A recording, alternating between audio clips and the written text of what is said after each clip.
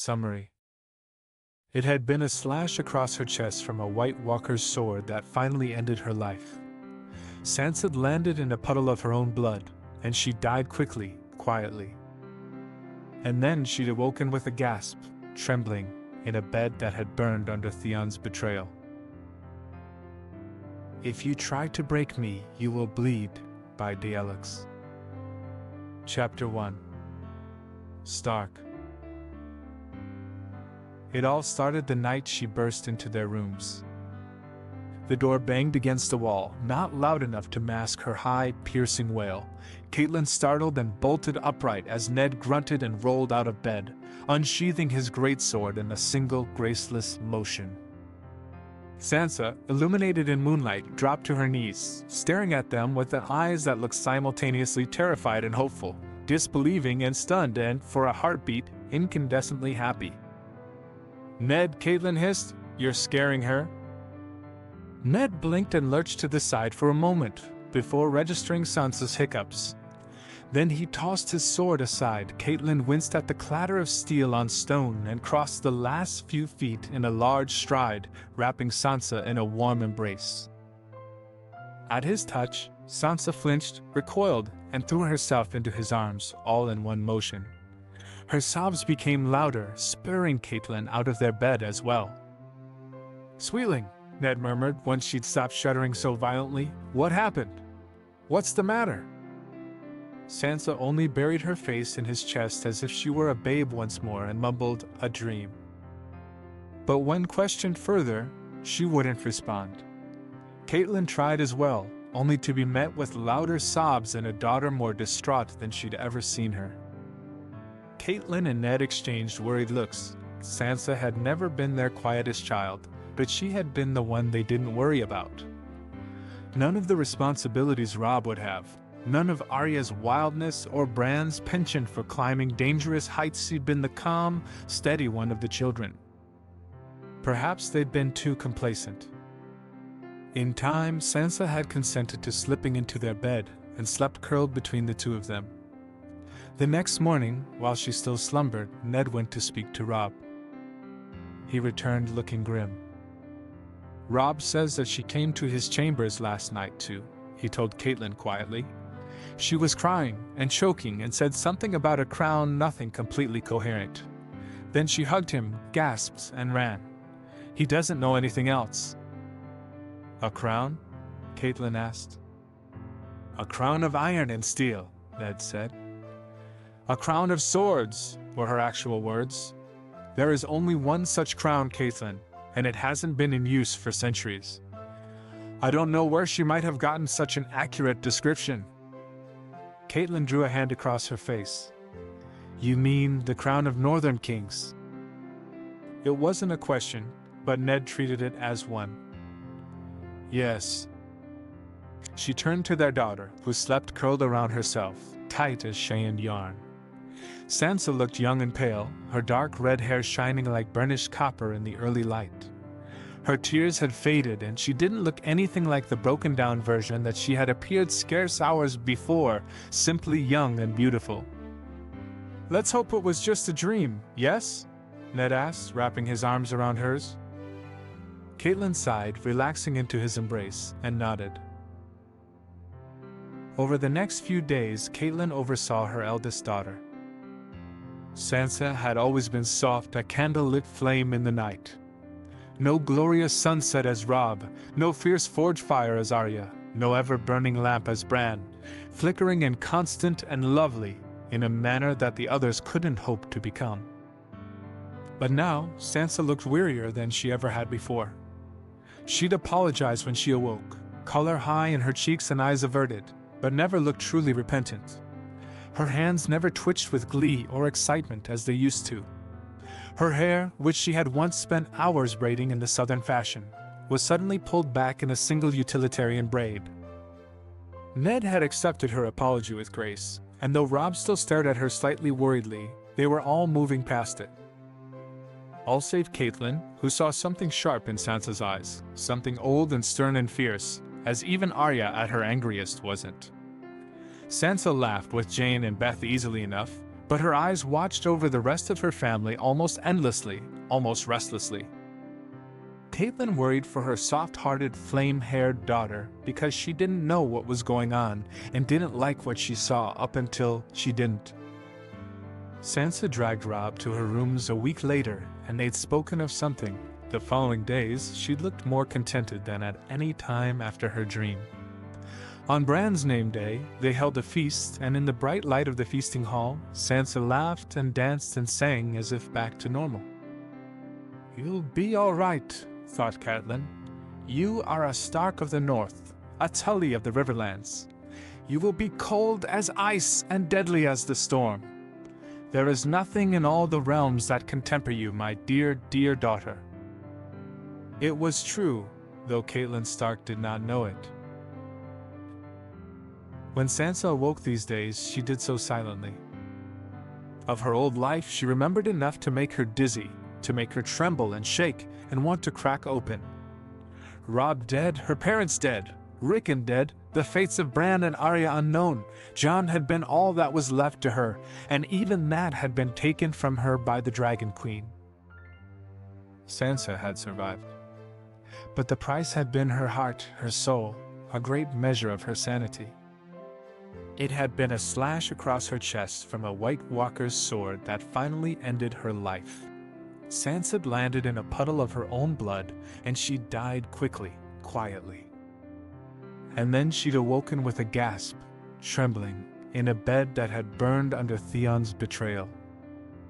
It had been a luxury that Sansa had almost forgotten, to feel the strength of her father's arms, the cool warmth of her mother's hands running through her hair, the steady, unshaken growth of Robb into a king the North could love and obey. She'd almost forgotten it until she had it thrown back in her face. And now, young and beautiful, and with a whole life spinning out in front of her, Sansa was determined to wrest some control back to herself. She appeared 9 years of age. There were yet 3 more years for Sansa to find a path, to change the course of fate enough that her family didn't die. "Winter is coming," thought Sansa, wrapping cold fingers around the woolen hem of her cloak. "Winter is coming, and the lions will falter, the stags will freeze, the flowers will shrivel. But we wolves will thrive, and they will sing 1,000 songs of the blood staining our teeth." "You call this stitching?" Jane Poole's voice echoed in the room, and further, into the hallway Robb and Jon were walking down.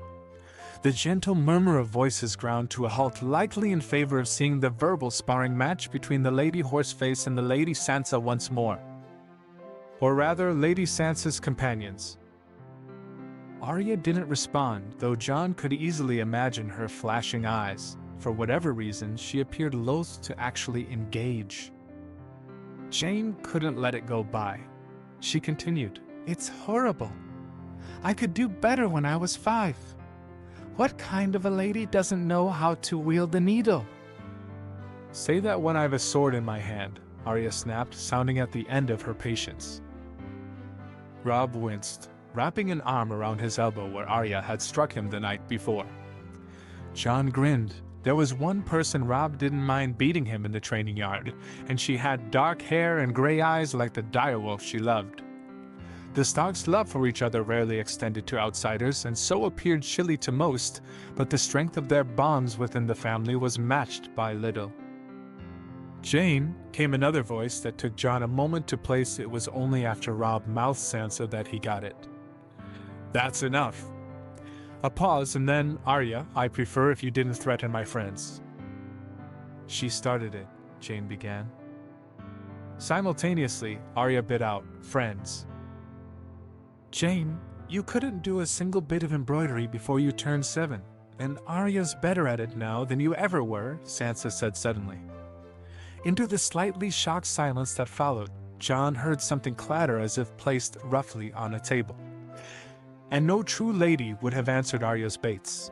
"Which, yes, I recognized Arya. You couldn't be more obvious if you ran after Jane with a little Jon Snow and Theon Greyjoy on your shoulders. Get over yourself, both of you." "Little Jon Snow," Arya said flatly.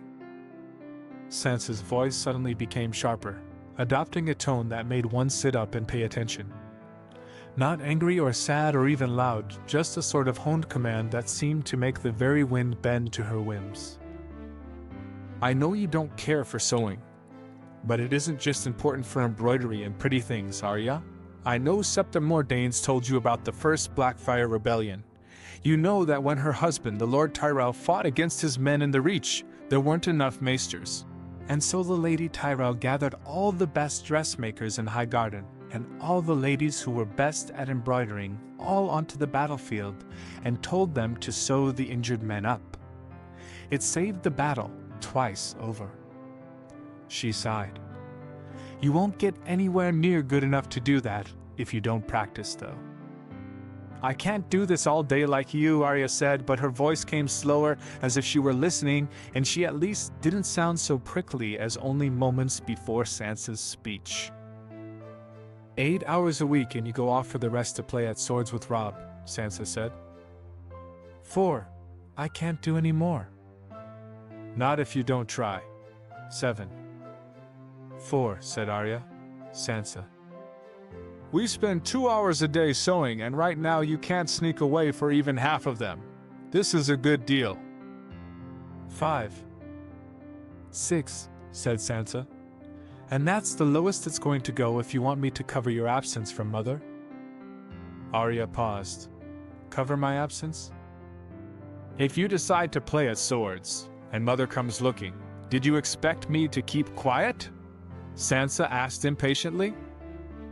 Robb looked somewhere between flabbergasted and highly amused. A moment later, he heard Arya's quiet cough. Jon rolled his eyes. Well, 6 hours a week, Sansa said. You get 8 hours to go poke at Robb and get wooden splinters in your hands, Arya. But these 6 hours you spend here, you try. You listen. You don't start swearing under your breath like a hoodlum, or making fun of my friends as if you're in the pig pen with bastards and small folk. Is it a deal? There was a long, stretching silence, and then the gentle rasp of skin against skin. Arya must have taken Sansa's hand. Yes, she said. Deal. There was a small protesting noise from someone else, and Jon heard Arya muffle a snicker with the same graceless choke she usually did. A moment later, he realized why. And you, Sansa began ominously, a stinging note creeping into her voice that even Lady Catelyn at her worst didn't have. Jane swallowed, loud enough to hear outside the room, and Robb doubled over in laughter. His little sister, soft, sweet Sansa, was terrifying her companions into submission. Sansa, the girl who loved songs and pretty things, had bargained with her sister to spend time wielding a needle into actually paying attention to it. Had someone told Jon that he'd hear this conversation even a week ago, he'd have laughed. But now he remembered with a sudden chill the look on her face when she'd burst into Robb's rooms, the rooms that they shared. She'd thrown herself at Robb with a gasp and a cry, and the angle had been such that Jon could see clearly the emotions playing across her face. Sansa had never been good at hiding them, but he hadn't known what that depth of grief and love and relief meant. What had she seen that had terrified her so? Arya had asked a few mornings later, over breakfast. Sansa's face had paled to a degree that he'd rarely seen on a human being, and she'd excused herself almost immediately. Arya didn't actually apologize, Jon was sure, but she also hadn't pestered Sansa for more information. It was as good as one from Arya. They turned and left, slipping into the shadowed rooms a few doors down, and Robb said, scarcely holding on to his composure, "She took that from Uncle Benjen." The voice, the anger. "I bet you she did the eyebrow thing, too." "And you," he mimicked, letting his voice fall into a lower register, "don't be stupid. I know so much better than you. Just keep your head down and tongue in your mouth, idiot boy." "Oh, if only you had," Jon murmured. Robb turned pink. "I didn't know he actually meant it. I'm the heir. I'm sure your Uncle Benjen knows what being a leader means." "Nobody talks to me like that." "The gods know they should. Your head's getting too big." "Jon." Jon flashed him an unrepentant grin, and Robb lunged towards him, teeth bared just as sharp as gray winds. And that was all he remembered of Sansa for quite some time. First, she spoke to Robb. Sansa had never been a good liar. Her face held her emotions clearly, and she'd learned over the years to see it as an asset instead of a liability. But if she were to achieve anything, she'd need a friend, a confidant, and Robb was the best liar of all her siblings. She locked the door and lifted her chin. She'd need mental fortitude to do this. I want you to give me your word that you'll tell no one of what I say to you next. Why'd you lock the door? He asked suspiciously. Because I wanted a private conversation, she replied. I want to talk to you about things that happened. Or maybe not things that happened, but things that can happen, and well. Please, Robb? Robb said, petulant and irritable and majestically 13 years old, I'm not giving you anything until you unlock that door. So you don't want to know what I know? Sansa arched an eyebrow. Pity. I'm sure that father wants to hear all about your recent trip to Wintertown, you know. I mean, it isn't like he'd be very disappointed in the actions of his eldest son. What are you talking about? Sansa widened her eyes. Didn't Theon take you to a brothel last week? He flushed bright red. You aren't supposed. I saw you leave in the night, she interrupted. I saw you, Robb. How many other people do you think must have done it if I could? And Theon never keeps his mouth shut on anything, so, it wasn't that big of a jump to make. Robb's jaw worked furiously. Fine. What do you want? For you to listen. Sansa reached forward, lacing her fingers through his. For a moment, she thought he might not acquiesce. But then his shoulders slumped, and he nodded once to himself. All right. I swear on Uncle Brandon's statue down in the crypts. Sansa waited, and he sighed impatiently. Never to tell anyone what you tell me. Good enough? Yes. She paused, trying to think of a way to phrase it. I've seen this before, she said finally. You've seen what before? Everything. Everything. Sansa felt her shoulders twitch upwards, defensive, as she forced them down, forced them level and calm and steady as the flat turrets of Winterfell. I remember things that haven't happened yet, Robb. Horrible things. Do you remember when I came to your room, crying? I had a dream that night. A dream where everyone dies. Dreams aren't real, Robb retorted. Sansa swallowed hard. Perhaps not. But there were names of people that I've never met in this world in the dream. Names that I've checked in the library, and they're all correct. Do you know who Sandor Clegane is? He's the Hound. Do you know what Oberyn Martell's, the younger brother of the ruler of Dorne Paramore's, name is? Hilario Sand? I know these things, Robb, and they're real and they're true, and I'm terrified right now. Does something happen? Robb asked. What doesn't happen to us? In 3 years, the king will come to Winterfell to ask Father to be his hand. And Father will go with him, and he'll take me and Arya with him as well. Will he marry you off to the crown prince? He drawled. Sansa felt tears irrational, infuriating sting the corners of her eyes. I'll be betrothed to Joffrey, she said flatly. But I'll never be queen. Father finds something that has Joffrey's mother arrest him, and then Joffrey calls for Father's head, and I watch as Island Payne beheads our own father with his own greatsword. And does Father's great friend Robert Baratheon just sit there as this happens? He's dead, Sansa snapped. He dies, and it turns out that his true-born heirs are actually products of incest, and when Father finds out about this, Cersei Lannister kills him. Arya runs away. The Lannisters marry me off to Tyrion Lannister. You declare yourself King of the North, and Joffrey beats me for being your sister, and then you die, and Mother dies as well, and Theon burns Winterfell, and Rickon dies, and then... She was crying. She realized distantly. Hot tears ran down her cheeks, shortening the breath that remained in her lungs. She knew how that sentence ended, too, and then Jon leaves, and I die inside the castle I was born in. Rob shuffled closer, wrapping an arm around her awkwardly. "That hasn't happened yet," he said. "It did," she whispered. "And if I do nothing, it'll happen again. I love you, Rob, and I can't survive if they kill you again." A moment later, she heard what he'd said. Yet. It hasn't happened yet. You believe me? I think that you believe what you're saying, he sighed. But it's something I've never heard of before, things from the future. It's just really. I don't know why I came back, Sansa told him. I don't. But I'm here, and I can, and I will help you. Please, Rob, tell me that you'll help. What do you want me to do? Sansa closed her eyes. She remembered cold steel ripping into her lungs, the blood that spilled across the ground, the darkness that stole across her vision. She had died, and she had come back, and she would never again be that defenseless girl. I need you to teach me. Breath in, breath out. She hated this, hated having to do this, but there was a dead thing in her chest and a need for blood that she had never fed and a fear that never dimmed.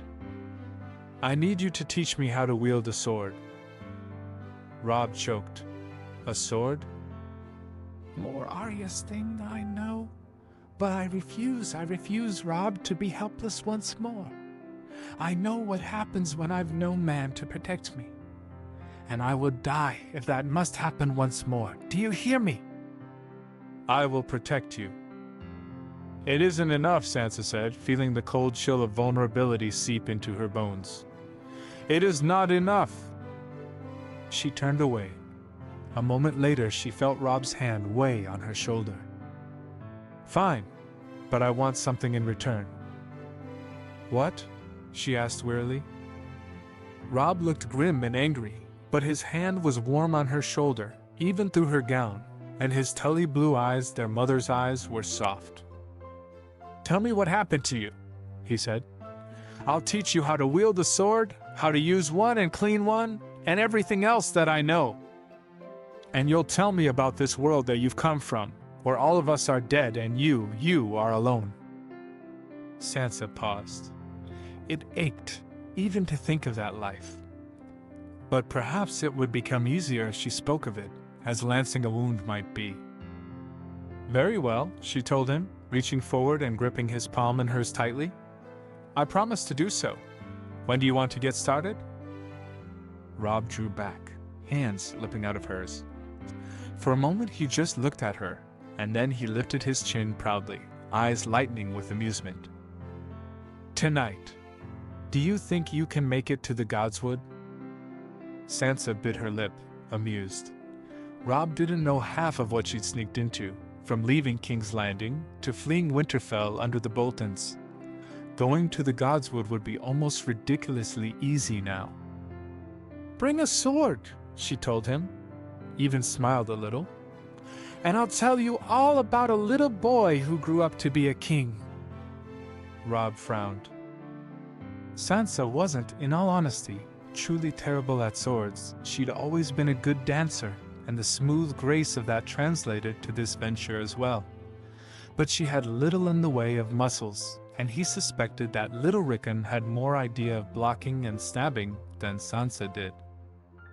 He might have given up an hour had Sansa not looked so fiercely determined to continue. She was sweaty and aching. Rob ached just to think about holding the sword on his first day of practice for so long, but she wasn't willing to stop. With her cloak shed and her swirling movements, at once graceful and jarringly wrong, he would have laughed, but every time it bubbled in his throat. He remembered her pale skin and large, tired eyes, and it faded as if it had never existed. After, gown dripping sweat and dark hair plastered to her forehead, she slumped against the weirwood tree and plucked the water skin from his hand. So what do you want to know? Rob hesitated. She'd looked even more frightened when he proposed the trade, eyes flicking away before coming back to meet his with cold resolve. He didn't want to hurt her, but this might have been easier. You said I'd be a king when you came to my rooms last week. He cocked his head to the side. Were you honest? "The first king in the north for almost 3 centuries," she replied easily. "They said you never lost a battle, too. You were an amazing battle commander." "But you were with the Lannisters then?" "Yes," Sansa said quietly. "Then how did you know that I'd win battles? It just makes more sense to keep you ignorant if you're a hostage, doesn't it?" Sansa looked away, and then her eyes met his once more, frozen and glittering and lovely as the pools in the Godswood. Joffrey was a cruel boy, but he was never smart. Every time you won a battle, he'd call me to the throne room and I'd have the King's Guard beat me. "Beat you?" Robb asked, aghast. Then snarling, "Beat you?" "Yes. He had me name you a traitor, name father a traitor, name Bran and Rickon and Arya and mother all traitors even after you died.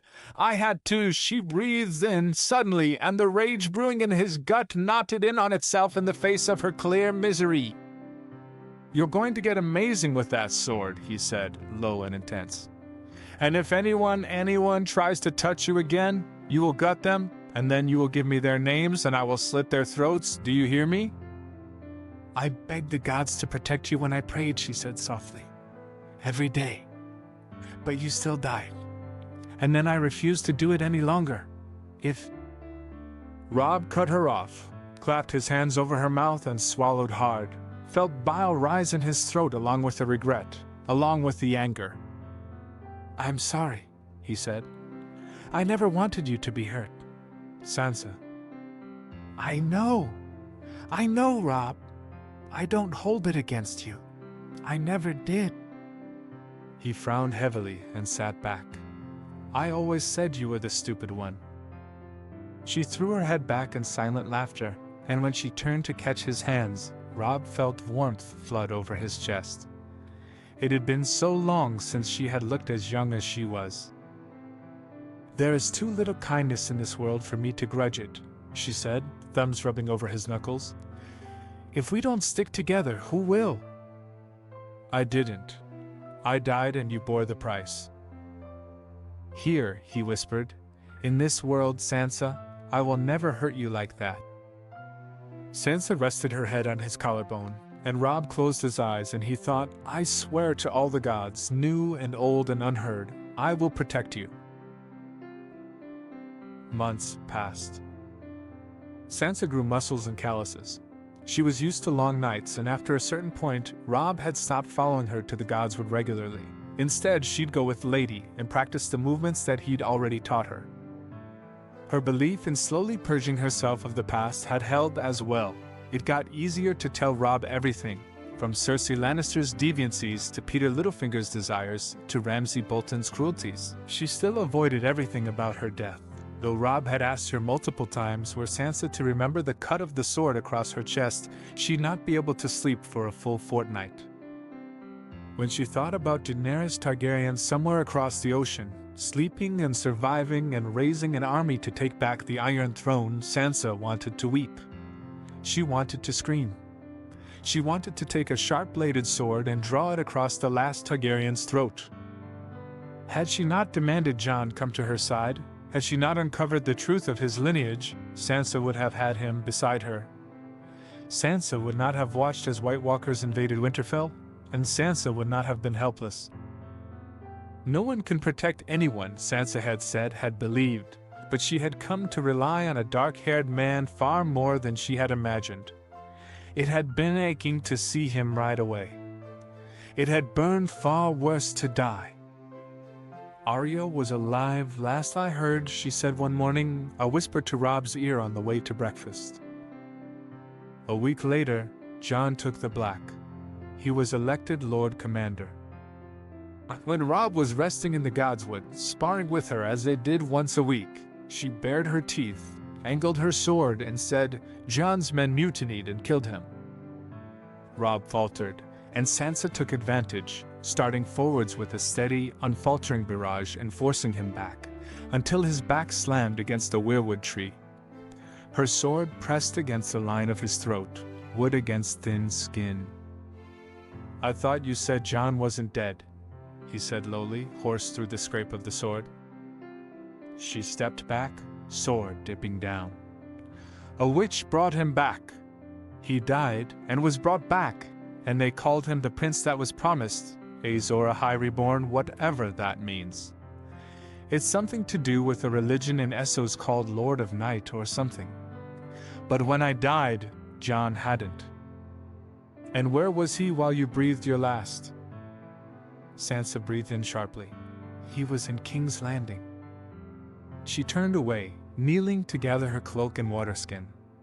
Robb's eyes were accusing, angry, but she couldn't find it in herself to answer him fully just yet. He should have protected you, he said. She whirled back to meet his gaze. He should have, she agreed sharply. But other things were happening. It wasn't his fault. He tried to protect me, to shield me from the worst of it. There's only so much a single person can do when the gods hate you. Sansa. I died because of a lot of reasons, she said. I died because father killed Lady and Joffrey killed father and the Freys killed you and mother and Theon burned Winterfell. None of that had to do with Jon. He kept me alive and helped me take back Winterfell. And when the person sitting on the Iron Throne commands you to come south, when that person has 3 dragons, you don't say no. She held his eyes for a long minute.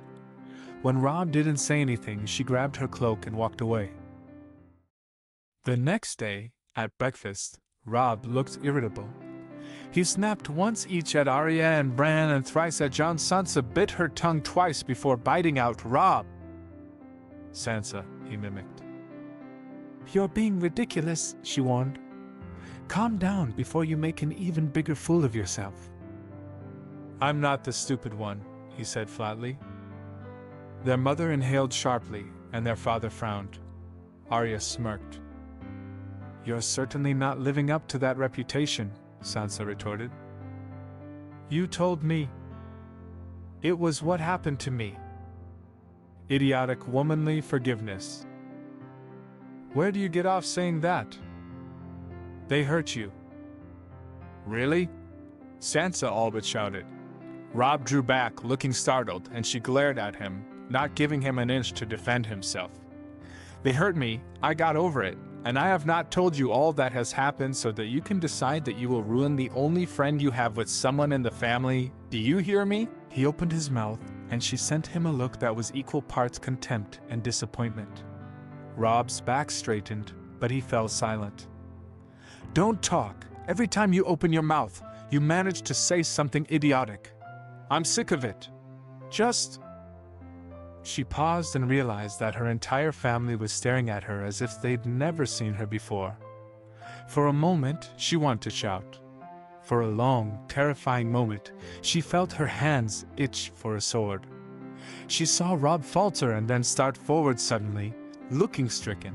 She took a deep breath, turned, and ran. It was Jon who found her. Sansa's heart twisted when she saw him. So young, so unscarred. The man who had abandoned her wasn't here. Neither was the man who had given her a kingdom to care for and love. Robb said you'd likely be here, he told her quietly. I'm glad he didn't come himself, she replied. Everyone's worried about you. Jon tucked himself against a heavy stone wall. Head pillowed in his arms, resting on his knees, dark hair curling over his pale forearms. Lady Catelyn just about started to yell at Robb after you left. I think you've managed to pretty much terrify Bran. Sansa didn't turn to look at him. I'm sorry. I didn't mean to worry everyone, just... I got angry. Sansa, Jon said, quiet and careful as a kitten's first wandering steps into the wider world. Did I ever do something to hurt you? You left me. No, she said. No, you've never done anything. I've been awful to you, Jon, and you've only ever been kind in return. You're a better person than anyone I could name. He sounded startled when he spoke. Then, you said that people hurt you. His voice turned slightly rueful. I think Lord Stark's going to tear apart Winterfell by sundown, trying to find out who. He tried to ask Robb, but he refused to say. Robb's always wanted to solve every problem that comes his way, Sansa said acidly. He's acting ridiculous. I told him there's nothing that he can do. Nothing anyone can do. It doesn't even affect so many people. It was just a dream. But if Robb actually paid attention to what I said instead of running off on his own assumptions, we'd all be much happier. Just a dream? Sansa turned to face him. She saw him wince. Her back was to the open window, and it would be so easy for her to fall, but he didn't mention it, nor attempt to pull her back. For that, she was grateful. Yes, just a dream. She didn't smile, but her face did soften. The kind that seems to go on forever. Why was Robb angry at me? Because he wants to be angry at someone, and you're the easiest target, she said tiredly. He's going to be insufferable tomorrow too. Watch and see. Jon sighed and reached forward to capture her hands. I'm sorry. For what? She asked, honestly puzzled. That you're feeling this bad? His thumb rubbed over her knuckles, and he grinned. Come on. I think Lady Catelyn's even asked the kitchens to make lemon cakes. Sansa let him escort her down. When he hesitated at the mouth of the turret, pulling away, she felt ashamed. Jon was willing to make her feel better, coax her down from the towers, and he didn't do it for any sort of acknowledgement. Sansa had taken advantage of that. She turned to face him, head high and eyes sharp. Stay beside me, she ordered. If Robb tries to talk to me, you've full freedom to stab him. The solemn expression on his face faded in favor of boyish glee. Sansa laughed, laced her arm in his, and let him lead her to the keep. At dinner, she dragged Robb out of the room and hissed in his ear, "The gods would tonight." He looked at her, and then he nodded and left. Sansa took the wooden sword, a water skin, and 2 cloaks, because Robb always forgot his own. In the Godswood, she waited for as long as she could and then took the sword out and began to practice one of the forms Robb had taught her. A moment later, she heard the crunch of a leaf under someone's foot and froze. Robb was never good at sneaking. If people had wanted to find him, it would have been easy. If this were him, she should have heard him coming ages ago. Who's there? She asked, feeling her back straighten. There was no answer. The red leaves fluttered in a stray breeze, and Sansa felt her heart begin to race. A moment later, Lady had bounded to her side from her quiet position at one of the pools, back bunched tight.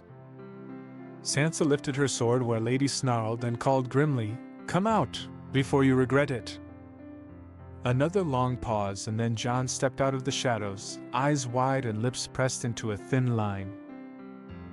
"Jon?" Sansa asked slowly. "What are you doing here?"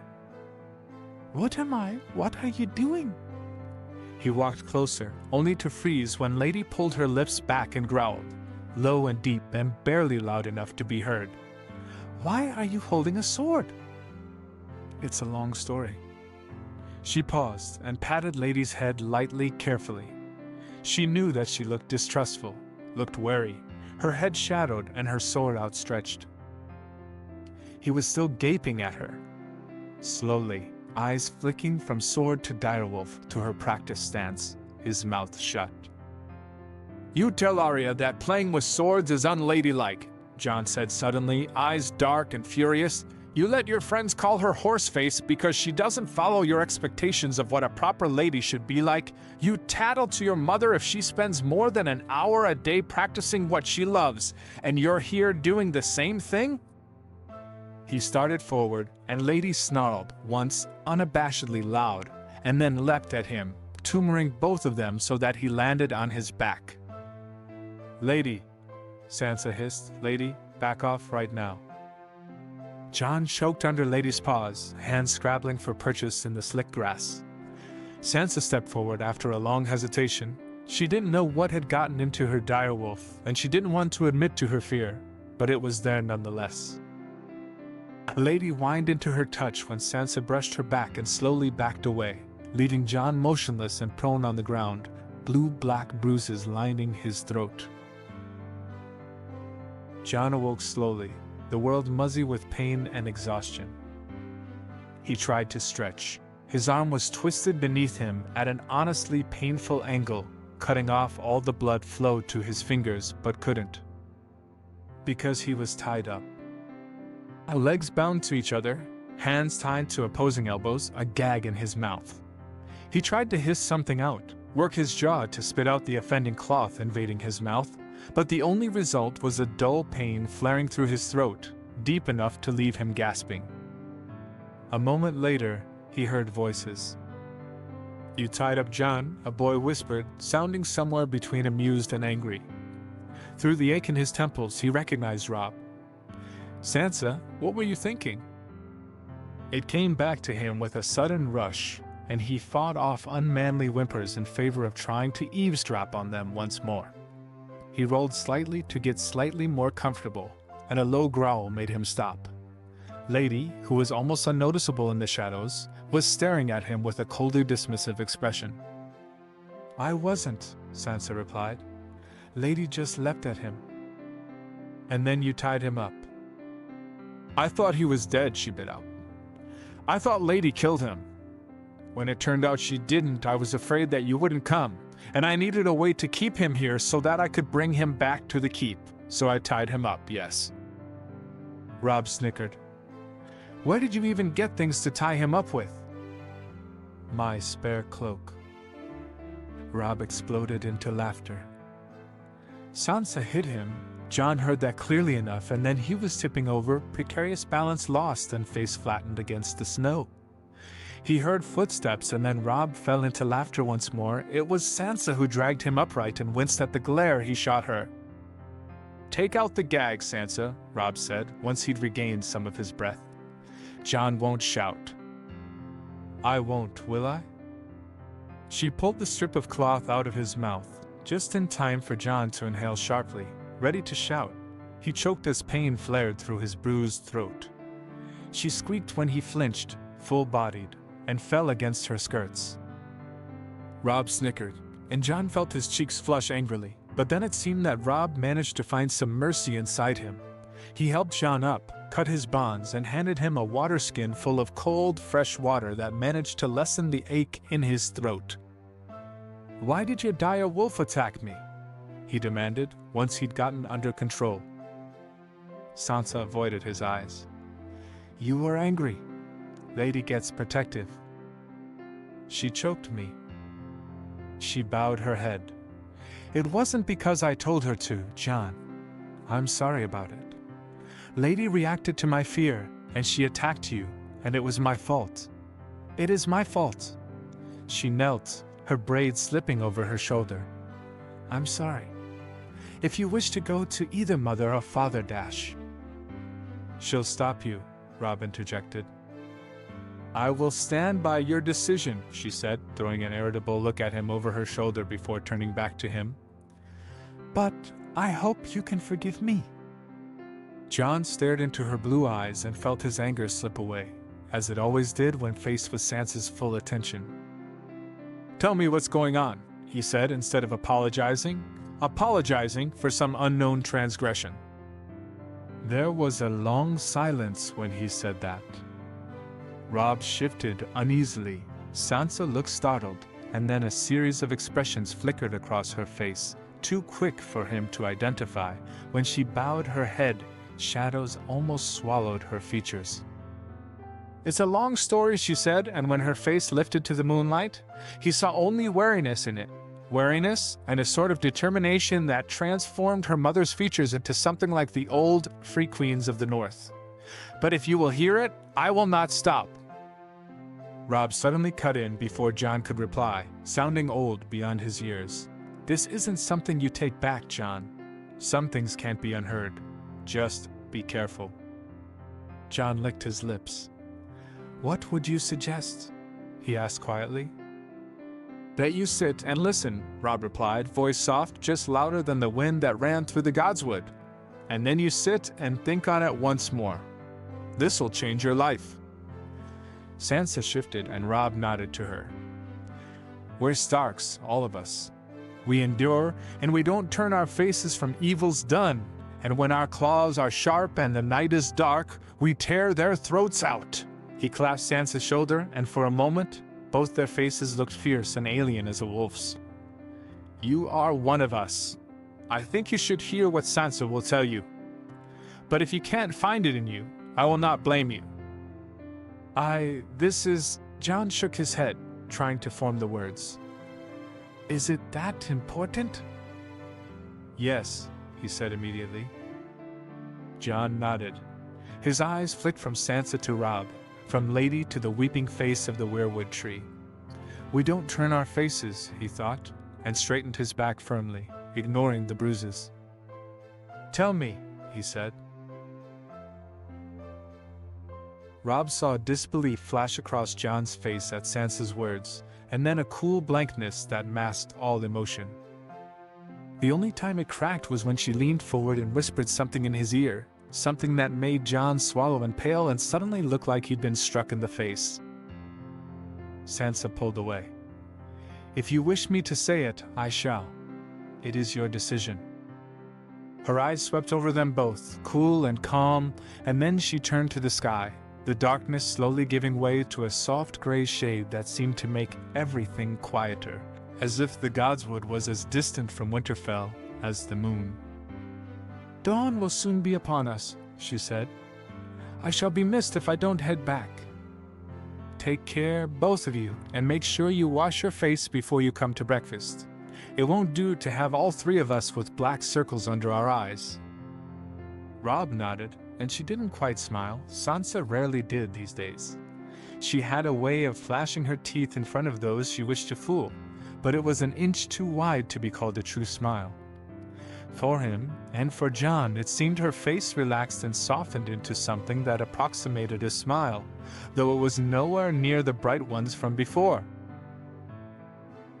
When this began, when she came to him and whispered of a dream where everyone died and she was left, scarcely alive and scarcely wishing to be so, Robb had stared into eyes that spoke nothing but truth, eyes that anyone else would have named mad.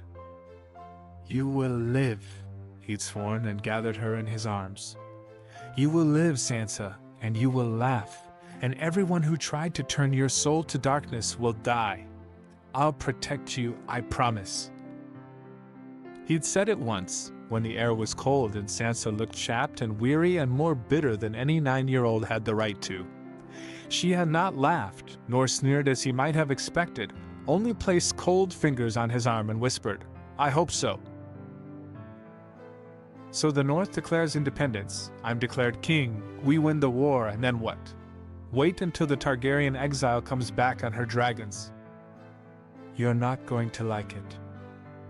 "Sansa, we abolished the Iron Throne. That much power makes anyone go mad." "No, we split Westeros into 7 kingdoms as it was before the Targaryens came." "Abolished the part? Are you mad? What are we going to do when we need food in the middle of winter? When we need steel or gold or men?" "We already have treaties with the Reach and the Westerlands. We renegotiate." "Do you know if we can?" "The North's grown and population has grown. If we become our own kingdom, we'll need to assert more control, need more holdfasts, establish more houses, and why would the Reach want to, in the first place?" "Because we'll pay them." "With what gold?" "Not with gold, dear brother, with things that we actually have. Furs, wood. We've better carvers and wood hardeners than anyone south of the Riverlands." "Southerners won't want furs, Sansa." "They will in winter, and I promise you that the winter will be colder than ever before." "Do we have enough population of trees or animals to turn such a profit?" "I'll read up on it." Kara had come to Winterfell a ways back, when her mother got tired of having her pretty cheekbones bruised by the man her father'd wed her to. She was a serving girl in the kitchens where it was safe and warm, and she's learned to keep her head down and mouth shut. Everyone knew both Lord and Lady Stark didn't take kindly to gossip, and showed them the gates quickly and firmly. Old Nan was an exception, but she was too old for anyone, including Lord Stark, to silence. But during the nights, the girls whispered as nobody could stop, and Kara had learned far more in the years inside the castle than she ever had in all her time with her mother in Wintertown. Everyone knew that the Stark children, well, all of them were unique in their own way. Lena was the oldest of the girls, and she liked Rob best of all, so the rest of the girls did as well. She said that Rob was good with a sword, good enough to make you tingle inside, Lena said once when she was drunk off her arse, a notorious flirt but never taking it beyond kisses. The others laughed and swooned and preened whenever he was near, and Kara could see what they saw in him. Handsome to a fault, honorable, an heir. There was nothing to dislike. But she rather thought that if there was a person she admired from afar, it'd be Lady Sansa. She was quieter than her siblings, always embroidering cloth for the poor Wintertown. Kara knew that, well, her newest brother wouldn't have had clothes on his back if not for her generosity and walking in the godswood. She was beautiful too, like a weirwood tree, all with red hair and bark-pale skin. But Kara knew that sometimes it was selfishness hiding behind piety, and cruelty behind beauty. Her father had driven that home easily enough. She'd have been content to watch the lady from afar and admire her, keep away as a base-born girl ought to do, until that day. She'd carried white linens, freshly washed and cleaned, from the cupboards out to the beds. It had been a mistake piling the crisp cloths so high that she couldn't see in front of her, but she checked and there was no one in the rooms, no one in the hallways. From where he'd come, Kara did not know, but the moment was firmly entrenched in her mind. She'd walked and bumped into the Greyjoy ward, and red wine had spilled over all the clean cloths in her arms, and she'd stared in sheer horror at the sight. He'd gone just as still and silent, and she saw the moment his face changed from shock to fury, the exact moment when his hand raised as if to strike her. The blow never fell. "Theon!" a voice exclaimed, sharp enough to startle him, and Kara flinched into the wall as the Lady Sansa appeared out of nowhere, hair unbound and hanging like fire down her back. She sighed and waved him away, and reached a hand out to Kara, calm, as if nothing had happened. "Come on," she said kindly. "I'm sure it isn't as bad as it looks." "They're freshly washed," Kara wailed, trying not to let her tears fall. "Mags'll fire me. I know it. Oh, I'm so sorry, Lady Sansa." But the lady only took the top layer of linen with an easy look, and then she nodded firmly, said, "Follow me," and walked away. They bleached the cloth together, and when it didn't take fully, the lady only told Kara not to worry. A day later, Kara was in the Great Hall, serving wine to the Stark family, when she heard the Lady Catelyn ask, "What happened to the white linen, Sansa?" Meg said you mentioned something, but she wasn't entirely sure what you meant. "I stained the cloth," she said, and the lie wasn't even identified by any of her family. Kara gaped, and Lady Sansa's eyes met hers across the hall, and she winked. A year later, on Lady Sansa's name day, Kara entered Lord Stark's solar with a tray of lemon cakes. The whole family was there, and she was gathering the already present trays with careful, non-obstructive moments when Lord Stark asked, "What do you want for your name day?" There was a bare hesitation, and then Lady Sansa said, "A sworn shield, father," and the whole world seemed to stop. Turning 10 was a milestone. The Starks rarely did big celebrations for their children, and even if they did, their gifts were simple, all save for the 10th name day. The Lord Robb had asked for a sand steed from Dorne, and they'd given it, after many attempts at cajoling otherwise. But a sworn sword was a lifetime service. There was no going back. "A sworn shield?" Lady Catelyn asked. "Sansa, don't be ridiculous." "A sworn shield," repeated Sansa. "Someone to bear my favors and protect me. I am to leave home, mother. I want someone to stand beside me." "Sansa," Lady Catelyn said helplessly. Kara understood her dilemma very well. Who would pledge the rest of their life for a 10-year-old girl, no matter her beauty or status? What knight would do such a thing? There was silence. Nobody would answer. Kara knew, and then the lady would break and weep. Pity stirred in Kara's heart.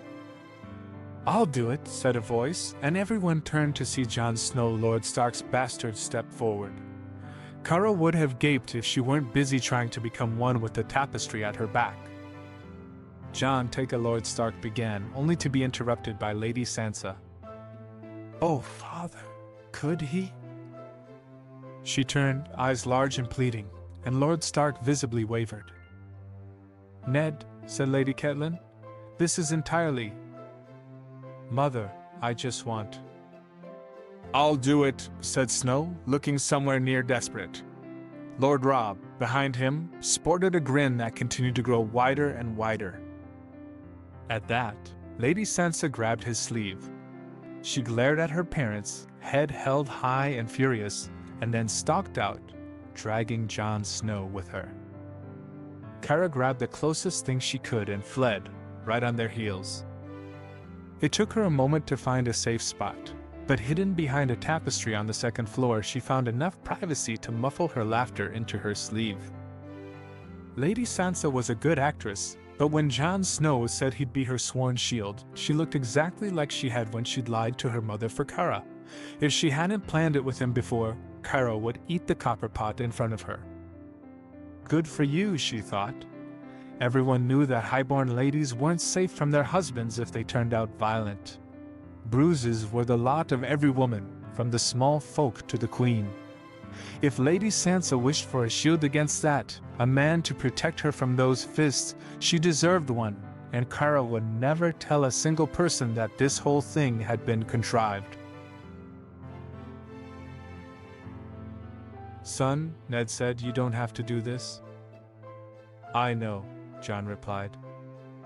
"You don't know what you're getting yourself into. Being a sworn shield's a lifetime of responsibility. It's far too long for you to swear yourself thus." Jon remembered Sansa's long, pale fingers and the way she let her shoulders slump when Jon or Robb entered a room. He remembered the way she held the sword, her expression, almost savage, the untempered fury almost frightening. He remembered what she had told him, "Once the Kingsguard beat me." "I know exactly what I'm getting into," he told his father firmly. Firmly enough to startle both of them. "I was thinking of taking the black. What's the difference? There I swear my vows to a heart tree, here I swear to my sister. I know which one I'd rather do, father." "Jon," he said. "Jon, it's not so simple as that. She had no right to ask it of you, and we've already had this conversation." Jon tried to stop talking. "All that happened was that he got angrier. After breakfast yesterday, she told me that if I wanted to walk away, she wouldn't hold it against me. She told me that she didn't want to be responsible for any unhappiness on my part. I've spoken to her father, and we've decided that I'll swear my vows within the moon's turn." Sansa had said it. She'd said it before, and she'd said it after. This whole thing had begun because she'd not wanted him to become part of the Night's Watch. When he'd asked what else he ought to do, she'd recommended becoming her sworn shield. Robb had supported it. And then it had become a question of how, rather than should, and well, the gist was that Sansa hadn't pushed him into anything. It was his decision, and all three of them knew it. "If you're fixed on this, I won't turn you from it," Ned said quietly, after a long pause. "But it will be a long and lonely life, Jon. One that I wouldn't wish on you." "I will be beside my sister," Jon replied. "I will be beside my family. There is no one else I'd rather be with." Silence stretched between them, uncomfortable and awkward. Jon's father was unhappy, and Lady Catelyn was likely even more unhappy, and he guessed that Arya might be the angriest of all. But hopefully they'd get over it soon, because Jon knew he'd not be backing down, not from this. "Is that all, father?" he asked, as courteous as he could without appearing disrespectful. He nodded, sighing, and Jon took his leave. There were things he needed to plan. Things they needed to plan. All three of them. Sansa had told them of things that they'd tested quietly.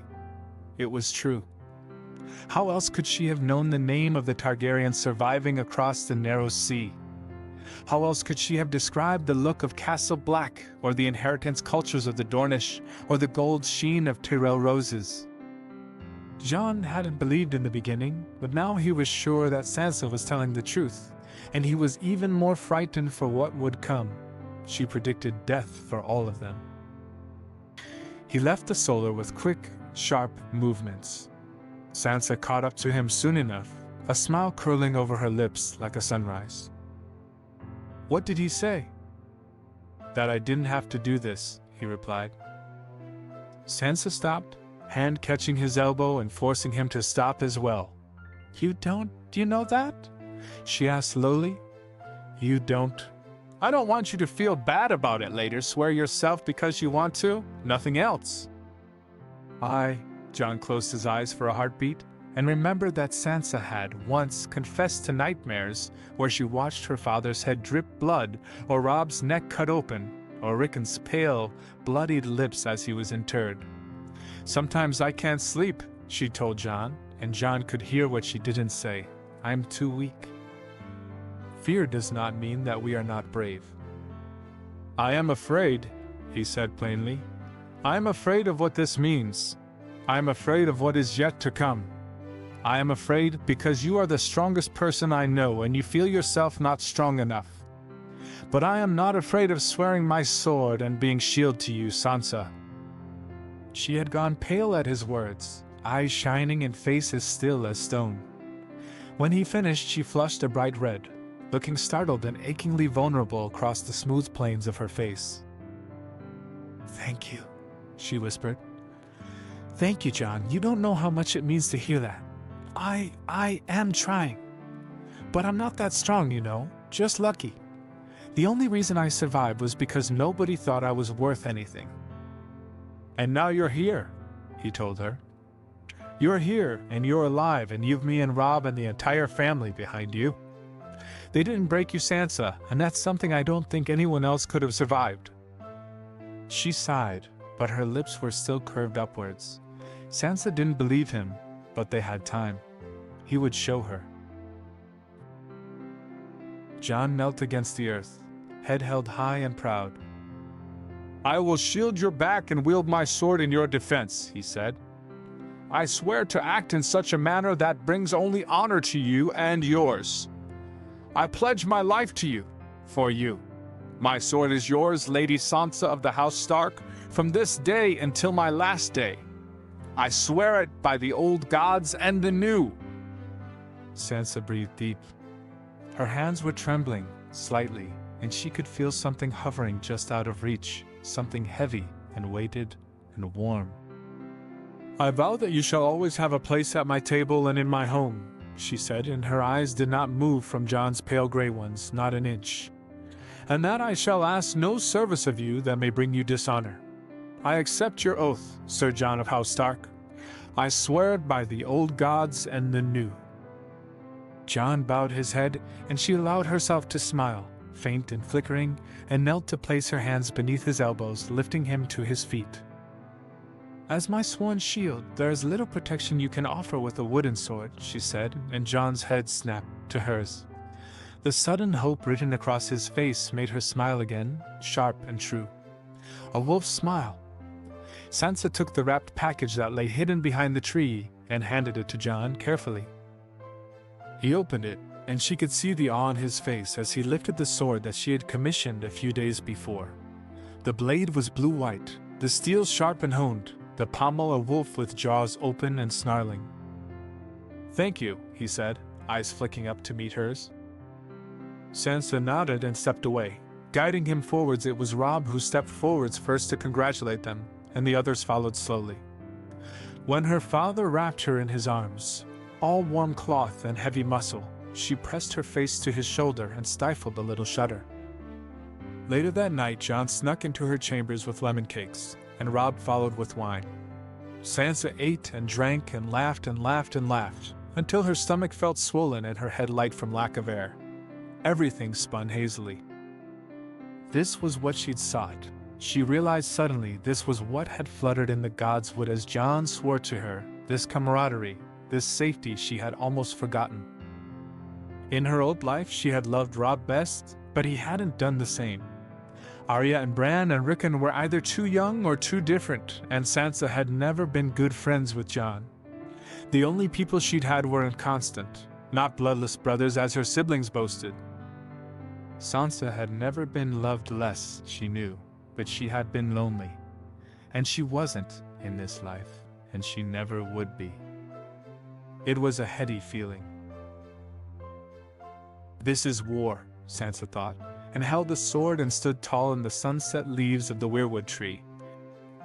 This is a war, and this is a game, and I will gamble, and I will steal all your lives from the jaws of death. There is no room for weakness in me. Chapter 2. Lannister. Jon sighed. Is this really necessary, Sansa? Sansa shot him a quelling look over her shoulder. Yes, she said. If you find it so painful, you can leave, Jon. I've Lady to keep me safe. And the Godswood isn't terribly dangerous either. That's not what I meant. All I'm doing is dyeing my hair. Sansa rolled her eyes. Nothing painful, nothing terrifyingly difficult. I still don't get why. People will remember this color, she said impatiently, which Jon thought was justified. He had been whining, and she might very well have explained this before, while he didn't pay attention. And the Lannisters mustn't find anything about me to remember. It isn't so bad. What does Robb think?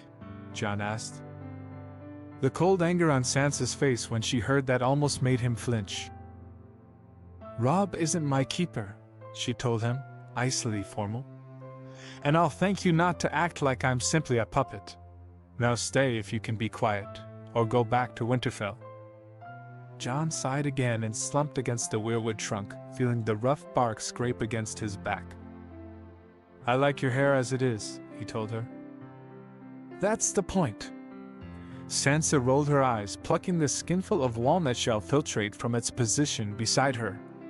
I cannot be beautiful when they come, and I cannot dye my hair the night before if anyone is to believe me, so I will do it now. After a moment, her eyes softened. I don't mean it other than that, Jon. This isn't anywhere near as painful as things we'll have to do soon. You won't be doing anything painful. Jon sat up straight, back stiff and angry. Not a single thing, Sansa. This isn't your dream world. I'm here, and you will be safe beside me. Do you hear me? She didn't look so dubious as she had years ago, but Sansa's eyes did narrow slightly, irritably. Again, not the point. And what is the bloody point? That I'm doing this and you can't stop me. So either be quiet, Jon, or go back to Winterfell. I'm sure Arya will want to spar with you, if you've the time. It was Jon's turn to roll his eyes. Over the years, Arya's resentment of Sansa's claim on Jon's time had grown, and she had grown more and more impatient with Jon so much as looking at Sansa. Thankfully enough, Sansa hadn't done much more than laugh when she heard. Though she refrained from teasing Arya about jealousy, she hadn't offered any of that courtesy to Jon. Robb, as usual, found the whole thing hilarious. The afternoon sun warmed Jon's chest as he napped. Sansa woke him when she was finished, and they headed back to Winterfell. When she saw his suspicious looks at her hair, which was still bright red, if only a little darker than before, Sansa sighed. It'll take time to darken. Jon looked at her and then reached out and tugged a curl that had escaped her single braid. I can wait, he told her, and new affection suffused his voice. You'll have to, Sansa replied tartly, but her face softened. We've time, he said instead of the 1,000 other things crowding his tongue. Don't silence yourself before you must, Sansa. I couldn't bear it if you dashed. Jon paused, feeling heat rush to his face along with the old urge to protect. She sighed then, looking simultaneously impatient and fond. I don't want to, she said. I like my hair, and I like to talk, and I don't want to let it go. But there are things that, if we don't do, can kill us. And seeing any of you die will kill me, so I will do what has to be done. I will cut my hair off if necessary. I will learn how to kill a man. I will do 100 other things I don't want to do because the alternative is a nightmare." Her words had started calm enough, but by the end, she was flushed and, while not shouting, her words were emphatic and as bee-stinged sharp as with Arya all those years back before he knew what she knew and admired her for it. Under the too bright afternoon haze, Jon thought he could see the woman she would become, all fierce and kind and beautiful, determinedly, heartbreakingly strong. "And," he said, willing her to look at him, willing her to see the promise in his eyes, the truth, "I swear to you that I will be there beside you." The king's retinue came in a long winding line, just as Sansa remembered. Her heart pounded in her chest, and she felt a strange mixture of fear and anger.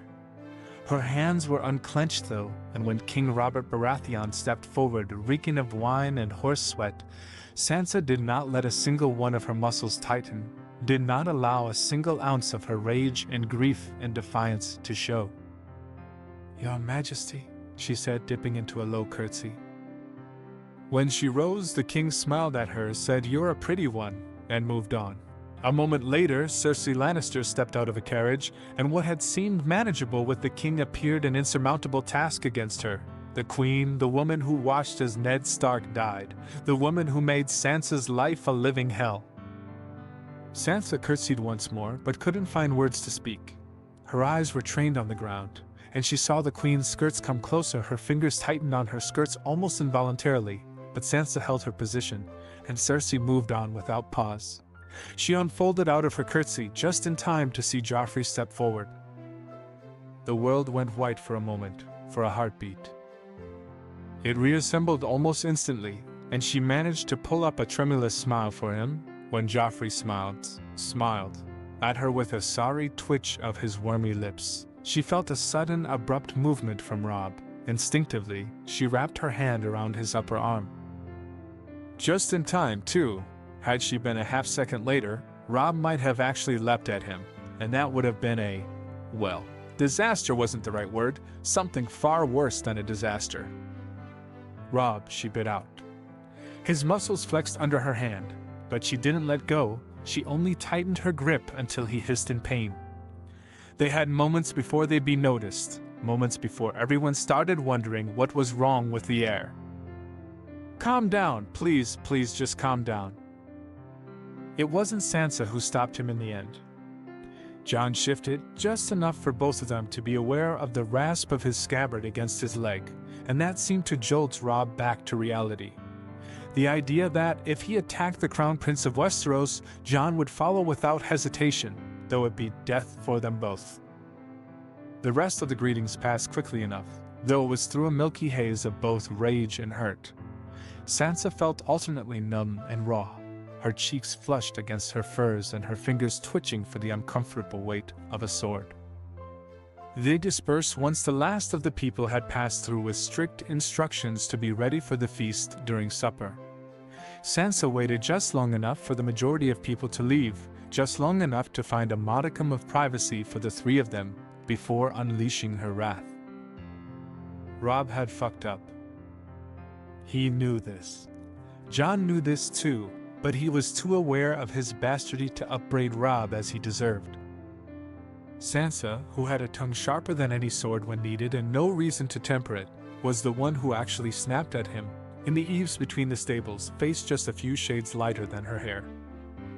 "What was that?" "A mistake," Robb replied, bowing his head. "I'm sorry, Sansa." "No," she snapped. No. You don't get to make mistakes like that, Robb. Gods damn you." If Jon hadn't been there, what do you think might have happened? You're even luckier that Grey Wind wasn't there, because he would have taken Joffrey's throat. Damn all the consequences. We have to be more patient than they. We have to do better than them.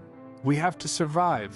And you cannot kill all of us because you fall into some protective rage. Why don't we all just... Jon actually stumbled back a half step when Sansa turned on him, eyes flashing. "And you," she said cuttingly. What did you think you were doing? What did you think that if Robb actually went into battle, you'd follow him? That if he died, you'd die too? Both of them had seen Sansa angry, sometimes painfully so, but never to this extent. This isn't anger, Robb thought, piecing the truth together slowly. This is betrayal. That's not what I... No, because you didn't think. Neither of you used a single part of your brain, and the only reason nothing happened was luck. She drew herself up, eyes cold and empty as Robb had seen only once before, when she first ran into his rooms in the night, weeping and choking on 6 deaths she couldn't forget. It hurt his heart to see. I have to go. Jon, keep Arya away from me tonight. I cannot handle her. Not now. Robb, keep Bran beside you and don't let him leave your sight. Her eyes swept over them both, again, and then she left just as quickly, just as quietly as she dragged them there.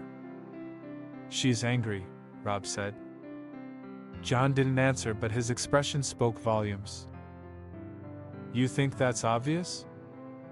A bit, yeah, Jon retorted. I mean, I couldn't tell from her shouting at both of us, or looking as red as her hair, or from the fact that she's basically ensured we don't spend any time with her for the entire feast. But yes, tell me your insights, Robb, please. Robb exhaled sharply and rested his weight against the wooden eave. Don't get short. It doesn't suit you. Robb. We'll do what she says because we messed up, Robb interrupted. And we'll apologize until we're blue in the face. But you need to know why she's so angry, and it's because... She thinks I chose you over her, Jon finished, looking suddenly weary. Because she's terrified of being alone, he corrected. Though that's a part of it, too. After a pause, Jon levered himself to his feet, mouth pursed in distaste. Gods, this is tiring. How much longer do we have to do this? Robb gave a short, humorless laugh. The rest of our lives, according to Sansa. Personally, I'm hoping to calm things down in 10 years. If the gods smile down on us 10 different ways and we get lucky 100 other, Jon replied wryly. And even then it's a maybe. We're too young for this, said Robb. Maybe, Jon murmured, but we're the only ones for this too. God save us. Jon nodded, looking lost in his own thoughts, and left. Robb followed him out after some time. Robb had messed up, and now he'd pay the price for it gladly, to Sansa, to Jon, to anyone they deemed necessary. They were family, they worked together, and no Dan Lannister would ever be able to come between them. In the cool wind of the courtyard, more horses and men ran about than any in recent history. Robb breathed in, breathed out, lifted his chin high, and let the full weight of being air fall on his shoulders once more. I've a son, said Robert, and you've a daughter, Ned, a beautiful one, at that. Pity her hair so north dark, it'd have been better if she had Catelyn's hair, but any man will want her once she's flowered. Robert, Ned said, and meant it as a protest. The friend he'd once had might not have balked at saying such things about girls, but young Robert would never have dreamt of speaking of Ned's daughter in such blunt terms. But this Robert Baratheon was king for over a decade, and fat with indulgence and whores, Ned's protests would go unheard if he wasn't just as blunt as Robert. I mean it, Robert said. Think on it. Joffrey's young yet, and you can stay in King's Landing while they're married. It's a good idea, Ned, joining our 2 houses. Ned sighed. I'll talk to her, Robert. I'll need some time, though. You can't just tell me this the night before. You want to keep her in Winterfell, Robert boomed. This castle will freeze her to her bones. Gods, Ned, I'm still shivering. I knew there was a reason I didn't come north. There would have been a time earlier in the day when Ned might have taken offense. Now he was moving past that and straight into a tired irritation that seemed to be the only response he could have for his oldest friend. We'll see, he offered, and that was that. When her father asked her if she wished to marry Joffrey, Sansa didn't hesitate to say that whoever he wished to betroth her to, she refused to marry until she turned 18. Mother was that age when she married you," she told him firmly. "I wish to be no younger when I do the same." "Very well," he said, and though Sansa could see that he was surprised, he did accept it. For the rest of her life, they never spoke of it. Sansa avoided Jon and Robb for a week by keeping her head down and disappearing into the shadowed corridors that were yet to be furnished. Her head ached when she remembered that all-encompassing rage, but her heart ached even worse. All she wanted was to move on, but not at the cost of making the same mistake again. If Robb decided that he hated Joffrey and was going to kill him, he would die. If he sank into the same old rage, Sansa would be forced to watch him die under a Kingsguard's sword, and then Sansa would die just as surely as Robb would. So she kept her distance. She wasn't ready to confront them, either of them. Neither was she ready to confront her emotions.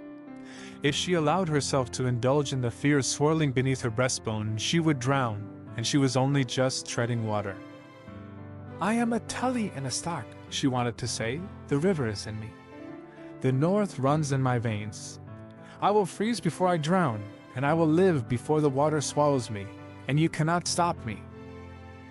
It was a week later that Robb finally caught her in the Godswood. His eyes looked older than ever before. There was repentance along the slump of his shoulders and an apology written across the clench of his hands. Sansa closed her eyes, thought, "We do not turn our heads," and stepped forward to tell him why she was angry. Sansa stepped forward and raised her chin and decided, as steady as a storm-ridden weirwood tree, to forgive him. Bran did not fall this time. Sansa had told Robb what happened. Jaime Lannister lay with his sister in the tower, and Bran climbed it and saw them, and then the Kingslayer pushed Bran out of the window. Bran was crippled ever after. Sansa didn't know anything beyond that, because she left before Bran awoke, only that there was an assassin who spouted Lannister names and a bitter, cold thing in her brother's heart for being a cripple ever after. Robb kept Bran beside him. Sansa had never seen either of them so exasperated with each other.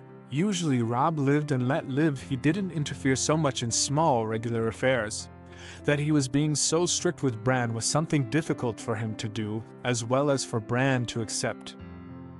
Sansa laughed when she saw their faces. Despite being so different in coloring, both Robb and Bran managed to wear identical expressions of grumpiness. "You're finding this hilarious," Robb accused as he escorted her back to her chambers from yet another feast. Bran was asleep, as was Rickon. There was no one in the hallways, and both took advantage of the privacy. "Of course," Sansa replied. "I've to take my amusement from somewhere, right? We'll have little enough to laugh about soon." "Must you bring that up?" he asked sharply, all levity gone from his face. Sansa would have sighed if she wanted a fight. Robb was old beyond his years, and she sometimes felt she took advantage of that. Who else could have borne the news of his own impending death, of his family's impending demise, with something approaching equanimity? Adults would have found it difficult, and Robb had been only 12. But she needed help, and Robb was the best one for it. It didn't surprise her that he didn't like to be reminded of her departure from Winterfell. Soon enough, he'd have little ability to comfort her, and even less to protect her. And if there was one thing Robb hated, it was feeling helpless. "It's the truth," she said, and then pressed a light hand to his jaw. "But no, 'twas a twist of my tongue. Let's not fight, Robb, not tonight." Sansa stepped back and grinned suddenly, wickedly. "I'd much rather talk about the Lannister handmaid you were talking to yesterday discovered a new love of lions." "It was just talking," Robb protested. Sansa arched an eyebrow, and he shoved her shoulder. She let herself move with the rough motion and laughed, when he caught her before her shoulder was bruised by the wall. "I'm sure it was, brother." "It was! Gods, you're even worse than Bran. At least he knows when to keep his mouth shut." Sansa ducked her head and laughed again, a warmth pooling in her chest as if she'd drunk sweetened wine. She would miss this when she left. She would feel each mile's distance like a punch to the gut. "If I miss this," she thought, hand wrapped around Robb's arm, head cushioned against his chest, knowing Jon to be there in another hour or so, sword sheathed and grimly watchful. No, I will miss this, but it will not be a weakness. This love, O gods above, this love shall be my strength. They headed out on a cloudless day, and Jon felt like he might get sick from the pit in his belly. Sansa flashed smiles to Lady Catelyn and Bran and Rickon, bright and half wild, as if she wanted to slice the world apart with its edge. When she turned to Robb, though, her face softened, the look in her eyes was unspeakably fond, and she pressed a hand to his cheek before rising to her toes and whispering something in his ear. The night before, Robb had slipped into Jon's rooms. He'd stared at him, and then sank to his knees in front of Jon's bed. "Be safe," he'd ordered. "Promise me, Jon. I couldn't bear it if you died, if Sansa died. You are coming back, and you are coming back whole, and I will never forgive you if you don't.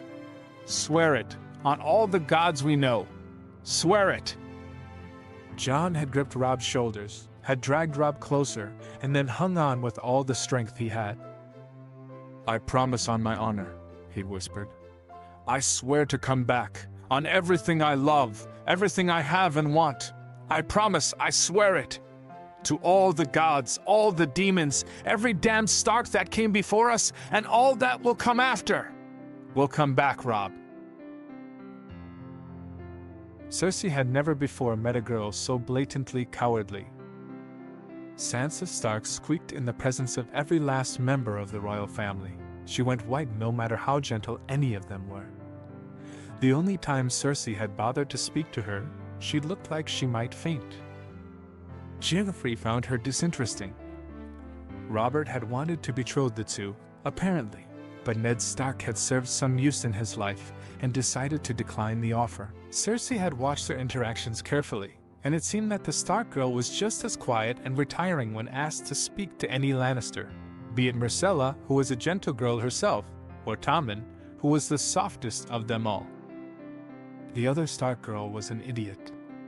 Playing at swords with her brother might have been acceptable in the North backwards, however, that it was, but it would have to change in King's Landing. She spent far too much time with her bastard brother. "Let Sansa Stark try to marry into our family," Cersei thought. "We will eat her alive and send the bones back to Winterfell for her brothers to weep over." The lady did not die. Sansa made sure of it, with Jon tempering the worst of Arya's behavior, and ghosts there to soothe the harshest edges of Nymeria's temper. There was little occasion for Joffrey to go after them, and even less for Nymeria to attack him. And so Lady survived. The Starks brought dire woes to King's Landing, and Sansa took solace in Lady's heavy breathing warmth when she thought she might go mad from fear. One night, Sansa awoke from a nightmare, trembling like a newborn colt. She drew her robe over her night rail and moved into her outer chambers, knocking on one of the doors to admit Jon, who stood guard outside. Curled in front of the fire, hours later, she confessed, "I cannot stop dreaming. Whenever I close my eyes, I see them kill father. Whenever I open them, I'm in a nightmare. I want to go home, to Winterfell. You know what we stand to lose? Oh, I should never have." "Sansa," Jon murmured, cutting her increasingly hysterical wonderings off. "Sansa, you've done the best you can, sweetling. You think if you'd just thrown a big enough tantrum, father would have stayed back? We couldn't stay home, none of us, but we're going to do the best we can now. And you'll see Winterfell again, I swear to you." Sansa dreamt that she walked the shadowed, moonlit corridor of the Red Keep. Her ears were sharper than ever before. What might have only looked like black shadows if she were to walk there herself had 1,000 different, glittering shades in it. She heard a voice, low and rasping. "Ned Stark came to King's Landing because Jon Arryn died. He's looking into the death of his mentor, and if you aren't careful, he'll find out what Arryn knew. Distract him, or find something to distract him with. We can little afford civil war right now. The lions will destroy the wolves, and then the dragons will come," replied another voice, strangely familiar. "We've nothing to worry over." Nothing to worry over, Varys? If it worries you so, bring the Targaryens across the narrow sea sooner. You are responsible for them, not I." And Varys, bald pate gleaming in the dim light, left. Sansa awoke, panting. There had been something there in the curve of her vision, a flash of white hair, a flicker of pale bone claws. She had not been dreaming it. It had been too real for a dream, too different. But she knew what that white hair belonged to. Sansa had brushed it, had washed it, had wept into it. Lady's fur was as familiar to her as her own hair. I wasn't with her. I was in her. Old Nan's tales flicked through her head, all coming down to one word, warg. Monster, they might have named her, the men of the North if they'd known.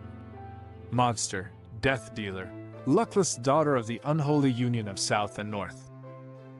The North remembers. We are the children of the first men. We are a part of the land, and the land is a part of us. How many have said that father has ice in his veins? How many of our ancestors named themselves wolves? Sansa's hands were trembling faintly. In another time, in another world, she had watched Lady die, and something had died within her as well, something that she had never recovered, even as the rest of her family crumbled away. There is a reason our house sigil is a dire wolf.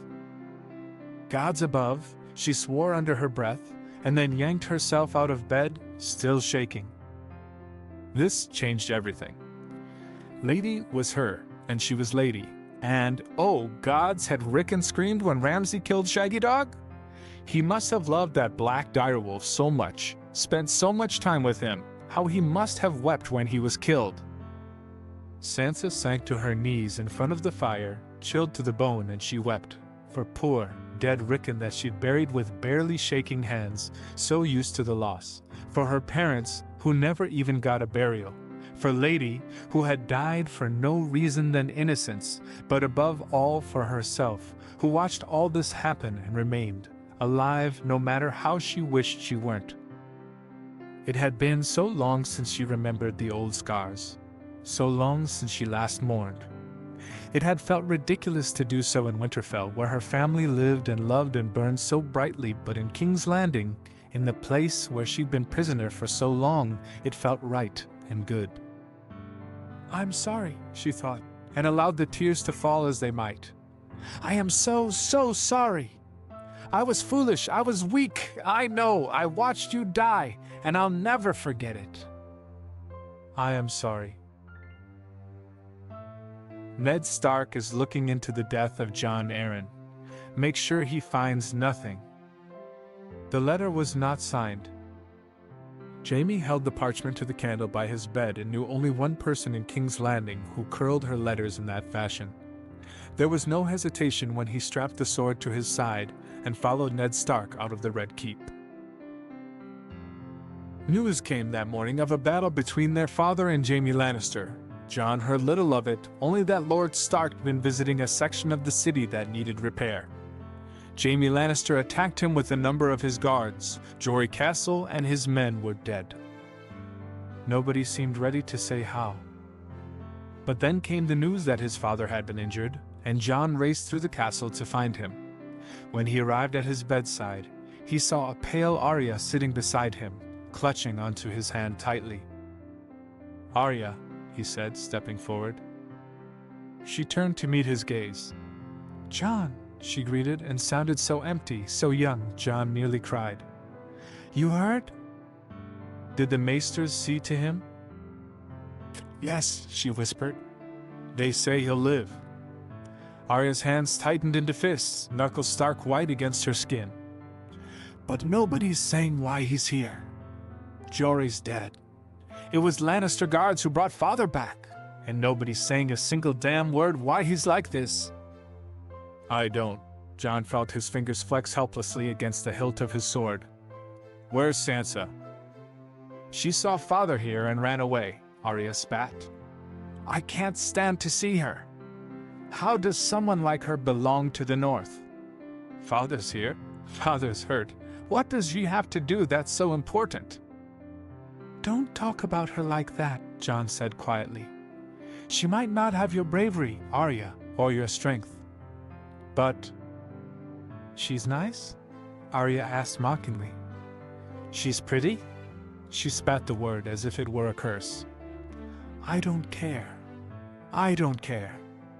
At least I don't walk away from my father when he might never walk again.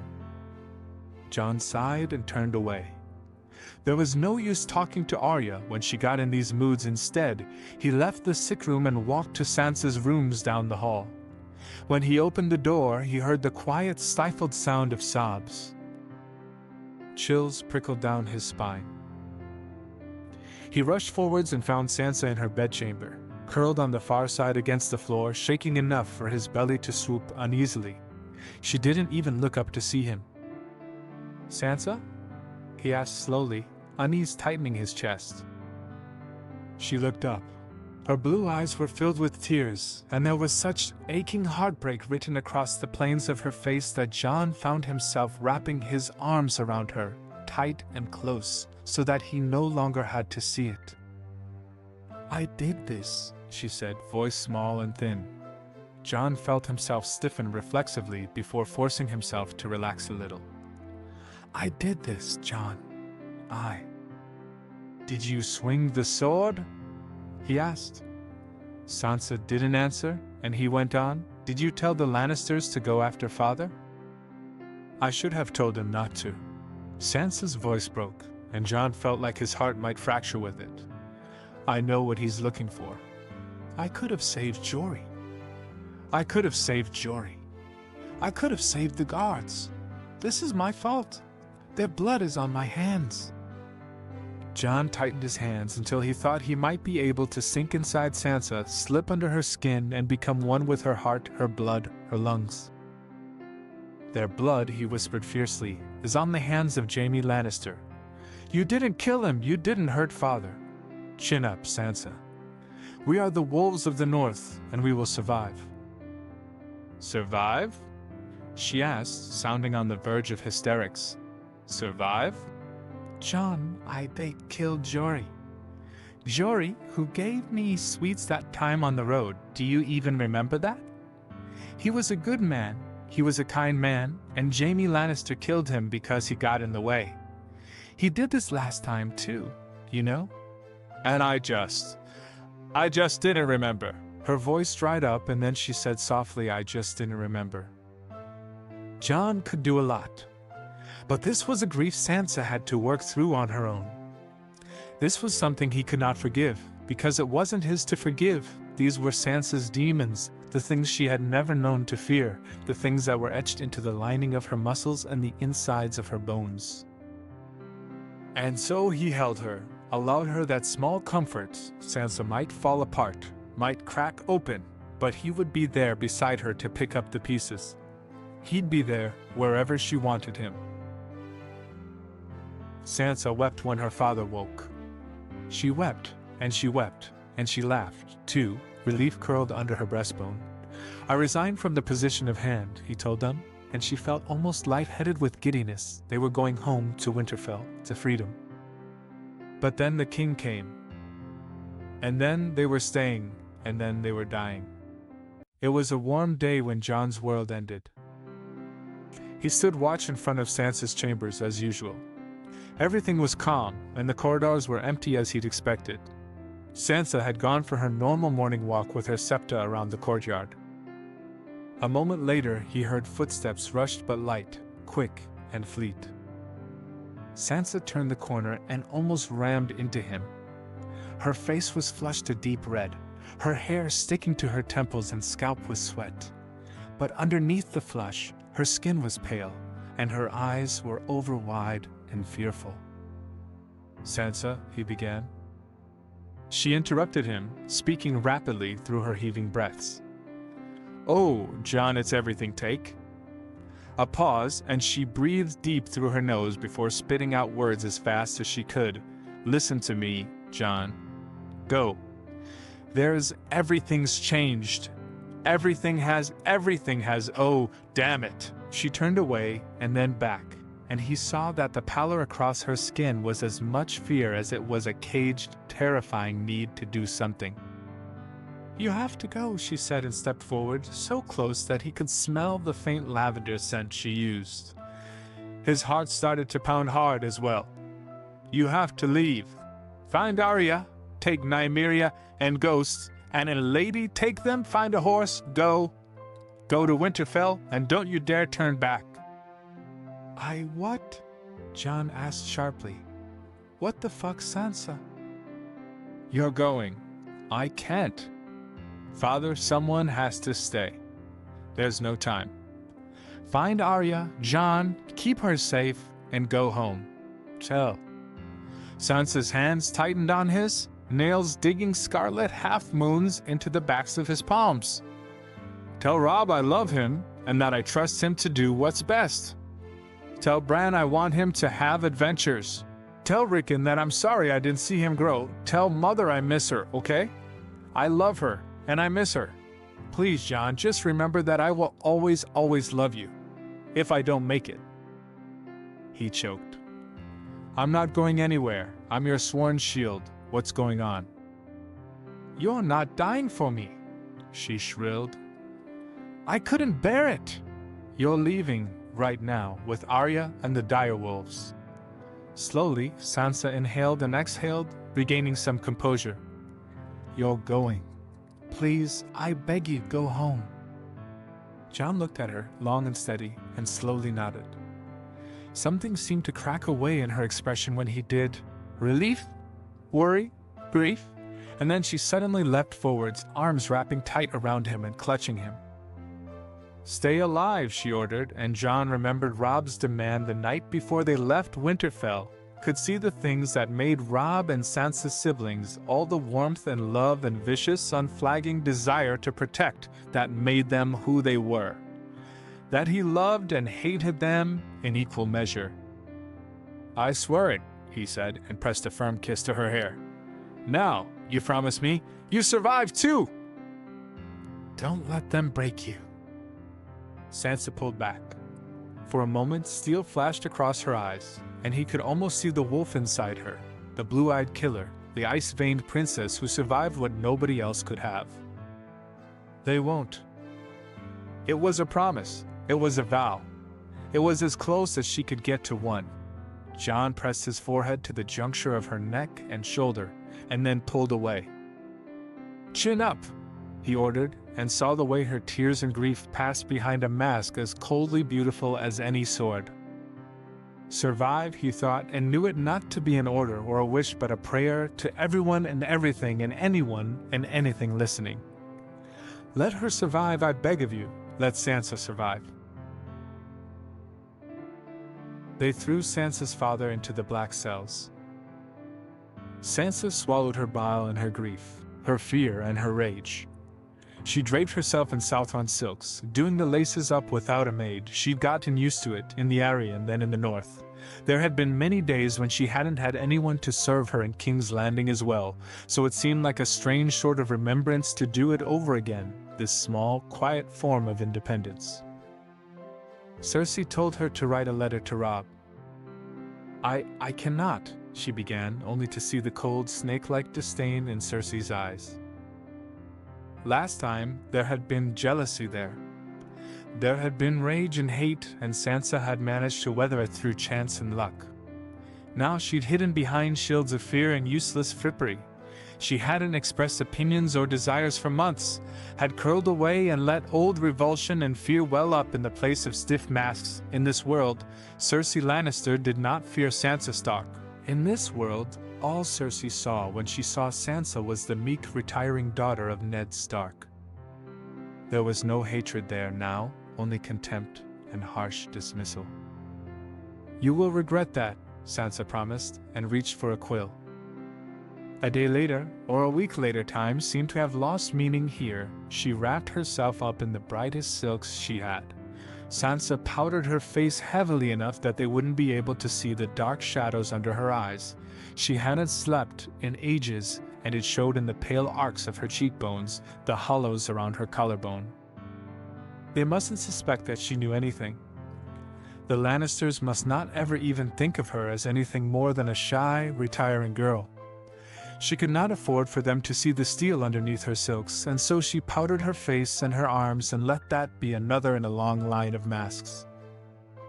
In the months she'd spent in King's Landing, Sansa had avoided the Iron Throne almost entirely, for she said she had no desire to be in the same room where she'd been beaten, where Joffrey had shamed her and terrified her, but now she had no choice. And she was smarter now, she was harder and colder. Sansa knew not to ask for things that wouldn't give concrete results. She knew not to ask for open-ended things, mercy, leniency, kindness. No, she knew what to say, and perhaps more importantly, she knew how to say it. Her heart pounded in her chest, but she felt something dig deep inside of her, firm against her fears. Slowly, she entered the throne room. Joffrey reclined on his throne, and Cersei stood beside him, pale-haired, twisted mirrors of each other. Sansa felt her hands twitch, her cheeks pale, but she did not allow herself to falter. In front of the entire court, she swept into a curtsy that she knew was flawless. "My king," she began, voice high and tremulous, "I come here to beg of you for mercy." "For who?" "Your father?"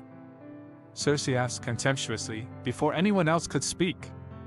"For the man who proclaimed my son unfit for the throne? There is no room for mercy in our hearts for traitors, Lady Sansa." "I do not know what he did, Your Grace." Sansa bowed her head. Let the court see her trembling shoulders and curved posture. Let them all see that she was just a girl, nothing to fear. "I know not his crimes, but he is my father. And I do not know what he said to you, only that he was ill, that his leg still pains him." She swallowed hard and lifted her head to meet Joffrey's sickly blue eyes. "I beg for mercy, Your Grace. Please allow a maester to see to his leg. Allow him to rest in the rooms under guard, if that is your desire. But I only wish that he would not die while being held prisoner." "Your father is a traitor." It was Varys who stepped forward, and though she never thought to see kindness in his features, she thought there was pity in his eyes. "But still the head of House Stark," he commented. "He is still at the head of a great house. We treat such lords with lenience. We do not offer small folk." "Please," Sansa said. "Please, Your Grace, I beg of you." "Oh, very well." Joffrey waved his hand dismissively. "Take him from the cells." But, and here his face grew hard and cruel, Sansa's heart skipped a beat. "We do not offer the services of maesters to traitors. If you wish someone to attend him, it will be yourself." When Cersei turned on him angrily, he didn't even spare her a look. "Of course, you'll be under guard." "Thank you," Sansa managed. She let tears pool in her eyes, and then she stepped back, let the people step forward, and shielded herself from Joffrey's view.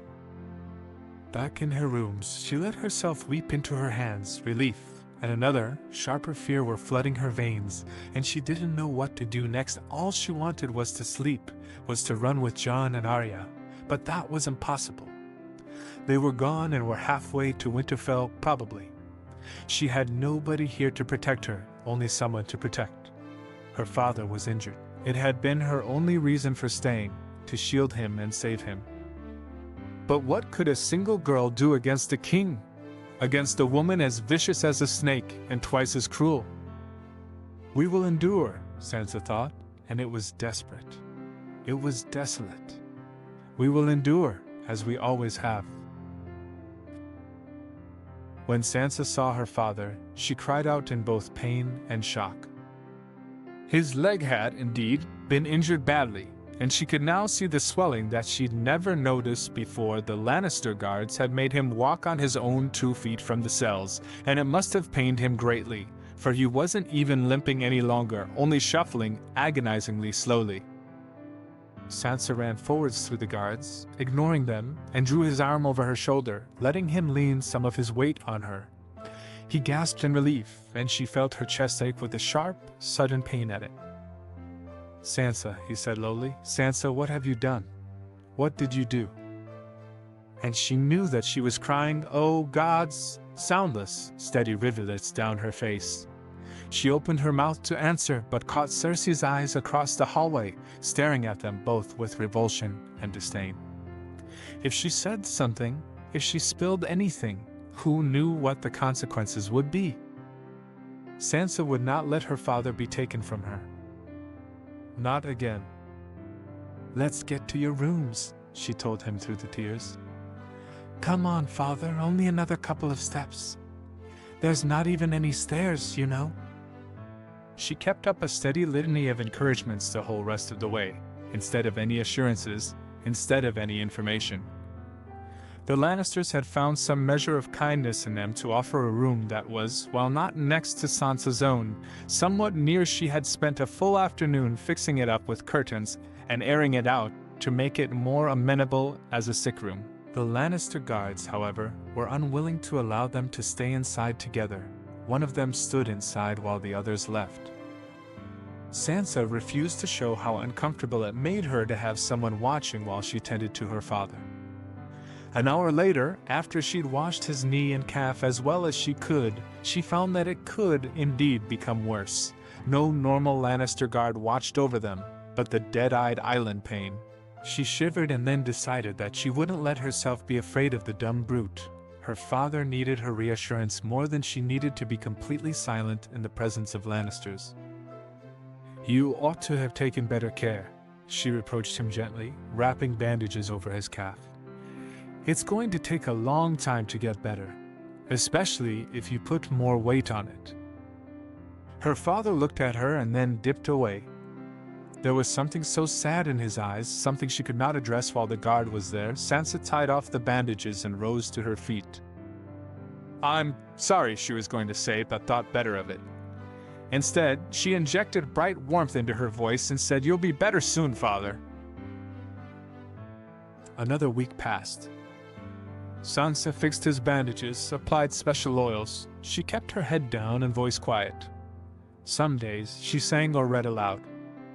The guards were always attentive, at first, but when she only sang of Jonquil and Florian and old dead heroes, they appeared to get bored and irritable. Her father didn't speak. 4 hours on end, it seemed, 4 days. He responded to her questions with short answers, and always looked so grief-stricken that she found herself impatient, irritable, and compassionate by turns. Finally, one day he caught her hands when she went to smear rosemary oil over his leg. It didn't achieve anything, really, but it was cheap to get and gave her an excuse to enter the sick room once more. And he asked hoarsely, Arya? Jon? The guard stirred. Sansa didn't give any indication of having heard him, turning away to wash the ragcloth in the oil once more. Her father dropped her hands and slumped back against his pillows, and how it ached to see him retreating behind masks and walls once more. Sansa settled back against the chair when everything was finished, and she began to sing an old northern lullaby, a scrap of melody that old Nan enjoyed and hummed whenever she was in the mood. We cannot be found, it began, in the place of darkness. Let the skies come crumbling, we are safe. Ned Stark turned to look at her, and she saw the hope flare in his eyes. Sansa could not say it more clearly, could not answer without cutting herself off from him, but she could give him what hope she had. Slowly, Sansa inclined her head, answering his unspoken question. He gave a great shudder and slumped against his pillows. Tension and mourning seeped out of his posture until he looked almost boneless. Oh, father, thought Sansa, and brushed a hand to his elbow before standing. I'll see you after dinner, she told him. Mayhaps we can start walking soon. Jon was many things. He was a brother, a son, a bastard. He was a dutiful man, and a kind one at that. These were things that he had been born to, things that he had no choice in. Of all the things he was, of all the choices he had ever made, of all the ways he had created himself, the biggest was becoming a sworn shield. I will stay beside you, he'd said, and now he was in the Riverlands and Sansa was in King's Landing still. Arya and he were making good time. In another week, they'd crossed the border between the Riverlands and the North. Jon was glad that she was safe, was so glad that Arya was under his protection, but he could only remember the flame-haired girl he left behind in a viper's nest. When they crossed the twins, Jon made his decision. That night, he knelt in front of Arya and gripped her thin, bony wrist in his own. "We'll reach the northern border soon," he told her quietly. They'd camped closer than usual to the castle, and if they weren't quiet, would be found out soon. "You're going to take Nymeria and Lady, Arya, and you're going to go home. You remember how to get back to Winterfell, right?"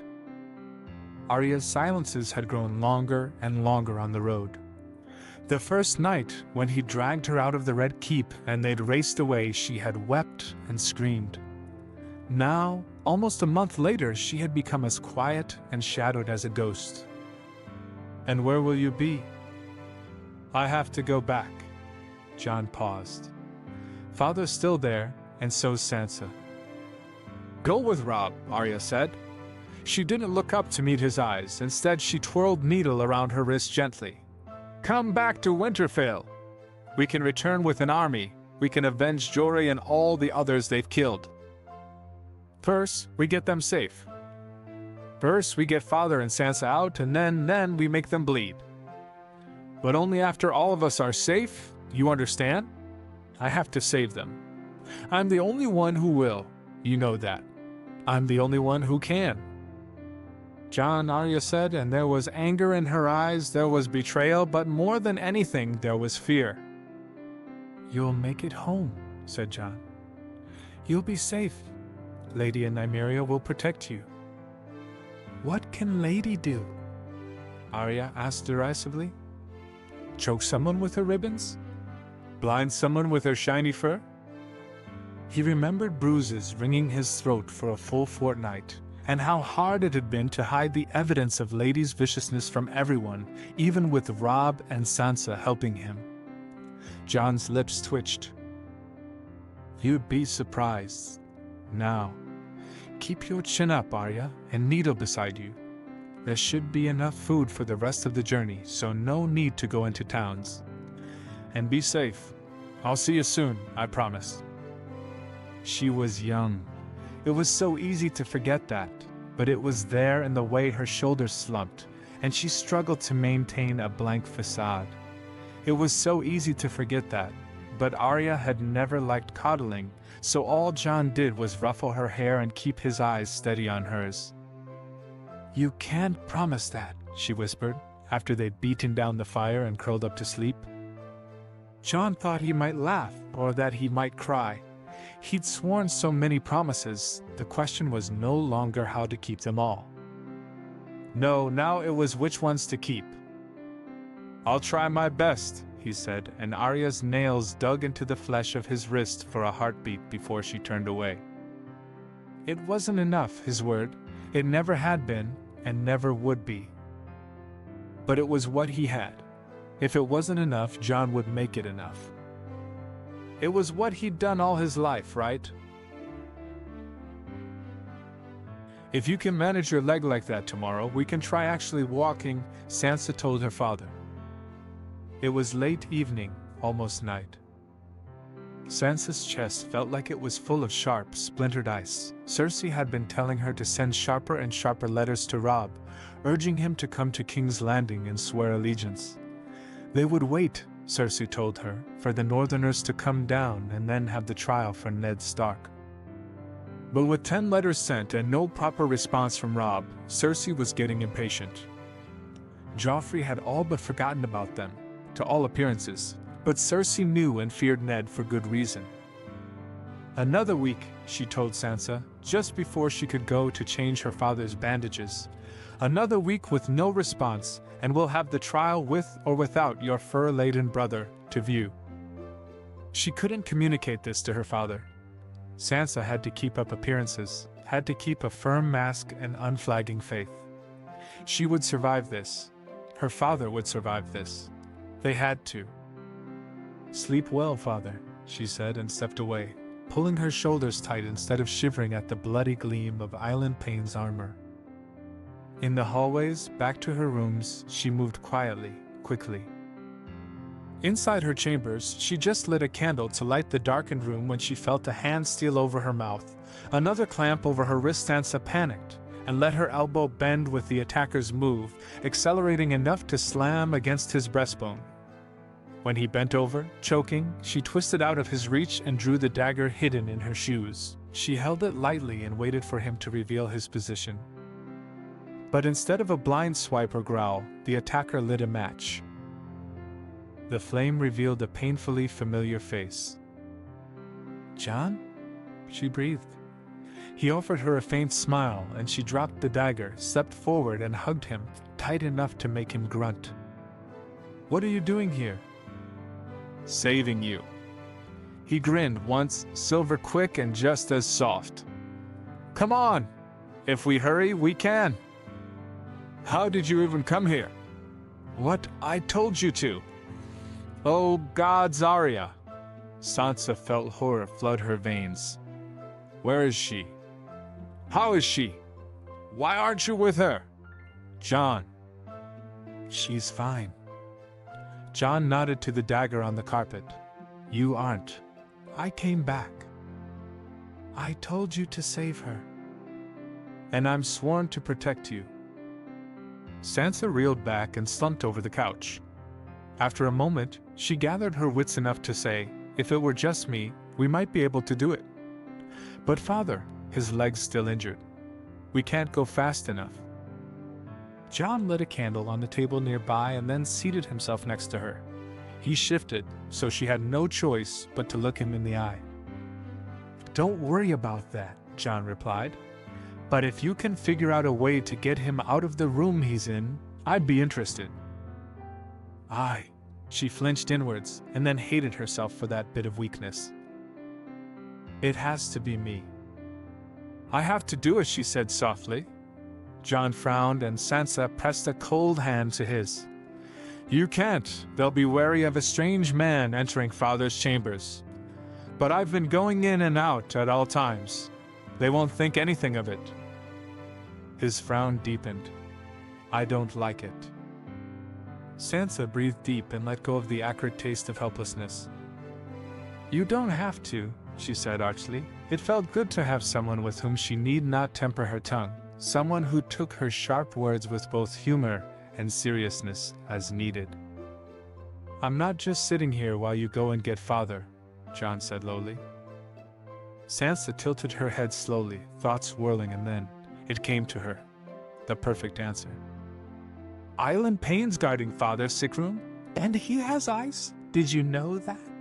The Lannisters have ice, that's what I knew, but the sword's actually in his chambers."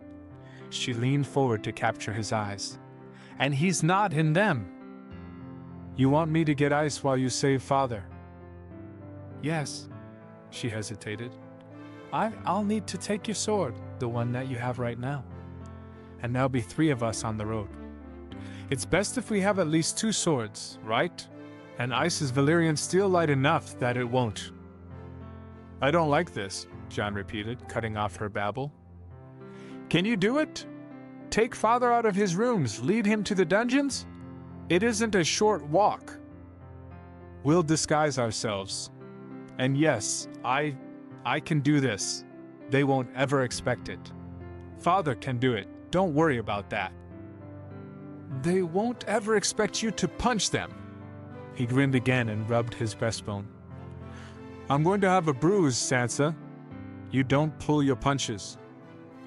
"I don't know when people accost me in empty bedchambers," Sansa retorted, and then blushed bright red at the humor in Jon's eyes. "Not that way," she told him. Jon only grinned wider, and she rolled her eyes. "Don't be ridiculous, you idiot." "Tell me more about all these people accosting you in your bedchambers," he teased. "How many men do I have to strangle before we leave?" "Thankfully, none. We have to leave quietly, remember?" After a moment, the laughter faded from his eyes. Jon nodded and rose, abruptly. "All right. Here's where you go. You know where the kitchens are? And the second courtyard, yeah? There's this gate, kind of shadowed. Just keep walking and you can leave the castle entirely. How did you find out about this? Arya. It was all the explanation needed. She was exploring and found this. When I said I was coming back, she told me to take you out this way. Sansa turned her hands over and over in her lap. The dim light made her skin look cold, look dead. The nails glittered like cold steel. When she looked up, Jon's face was soft and warm, sadness in the shadowy curve of his lip, and somehow, through some miracle, faith in the unbroken line of his brows. Chin up, she murmured, and Jon grinned, wolfish and deadly. Ned felt exhausted. He could barely sleep. In point of fact, he hadn't slept for a full night in weeks. Sansa had been taking care of him, better than expected, in all honesty, but she was only a girl in a nest of snakes. He could see the fear, well worn behind a mask of courtesy. Ned was many things, but he had always loved his children more than anything in the world. To see his lovely, beautiful daughter so afraid, and so afraid of showing that fear, made guilt bubble in his belly like a pot full of boiling water. Perhaps worse than that was his behavior those first few days. Ned had Sansa right in front of him, but Arya never came to visit, and he was sure that no Lannister guard would have been enough to keep her from him if she were there, which meant she was either not in King's Landing or dead. He was sure that she was dead.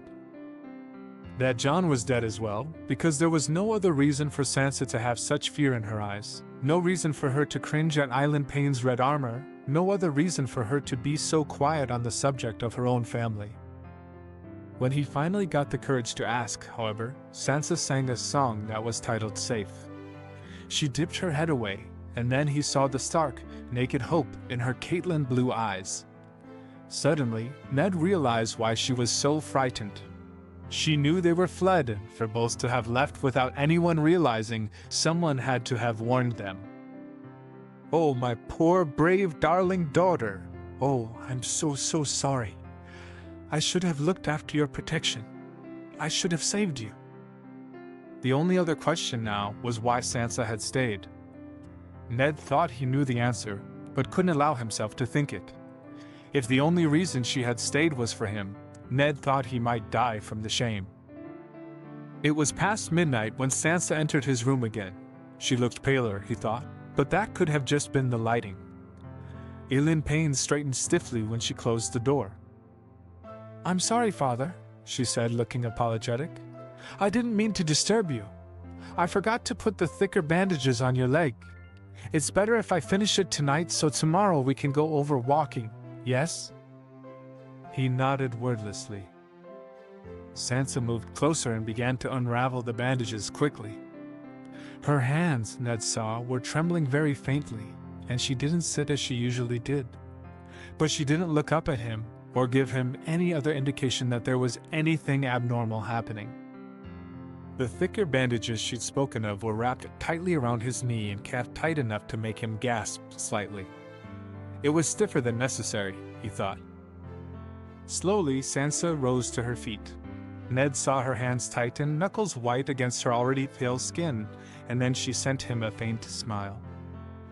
"I love you," she mouthed and turned away. Sansa felt her heart thrumming, too fast for her to calm, too fast for her to hide the red blush in her cheeks. In Winterfell, what felt like decades previous, Jon had taught her to keep her head calm.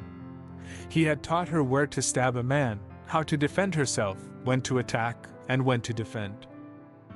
But it was Robb after who had lifted her chin to meet his gaze and said lowly, "If it ever happens that you must kill someone, Sansa, there is one thing to know. Don't hesitate. Hesitate to plan.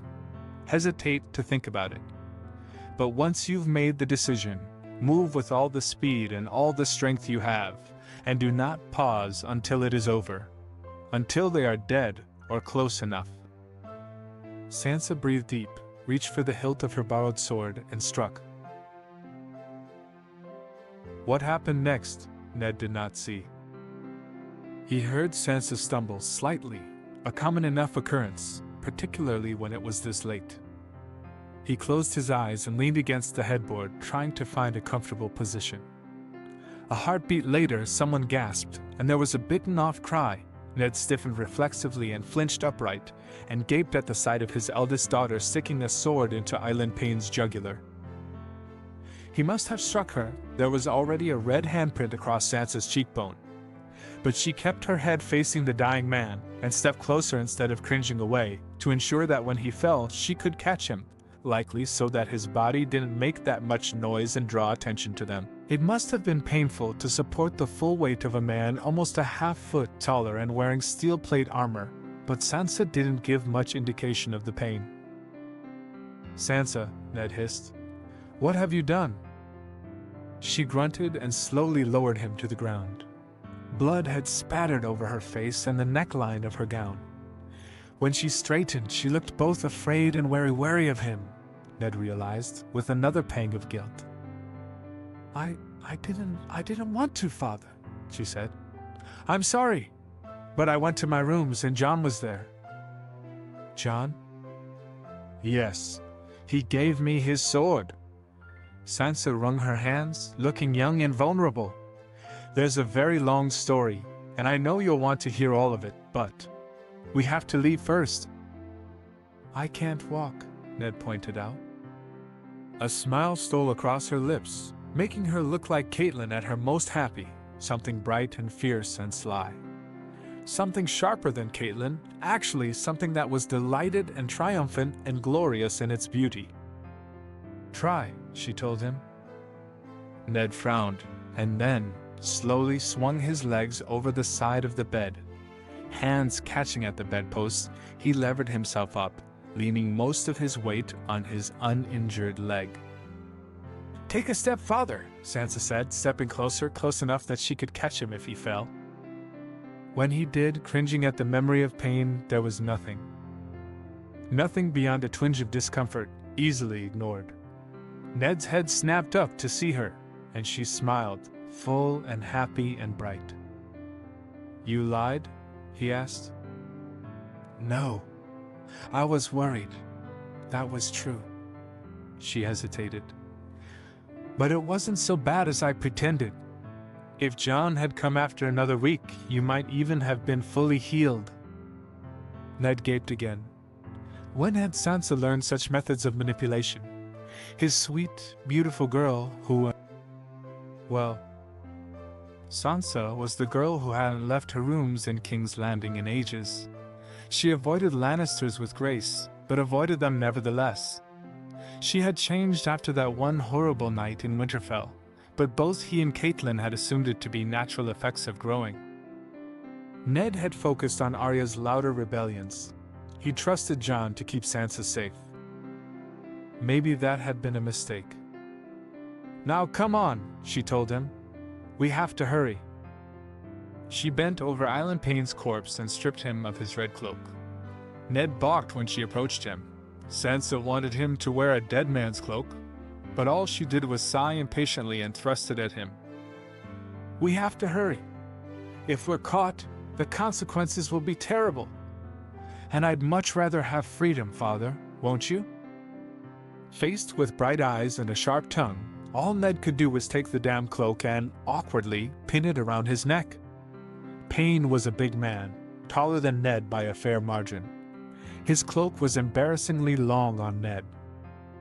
Sansa tutted when she saw it, but didn't say anything else. She was busy packing some bottles into a cloth bag, and then drawing a dark cloak over her own dark hair. "Come on," she said, and led him outside the room for the first time in months. Chapter 3: Snow. Summary. How afraid were you, Sansa? Back in a city of liars and thieves, with no shield between you and the Lannisters but their contempt. Oh, sweet, darling sister, how afraid were you? How brave were you?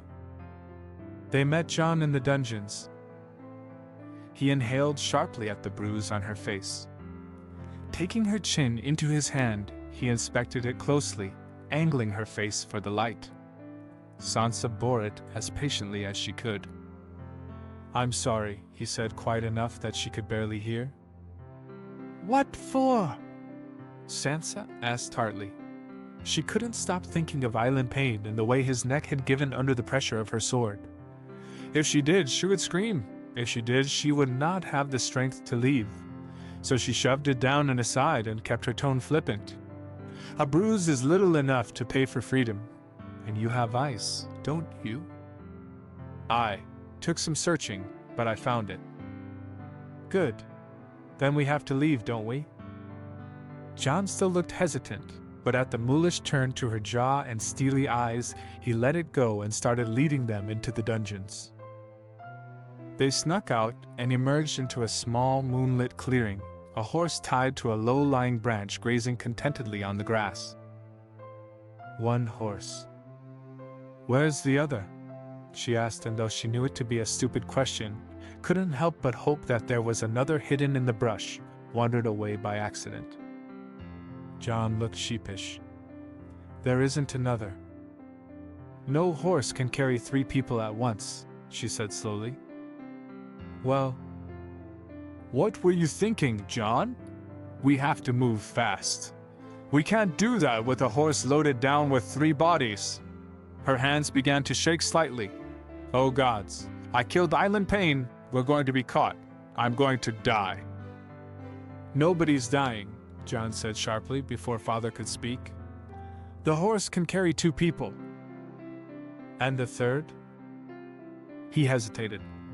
After a moment, he gestured to Ghost, who had crept out of the underbrush and now stood beside him, reaching Jon's shoulder, and easily as broad as the horse, it was clear what he wanted. Sansa blanched. Jon. You can ride Ghost, he said, eyes pitifully wide. Please, Sansa? His stride's a bit too rough for Father to take on his leg, and I'm a better horse rider than either of you. No one, Sansa thought spitefully, should be able to pull eyes so large. It's unnatural, is what it is. Fine, she snapped, and let exasperation paper over her fear. But you owe me, Jon Snow. You don't even have a saddle. That difficult, is it? Sansa tossed her head. I can handle it, I'm sure. But the only reason for me to do so is because of your lack of planning, which is, she sneered, unconscionable. Oh, I'm sorry, he grumbled back, tightening the saddle on the horse and readying to ride. Should I have just broken into the stables and stolen a Lannister horse? That would definitely have been quiet. It would have made life much easier, Sansa replied, and then, after a moment's contemplation, managed to drag herself atop Ghost. Jon rolled his eyes. He laced his fingers together to form a step for their father, and after both of them were mounted, he said, I'm here to protect you, Sansa, not serve you. She exhaled irritably, but before she could answer, Jon dug his heels into the horse's sides and they were off. They didn't stop for another full day. It was past midnight by the time Sansa saw Father swaying in his seat behind Jon. After a few minutes, she hissed Jon's name and signaled a halt. Jon had been leading them through backroads. People would remember a lone girl and 2 men, not to mention the white direwolf accompanying them. The King's Road might have been quicker, but safety was of more importance. That night, Sansa fixed up Ned's leg again. Rosemary oil again? He asked wearily, legs stretched out in front of him, back leaning against a tree trunk. Sansa snorted. I didn't pack the rosemary oil. It doesn't actually do anything. You slathered my leg in it, he said flatly. It smells good, she replied quietly, feeling her lips twitch. And I didn't want to be in the Red Keep much, and the only person who I trusted was you, and it gave me an excuse to come sit with you. He frowned heavily. You didn't trust the Lannisters. No. Why? It was an honest question, Sansa thought. Her father was curious. And it made sense. He thought she liked the dances and gaiety of the Southern court. For her to be so wary of Joffrey and the other Lannisters didn't make sense. I'll tell you all about it, she said finally. I told you it was a long story, and it is. But Jon should be here for it. He plays a big part in it, too. "Of course," said Father, and Sansa managed to tack up her lips into a smile. She finished unwrapping the bandages and then stepped away, wrapping an arm around herself and staring into the small, crackling fire in the middle of the clearing. By the time Jon returned, Ned felt a familiar bone-deep exhaustion. Familiar because he remembered Robert's rebellion, and then the Greyjoy one after, the cold earth, the damp cloth, the stink of horses and humans. The tiredness that crept into one's bones and stayed there until one could scarcely remember living without it. "Ghost managed to hunt some rabbits," Jon said, returning to their makeshift camp. "Took his own sweet time doing it, too." Sansa rolled her eyes. "I'm sure you were a paragon of focus as well." "What is that supposed to mean?" Jon asked, sounding injured. She took the rabbits from him along with a knife and began to skin them with remarkable skill. "There's a red stain along your chin. Your sword is still in its scabbard, and you've either gotten a very lumpy chest or you hid something there." She looked up and arched an unimpressed eyebrow. "Did you find some berries, or are you planning on keeping them as a surprise?" "I wanted to give them later," he said, taking out a bag from under his jerkin and tossing it to her. When he stomped across the fire to sit at the opposite end, Sansa seemed to soften. "Don't sulk," she told him. "I was just teasing. And they'll make a nice breakfast tomorrow as well." Jon sighed, but after a moment, he took out another knife and started skinning another rabbit. Both of them looked startlingly used to this banter. Ned wanted to ask when this had happened, this easy camaraderie, this give and take of information. He thought their relationship was fraught with Ned's secrets and lies. He thought that she'd accepted him as a sworn shield for lack of other options. He hadn't expected this long familiar warmth.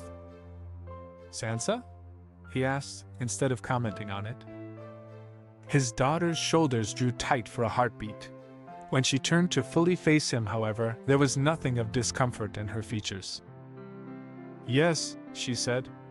"I suppose I should tell you now." "I suppose you should," Ned replied, trying not to show impatience. She already looked spooked as it was. "Well," Sansa began, shooting an unreadable look through the fire at Jon, "do you remember that night, Father? When I burst into your rooms?" "The night you told Robb." Ned frowned, reaching for the words. After a moment, he found them. "That he'd be king?" "Yes." I don't think I'll ever forget it. You gave me and your mother quite a fright, and then didn't tell us why you were so distraught." She looked slightly guilty over that, but when she spoke, her voice held none of it. "Well, I had a dream that night. It was very realistic." "A dream of what?" "The future," she said softly. Ned blinked. "The future? What in the hells?" "If you don't wish to tell me," he said sharply, "there's no need to make up fantastic stories." Jon suddenly shifted, purposely drawing attention to himself. Sansa remained still, poised and frozen, but Ned turned to him. "She's not lying," Jon said. "Do you remember us asking who the brother of the Prince of Dorne was? His name? Sansa's the one who told us." "Oberyn," Sansa murmured, blue eyes focused uncannily on Ned's. "That's his name." Ned didn't respond to that. He glanced at Jon and asked, flatly, "Us?" Jon, whose hands hadn't stopped skinning the rabbit, froze. The look he shot at Sansa was apologetic, Ned thought. Apologetic, and the same expression he got when he had done some mischief and had to take his lumps, a mixture of resignation, unhappiness, and resolve. "Robb and I," he offered as an explanation. It was all that was needed. "The three of you." Ned began disbelievingly, only to cut himself off and start over again. "The three of you lied to me, to Catelyn, to your brothers and sisters for years." "Would you have believed me?" Sansa asked, and there was iron underneath her sadness. "You'd have had Maester Luwin drug me with milk of poppy, and when I woke up, attempt to convince me I saw nothing. That's the future." "Dreams don't tell the future." That wasn't a dream, she hissed, and Ned recoiled. They fell silent, all of them. The only sound was the crackle of the fire and rustle of leaves around them. That wasn't a dream, Sansa repeated, this time weary. It's never been a dream, Father. It's the truth. It's a hard and terrible truth. It's what will happen if we don't act. We are the Starks of Winterfell. You know what they say of us. Her lips twitched into a wan smile. Blood doesn't run in our veins. 'Tis honor and duty and love. I did what I had to do so we could survive. I'm not sorry for it. Then tell me what happens that is so terrifying to you, Ned challenged.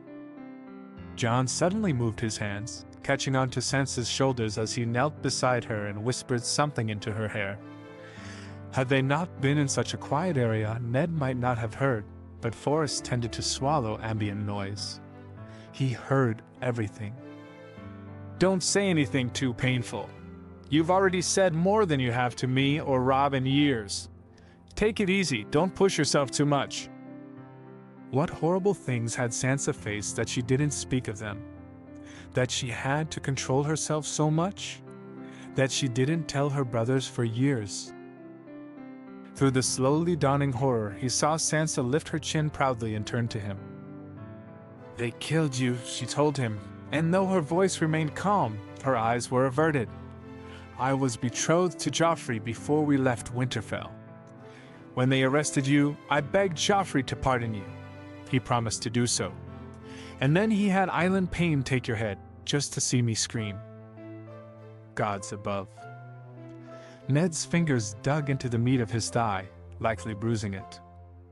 He could see what she had said so easily, the sun hanging low in the sky, the painful hope of escape by confessing, the grief and loss that came when it was all ripped away. What was a single bruise compared to seeing your own father dead in front of you? Of seeing his beheading? Ned had imagined the death of his father for years, the stink of burning flesh, the way Brandon's face must have twisted, but he'd never had reality to augment it. He was so glad he did not. Sansa, he said and opened his arms. She hadn't wept when she told him, but when she flung herself at him, he could feel the aborted sobs running through her chest. Sansa, sweetling, don't you worry, I'm here. You brought us out. I know, she was saying through her own tears. I was so afraid. Cersei wanted to have the trial with Robb, and when he didn't respond, she looked so angry. Shoo, hush. It hasn't come to pass. It won't come to pass. I'm right here. I'm sorry, Sansa, darling, I didn't see you and didn't think. Sansa buried her head against his chest, curling against him like slowly unfurling petals. Ned felt a fullness in his chest along with the disbelief, along with the grief. But they were alive, and they were free. Ned could scarcely believe his daughter's stories, but he could also scarcely disbelieve her. Sansa had never been prone to thinking impossible things, for all that he might have believed that of her when she was a child. She had changed after that terrible night. His Sansa had grown, and he couldn't see any lies in her story now. They were alive and they were free. Oh, he'd have questions later, definitely, but he'd take his blessings here, right now, where he found them, and wouldn't look too closely at it. Sansa began to cut layers off her skirts. It was still summer, and the south was warm enough that she didn't need the cloth to keep from feeling chilled. She took a needle and thread from the medicine kit she'd packed for her father, and began to stitch a pair of breeches for herself. If she were to ride Ghost all the way back to Winterfell, it'd make far more sense for her to be able to actually grip his sides, rather than hold on and pray that she didn't fall off. Father arched an eyebrow when she emerged one morning with her skirts cut and breeches clearly visible underneath. Jon only laughed at her and told her that if she wasn't careful, she'd become Arya. Fat chance, she retorted. I'm burning everything from King's Landing the night we get to Winterfell. Get to Winterfell a month ago, and she wouldn't have been so careless. But the air was growing colder, slowly but surely. The earth was becoming mulchy under their feet. The trees were growing taller and wider. Winterfell didn't seem so far now. Lannister men were on their heels, but they were falling further and further behind now that they were in the Riverlands proper. Some nights, Winterfell felt close enough to taste. Jon grinned now, less self-conscious and more relieved. Proximity to Winterfell was having a good influence on all of them. "You light the bonfire, but I'm going to burn that red cloak," he said, gesturing to the dirt-stained travesty their father kept wrapped up in a bundle underneath the saddle. Father shook his head. "If anyone's got a claim to that thing, it's me. You burn that damned awful jerkin, Jon. It looks horrible on you." "This one?" he asked, looking down at it. "It's fine." It had started as a shade of deep gold slashed with black. Weeks of riding and roughing it had managed to turn it the shade of vomit, with liberal blood and dirt interspersed throughout. "That," Sansa told him, "is such a lie you ought to be ashamed of yourself." It felt nice to see Father actually laughing and speaking. There had been a few days when she'd worried, because his face had been so gray and he'd looked so exhausted. His leg must have been bothering him more than she'd expected. But now he looked healthier, and a week ago, when she'd fallen asleep holding on to Ghost and promptly been dumped into a stream, he'd laughed and laughed, hard enough that Jon had looked torn between which one to help, the water-soaked girl who still looked bleary, or the madman who'd gone purple. It was nice. A buoyancy that sank into her gut, getting lighter with every passing day. There are no words for this, thought Sansa. There are no words for this kind of love or for this kind of happiness. This is my strength.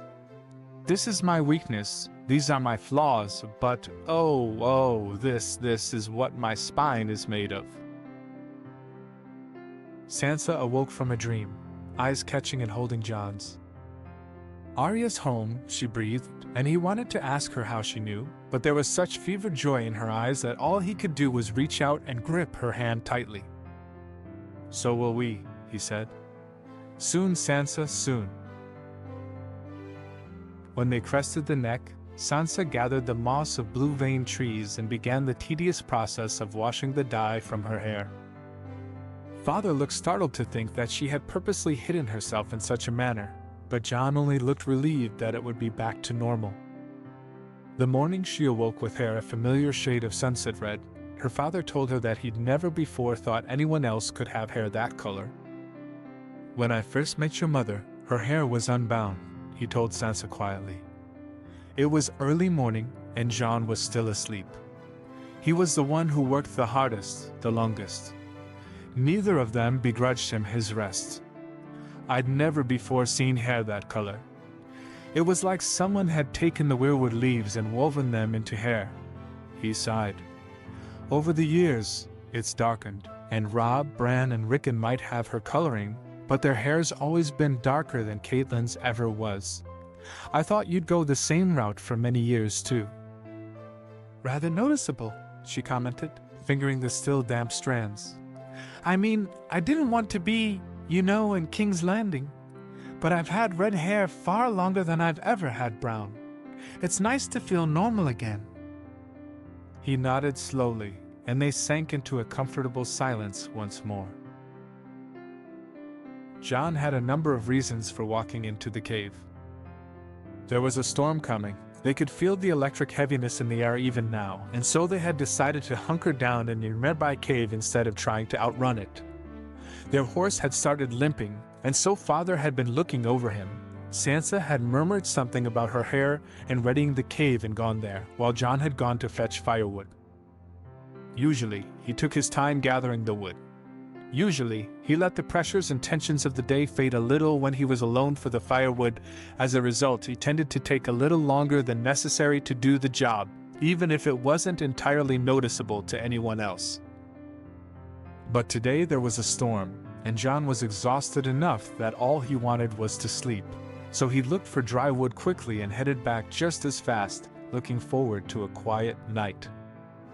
What he didn't expect was for Sansa to be stripped down to her shift, hair spilling over her shoulders as she washed up. Jon jumped, and the firewood in his hands clattered to the floor, making Sansa whirl around and shriek loudly. He immediately averted his eyes and looked to the entrance. he stammered, and then managed to sidle out before things got any worse. He wasn't sure how it could get worse, but his cheeks were hot enough to light braziers already. He didn't want to imagine what could happen if it was even more embarrassing. By the time their father returned from tending to the horse, thankfully, it hadn't thrown a shoe, but only had a thorn in its hoof. He was standing outside the cave, feeling more like a sentry than any sworn shield. "Something happened?" he asked. Jon immediately flushed. "No," he said, and wished it didn't sound so strained. "But it might be better if we wait outside for a couple of minutes." Father sent him a quizzical look, but it seemed that he'd adopted a policy of not asking after the numerous changes to his children so long as he could pretend he wasn't seeing it. It was a relief for both of them.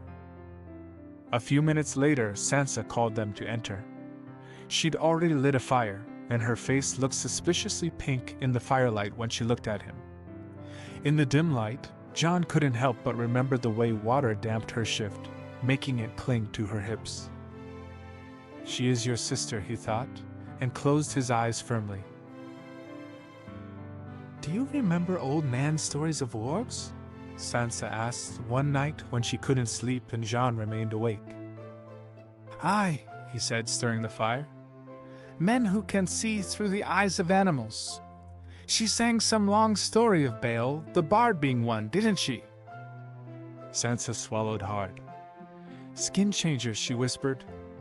"It's said to be in the blood of the first men, and that is who we are." "Sansa." "I dream of Lady," she said clearly, calmly, showing nothing of her racing heart. "Not of Lady, not exactly. That I am Lady. I am her, and she is me, and there is nothing that can separate us." "But death." The whisper seemed to coil up the base of her skull like a fanged snake. Sansa wanted to shiver and ache, but all she did was stare into the glowing depths of the fire. "You think you're a warg?" "That I am? That we all are?" Jon looked startled. His dark eyes swallowed the light, and the deer planes of his face seemed hard and foreign in the darkness. "I thought they were just dreams," he said finally, after a long pause. "Oh, thank the gods," Sansa replied, feeling tears sting at the corners of her eyes. Relief at not being alone any longer. "So I'm not alone."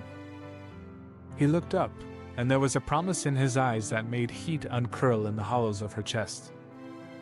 "Never," he murmured, and if it made Sansa a fool to believe him, she thought she'd take the insult gladly. They were just past Moat Cailin when Ned heard the distinctive sound of hoofbeats. Jon immediately pulled their horse to the side and Sansa crouched low on Ghost's back. The direwolf snuck into the shadows, and in a matter of moments it was as if nobody had been there to begin with. They were all getting practice at this. But this time, they were past the neck. They were supposed to be safe. How could Lannister forces invade the north without starting a war? Ned looked upwards, peering through the darkness, only to identify the riders as markless. Mercenaries. Not Lannister men, not any lord's men, just men with steel in their fists and a desire for blood, willing to kill and fight for gold. He frowned and looked closer. There was something there, like a drum just slightly out of beat with 10 others, a dissonance only visible if one knew to look for it. There was something there, and Ned knew there was something there. He just didn't know what. The riders left after a few moments milling about, presumably to take the King's Road. That night, Ned didn't dream of Winterfell or Catelyn or his children. He didn't dream about King's Landing or Lyanna or Harrenhal. He didn't dream about Brandon or his father or even the 2 rebellions he had served in. No. Ned dreamt that he was back in the Vale, an awkward, stern, friendless boy sent to live under a man to whom honor was of paramount importance.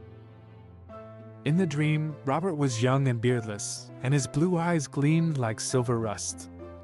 Ned was in his room, sulking and terrified of stepping outside. He'd seen Robert enter the gates of the Eyrie that morning but hadn't gone down to see him. and then his door had burst open under the immense strain of Robert Baratheon, all his magnificent aura spent trying to make friends of Ned, and there had been no going back to his quiet, airy little life. Robert dragged him to a joust that Ned was definitely not interested in, and forced him to sit through hours of explanations and monologues on the inanities of horseflesh, and Ned finally started to ignore Robert in favor of the blue and gray armor, shod, Vale men. "Some men aren't knights but wish to compete," Robert said in Ned's dream, voice suddenly calm and contemplative. "Those wear no armor, but you can see their reins, can't you, Ned? That's gonna be blue. Or gray. If we were back at Storm's End, they'd be black and yellow. They say the Targaryens used to dip their reins in blood to make them red." "Blue reins," thought Ned, and awoke with a gasp. Those riders from that morning had reins a pale blue, as if frosted roses had fallen on the leather accidentally and stained it. What do Vale mercenaries wish to do in the north? There was a low-lying hill that extended straight out of the Wolfswood. From it, one could see the tips of Winterfell's turrets, and if it was a clear day, the fluttering banners as well. Jon felt his heart clench when he saw the pale flags pulling taut against the wind. "Winterfell," Sansa whispered. "Oh, Jon, look." "Here," said their father. "Yes," replied Jon. "Yes. Come on, we can reach by tonight if we hurry." None of them were in shape to stop riding after that. The sun was still high in the sky when they rode in, hooves thundering. Jon tried to pull up to declare who they were to the guards on the turrets, but Sansa wasn't having any of it. She ducked her head, murmured something into Ghost's ear, and then they were off like a shot, a blur of white fur and red hair. Jon cursed under his breath, echoed by their father's amused chuckle, and dug his heels into the horses' sides. They entered the courtyard a heartbeat after Sansa, only to find it frozen. Sansa stood in the middle, and among the cold gray stones, her hair, loose around her shoulders, stood out like a banner. One hand was pressed to her mouth, and the other was knotted in ghost fur, as if it was the only thing holding her up. Robb stood in the middle of the courtyard, just as still and stunned as everyone else. He looked broader, Jon thought distantly. Broader, stronger, steel in his jaw and a strength that hadn't been there when they'd left. He held a wooden sword in his hand that drooped as if he'd forgotten it. To move was to break a tableau, a dream, a hope. And then Sansa, brave Sansa, let go of Ghost, straightened, and began to move forward. It was all that was needed for Robb to lunge forwards, hands dropping the sword and coming up to cradle her. The choked cry that came from his lips hurt Jon's chest. Sansa dug her hands into his shoulders and stretched to whisper something in his ear. Robb gave a shuddering sigh, and some cold stiffness faded from his tense shoulders. A moment later, the men were shouting for Bran and Arya and Lady Catelyn. Everything dissolved then. Jon wasn't entirely sure when the others became aware of their presence, but he did remember some things clearly. Arya's arms tightening against his chest, Robb choking on words as they embraced, the staggering, lanky weight of Bran wrapping around him. When Lady Catelyn appeared at the door, she looked pale with shock. Upon seeing Sansa, she almost collapsed, barely catching herself against the stone wall. Sansa must have seen her mother through some unknown mechanism. She slipped past both Bran and Robb and hugged her on the front steps of the keep. That close, she looked almost as tall as her mother. No, taller. Then Lady Catelyn looked past Sansa's shoulder and saw her husband. Her face twisted, flicking through the emotions almost quicker than Jon could follow. Shock, then hope, finally settling on something almost too intimate for everyone's eyes. Before Jon could decide how to react, they were in each other's arms, kissing more tenderly than Jon could have imagined. It was all terribly embarrassing. Robb looked as if he agreed. His cheeks were a tad too red to be accounted for with excitement or exercise. While his parents looked lost in each other, he took charge with an ease that hadn't been there before. He ushered them inside and told the servants to leave their lord and lady alone for as long as necessary. Once that was over, Robb led them not to the great hall, as Jon had half thought he might. Instead, he took them to his chambers, and all those who could fit piled onto the bed. Sansa and Robb took the chairs. When the food arrived, not 5 minutes later, Jon felt he was almost back in his childhood, all of them awaiting one of Sansa's and Robb's reenactments of the old songs, eating their way through food despite knowing they'd be scolded for it in the morning, and above all, warm. Robb sighed. He spoke haltingly, and the way he picked at his food told Jon that he was more relieved than anything Robb could have said. He'd always had a habit of it, no matter how much his mother tried to stop him. "The Lannisters got angry," he said, "almost 4 months ago. The letters that you'd been writing stopped, and then 2 of them came, but they were from a maester's hands.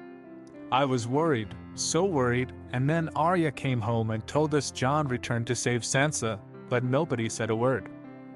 There." "The Lannisters didn't send anything official," Arya interrupted. For a heartbeat, she looked furious for all her Stark features. For just a heartbeat, she looked like her mother reborn. "But there were rumors, and last week, a woman came out of nowhere and tried to pretend to be Sansa." Sansa went cold and quiet, and very carefully placed her hands flat on her lap. She swallowed and then looked up, straight into Robb's eyes. "Tell me you chased her out of Winterfell," she said. "Didn't let her stay the night," Robb replied, a nasty light in his eyes. Jon waited and was rewarded with Robb's smirking finish. "Arya chased the Lannister wench out of Winterfell with Lady and Nymeria beside her. I don't think she'll stop running until she's well short of the neck." "Thank you," Sansa told Arya. Arya looked startled. It had probably been ages since Sansa had said something so meaningful to her sister. To stop their fights, Sansa had stopped talking to her as extensively as she once used to. To be faced with something so meant from Sansa must have been an entirely new experience for Arya. Hopefully Arya's grown up a little since I left her, Jon thought. But when Sansa turned to talk to Robb, Arya only frowned thoughtfully into her plate. A thinking Arya is a dangerous Arya. Robb sighed and gestured a little wildly. "There were other rumors too, you know. About a noble-born girl being taken by Vale soldiers, about another being caught in the Westerlands. You took your own sweet time getting here." "We had to keep it quiet," Sansa replied. Color was still high in her cheeks, and she looked startlingly beautiful with it. The candlelight shone off her unbound hair. She resembled the oldest statues in the crypts, Jon thought, all lovely skin and steady, unshaking features. "We couldn't take the King's Road, and the Lannisters probably don't want it to be known that a 14-year-old girl and her injured father can escape from King's Landing without anyone stopping them." "How is father's leg?" "Not so bad as expected." She shrugged. "It looked worse than it was when I got father out of the cells, and I spent more than a month making sure he got better. And nobody thought I could lie either, so they believed me when I cried about the pus." "Oh yes," drawled Arya. "Prissy little Sansa crying about the yellow stuff in father's leg. However, did you live?" Sansa faltered, for the first time that night. "We can't handle this tonight," Jon thought, and spoke before she could make Arya even more suspicious. "By being smart and keeping her head down," he said mildly, and then Robb rolled his eyes and Bran started chattering about a gargoyle on the 3rd floor, and the strange tension between Sansa and Arya snapped. All Jon could think was that he was warm, that the cold lump in his belly was gone, that his chest was tight and hot with something he didn't dare name. Sansa was happy. They were home. They were safe, and Jon had brought them here, and he had done his job. When he fell asleep at the table, nobody even looked surprised. Robb was in the Godswood the next morning, far before anyone had awoken. He was in the middle of praying when the quiet, padding snuffles reached his ears. He turned around to see Sansa picking her way through the leaves, with Lady and Grey Wind beside her. She sat on a flat stone next to him. She didn't say anything, though, and Robb turned back to the tree and continued his praying. When he was done, he turned to her and gripped her hands tightly. "I was afraid," he confessed hoarsely. There were no words for his guilt, for the way he'd felt when he read that first letter from Sansa that told him to come to King's Landing, a terrible mixture of anger, of guilt, of fear. Then whispers had come from the south that they'd escaped, and the rumors that came after had nearly made him weep. But she was here, now. The Starks were home, and they were behind Winterfell's walls, and they were safe. And if there were no words for his feeling when she left, there were even fewer for how he'd felt to see a flame-haired queen ride into Winterfell on a white direwolf. "I know," Sansa replied, her pale hand covering his own. "I was too. There were nights when I was sure they'd catch us and drag us back to King's Landing." They sank back, retreating into quiet contemplation until Robb asked, "You couldn't sleep? Tonight, I mean?" She hesitated, and then seemed to collapse on herself, all thin bones and skinny, coltish elegance. "I wanted to see Lady. And then I couldn't sleep, and I didn't want to disturb Jean. He slept for a full night for the first time in months, so I decided to come to the Godswood." Robb breathed in, breathed out, and looked away. "I'm sorry I wasn't there in King's Landing." Sansa's breath hitched, and then her hand came under his chin and lifted it roughly, forcing him to meet her eyes. "I'm not," she said sharply. "I'm not sorry at all. They tried to kill Father. They did kill Jory. And I need to talk to you about that, so remind me later. But the point is that the only reason Jon survived was because I sent him away, and they didn't expect me to be anything. It was the only way it'd work. I knew that. I just didn't think, maybe if I'd done something I could have saved Jory. I could have saved Septa Mordain. But I didn't. I couldn't. And if you'd been there and you died, I wouldn't have been able to bear it. So you'll be glad you stayed, Robb, or you'll stab me with your needles?" "I'll take Arya's," she snapped, and the rush of relief that came with having someone who treated him like he was an idiot almost bowled him over. "We have to tell the others," Robb told her, leaning back against the stone, closing his eyes and basking in the sun. "Arya's thinking, and we all know how dangerous that is. And Mother isn't stupid either." She snorted, undignified. "I told Father on the way here. He didn't take it well at first. And then he believed me, I think." Sansa paused, sounding testy. "We were all quite tired, you know, and nobody's in the best of moods to be having long conversations while on the run." He didn't open his eyes or turn to meet hers. "But now you have to tell both Mother and everyone else. So how do we do it?" "I don't know. Does it matter?" The words themselves weren't alarming, her tone was. It started sharply and ended on a thin, bitten-off sob. The ruthless way she controlled her body so it was still only worried him further. When he looked up at her, she had a hand pressed to her mouth as if to keep her secrets inside, and there was such pain and slow-building horror that Robb's chest ached as if she'd struck him with a sword. "Sansa," he whispered. She said so softly he could scarcely hear her. I thought..." But she didn't finish. Only buried her head in her pale hands, her red hair spilling out like blood, and began to shake like a sapling in a sea storm. "They beat me," she'd said once. "They took Father's head to hear my screams." "How afraid were you, Sansa? Back in a city of liars and thieves, with no shield between you and the Lannisters but their contempt. Oh, sweet, darling sister, how afraid were you?"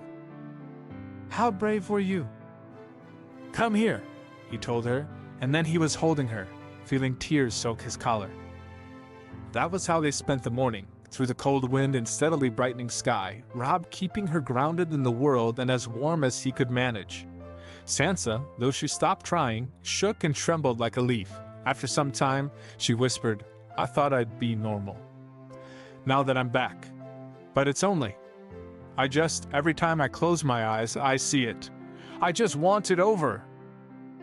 "And you will," Robb swore. I'll march south, and every last person who dared to frighten you will beg for mercy, Sansa. I'll tear their necks open if they don't." She pressed her wrist to her eyes, rubbing away the tears. Robb waited for her to finish. Slowly, she looked back at him. "If I sleep," she said, voice small like he'd never heard before, "I see Father's head. And I can't. I'll wake up screaming if I do." "Then you wake up screaming," Robb replied. "And I'll be there. Jon'll be there. Mother, Arya, Bran, Father, someone will be there and will hold you and will remind you that you are a Stark of Winterfell inside Winterfell, and while you've seen horrors and you've survived them, you're not there anymore." The look in Sansa's eyes couldn't be captured in words. Something of hope, and another part of love, and another of relief, but mostly, under it all, a steely, quiet sort of strength that was unique to Sansa. "Yes, please," she said, and closed her eyes as if too tired to keep them open any longer. "Thank you, Robb." It was the day after the feast that Jon managed to sit and speak with Arya. Before talking, however, they sparred, Jon against Arya, wooden swords clacking and scraping against each other, her twists against his strength. It put her in a good mood, and Jon wasn't above using that for the conversation.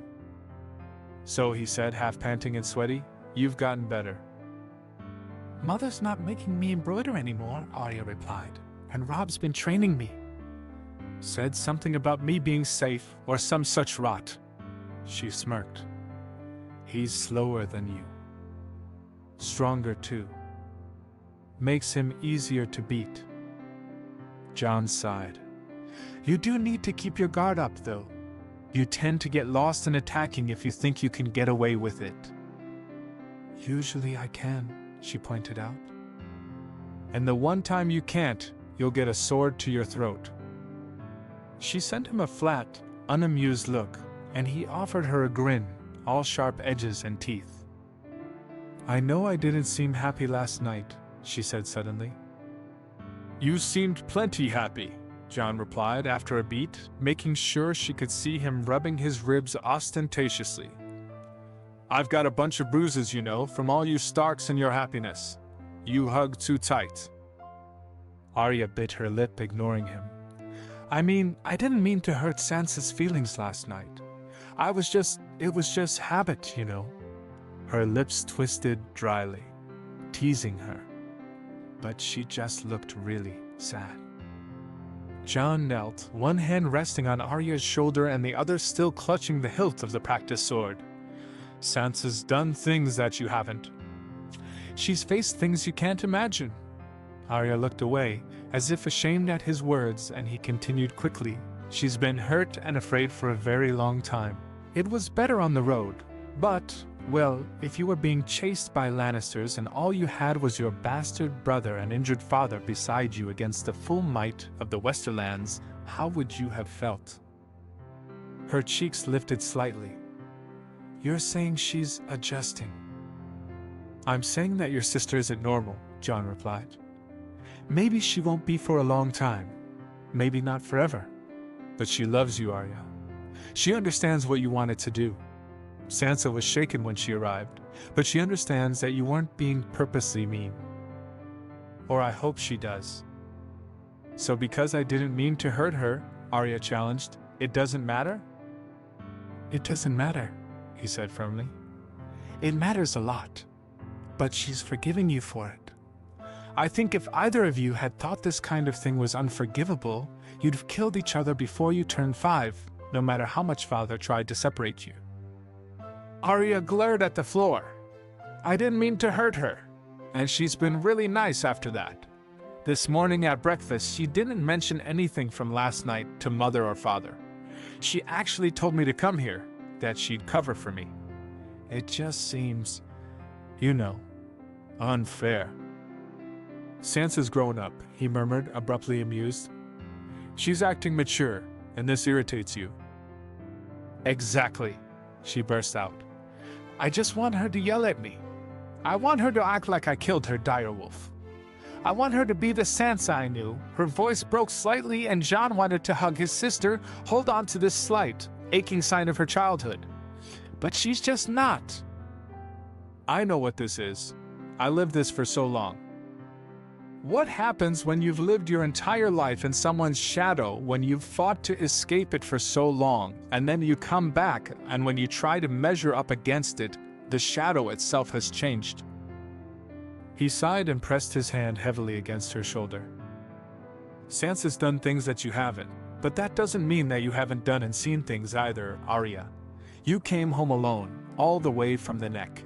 It's a long journey, it's a dangerous journey. And you made it home safely. You two are different. There are things she is and has, things you are and have, and they're not the same, but that doesn't make one of you lesser. Do you understand? Yes. Arya swallowed, and then looked away, and mumbled something so low he couldn't hear. What was that? I killed someone, Arya whispered, face still averted. He tried to kidnap me. When I was asleep, Nymeria and Lady were hunting. By the time they knew what was going on, I just stuck him. With a needle. I was so frightened, and I had blood all over my hands, and I couldn't even wash it off for a full day, but I killed someone. She lifted her chin then, and met his gaze steadily. Nobody knows but you. Not even Robb? Not Lady Catelyn? You should tell Sansa, he said. Arya jerked. Jon went on. It isn't my story to tell. But she'll talk to you, I swear. And there's more that you ought to know, but this is the first.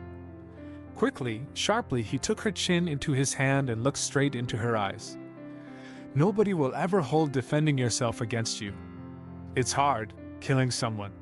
I never wish that knowledge, that burden, on anyone. But this is a hard world, Arya, and to survive we have to do things we don't like.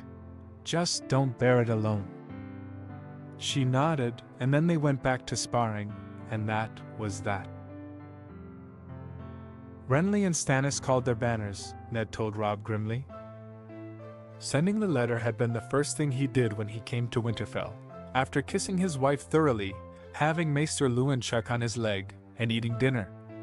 It declared the illegitimacy of Joffrey Baratheon and his siblings, along with the information on where and how he'd confirmed his suspicions.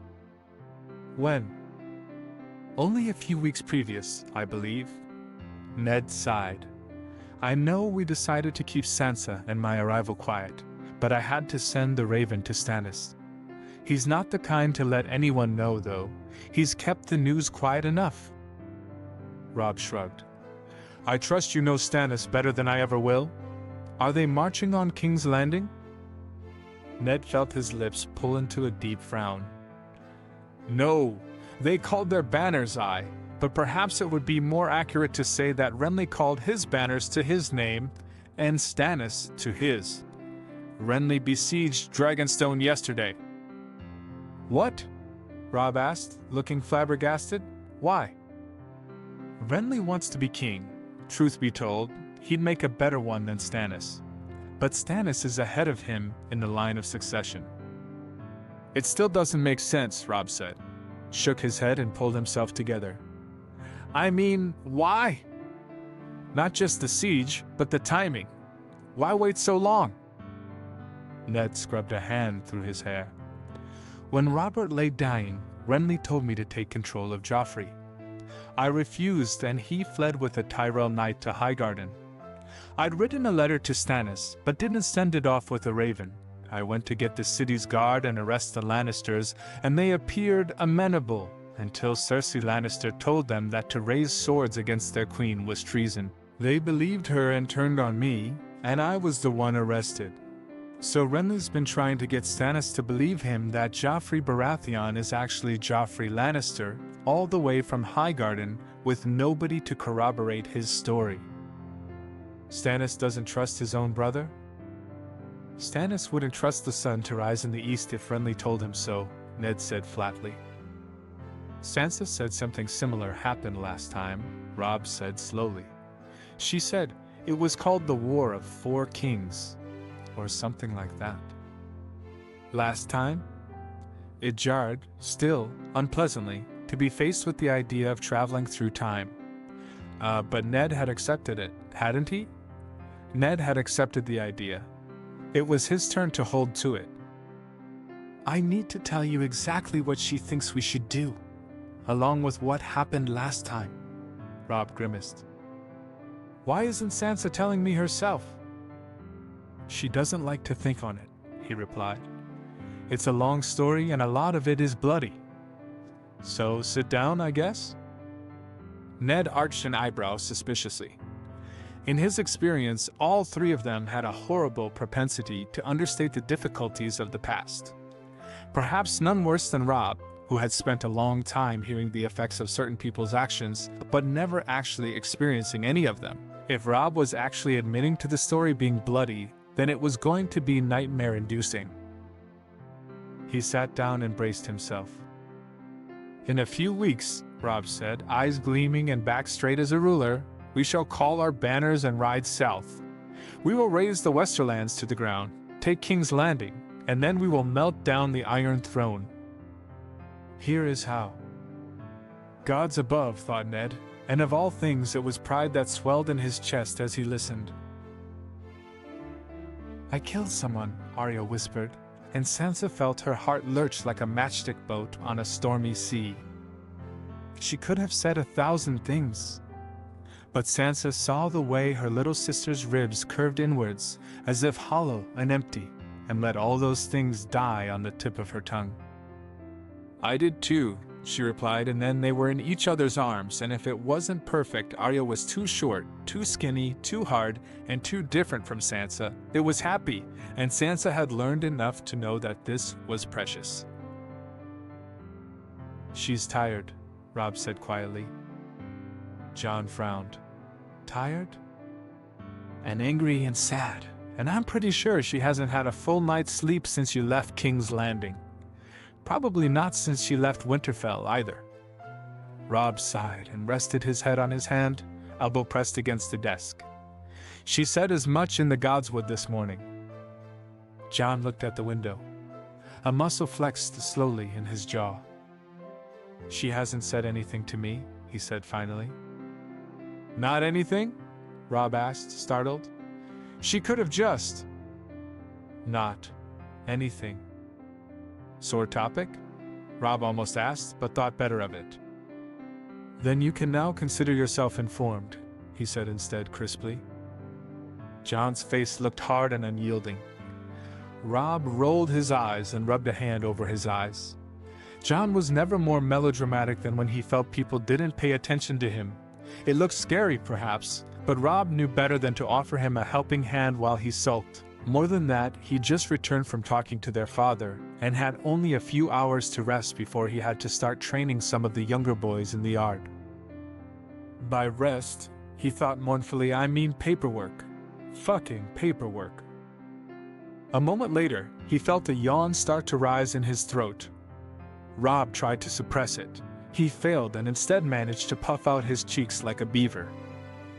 Jon let out a slightly stiff laugh and Robb glared at him. Shut up, you idiot.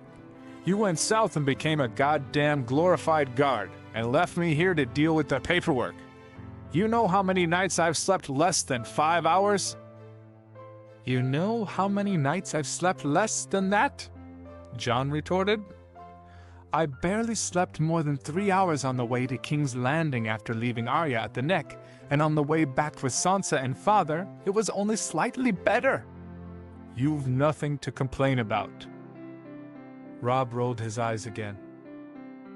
Jon braced himself against the desk and reached for some papers. After Robb nodded, there was nothing confidential there. He began to read them aloud. Marriage offer, he said, flipping through the papers quickly. Tax clarification. Death notice. Marriage offer. Marriage offer. Oath of fealty. Marriage offer. Grain allocation. Maria, how many marriage offers did you get while I was gone? Robb took one look at the incredulous look in his eyes and felt a laugh bubble up. This is all from the last month alone. Turns out people want to marry the heir to Winterfell. Who knew? Who knew? Jon mimicked. Who knew? Oh, it's so difficult for me. I'm the heir to the north. All the girls in 7 kingdoms want to fall at my feet. Get in my bed. Bear my children. Jon shook his head and tossed the papers back onto the desk. His levity faded as he looked straight at him. Robb, why am I here? Because I thought you'd know how Sansa was doing, Robb told him bluntly. Robb knew how he thought she was doing, and it was quite clear to him that Sansa was holding on to composure by threads that were snapping by the day, if not the hour. Already she'd lost herself in the Godswood to exhaustion. But Jon had said something of a red cloak and blood and death the previous night, right before the feast, and Robb was fairly certain that had Sansa actually killed someone, it would spell a bigger, louder, and ultimately more damaging reaction than any she had had so far. She seemed fine, he said at last, almost unwillingly. Sansa didn't say anything about being worried to me. On the road, she wasn't normal, but who would be after going through what she did? Robb frowned. I'm worried about her. She was so brave, you know, in King's Landing. The Lannisters made her write letters to me, and I'm pretty sure they were telling her what to write, so she used that code we made up a couple of years ago. Do you remember? I think so. Left-leaning is truth, right-leaning false, or something like that. Close enough, just the opposite. Robb dug through the paperwork and plucked a letter from Sansa, spreading it on the table to make it easier to see. When her letters lean to the right, they're true. When they lean to the left, they're a lie.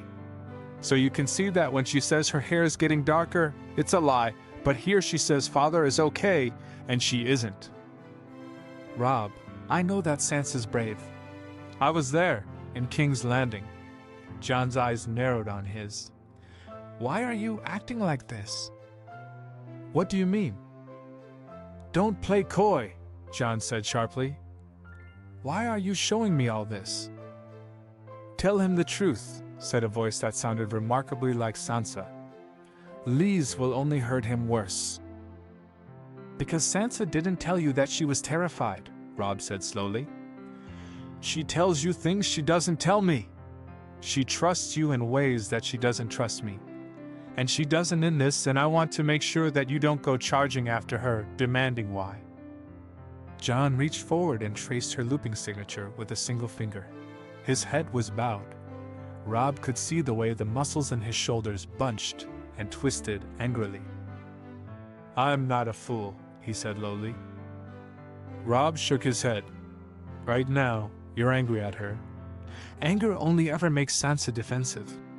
If you confront her, she's not going to answer you. I want you to know that before you tell her anything. Jon's eyes flicked upwards, meeting Robb's. His face was flushed a deep red. It was so strange, Robb thought.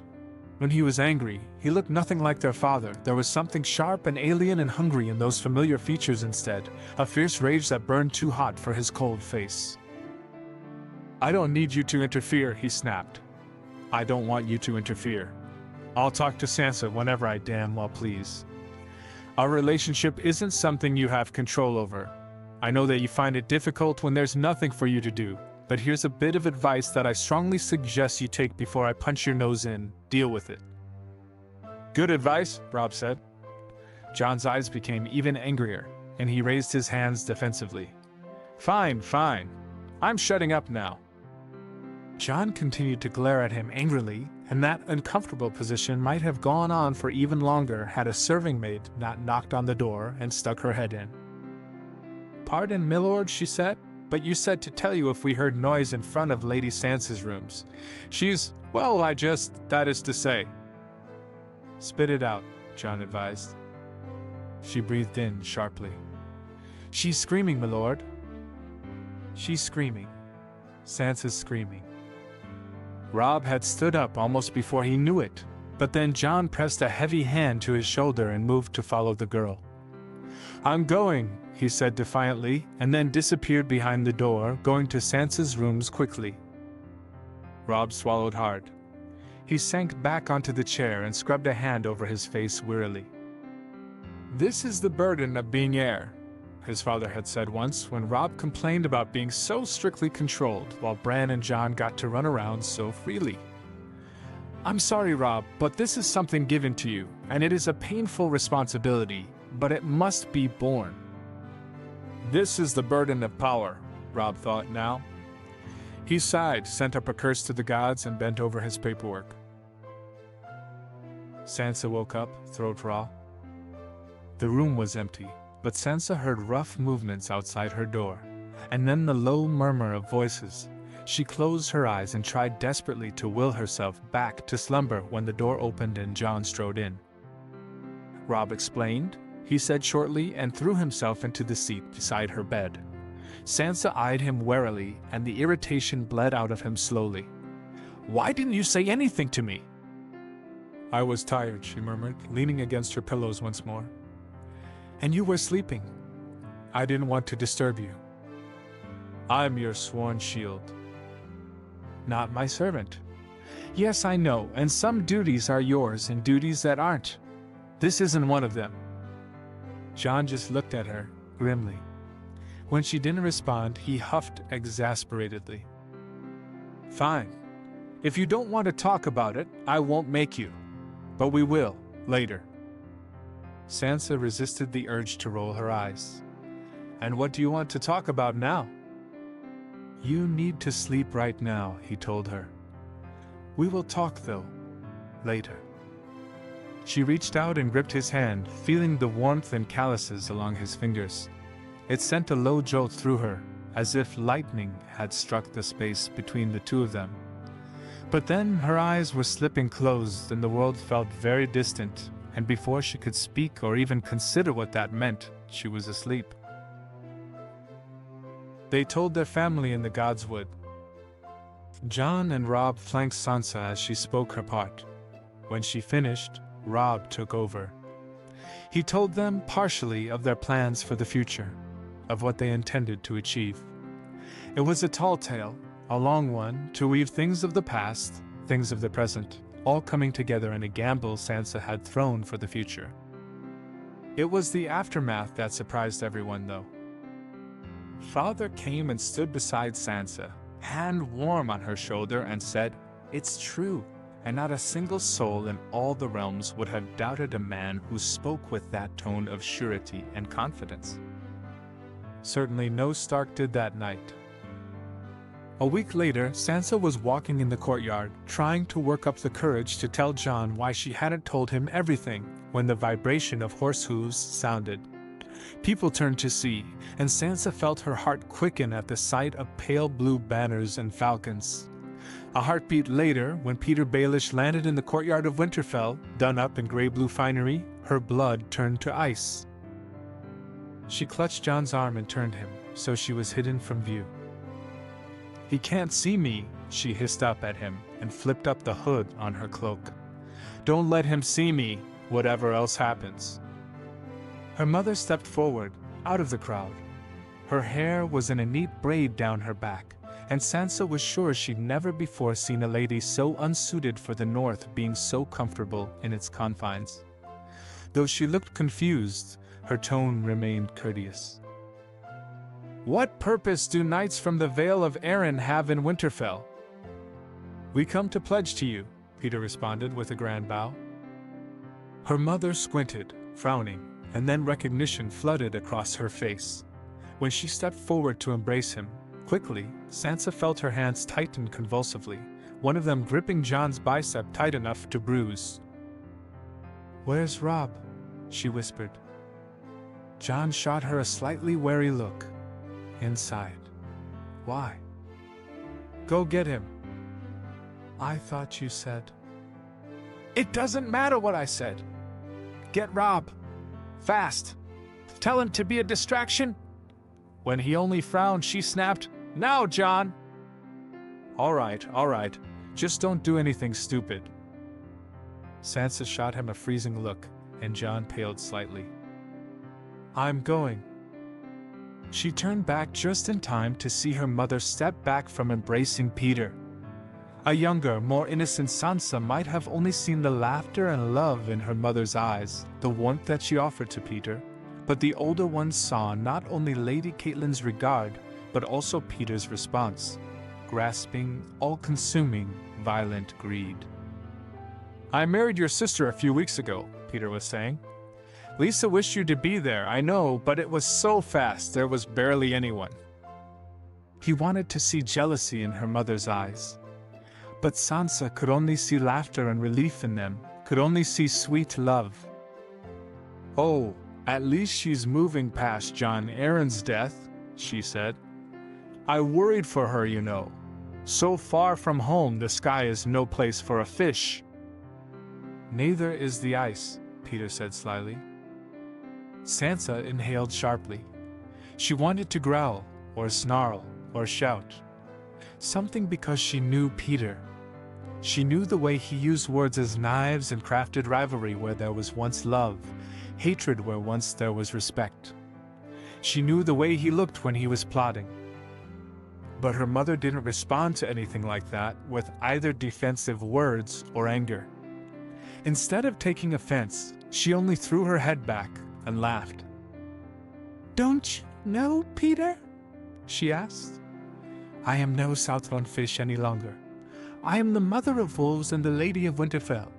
When Ned left for King's Landing, I even went to pray in the Godswood. If the girl from Riverrun had known what I would become, I'd have been horrified." Peter's amusement faded into something ugly and dark before disappearing behind a mask of sadness. Sansa frowned. "Of course," he murmured. I meant to speak to you, Cat. I'm afraid I bring terrible news with me." She cocked her head to the side. "Terrible news?" "A few weeks ago, we came across the body of a girl and a man in the Vale. Their throats were slit by men from the High Clans." He shuddered slightly, the girl's body. "I'm sorry to say this, Cat. I'm so sorry." "Peter," her mother began, sounding horrified. Peter continued, as if lost in numb shock. Sansa thought, uncharitably, that he had never before resembled a pickled frog as when trying to convey compassion. "She looks so much like you. As soon as I saw her, knew I had to come. Gods, Cat, I know you never wished it to be like this." "What?" "Your daughter, Sansa of the House Stark, and your husband, Lord Eddard Stark, are dead," he said quickly, spitting out the syllables. It was a masterful act. It was a beautiful deception. The lie was so carefully, wondrously crafted that her mother faltered in shock, mouth opening uselessly just long enough for Robb to stride out of the keep and into their conversation. "Mother," he said cheerfully, though it was obvious to anyone with eyes that he wasn't anywhere near so happy as he sounded. "What's going on? Who are these men?" "Knights of the Vale," she replied, still looking shell-shocked. In a startling breach of courtesy, she didn't introduce either of them to the other, nor look away from Peter. "What did you mean?" she asked instead. "Peter, you said you saw their bodies." "Mother," Robb said again, this time cutting her off and lifting his chin to meet Peter's cold gaze. "A pleasure to meet you," he said, sounding anything but. Jon slid beside Sansa then, and his hand on her shoulder slowed the racing of her heart slightly. "I told Robb that Peter wasn't to be trusted," he whispered into her ear. "Good," Sansa whispered back. "God's above Jon. He thinks that Father and I are dead. He thinks he can control Mother through that. I don't." She cut herself off when Peter started to speak. "My apologies," Peter said, sinking into a bill once more, this time noticeably shallower. "Lord Robb, I regret to inform you of the deaths of your sister and father." Robb faltered for a half-beat. The courtyard watched him closely to see what he would choose to do to follow his lead. He drew in his breath, shallowly, and then straightened to his full height. "That news could have been sent by Raven, and much faster," Robb replied flatly. "Now tell me what you're doing in my lands and in my castle, Peter, before I toss you out." "Robb," their mother snapped, but Robb didn't react to her censure. Peter took offense at that. Catelyn, is this the respect your sons have for you? This is the respect I have for men that enter my keep and refuse to tell me why, Robb shot back stiffly. Why are you here, and what do you want? You do not even feel anything for the deaths of your kin? The rumors are indeed true. There is no warmth in the blood of Starks. Enough, their mother said, trying to step between them. Robb, this is an old friend of mine from Riverrun, Peter Baelish. He married your Aunt Lisa. Robb was barely paying attention to her, it seemed, for he didn't spare her a glance nor allow her to finish. I will weep for their deaths when I wish, he bit out. I will mourn, but this is not that time. And for all that, it is not your right to advise me or take me to task. I ask you for the third and last time, Lord Baelish of the Vale, why are you here, and what do you want? Mother. He wants mother. It is all he wanted, all his life. I come to offer condolences on the deaths of your sister and father, Peter said slowly. He looked slightly shaken, Sansa thought. Shaken and startled against the unshaken confidence of Robb, who was just a boy. Good. I come to pledge the strength of the Vale against King's Landing and the Lannisters. We have bonds of blood tied to Catelyn, and will honor them. Do you?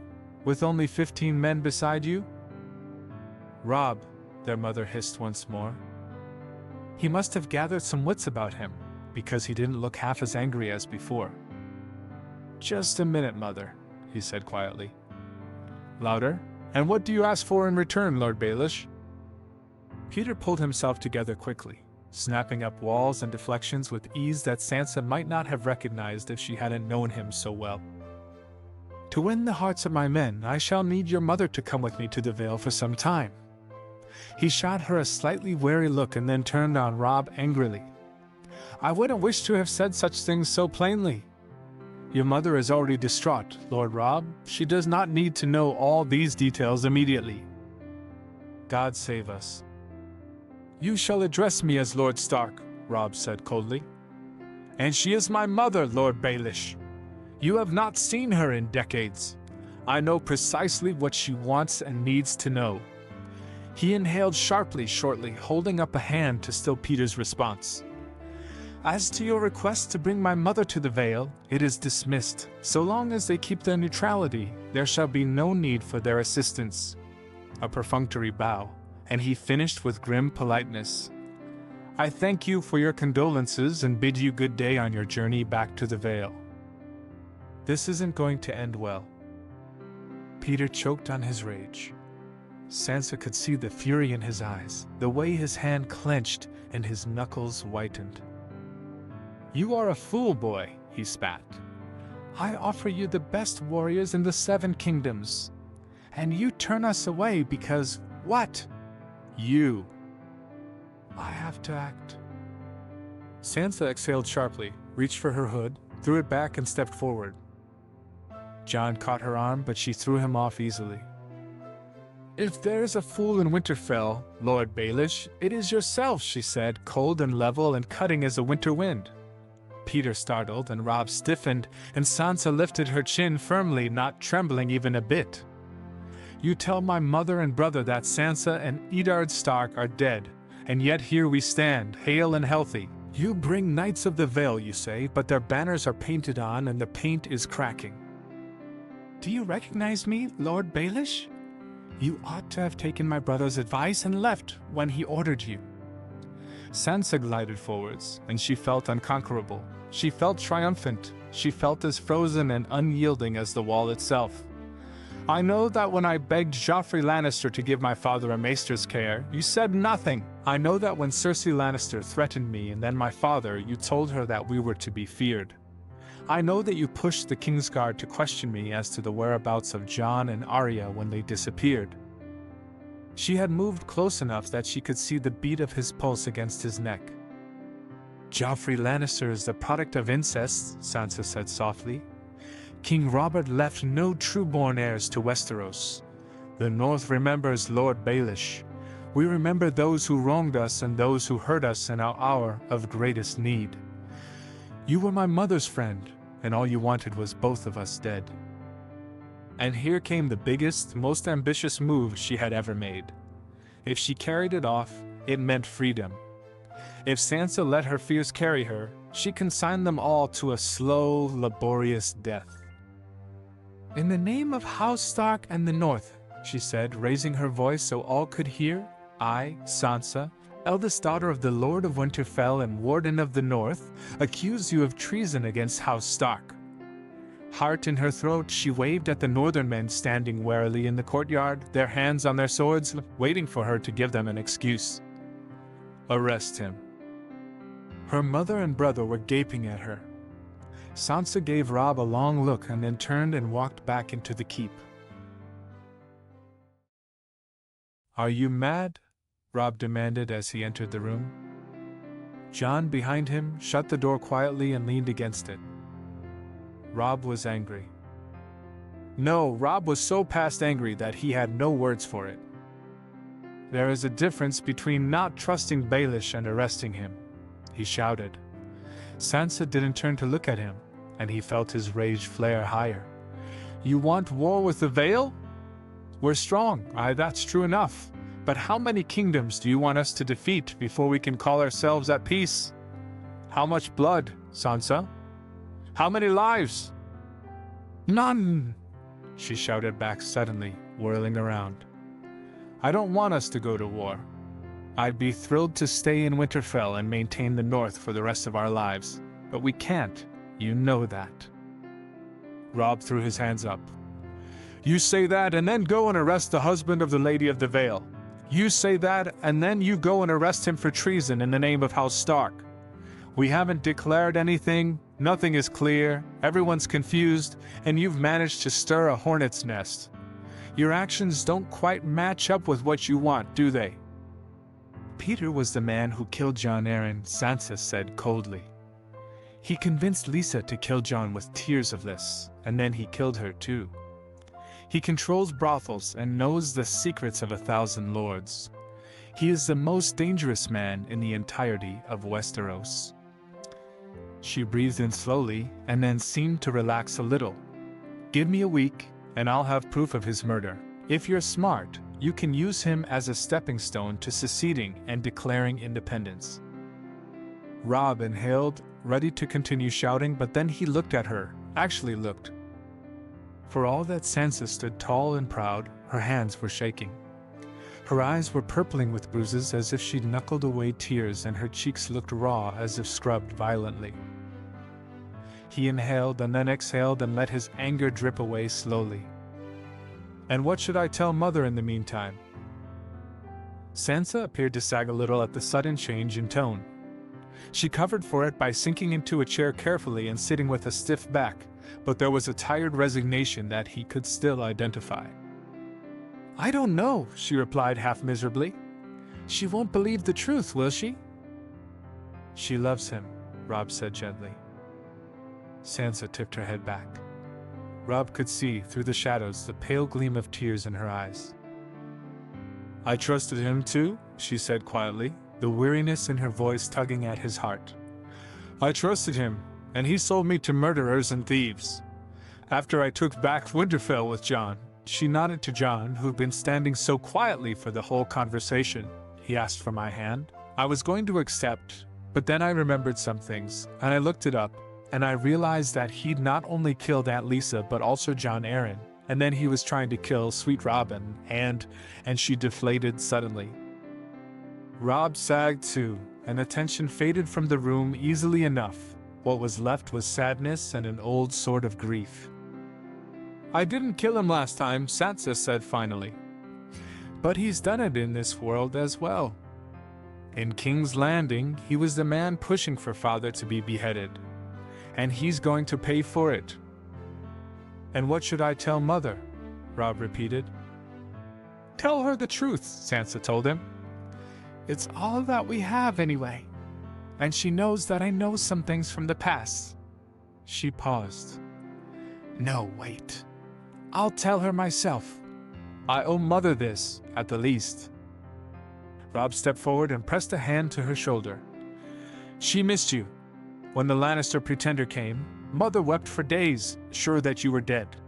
Don't think we aren't angry, Sansa, that he's playing on Mother's worst fears." "I'll tell her," she repeated, a hand over her eyes and face down. "Give me some time, Robb. I'm sorry, I didn't expect Littlefinger to come from nowhere. Things have changed." "Things changed because you and Father are safe," Robb said evenly. "I'm not angry about that. I'm not even too angry that you didn't tell me who and what Littlefinger is, because I know you haven't told me everything, but I do wish we had better planning. We have to be the ones acting, not reacting." "Letting him leave would have sent the wrong message," Sansa retorted. He sighed. "Aye, but this still rubs me the wrong way." Sansa relaxed slightly. Her eyes flicked from him to Jon, and then back again. After a moment, she lifted her chin and looked at him. It was a shadow of her normal, proud gaze, but it had Sansa's signature strength nonetheless.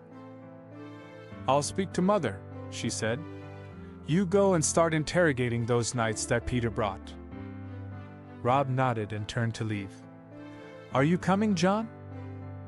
"No," Jon said after a beat. "You go on ahead. I think I need to talk to Sansa."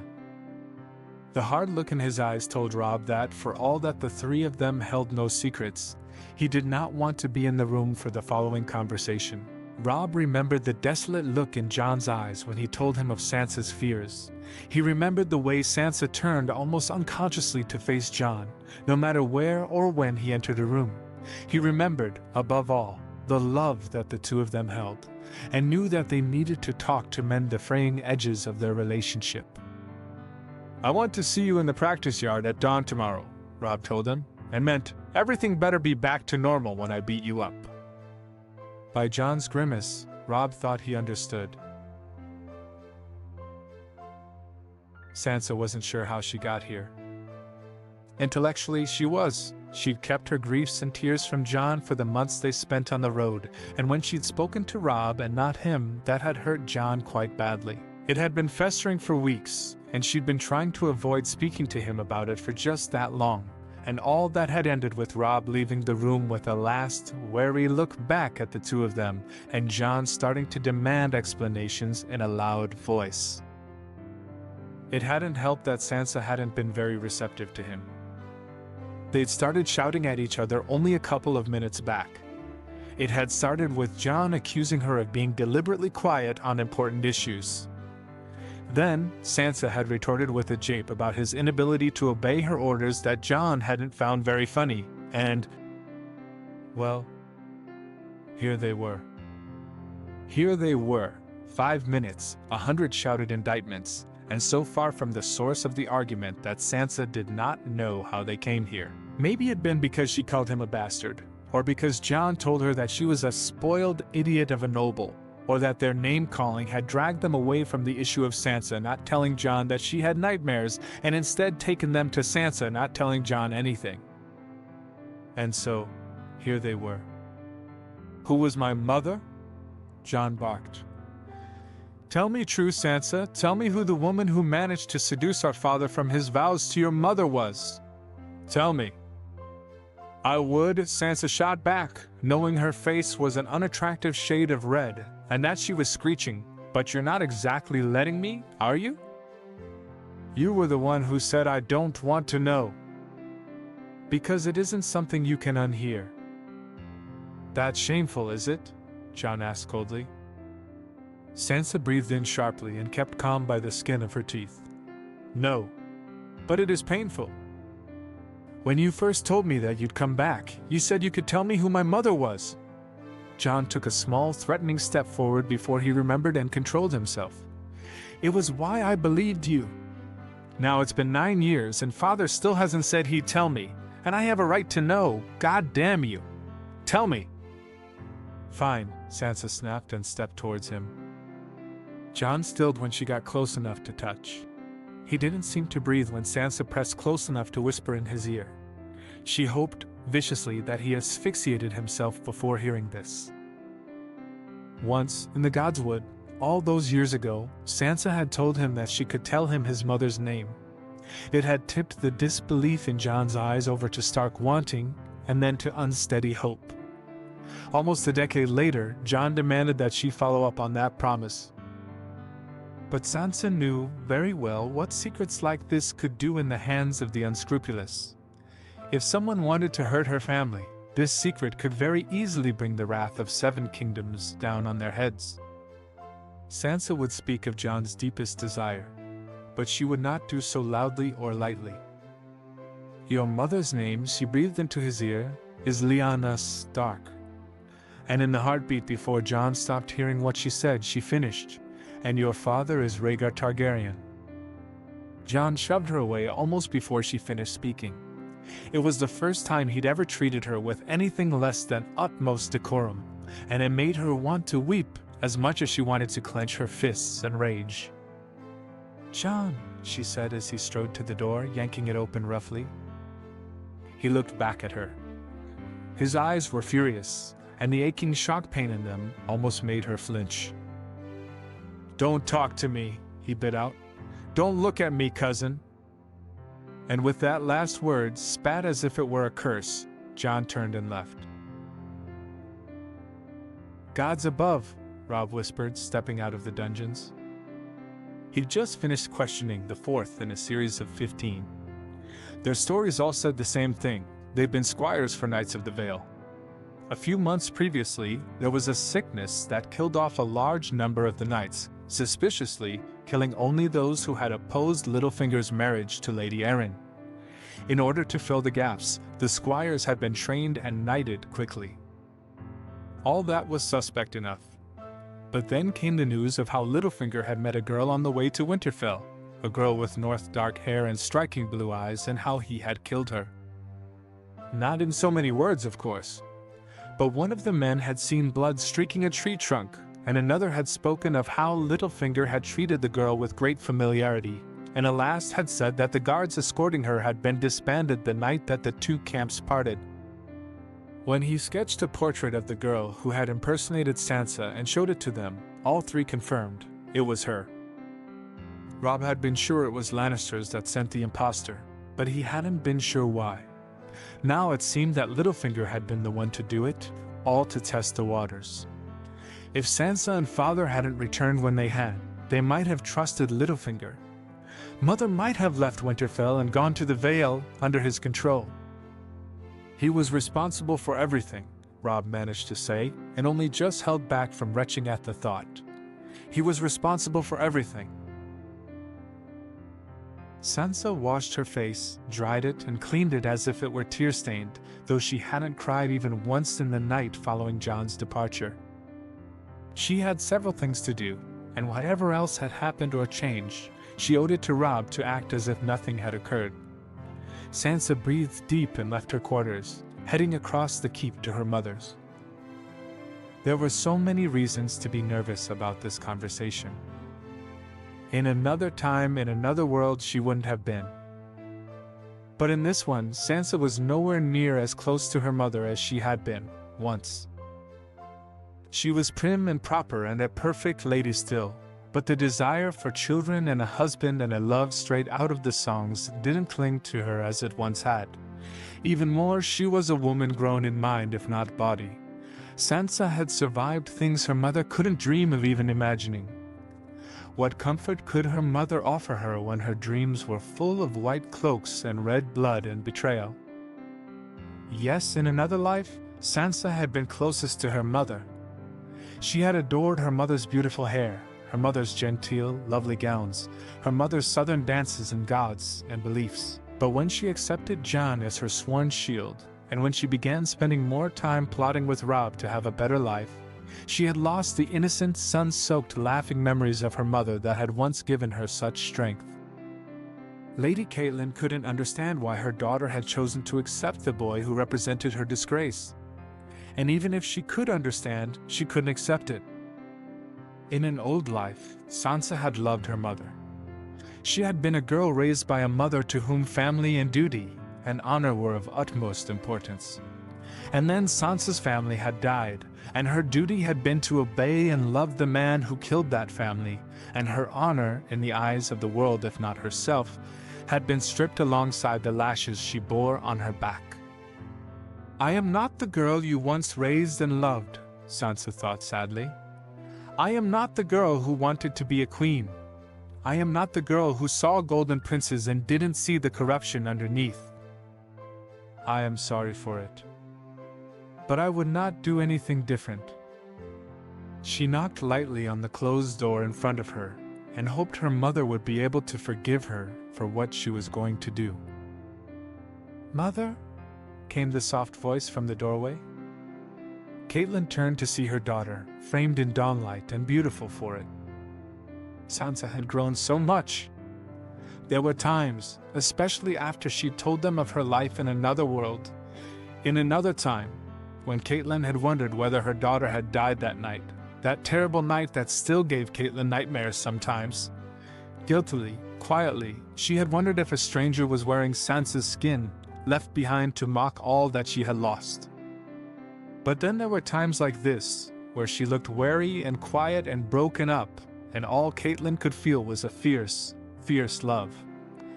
In the hallway, illuminated by the brilliant light and dressed in a white gown, Sansa looked less like a real person and more like a goddess reborn, all pale skin and sunrise hair and sharp, ethereal features. Seeing her, Catelyn could almost forget that she was furious. Sansa, she said, waving her in, did you need something? I wanted to talk to you. She hesitated and then seated herself on the chair. Is father going to be in soon? Do you want him to be? Sansa shook her head. I want to talk to you first. Robb told him about Peter yesterday. But I think, well, he was your friend before anything else. He is my friend, Catelyn said levelly. I know. Sansa hesitated. But he is not just that, not any longer. I would not accuse him of crimes committed in another world, in another time. Only those done here, and those are numerous. And I'm supposed to be grateful that you don't accuse him of crimes that live only in your head? Like what? She demanded. He convinced Aunt Lisa to poison her husband, Sansa said quietly. Robb said that he's pretty sure that he killed a large number of Vale Knights who didn't like his marriage to Aunt Lisa, and that he killed the Lannister pretender who came to Winterfell. One of those alone would have been enough to convict him. We have all three. Catelyn rose to her feet and started pacing. Do you have evidence of any of this? I have confidence in it, she replied, and I'll get the evidence. Don't doubt it. You're asking me to trust you, Catelyn said sharply. A 15-year-old girl against the strength of my years with Peter. And you don't even have a reason for imprisoning him. Sansa. Her daughter swallowed hard and then straightened until she was as cold and stiff as a blade. There was no emotion in her eyes, only an emptiness that reminded Catelyn of the ice fields of the Gift, empty and desolate and freezing, and yet hard, unbroken. A fierce sort of beauty, if it didn't kill you first. I love you. I've always loved you. You and I, Mother, we were the ones who weren't of the North. Once I loved you, dearest of all those here. I wish to become you. Her eyes remained level on Catelyn's, and not a single muscle shifted in her beautiful face. You raised me to be dutiful, to be honorable, to love my family. I learned that there is no higher duty, no higher honor than caring for that family. I know you trust Peter, but he is a monster and a death dealer, and I will see him dead for it. Will he have a trial then? Catelyn asked coldly. Or will you murder him for unknown sins in the backyard gullies of Wintertown? Sansa rose to her feet as well. I will send a raven tonight to Lady Arryn, she said. I will pretend to be Peter and ask for some clarification on the poison she used. Once we get her confession, we shall call our banners. I will have Littlefinger convicted in front of all the North, and when Robb takes his head, not a single soul shall call it vengeance. And what will happen to Lisa, if she is complicit in this murder? On my word as a Stark, Sansa said, soft as a raven's feathers, she will survive this. I wish to assure you of that. And she breathed in, and all her softness disappeared behind another, taller mask of ice. "And I wish to apologize, for you once loved Peter, love him still, perhaps, and this is going to hurt you. I am sorry for that. But only for that. Nothing more." Catelyn knew she was trembling, knew her rage was potent and freezing, knew that she had never been so angry at one of her children in all her life. "For my love of him, you offer condolences. Not for the dignity he is due as a man, as a lord." Sansa's face suddenly cracked open, all her calm reserve gone in favor of her own fury. "He stood beside Cersei Lannister while she questioned me as to where Jon and Arya had disappeared. He told her that father and I were traitors, and that traitors deserve traitors' deaths. He wanted me and father dead, and you stand there and defend him?" "What? But he said—" "He sent a raven," Catelyn heard herself say numbly. "After you told Robb that your father had been captured, Peter said he would try to protect you." "He did his level best to kill us," Sansa said flatly. She flinched at the words and then retreated to the desk, seating herself, searching for some sort of composure. When she felt she might not weep or scream or curse herself, she looked up at Sansa. "You are my eldest daughter, and are as a stranger to me. Who are you?" "I do not know." "I feel like weeping, Sansa, when I see your eyes. They are mine in color and shape, but they are so much colder than mine has ever been. And you were so young now, yes, but when you died in another world as well." "Oh, my poor, sweet, darling one. What did they do to you?" "What happened to you?" she asked quietly. "What did Peter do to you, Sansa?" "Not in this world, no. In your other one. What did he do that you hate him so?" Sansa shook her head. "There are things you don't want to know. Things that will only hurt you. I told you that I came back in time, and if I tell you all how I was hurt, you will not be able to sleep through the night." She smiled, gently, patronizingly. "Just know." Catelyn arched an eyebrow and sent her a look that she had perfected for Arya when she was being particularly irritating, or Bran when he was doing terrifying maneuvers, or even Rickon when he would not listen to any of the maesters. "You will listen," it said, "or you will face consequences." Sansa's mouth snapped shut. Catelyn hid a smile and kept her eyes narrowed on her daughter. "I am your mother," she said, and it was not sharp or angry or loud, just imperious. Just demanding. "I deserve to know what happened. You faced it, Sansa. I can bear listening to what you endured." "It is not a happy story," Sansa said, almost desperately. "Mother." "Tell me," she said, "and it was iron, it was steel, it was a Tully's honor and a Stark's ice and a mother's worry." Sansa bowed her head, red silk strands sliding over her pale face, and she began to speak. "Do you know what it does to girls, doing to them what you did to me? You tried to break me. You thought me an ivory chess piece, a fainting doll, a deadened specter. You thought that I would be as easily defeated as those who came before me.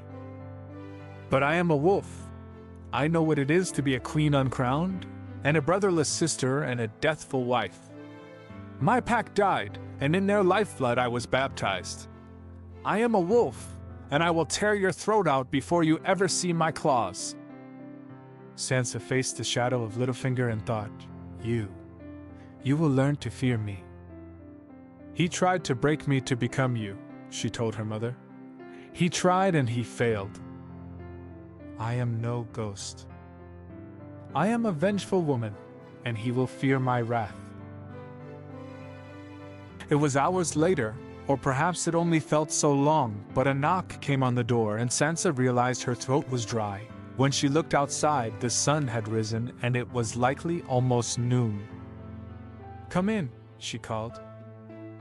Robb stuck his head in. He wore simple armor, and his red hair was mussed and sweaty. His eyes narrowed on their mother's tear-stained face, and then Sansa's own exhausted mien, and he opened his mouth, likely to ask what had happened. Sansa shook her head once, sharply, almost violently. "Don't you dare, you arse. Not now." He frowned but controlled himself. "Do you know where Jon is?" "No," Sansa said. "We fought yesterday. He was quite angry when he left." She felt her lips twist graciously. "If I had to guess a place, though, probably Wintertown." "Wintertown?" Robb asked. "But he never—" He paused, taking in her slightly shaking hands and red-scrubbed eyes, and shook his head. "What did you tell him that was so irritating?" Their mother sighed. "I believe I am needed in the kitchens," she said. "Sansa, I know that there are things you haven't told me.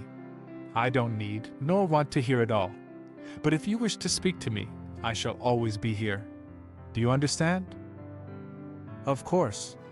I should have told you earlier, I think." She'd been afraid that her mother would see what had happened to her as a mark of weakness. Of uncleanliness, perhaps. Sansa could defend herself against such accusations easily, and on an intellectual level, she understood that she was blameless, but had her mother so much as looked at her with the slightest hint of disgust, she knew that a small, secret part of her would have been shattered. But there hadn't been disgust. Horror and anger, yes, twined together, but underneath it all, love. Only love. It had healed things inside Sansa she hadn't known needed healing. "I'll come to you if there's anything else," Sansa told her softly. Her mother nodded and left the room quickly. Robb looked between them and then shook the questions off visibly. She turned to face him fully and reached forward, catching one hand in both of hers. "If Roderick finds Jon, tell me. He deserves to hear an apology. And don't tease him about this. It's not kind. What he asked, how I answered, we are both in the wrong, and I need to talk to him about this. So, don't interfere?" Robb nodded. "I can do that easily enough." He smirked. "Jon told me about the same thing. Our problems are our own. Don't you worry about it."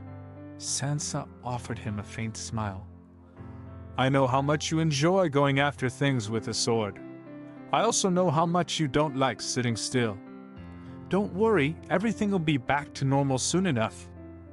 Between Jon and me, of course, but then you'll be a king soon too." She arched an eyebrow. "The southern armies will learn to fear us." His smile grew. "Winter is coming, Sansa, haven't you heard?" "Winter is coming," Sansa agreed, and her grin was full of teeth. "But we are the Starks, and we will survive." A few years ago, Theon Greyjoy had started visiting Wintertown.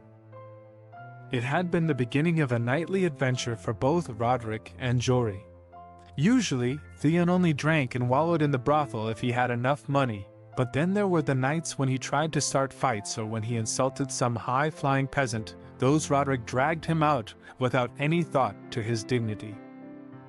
And then Robb had followed him. After that, it had been Jon. At some time, Roderick had started to bribe the guard at the gate so he could know when he had to head down to Wintertown and bring the idiotic boys back before they could get gutted by some back-alley orphan with large eyes and an empty belly. But for all that, the times he'd had to bring Jon Snow back from Wintertown could be counted on one hand. He'd made mistakes, just the same as Robb, but had always been more reserved. He tended less towards a blind haze that Theon favored and more towards the fine balance between happiness and shakiness that meant it wasn't obvious that he was drunk. Which was why this was startling, to say the least. Robb had sent him to find and bring Jon back to Winterfell. Roderick had laughed then to think that he'd find him trying to drink away his sorrows, but find him he did, sequestered at a corner table, head down on the table and a teetering pile of tankards around him. "Glared at anyone coming close," the innkeeper said, shrugging. "Didn't start any fights last night, though, so we didn't stop him." Roderick nodded and shouldered his way forward, leaning down and hoisting him up an arm over Roderick's shoulder, the other scrabbling weakly at the wooden grain. On the way back to Winterfell, he only threw up once. For how much he had drunk, Roderick decided he was impressed. For a boy of less than 20 years to hold his ale so well was nothing less than admirable. By the time they'd entered the keep, he had started drooping. Almost his entire weight was leaning on Roderick's shoulders. Roderick sighed and took him to the boys' chambers in the keep.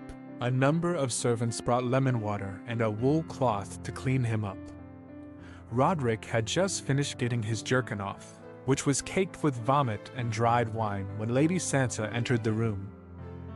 She swept in haughtily, red hair glittering like a beacon, and all movement in the room halted when they noticed her. She didn't look at Roderick or any of the servants, focused almost entirely on Jon. "Is he all right?" she asked, inflectionless, still not looking up. "Aye," Roderick responded. "He'll sleep for some time yet, but then he doesn't need any of you." It wasn't a question, but he treated it as one. "Aye." Her eyes lifted to meet his. "Then," she said, imperious as her lady mother, "get out." Roderick gaped at her. Lady Sansa was always a lady, unfailingly polite, sweet-tempered to even the worst-behaved squires, never even touching at impropriety. But this was the height of misconduct. And she leveled a look at him that would have ice. In that moment, she looked twice as scary as her father at his angriest, twice as terrifying as her mother in a temper.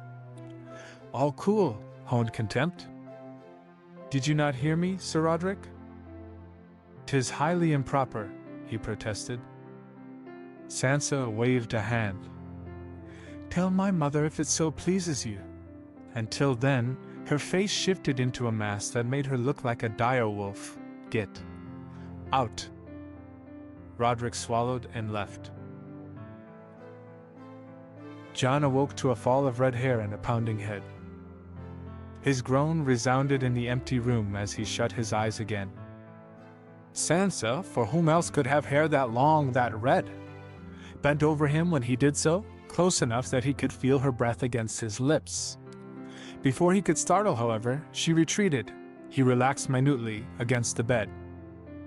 And then she threw water on him. Jon lurched upright, sputtering, just in time to see her set aside the basin. "What the fuck?" he asked, teeth chattering.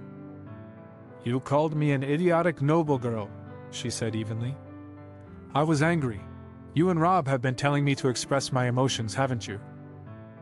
Jon searched for something to wrap around himself. When he couldn't find it, he straightened his spine and glared at her through an aching head. You shouted enough right then and there, didn't you?" His teeth clacked together against his will. Vainly, Jon reached for some tattered shreds of dignity. "No need to become vindictive." Her lips twitched. "You're finding this funny," he accused. "A little, yes," she murmured. "Oh, so it isn't enough to pity the poor bastard who didn't even know his own parents' names, parents being multiple, you have to throw water on him?" Sansa checked herself at that, hands stilling from picking at the frayed edges of his blanket and instead looking straight at him, blue eyes flecked with some emotion he couldn't name. "I've never pitied you," she told him, and her tone was not as sharp as he expected. "Not in all my life. I didn't love you once, but pity? Oh, you were too proud for that by half." Jon looked at her, stunned. "I'm too proud?" "Yes." Her hands folded neatly together in her lap. "Too proud, and too idiotic." Suddenly, he was furious. "Tell me what I've got to be proud of," Jon bit out. "Turns out my father was a rapist son of a man who liked to burn people alive. Turns out I'm a Targaryen. It's madness that runs in my blood, Sansa, not honor. Tell me what I've got to be proud of." Sansa's eyes shuddered. When he paused for breath, she asked coldly, "Are you finished?" "Aye," he grunted. "For now." "Then hear this," she announced. "Hear this, Jon, you are a Stark. When Rhaegar Targaryen lay with Lyanna Stark, the babe was born with gray eyes and black hair and not a hint of silver and purple. 2 houses' blood warred inside of you, and 'twas Stark blood, that one. 'Twas Lyanna Stark's blood that ran true, and gave you a face and a nature more stark than any of Eddard Stark's trueborn children. Jon felt his rage fade. The way Sansa looked at him, all faith, all belief, all sheer, beautiful trust, it sank into his ribs and warmed him as the best ale couldn't have. When Sansa whispered those names into his ear, he had felt like there was a pit in his stomach, yawing and baying for something to fill it, and he tried to fill it with drink and numbness, but it hadn't worked. Clearly it hadn't, for here they were, him in a damp shirt, the faint smell of lemons all around them, and Sansa offering him the first thing that managed to fill the hole. "Thank you," he managed. Sansa nodded once decisively, and rose to leave, he thought. His breath rattled in his lungs and he wanted, abruptly, desperately, for her to remain. A week ago, he might not have thought overmuch of asking it of her. But there had been something in the dim light of the Red Keep, and something more in the cave where he'd stumbled upon her. And then they were in Winterfell, and all Jon could remember was the aching, ballooning hurt when Robb, Vivs had told him that Sansa couldn't sleep, and well, he didn't know if they were able to go back to what they had been before they left Winterfell. More to the point, he didn't know if he even wanted that. And she was at the door, almost opening it. "Why didn't you tell me?" The words burst out of him, like punches. He flinched, waiting for her to start yelling as before, or worse, sneering, but instead she only stilled. When she turned around, there was only sadness in her face. "About the nightmares?" "About everything." Sansa seated herself again, staring intently at her lap. After a long pause, she began. "I killed Elin Payne," she said, almost soundlessly. "I was so frightened I'd killed a man before, yes, but never with my own hands. And if I stopped to think about it or consider, I started shaking. We couldn't afford those first few nights. We had to move so fast, so quietly, so I just tried to stop thinking about it. I was so tired by the time we slept anyway that I didn't even dream." Slowly, as if in a dream, as if his hand belonged to another, Jon reached out and caught her fingers in his. "And then father was ill," she continued. "I was worried about him. I was terrified for Arya. The Lannisters were still on our heels. And I couldn't, Jon, I could hardly think straight, much less consider telling you, because if I sat down and tried to handle everything, I'd break. And we didn't have time for it." Jon shook his head. "We'll always have time for things like that, Sansa. First blood is difficult. It's hard to handle even for trained men. You." "I'm not so much a shrinking violet as Robb thinks," Sansa interrupted. And that was Sansa at her sharpest, at her loveliest, all smooth-edged sapphire, but the edge honed enough to cut if you weren't wary. "I've been responsible for death before. It's never been easy, no, but this isn't my first, I promise you." "But you're still hurting." "Over everything.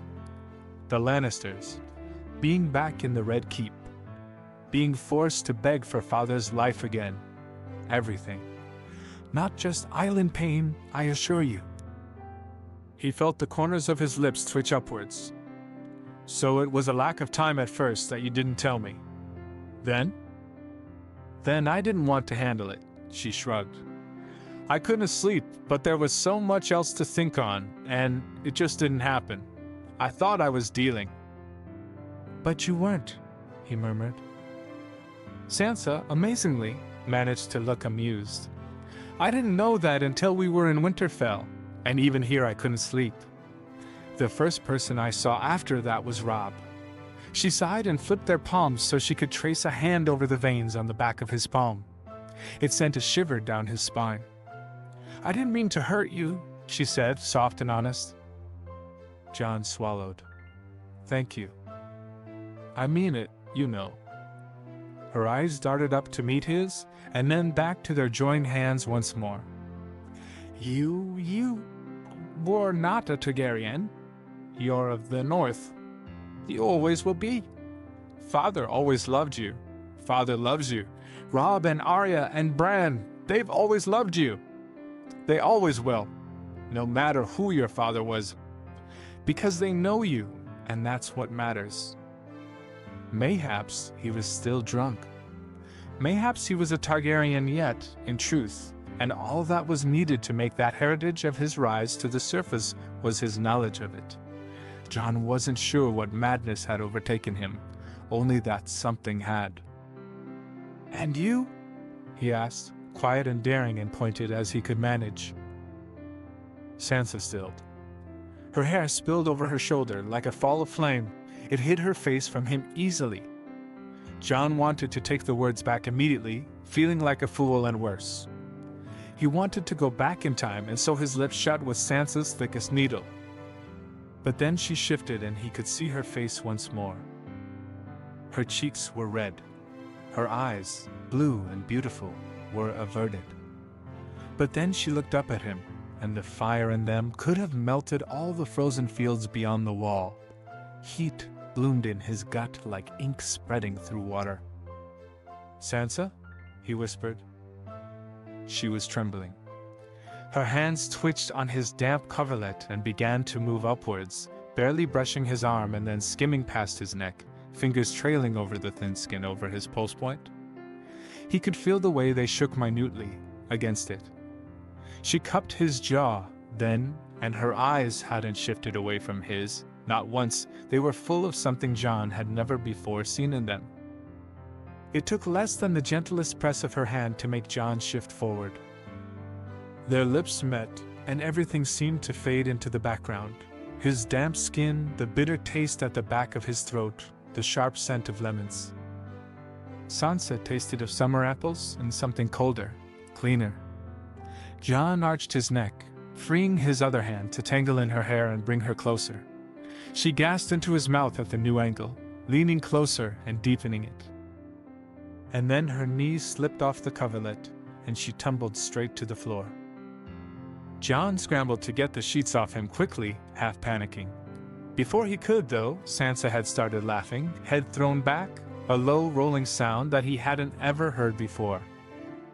Looking up at him through her lashes, she said, still snorting, "Gods, I thought I was unpracticed." "Don't be mean," Jon replied grumpily. He couldn't help the way his lips twitched, though. "No?" And suddenly, she was standing, and God's Jon knew he might regret it in the morning, but at the moment he knew he'd never been so breathlessly, hopelessly addled as when she looked at him so steadily, so heatedly. "I suppose I have to make it up to you, don't I?" Jon reached out and tried to kick his feet free of the coverlet. The only thing that happened was that he got more hopelessly twisted in them. She smiled at him then, eyes glittering with amusement, so sweetly he was sure he'd combust on the spot.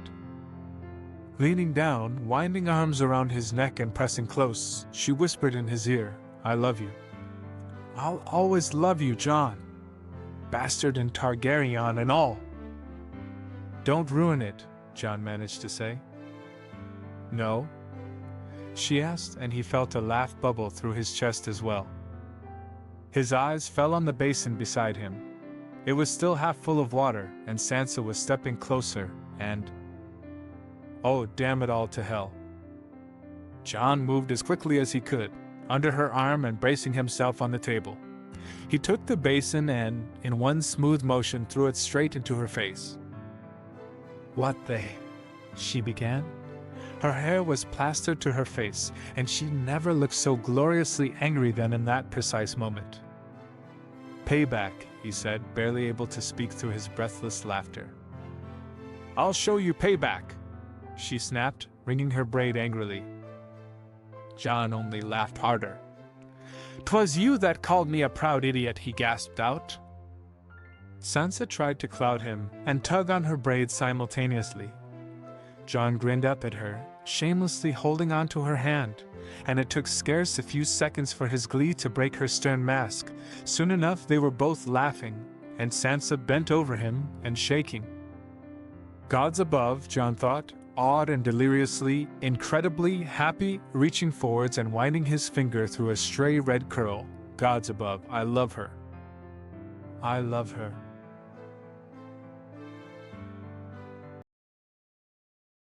Chapter 4, Bolton. Summary. The girl who'd almost fainted at speaking to Tommen was decidedly more vicious when faced with true danger in the form of an army. You stand here, Lord Baelish, accused of the following crimes. Sansa felt her hands clenched together in her lap. She wore gloves, however, and amidst the heavy northern furs around her shoulders, nobody would be able to see the tension thrumming inside her. Jon stood behind her, and his presence steadied her as much as it made something low in her belly twist with heat. Focus. The murder of Jon, Lord of the House Arryn, of the murder of 7 knights paramount of the Vale, and the murder of a girl in your employ who visited Winterfell. You are further accused of hiring Vale mercenaries and sending them outside your own territory, which is a crime as stated by the laws laid down by Robert Baratheon. Her father straightened. How do you plead? Peter looked over them. He was slightly disheveled from his imprisonment, but only very superficially. Sansa looked closer and thought that he was trembling. Not guilty, he said. Sansa let her spine straighten minutely and then checked herself. It wouldn't do to look too eager. But father only nodded to the scribe, likely ensuring that this bit was being written down, and then called up a number of the hastily knighted men that Peter had brought with him from the Vale. We shall start with the charge of murder of the girl, he said. Sir Godric, please stand and tell us what you saw when you were in the neck. The knight was very pale, Sansa thought, and very young. His hair was dark and fashionably cut, and likely he hadn't ever thought about anything other than being a knight with as much acclaim and fame as Loras Tyrell. Had she been younger, she might have swooned over him. Now she only felt pity. His story was stumbling, unrehearsed. Sansa heard about quiet knives and the color of blood on snow and the choking, quiet cries of a woman whose only crime was looking somewhat like a Stark. Her hands trembled, and even she didn't know whether it was out of outrage or fear. Then she felt Jon's hand creep from his grip on the back of her chair, upwards until his fingers curled over the very tips of her shoulders. Sansa fancied that she could feel the warmth through even her furs. It forced the chill sinking into her bones to retreat, at least. When his story was finished, the other northern lords had the opportunity to ask questions. That was how things worked in the north. When they were convicting lords, Sansa remembered faintly from the time the northern lords had converged on Bear Island for Jorah Mormont's trial. Each lord asked one question to each witness, and declared their allegiance to the person on trial with either a simple or a difficult question. Littlefinger could speak at the last, not question any of the witnesses, but give his own view of the events. Sansa kept herself still through a force of will as the questioning of each Vale Knight continued. It was a tedious process, taking almost the entire afternoon. That serves as evidence for the murders of the Vale Knights Paramount and an unnamed girl, her father said. Now, we shall present the evidence for the death of Jon Arryn, Lord of the Vale and Lord of House Arryn. At that, Sansa rose to her feet. Jon's hands fell away from it, and she felt the loss of pressure closely. But then she was passing her father, and he nodded to her with such steady confidence that she felt a smile curl over the edges of her lips. Chin up. My lords, she said in greeting. Some of them nodded in response. Others looked irritated to have Sansa speaking too young, some thought, or too female. Sansa raised her chin as proudly as she could. If they underestimated her, it could only help. When Lord Baelish entered Winterfell, it was I who told Stark men to arrest him. She started, and then paused, letting her eyes meet each of theirs. Only then did she continue. When I was in the South, when I was a prisoner of the Lannisters, I heard many things, many secrets. Most I ignored, but even the most ridiculous lies have some source of truth in them. One of these had to do with Lord Baelish. What happened to your hair? Peter asked suddenly, sharply. North, dark or tully red? One of the guards shifted, and the scrape of his spear against the ground was enough to make Peter's jaw close automatically. You don't ask questions right now, he said sharply. Sansa kept her back to him, ignoring him as expertly as she could. I heard that he killed Jon Arryn, she said softly.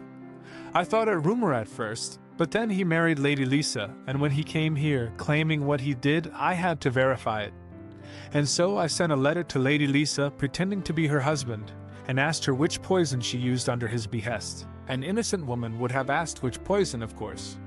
She tilted her head. The raven she sent back not only gave the name of the poison, but also the bottle itself.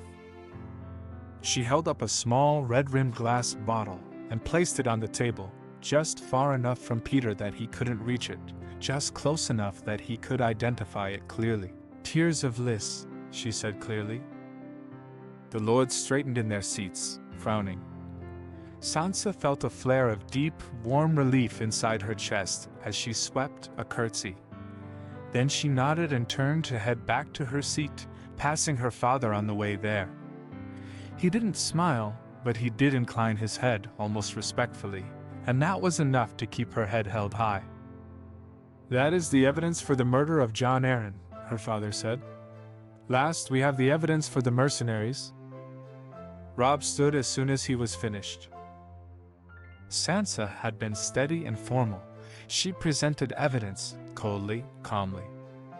But she didn't know these lords. She hadn't spent a year speaking or yelling at them. Robb had. "I am different from you," she had told him. "Stand tall, Robb, and use the tools that they've given you." "I understand that there have been several complaints of mercenaries south of White Harbor," he began. "They were numerous enough for Lord Manderley to ask for an extra contingent of troops." Shocking, Sansa thought dryly. The Manderleys were known for being proud and staunch lords, rarely asking even the Starks for help. For Lord Manderley to have actually asked for more troops, the problem must have been truly troubling. Which every last lord here knew. These riders were captured and questioned a few weeks previously by Lord Manderley, Robb continued. Though they personally did not know who had hired them, they gave the name of a low lord in the Vale who handled the vast majority of their finances. After some cajoling, the Vale lord gave the name of the man who had given him the gold to pay for the mercenaries. He turned, arms spread wide like a bird's outstretched wings. The paper in his hands, one of so many that would damn Peter to the deepest hell, fluttered like so many feathers. "You have learned to be dramatic," Sansa thought, and it was 2 parts proud, 3 parts sad, and another part that was altogether too sharp-edged for her to name anything but shame. "He named Peter Baelish, recently married into the House Arryn," Robb said, and there was nothing of triumph in his voice. "He sent paper correspondence between himself and Lord Baelish, some of them dated before even his marriage. The letters contain instructions to take money from the Iron Throne and hire sellswords riding through Vale. The letters contain instructions to send these sellswords to the north. The letters, my lords, the letters contain instructions to find a lean man with dark hair and gray eyes, whose leg is injured, and a girl with the same north dark hair." He paused. Even Sansa, who knew the truth, who had pledged everything to unseating Peter already, felt breathless, felt caught up in the web of rage and lies that Robb was spinning so effectively. Robb turned, and his eyes caught Sansa's for half a heartbeat before he lifted his chin and faced the lords coldly. "The letters said to kill them," he finished. There was silence for scarcely a moment before Lord Umber began shouting. And then the others were standing, raging, reaching for swords to strike the traitor's head from his shoulders. Sansa glanced at Peter and saw that he looked paler than ever before, the line of his throat taut and stiff. "You tried to kill me," she thought, and it was bitter, it was vindictive, it was hateful. How does it feel to be on the other end of the sword? Jon bent his head over her chair when the roars reached a fever pitch and whispered in her ear, "You were wonderful." "Not over yet," she murmured back, and knocked her head forward just slightly, so the side of her scalp slid over his cheek as he pulled away. Jon felt the cool silk of Sansa's hair slip across his cheekbone, and he would have shivered had he not been in front of so many people. He had never seen someone so lovely as when she had stood in front of all these powerful men, This girl who hated the feeling of steel but learned to swing a sword. This girl who had fear living in her bones and a courage that ran even deeper. This girl who was born to be a ruler, born to be queen. "'Tis time for Lord Baelish to defend himself," a guard called out, voice rough and just loud enough to be heard over the rage of the lords. Baelish rose to his feet unsteadily. Jon might have believed it had he not immediately regained his balance. If he was trying to gain the sympathy of the lords, however, it was to be a futile attempt. There was nothing of kindness in any of their eyes as they watched him, eagle-eyed. "I pledged myself not guilty," he said. "I stand by it. My lords, I know not what these knights claim. Perhaps they think that if the position of Lord Arryn is open once again, they can lay claim to it. They are young, my lords, and they are foolish. Who trusts a child's eyes on their first hunt? Who trusts the motivations and greed of sellswords?" His shoulder lifted half gracefully. "And of course, wherever I came from, I am now Lord Arryn. My lady wife would be most displeased to see my head. And how many kingdoms can the North make enemies of?" "The Westerlands, the Crownlands, if the Vale joins them." Lady Catelyn stood then, and she stood tall. She stood proud. "None," she announced. "Upon hearing Lady Arryn's confession, we sent ravens to those lords who hadn't agreed to bend the knee to Lord Baelish. Lord Bronn's Yohn Royce agreed, after further negotiations, to keep the Vale's neutrality if and when Lord Baelish's head was sent to the Eyrie." Baelish went white. He stared up at Lady Catelyn, and the betrayal Stark on his face ached as much as it made something animal in Jon's chest crow. Then, moods abruptly switching from shock to rage, he snarled, "She is your sister." "She is," Lady Catelyn acknowledged. "And as we speak, she yet keeps her head. She is my family, Peter, and so I will protect her. But she killed her husband. What honor, what duty is in that?" She shook her head sadly. "She is to be stripped of her title of Lady Arryn. Lord Royce's men are escorting her to Riverrun, and her son, Robert Arryn, shall be fostered at Runestone until he comes of age. And so the Vale shall be glad to take Lord Baelish's head." Baelish's fists clenched. "Does our childhood mean nothing to you?" "It meant everything to me," she said sadly. "But then you sent a raven telling me that you would protect my husband, my daughter, and you instead tried to kill them. Did you think I would have any love for you after that?" She was shaking, Jon realized suddenly. She was shaking, and though no tears ran down her cheeks, there was a grief as vast as the wall on her face. "You loved him," he thought. "You loved him, and he betrayed you, and you cannot even weep now." It was sad, but if the story ended right there, Jon would never mourn it. Not when he knew what Baelish went on to do. Not when he knew that this man was capable of throwing entire kingdoms into chaos simply for vengeance, for greed. But that did not mean he did not pity Lady Stark. It ached to have to choose, he thought, no matter how easy that choice was. After a moment, she turned and left the room. Arya followed her out, sending a sharp glare over her shoulder, and the anger in the room ratcheted higher. Lord Baelish? His father? No, not his father, not according to Sansa, and that ached every time he thought it, asked, "Do you have anything more to say before we determine your fate?" "Yes," he hissed, looking crazed beyond all control, looking so angry and wild that Jon almost placed his hand on his sword. And then Baelish turned to Sansa, and when the rage shifted into an ill-fitting mask of sly contempt, Jon actually did straighten, resting a hand on the pommel of his sword. "So the lords of the North take their cues from a Southron girl as changeable as the color of her hair," he snarled. "A girl who could hardly speak in front of the Lannisters. A girl who bargained for her father's life and won it," Sansa interrupted steely. She rose to her feet, and Jon felt the force of her fury, quiet and as surprising as an autumn storm. "I am the eldest daughter of Lord Eddard Stark," she said, and it rang in the room as only truth could. "I am the daughter of Lady Catelyn Stark. I am the daughter of the North. and whatever accusations you have against me, Lord Baelish shall have to be spoken to be addressed. We Northerners do not jump at shadows. No? You arrested me in the name of House Stark. He grinned, triumphant, teeth a cut of bone across his sharp face. Answer this, then, Lady Sansa. What man can commit treason to a house not of royal blood? How can I commit treason against House Stark, when House Stark holds no crown? Which king ought we await? Sansa shot back.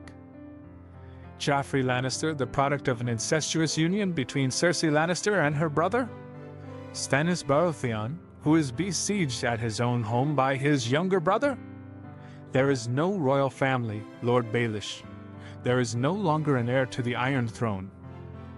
There was a long silence when Sansa had finished speaking. Jon could see the way her hands clenched in her skirts, the leather of her gloves crinkling angrily. She was tensed, every muscle in her back tensed. Treason. The lords were angry, they wanted blood, but treason was another crime altogether. Where was the honor in it? And then Robb rose to his feet. He stepped behind Sansa, hands resting on her shoulders, before he moved to bracket her side.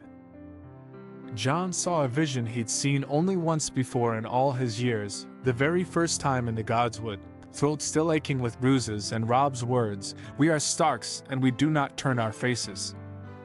It turned Sansa's face harder, wolf-like and sharp. It made all Robb's laughter fade into a look as flat and cold as a snowstorm. We are Starks, and we are wolves. We bent the knee to the Targaryens only when Aegon the Conqueror brought 3 dragons with him, Robb said fiercely. But where are the dragons now? Where are the Targaryens now? Dead, the room hissed. It seized with it, the black rage twist of treason, a storm of lightning and swords rising with each breath exhaled, with each understanding, sympathetic brow lightening.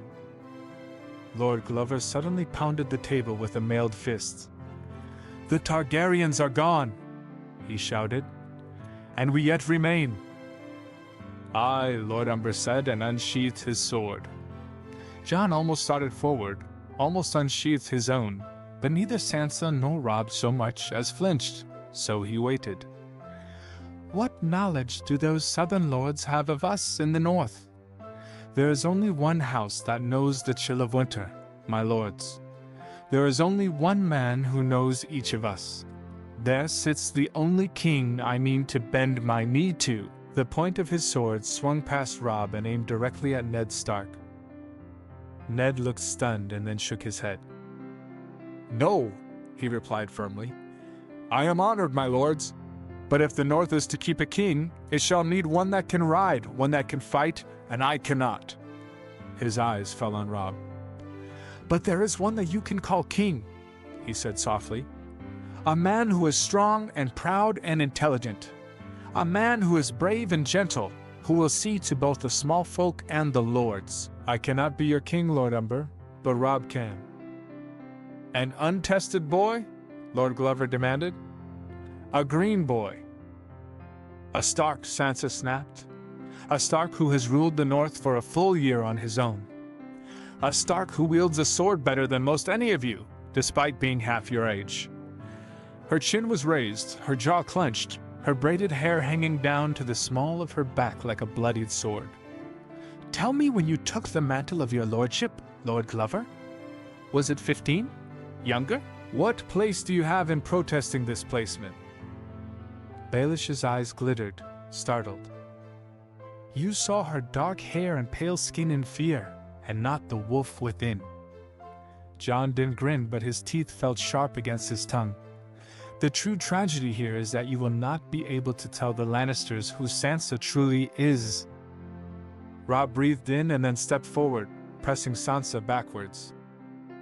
"Winterfell needs a lord and the North needs a warden," said Robb, "but we are also in need of vengeance. Jory Castle and 20 guardsmen, 20 good, honorable guardsmen, were killed for the Lannisters' fears. Their families sit in this hall, baying for blood, for vengeance, and I know only one thing to say: those who have hurt us will bleed. For every Stark man killed, we shall take 10 of theirs." He nodded to Lord Umber's still, unsheathed sword. Call your banners, my lords, and we shall ride south. We shall raise the Westerlands to the ground and give the Lannisters a taste of northern justice." Lord Umber's face twisted. Slowly he knelt. "By your blood, by your father's blood, I swear my sword and my men's swords," he announced. "The king in the north." Then the others were raising their swords and shouting, and Jon felt as if the skies themselves had bled open, sending down these roars, these men. The old gods, perhaps. All he knew was that there was a storm that night in the great hall of Winterfell, and it tasted like lightning and ice. That night, Sansa slipped into the dungeons. Peter had been escorted from his relatively comfortable room in the keep to the dungeons after the lords declared Robb king. Sansa had watched, and she had felt a fear thrum against the back of her throat like a harp's strings. How could she protect him when he pledged himself to the North vengeance? But she would. Sansa would do what she had to do, as she always had. In the night, when the shadows curled like black fingers over Winterfell's stone walls, Sansa would allow herself to be selfish as well. Jon was with Arya, sparring in an attempt to relax. Robb and their father were going over the details of his kingship. Their mother, Bran, and Rickon were in her chambers, trying to comfort her. She was still infuriated over Peter's duplicity, still mourning over his betrayal. Sansa had refused supper in favor of spending time with her. But after Bran and Rickon tumbled into the room, she left and headed down to the dungeons. There were 2 guards at Peter's door. Sansa threw back her hood and stepped into the lamplight. "I wish to speak to him," she said. They exchanged wary looks. It made her heart tighten, made blood rush in her ears. "Open the doors," she told them flatly. "If you've something to take up, ask my brother. Or my father if it bothers you that much. But before then, you shall open these doors." One slightly taller, a little older, finally sighed and reached for the handle. "If you wish us to enter," he said seriously, dark eyes sharp in his face, "then all you must do is scream. We shall hear you, my lady." Sansa thought of the knife in her shoe, the way Peter's hands were thin and chapped from the wind, the cold promise she would give him. "Tonight, I am no lady. I am a wolf." Peter would see what he hadn't, and she knew that this room would be where she killed him, at the last. There would be no need to take his head if she stripped him of everything he prided himself on first. "Of course," she said serenely, and entered the cell. It was damp, and cold, and dark. There was a single grate set high in the wall, but it let in only a faint sliver of moonlight. The only way she could see anything of Peter was through the candles she herself brought with her. "So the little dove decides to visit at the last," Peter croaked. When he shifted to better see her, chains clanked. "Tell me, how does it feel to be surrounded by northern savages once more?" "Tell me how it feels to be in chains," Sansa replied calmly. "Tell me how it feels to know that your plots have been uncovered, and that over 15 years of planning and conniving have been rendered useless by a girl younger than that. Tell me how it felt to be under all those judgmental eyes in a hostile court, Lord Baelish, and then I shall answer your question."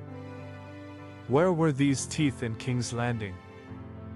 Cersei Lannister would have killed me if she thought I was any kind of a threat. She shrugged. "I am a survivor first.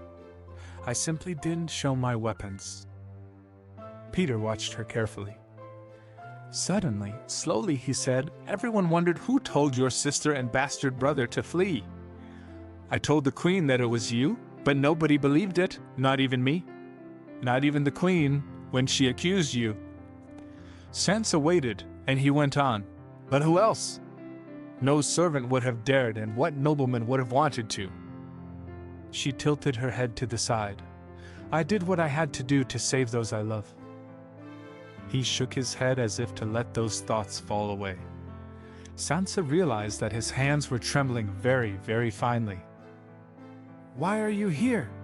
he asked hoarsely. "Because I wanted you to know that I'm the reason you're going to die tomorrow," she murmured. The girl Cersei Lannister, did not believe I could kill someone." "Aelin Payne," he whispered, horrified. It was you who killed him." "I will not swing the sword," Sansa told him, ignoring his words with ease. "But I shall ensure that one remembers you." "All memory of you will disappear. Who shall remember a petty lord with ambition enough to rise high? What will they ever say of you, but that you were found and silenced by northern honor, northern steel? You shall be as dust."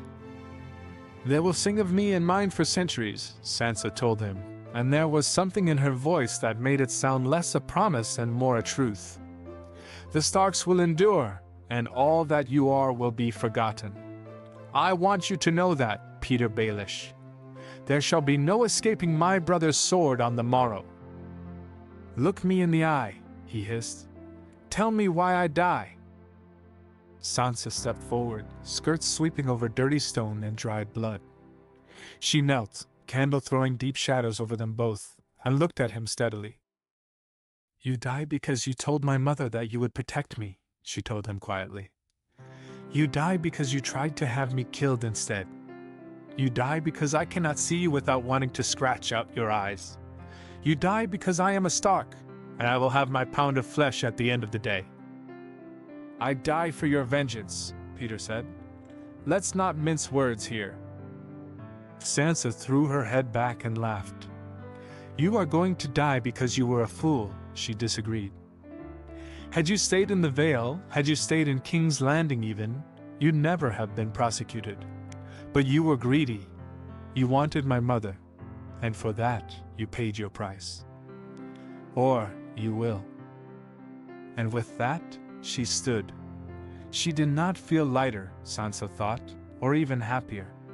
But the chill in her chest and the tips of her fingers didn't ache, and her arms felt loose and light against the rough wool of her gown.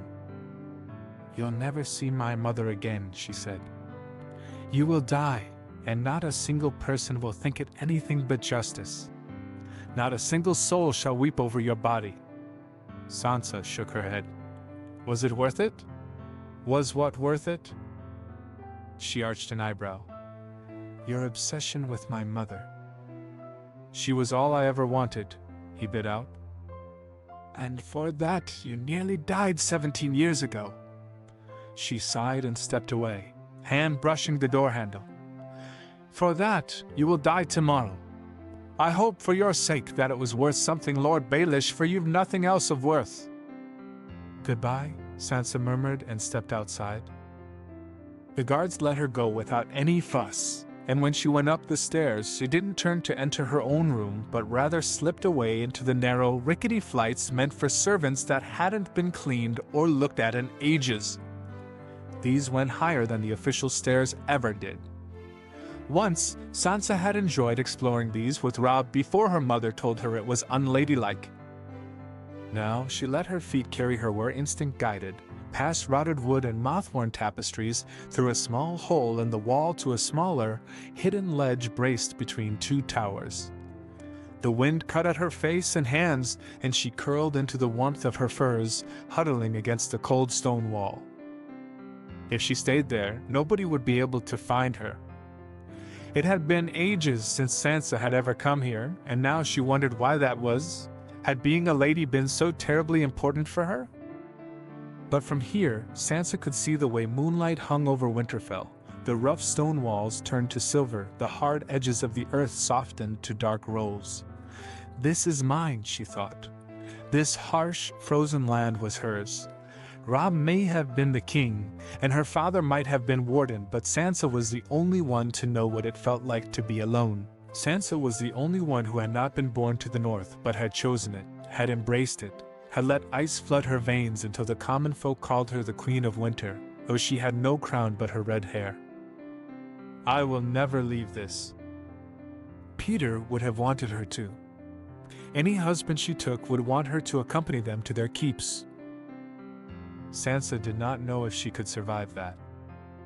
Jon. She loved him. Her heart fluttered in her chest at the thought, and she wanted to hold him tight enough to bruise, tight enough to know that she would never have to worry about being left alone again. It had taken all the courage in her to tell him she loved him, and the last few weeks, busy as they had been filled with warmth that she could hardly remember from her previous life. I love him. I love him. He would never ask her to leave Winterfell. Sansa breathed in, deep and cutting, the cold air like glass in her lungs, and felt alive. She trusted Jon as she couldn't trust anyone else, and she'd grown around that trust. She knew now. It had become the center of her world. Sansa slept on that ledge that night. When the sky lightened and turned gray, she made her way back to her rooms and washed her face, slipped into a soft woolen gown in stark blue and white, braided the sides of her hair back and let the rest fall free, a banner bright as blood down her back. Then she went to Robb's rooms, and though neither broke the silence, the space between them felt raw and sparking. Once he was ready, they left together arm in arm and stopped in the courtyard. "Chin up," Sansa told him quietly, and stepped back, watching. She owed that much to Peter, at least, even if he'd never have given Sansa that respect. In the end, she thought, this whole thing, Peter's greed, her mother's ignorance, Lisa's jealousy, was just sad. It was painful, and scraped at people's judgment until everything seemed raw and aching, but under it all, it was just plain sad. Peter was brought from the dungeon. As he walked over to the block, Jon slipped beside her. She felt the warmth of his side, though he barely brushed her, and then she couldn't stand it any longer and slid a hand between them, lacing her fingers through his tightly. Robb moved closer to Peter. "For crimes against the North, you are sentenced to die," he announced.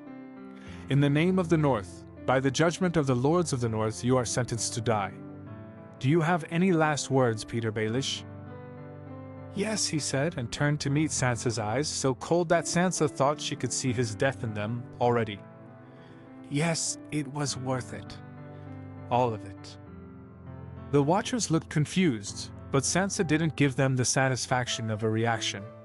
And then Robb raised his sword and said, "In the name of House Stark, as the king in the North, I sentence you to death." The sword flashed down, quick and brutal, the shine like a blur of light. Sansa inhaled sharply, but didn't look away. Her hand tightened around Jon's. The blood that stained Winterfell's cobblestones was a red just a shade brighter than Sansa's hair. For a moment, everything seemed to stand still, but then the wind blew, and Robb sagged, and other men started cleaning up the body and the head. Lady, Sansa thought desperately, and in less than a heartbeat her direwolf was there, tall enough for Sansa to lean into, warm enough to lighten some cold, freezing thing in her bones. It was a long moment spent pressing her face into Lady's soft fur, ignoring the rest of the people in the courtyard. Then she straightened, brushed a hand down Lady's back, and turned, catching Jon's arm with her fingertips. "We are Starks," she whispered. "We survive. We endure. Oh gods, tell me I did right, Jon, in killing him." "We are Starks," he whispered back. "We are wolves, Sansa, and we defend our own. You did what you had to do to survive, and if anyone says anything against it, I'll make them regret it." "And how will you do that?" Sansa asked, feeling warmth burst in the back of her throat like a sunburst. "They tell me I'm good with a sword," he drawled, and the arrogance was so uncharacteristic of him that Sansa actually grinned. "I love you," she thought, and then, "I trust you," and Sansa didn't know which one was the dearer to her heart. "The Lannisters pillaged the Riverlands," Catelyn said. In one hand, she held a scroll from her brother, begging for aid. The other was braced against a table that represented her son's battle plans. "When do you ride south, Robb?" Her brave, beautiful son looked at her steadily. On his brow was a crown of iron, and all Catelyn could hear was Sansa's prophecy all those years ago, a crown of swords. "We will ride out in a week," he replied. "I want you to accompany us, Mother." "My place is in Winterfell." Catelyn frowned. "Take your father, Robb. What knowledge do I have of war?" "I have 10 advisors who can tell me battle plans," said Robb. "But not a single one of them knows the people of the South. Not a one can offer me information on houses, alliances, or the people. I would have taken Sansa, you know, but, well, she refused." Catelyn smiled, amused despite herself. "Your sister is very smart." She tricked me into this crown, didn't she?" He grinned at her. "But you're the only choice I have, Mother. Someone has to, you know." She looked down at the parchment in her hand and traced the loops of Edmure's signature again. "Help," he'd written. "I need you. We need you." What kind of a person could ignore that? "I'll go," she said, and let relief play across Rob's face for a moment before saying, "But you shall tell your father." The sudden wrinkling of his brow made her laugh. Robb rode south with 20,000 men.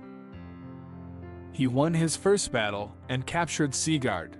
He won his second at Oldstones, and at his third, he met Tully's forces and jointly managed to crush the Lannisters at Raventree Hall.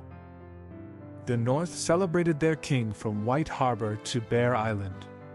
In Winterfell, Lord Eddard Stark led cheers for his son that could be heard all the way to Wintertown.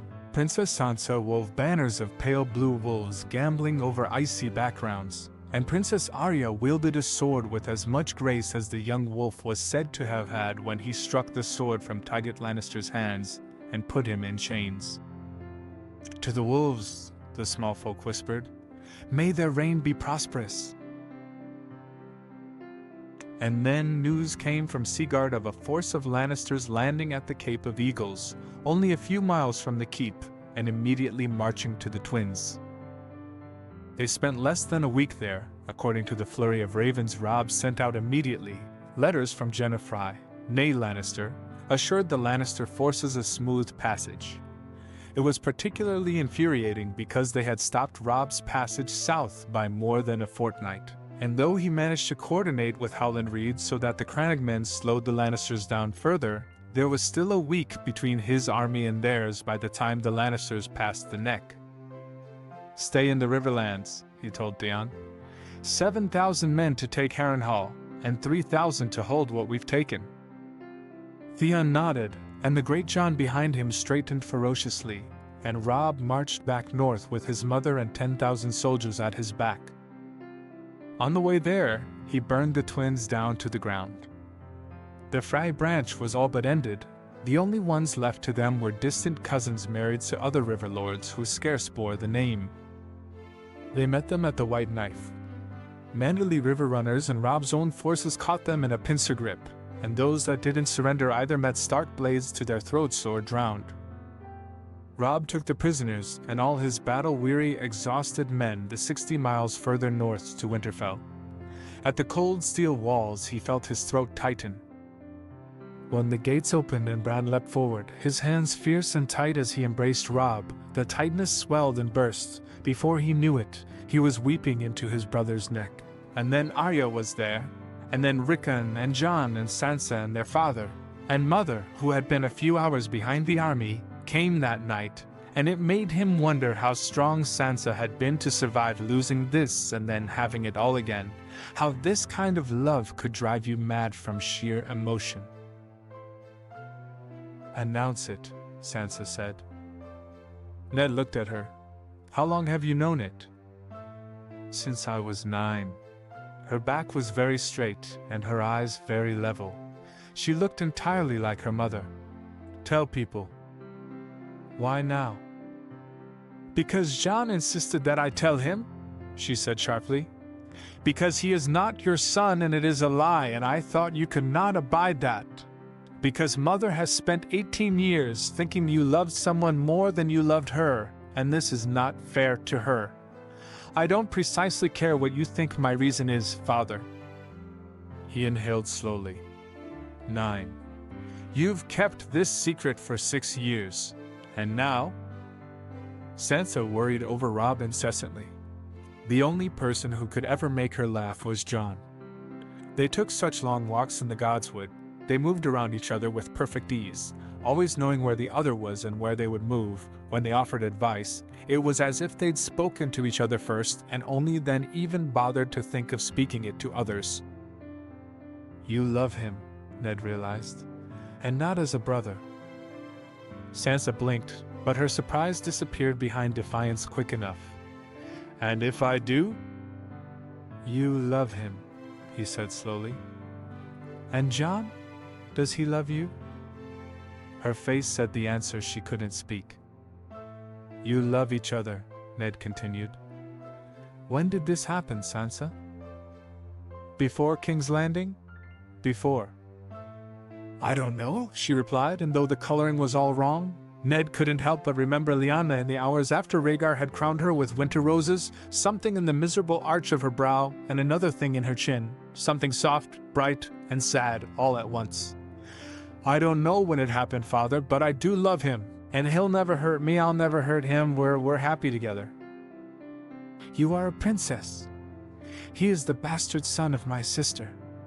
Oh, Sansa, could you not have loved someone else? Please, Sansa said. Tell everyone. Not just for myself, but for everyone as well. Ned almost flinched. I can't. I'll try. You will, she said, and it was iron in a way Ned had never heard from his daughter before. You'll do it, and you'll do it soon. Please, Father. I'd much rather we tell everyone how we feel before someone finds out and accuses us of being Lannisters. To that, he winced. I can understand wanting to avoid that. Good. Sansa turned to the door. I shall see you tonight. Aye, Ned said, and that was that. Ned told Catelyn in the sept. Catelyn heard, and she did not hear, at the same time. For so long she had hated the woman who broke Ned's vows, only to find out that he hadn't, and though the truth was sweeter, the time taken to tell it soured it. Why didn't you tell me? She asked.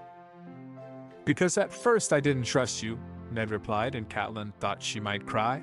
Her husband, her lovely, kind, honorable fool of a husband, could he not temper his words for once? Could he not offer her a pretty lie for once in his God's-forsaken life? And then I didn't wish to even speak of it, to think on it, and... You were selfish, she cut him off. Ned looked startled, but she went on without letting him speak.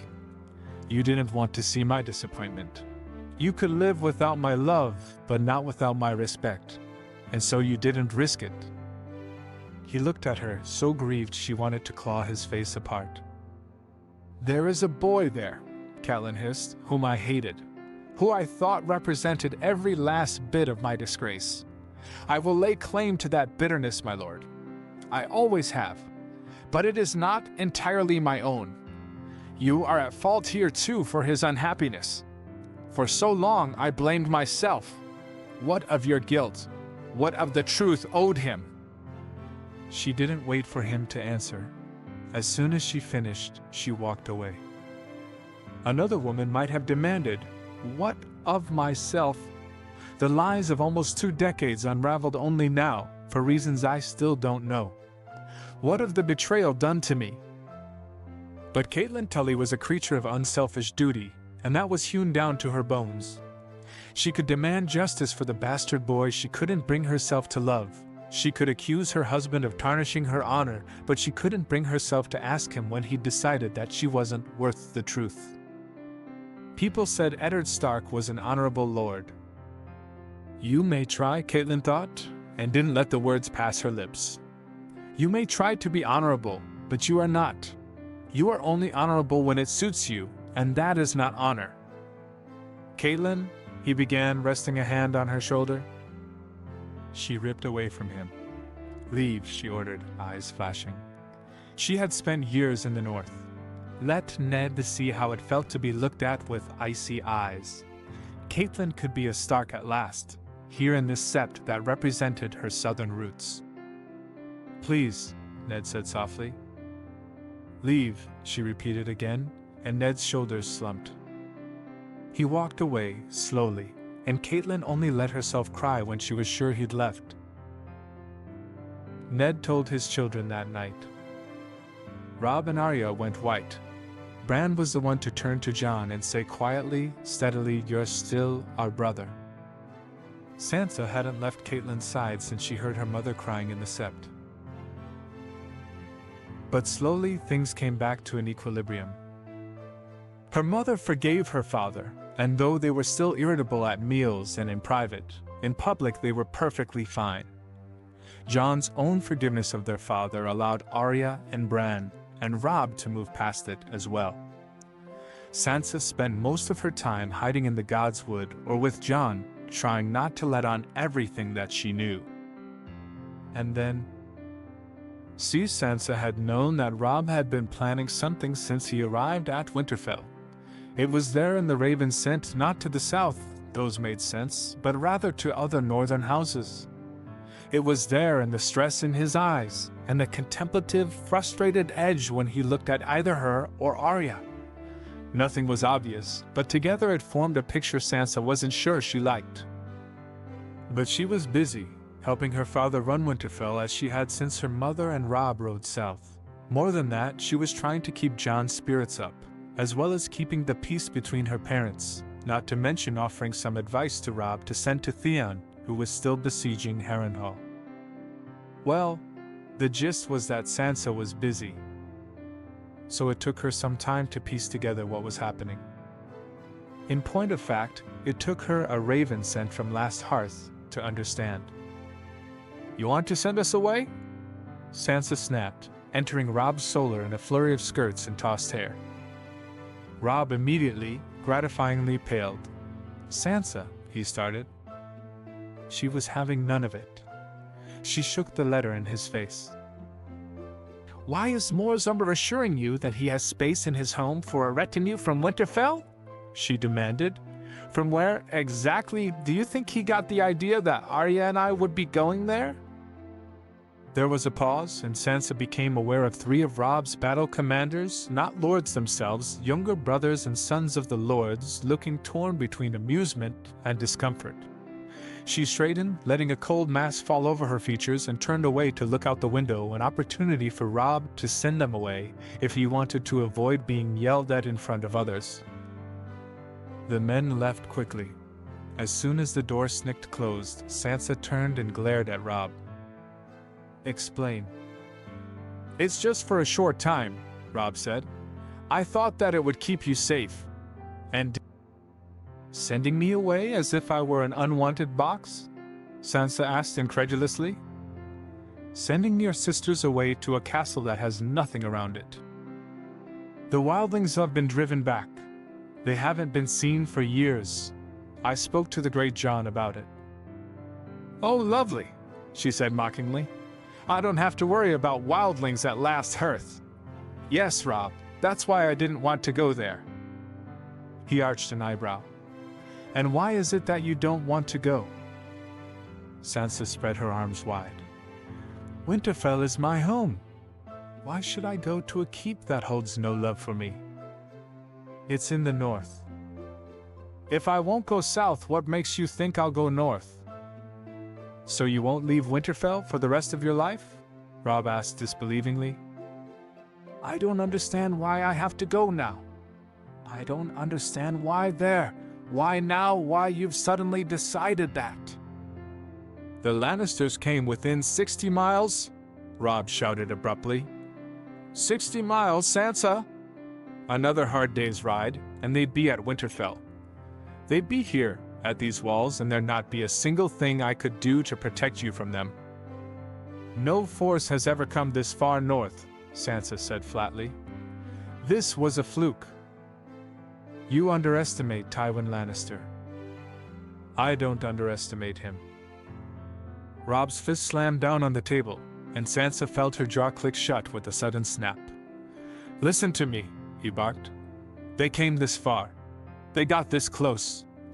I cannot fight a war while I worry about you and Arya, so you will go north, to Last Hearth." "Are you sending Bran?" Sansa asked. "Are you sending Rickon? What a father. Is anyone else supposed to bow their heads to an idiotic decision made simply because you have a savior complex that only applies to me and Arya?" Robb flinched and looked away. Well, you'll take Rickon, he said finally, unwillingly. But Bran will remain here. Will he? Without telling me, Sansa said lowly. Without telling anyone. You expect me to be one of your soldiers, a pretty porcelain pawn to be moved as you wish. Sansa. No, she bit out. Enough. When have I ever tempered my tongue? Tell me, Robb, do you think that if I wanted to ride amongst your men while they fought a battle, you'd be able to stop me? Anger flared in Robb's eyes. I am the king. Because I wanted you to be. Because I pushed you. Pure rage flooded Sansa's chest. When did I bend the knee? She asked coldly. He recoiled.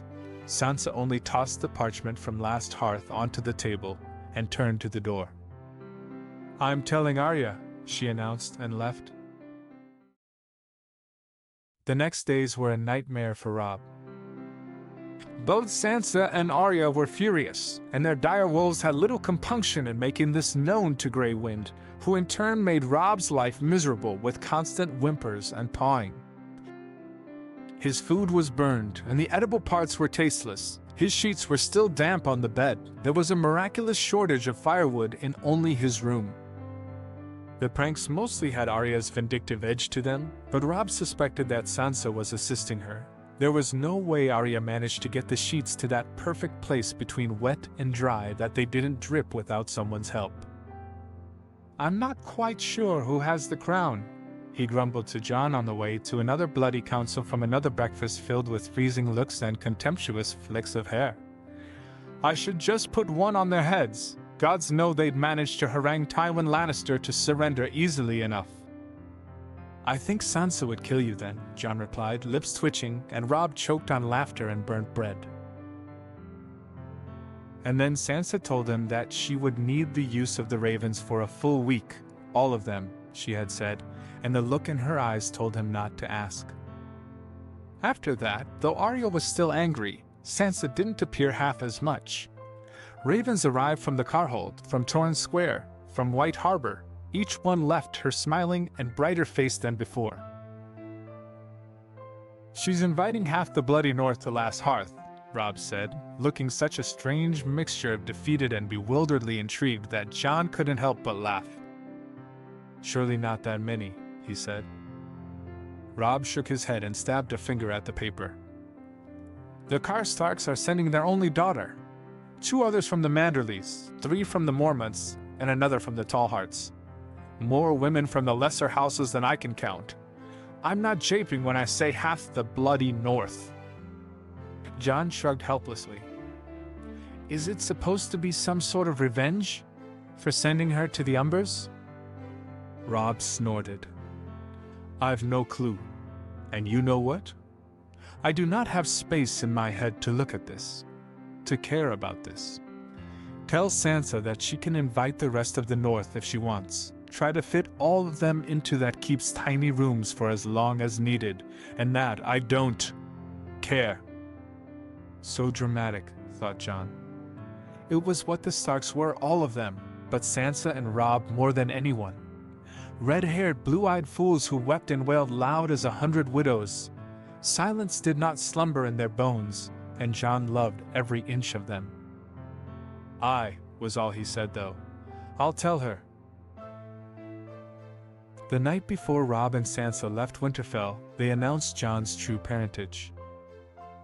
Whispers filled the halls. Jon focused on not flinching. When he looked up, Arya had snuck close enough to brush his left side. Bran and Rickon bracketed his other. Robb leaned forward and passed him a flag and a veil. Sansa didn't smile, but her eyes were soft and bright. Jon felt a smile lighten his brow, and then he dug into the meal with gusto. Why are you here? Robb asked, confused. Jon grimaced.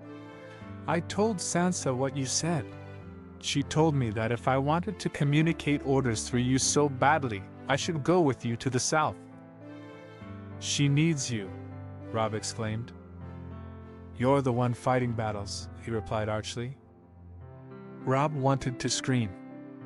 The only thing stopping him from actually doing so was the 2 guards stationed at the tent's entrance, who'd likely recognized their young king's frustrated, shrill rage.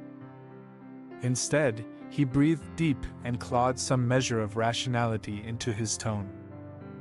"Jon," he said as reasonably as he could, "go back to Sansa." "Robb," Jon said in the same tone, "I'm staying here." "Damn it, I'm the twos. If you say you're the king, I'll take that bloody crown and punch you in the face," Jon said, and there was still no anger in his tone. Damn the man. Robb sighed and turned back, hands gripping the back of the chair until his knuckles were white. "Fine," he snapped, finally, petulantly, and wished his entire family didn't know precisely how to make him feel like a green boy again. Sansa rode north with Arya beside her. The small folk whispered of the red-haired princess who rode a dire wolf silver as weirwood bark and with eyes as gold as Lannister hair. They whispered of the black-haired princess who belted a sword, narrow and gleaming, at her waist. They whispered of the red-curled prince who was as wild as he was cheerful. Women from all the different noble houses descended on Last Hearth.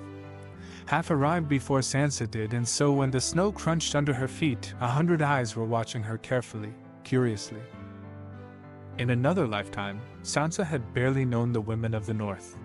She'd had no friends to remember, no people who cared or even spared her a thought when she disappeared. "I am a princess," she thought now. "You will know me. All of you will know who I am, who the Starks are. And you will tell your fathers and brothers and husbands that we are stronger than you can imagine." "Thank you for coming," she said graciously. "There's almost 50 storage rooms under the castle, Princess," said Morzumber. "We've the largest amount of steel in all the North." "That sounds lovely," Alice Karstark said acidly. "And what do you do when it snows?" "I," murmured Willa Manderly. "Steel cannot feed women and children." Eddara Tallheart lifted one eyebrow elegantly. "Do you say it can feed men, my lady?" "Of course," Mira Reed said. "Haven't you heard of the troubles the kitchens have, trying to make sure steel doesn't cut their throats from the inside?" Sansa would have laughed if Mors wasn't starting to turn puce. There was something to be said, she decided, right then and there, for the rage girls could induce in men.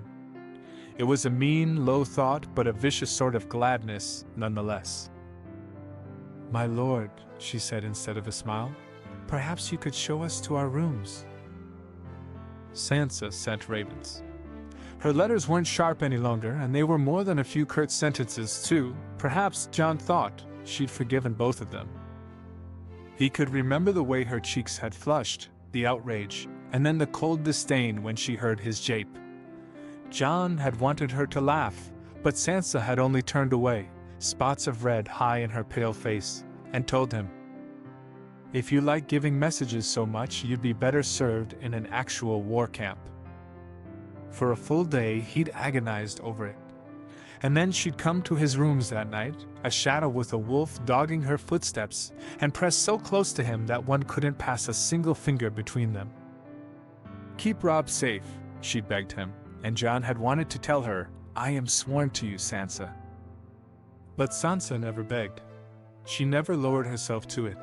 And here she was, so worried for her brother that she was begging, and it made something deep and cold in Jon's belly curdle. "Of course," he said instead, carting rough fingers through her hair. "Of course, darling sweetling. I'll stand beside him. Don't you worry." And so Jon wasn't beside Sansa, and he had to be content with ravens winging forth from the north. She told them of Alice Karstark's pride, of Willa Manderly's pale green hair, of Lyra and Jarell Mormancy's with swords, of Mira Reed's cheerful disposition and black humor, of Eddara Tallheart's grace, of Arya's budding friendship with Lyanna Mormont. Rickon enjoyed the cold air, she said, and Shaggy Dog had taken to the Wolfswood with enthusiasm. Of herself she wrote little, but that which she did spoke of a wry contentment that Jon had never heard before. Perhaps it was doing Sansa well to spend time with women of similar standing and age. When she spoke of her other life, it seemed that she'd never truly had something like it. The men teased him for his hoarding of her letters mercilessly. Jon snapped and snarled and set ghost on the worst of them, but he did not stop reading over her words before he fell asleep, every night like clockwork. They ran short on meat, and so Morzumber and his brother decided to ride into the Wolf's Wood to hunt. The men seemed so excited to follow them, and every time Sansa passed by the Great Hall, the trip seemed to grow in length. Sansa had known that the men found it chafing, being locked up in a place with only 8 girls of noble status in their households, but she hadn't known their boredom was this bad. By the time they'd fully decided, their trip was to be a fortnight long and offer meat enough to last them a year. Alice rolled her eyes. Adara didn't look up from her sewing, but her lips quirked. Willa and Winifred didn't appear the slightest bit interested in the whole venture. "Of course," Sansa said serenely. "We shall miss you, my lord, and shall pray for your safety." They left the next morning with banners pulling taut against the wind. Stannis died. So did Renly, and the singers were given many songs that day. The beautiful third son, clad in armor, a gleaming silver, the sour second one, given over to madness and prophecy. Their battle over right and might and inheritance and blood, the fall of steel. The truth of that day was something less romantic. Renly laid siege to Dragonstone months previously. On the edge of starvation for the second time in his life, Stannis asked for a parley. The terms he offered were to spare Renly's death, were he to bend the knee, and Renly refused. Stannis returned to Dragonstone and the siege continued. The next morning, Stannis led a last charge to break the back of Renly's army, and during the battle, a shadow, black and creeping and ugly, struck Renly from the back. Stannis must have thought to use the confusion as his ally. But the Knight of Flowers rallied the men with a loud cry and drove back Stannis' men, his tired, half-starved men, with ease. Lady Brienne of Tarth struck Stannis' head from his shoulders. The Tyrells fled back to Highgarden with Margaery and Loras, but not before rebuilding the Sept, exiling all the followers of the Lord of Light that would not convert back to the faith of the Seven, and killing the priestess Melisandre, who claimed responsibility for the shadow that killed Renly. Princess Shireen, the last of the true-born Baratheons, was placed under the strict supervision of certain Storm Lords and taken to Storm's End. Songs told of a knight's valor, of a brother's rage, of a woman's seduction. But here's the truth, plain and ugly: that terrible day there was only death. Sansa took a long, leisurely walk through the courtyard, lady beside her. Lyra and Jarell Mormont were sparring only a few yards away, and several other women were walking as well. With the keep empty of men, more women than ever seemed to enjoy the sunlight on their faces. A place of peace, she thought. A place where we need not fear. 'Tis a blessing, for however long it lasts. And as soon as she thought it, Riskan burst out from a shadow, riding a shaggy dog and whooping. Women scattered before him, shrieking, and Sansa felt a laugh bubble through her chest. It took her a full hour to get him off Shaggy Dog. It took Lady snarling him into submission, in point of fact, and though he pouted when she made him wash his hands, he was soon giggling madly as Sansa, in an attempt to get him to eat his dinner, soon had more food on her skirts than in his mouth. Finally taking pity on Sansa's increasingly despairing expression, Adara and Alice descended on him and sent her to clean up. Sansa had just changed into a new gown and was walking through the courtyard again, this time in an attempt to clear her head, when a rhythmic sound came from the gates, and Sansa turned to look. Arya burst into the courtyard, clinging to Nymeria's back, and slipped off before the direwolf had stopped. Lyra and Jarell, still sparring, stopped and drifted over, curiously. "Lannisters," gasped Arya. Her cheeks were red and chapped with wind. Sansa frowned. Arya had gone for rides into the plains surrounding the keep every morning, and Sansa had never said a word against it. Arya could keep herself safe, after all. But now, Lannisters? Arya nodded frantically. More than 100, marching from the river. More than 100. Not by much. She dug her hands into her breeches and doubled over, panting before getting up slowly. They're wearing Northwear. I'd not have thought them out of place if I hadn't seen the Kingslayer. You're sure, Arya? Sansa asked sharply. Yes, she snapped. I know what I saw. I'm sure of it. There's a Lannister force of about 100 men riding to this bloody keep, and if we don't do anything, we'll die where we stand. Jarrell started forward. How far are they, Princess? A few hours. They'll be here before sundown, at the latest. Drop the titles, Sansa said flatly. Arya and Jarrell looked at her, startled. She only looked up, judging the position of the sun. We've more important things to do than identify which title we have, and time is of the essence. An afternoon, at the most, if they were lucky. Gods, what a time to have only women and children here. Get me Alice, Willa, Winifred, Adara, Mira, and have them assemble in the solar. And you, Jarrell, and Lyra. Sansa turned to Arya. Have some women go and gather herbs and berries and all the things they can from the forest nearby, she told her.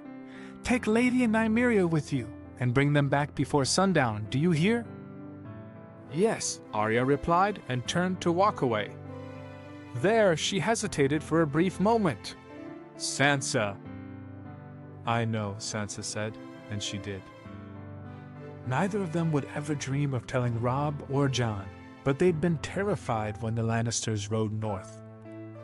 There was no news, not for almost a full week, and Father had locked the gates and told them that if the bone horn set outside the keep was to blow, they had to run and hide. Every night, Sansa had dragged Arya into her rooms and they'd lain together, just as angry as they were frightened. But there, they'd had Father beside them. They'd had Roderick Castle and his trained guards. They'd had Robb. Now they had themselves and not a single other person who could save them. We will have to be enough, Sansa thought, and stepped forward to press a cold palm to Arya's for just a heartbeat. Be safe, she whispered, and then walked back into the keep. In Lord Umber's solar, Sansa entered into a storm of shouting. Adara had lost all her reserve, it seemed, for she was gesturing so wildly that everyone was giving her a meter dearth. Willa shouted back, shoving at her sister when Winifred snapped something. Alice whirled on Willa and might very well have gone after her with her bare hands had Sansa not brought the flat of her palms down on the table. The crack reverberated through the room, silencing it. A force of 100 Lannisters rides to Last Hearth, Sansa said into the silence. We have no men and over 500 women and children to protect. If we fight amongst ourselves, how can we hope to survive? Slowly, awkwardly, the women gathered around the table. Sansa ignored their hesitance. There was no time for patience, not now. We must first send word, Willa said finally. To our fathers, or to Winterfell, at the least. I'll send a raven within the hour, Sansa agreed. The Lannisters will shoot it down. Lyra shifted uneasily. It's what any battle commander would do. You don't want your enemy sending out calls for aid. We'll try, of course, but we can't trust that it'll reach. Adara nodded. And what of the men? We have to tell them what's going on as well.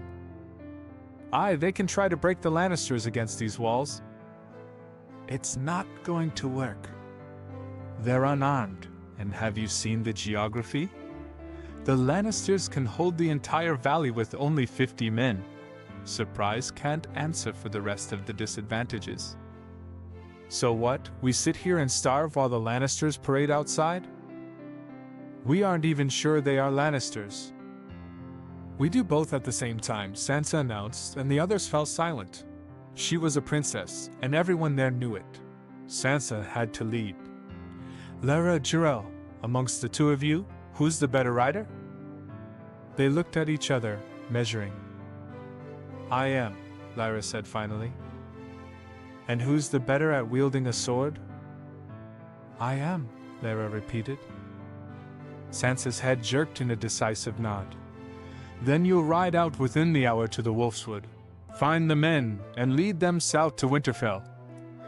When they all protested, a rising tide of sound against leaving themselves helpless, Sansa held up a hand. Alice is correct. Surprise cannot answer for everything else our men will face. If they attack the Lannisters, at best, they will be taken as hostages. At worst, they will die. No one answered that. Finally, Willa looked up, meeting Sansa's eyes steadily. It's a good idea, she said. But don't lead those men only to Winterfell, Lyra. Tell them to go to each of the major houses and spread the word.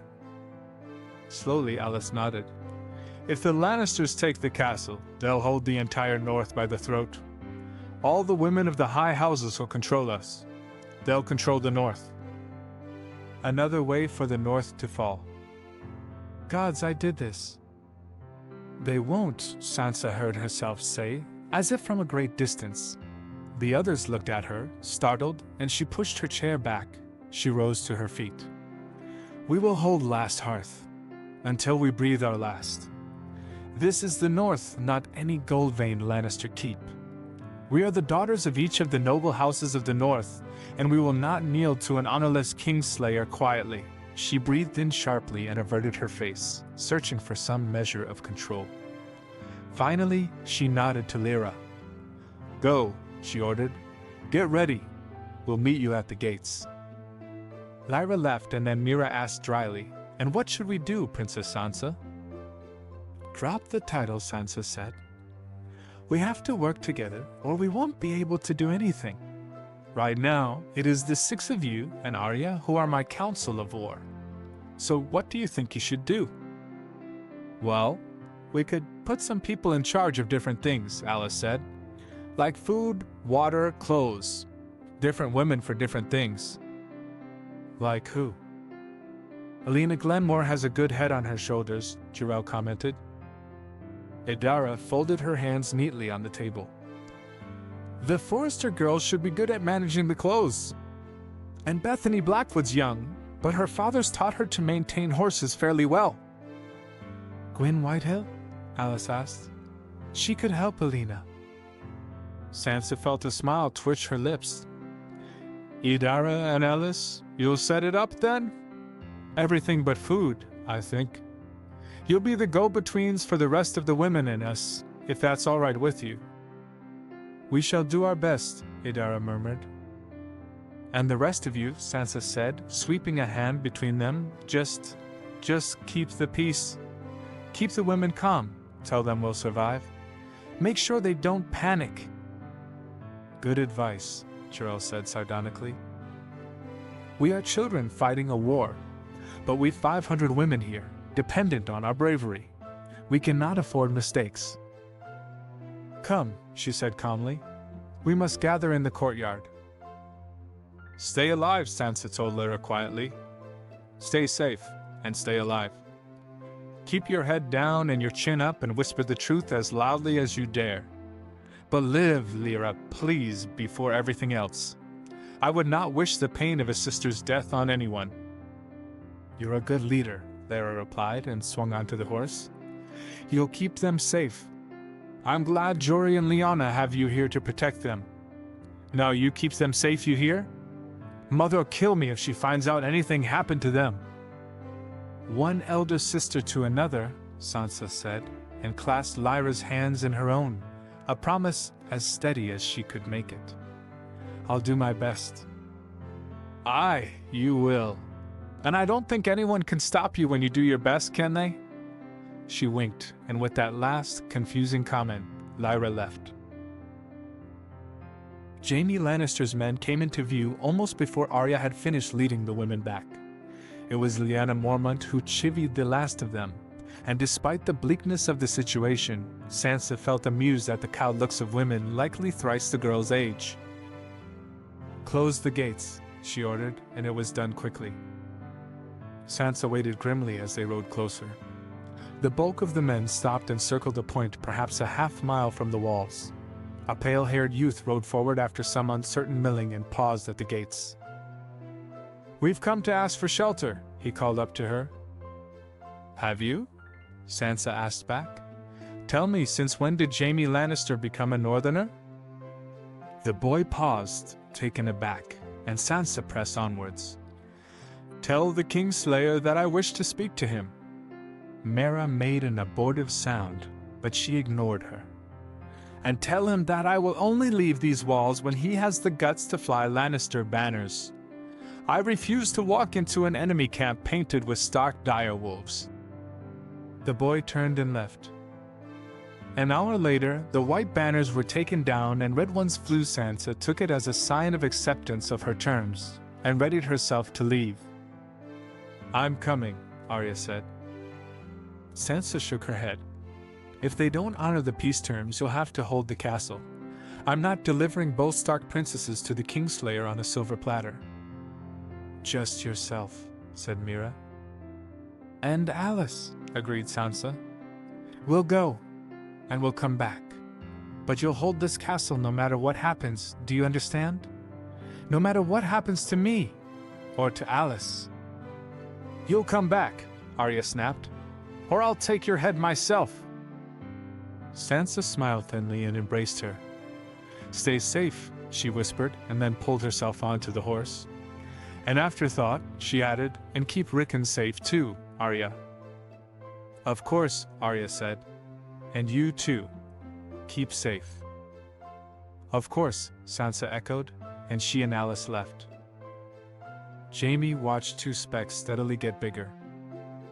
Upon closer inspection, the specks were two women, and one had that damn tele hair. That had to be Sansa Stark, then purportedly a princess, and a gracious one at that, according to the small folk. According to Cersei, she was a fool and a pawn that had as much air in her brain as color in her hair. Beside her, he frowned, and then looked to his left, a silent question hanging in the air. Alice Karstark, said Ramsay Snow, who had provided uniforms that gave them some measure. Sansa realized that her hands were shaking when she landed in the courtyard. 1,000 faces were looking back at her, pale ovals sketched with fear and shaded with grief, and all Sansa could feel at that moment was sheer fury. There is no peace, she announced, and there was a near-silent murmur of confusion laced with panic at it. The council shall meet in 10 minutes, Sansa added, and then stalked into the keep. We knew we had nothing to negotiate with, Sansa began tiredly, once everyone had settled into their seats.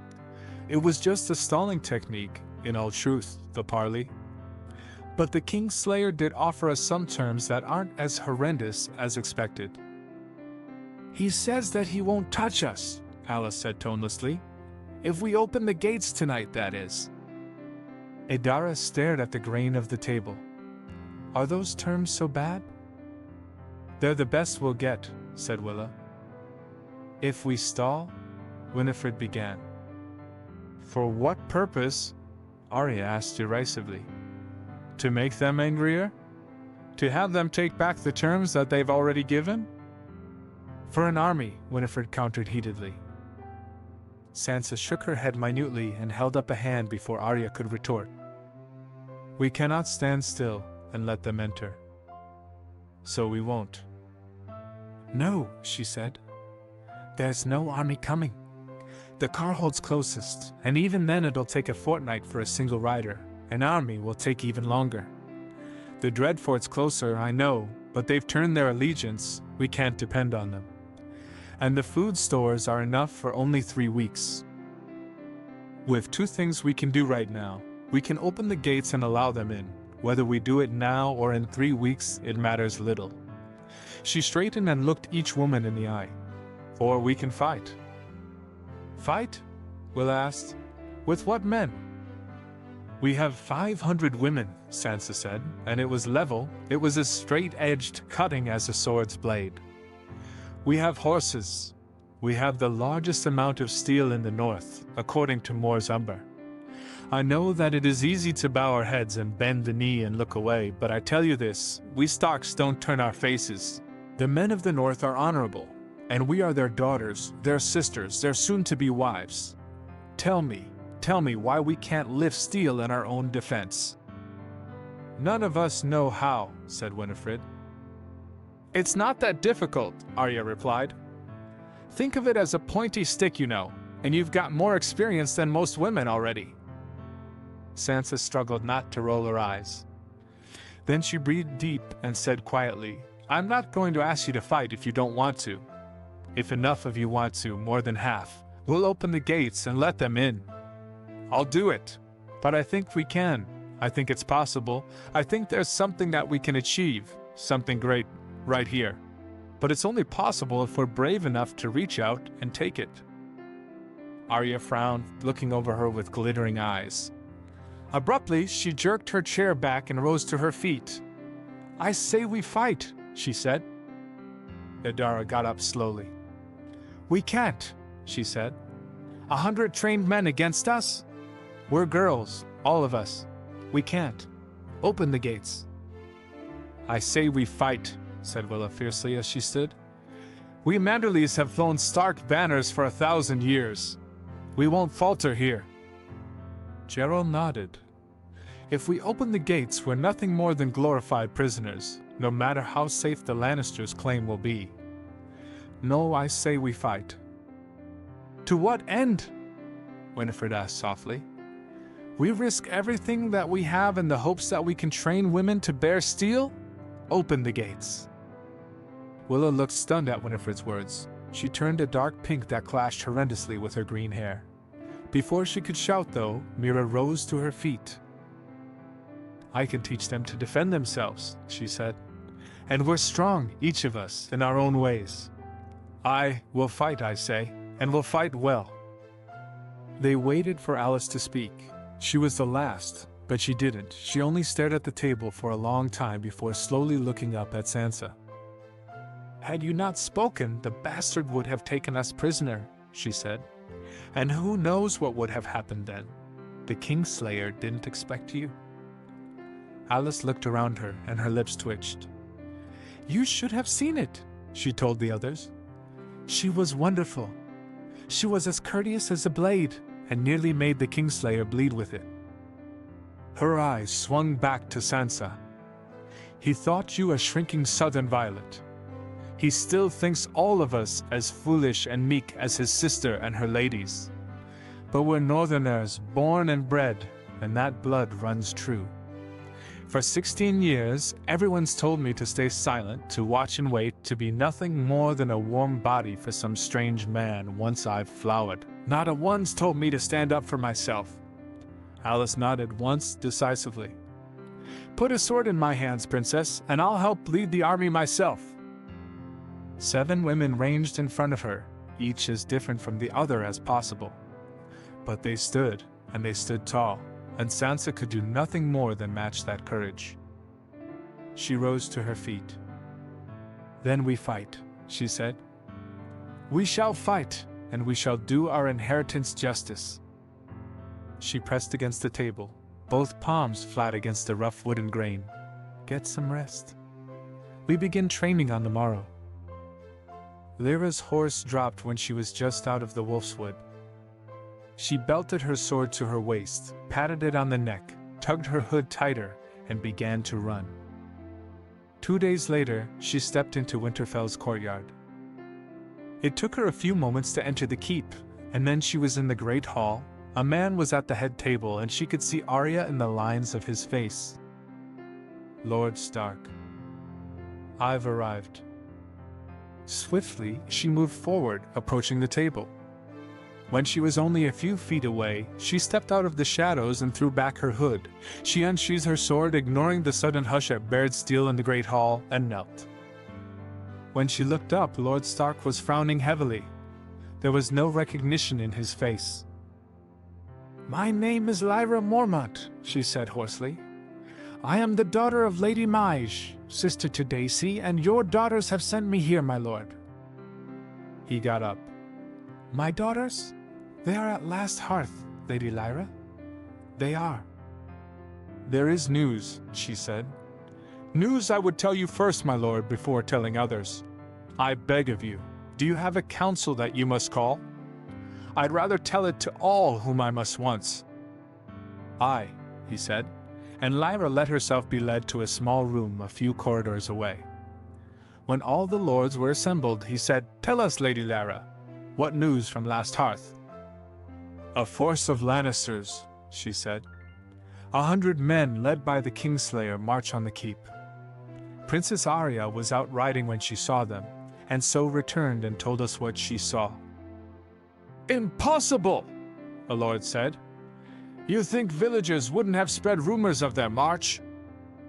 "And even if that wasn't true, the keep will hold. 200 men stayed there as protection," said another. Lyra firmed her jaw. Her princesses, her sisters, her friends, they depended on her surety. They depended on her to save them. "They wore northern armor," she explained stiffly, "and the men were out hunting. The keep held only women and children when the Lannisters came." "How are Sansa and Arya?" Lord Stark asked, eyes cold enough to make Lyra shiver. "Alive," she replied. "As far as I know. As soon as Princess Arya rode in with the news, I left. I apologize, my lord, I know nothing more." "You rode south immediately?" "I found the men," Lyra said. "Those from the keep. Princess Sansa gave me letters pressed with her official seal, ordering them not to return. She recognized that the men were too few to retake the valley, and so told them not to lose their lives needlessly. Instead, she had them head to separate keeps and ask for assistance. But after that, yes, I rode south to Winterfell." One of them glared at her. "Where's your horse?" "I drove it too hard," she answered. Well, I hope it isn't dead, but we parted ways right before I left the Wolfswood." "And ran the rest of the way here?" "Yes," she snapped. "I ran for 2 days and 3 nights, and right now I'm on my feet only because I've 2 sisters in that bloody castle that need me to save them. So listen to me and hear what I'm saying. There's a force of Lannisters at Last Hearth, and if your daughters aren't dead already, they are prisoners. I'm not sure which fate is worse. Listen to me, you bloody overgrown fools. I'll get down on my knees if I have to. But do something, because I don't think I can bear to look at my mother and tell her where Jory and Lyanna are." "We are the women of the North," Sansa said in a hall packed with shaking, terrified people. "We are stars and bears and lizards and wolves. We are steel. We will not open the gates to the faithless Lannisters quietly. We will not bend the knee bloodlessly. We will not surrender. Our men carry steel at their waists and on their backs. Tell me, why can we not do the same?" "Do you think Bran's driven father crazy yet?" Robb asked. Jon smiled lazily. They were drunk, both of them, or not quite tipsy, perhaps. On the verge of becoming drunk, but not there yet. "If he hasn't, then Summer would have," he said. Robb laughed. "Imagine father telling that big white thing to heel like a hound." "Summer'll as easily listen to your father as he would to Bran," Jon told him. "But if Shaggy Dog were there..." "We'd return to a half-mad Lord of Winterfell," Robb finished. "Exactly." They settled into a nice silence, the ale blurring the lines of the tent into faint gold. It was broken by the Lady Catelyn, who looked between them disapprovingly but didn't say anything when she entered. She only handed Robb a letter and said, "It's from Winterfell." "Did you read it yet?" Robb asked. His tone was much different from before, an attempt to sound older than he actually was, Jon thought, but it didn't actually succeed. He looked slightly ridiculous when he puffed his chest out like that. "No," she said. "It just arrived." "What does it say?" Robb rolled his eyes and took the letter, unrolling it. A moment later, all levity faded from his face. By the time he was halfway through, his hands were trembling. When he finished, he was as white as a sheet. "Robb?" Jon asked slowly, a pit building in his gut. "What happened?" "Read," he said, tossing the letter to him. "Gods above, I did this. Jon bent over the letter. When he finished, he knew he wasn't much better than Robb. "They hold them," he whispered. "Aye," said Robb. Tears, bright and blinding, stood out in his eyes. "I'm leaving tonight," Jon said. "And doing what?" Robb asked. "You'll need an army to take Last Hearth. And you won't be able to, anyway. They have Arya. They have Rickon. They have Sansa." "What are you going to do, Jon?" "I'm going to start negotiating," Jon snapped back. "It's what we'll have to do, eventually, right?" Robb inhaled, exhaled, set his shoulders, and said no. Jon surged to his feet. It was a chair that saved Robb a broken nose, a chair between them, hampering his movements enough to allow some measure of calm into his head. And then Lady Catelyn stepped between them, eyes hard. "Don't be ridiculous, Robb," she said. "He has to go. If you want any sort of control over your army, you have to stay here. And Jon," she turned to him, "you'll go, but you won't go alone. Take 20 men with you.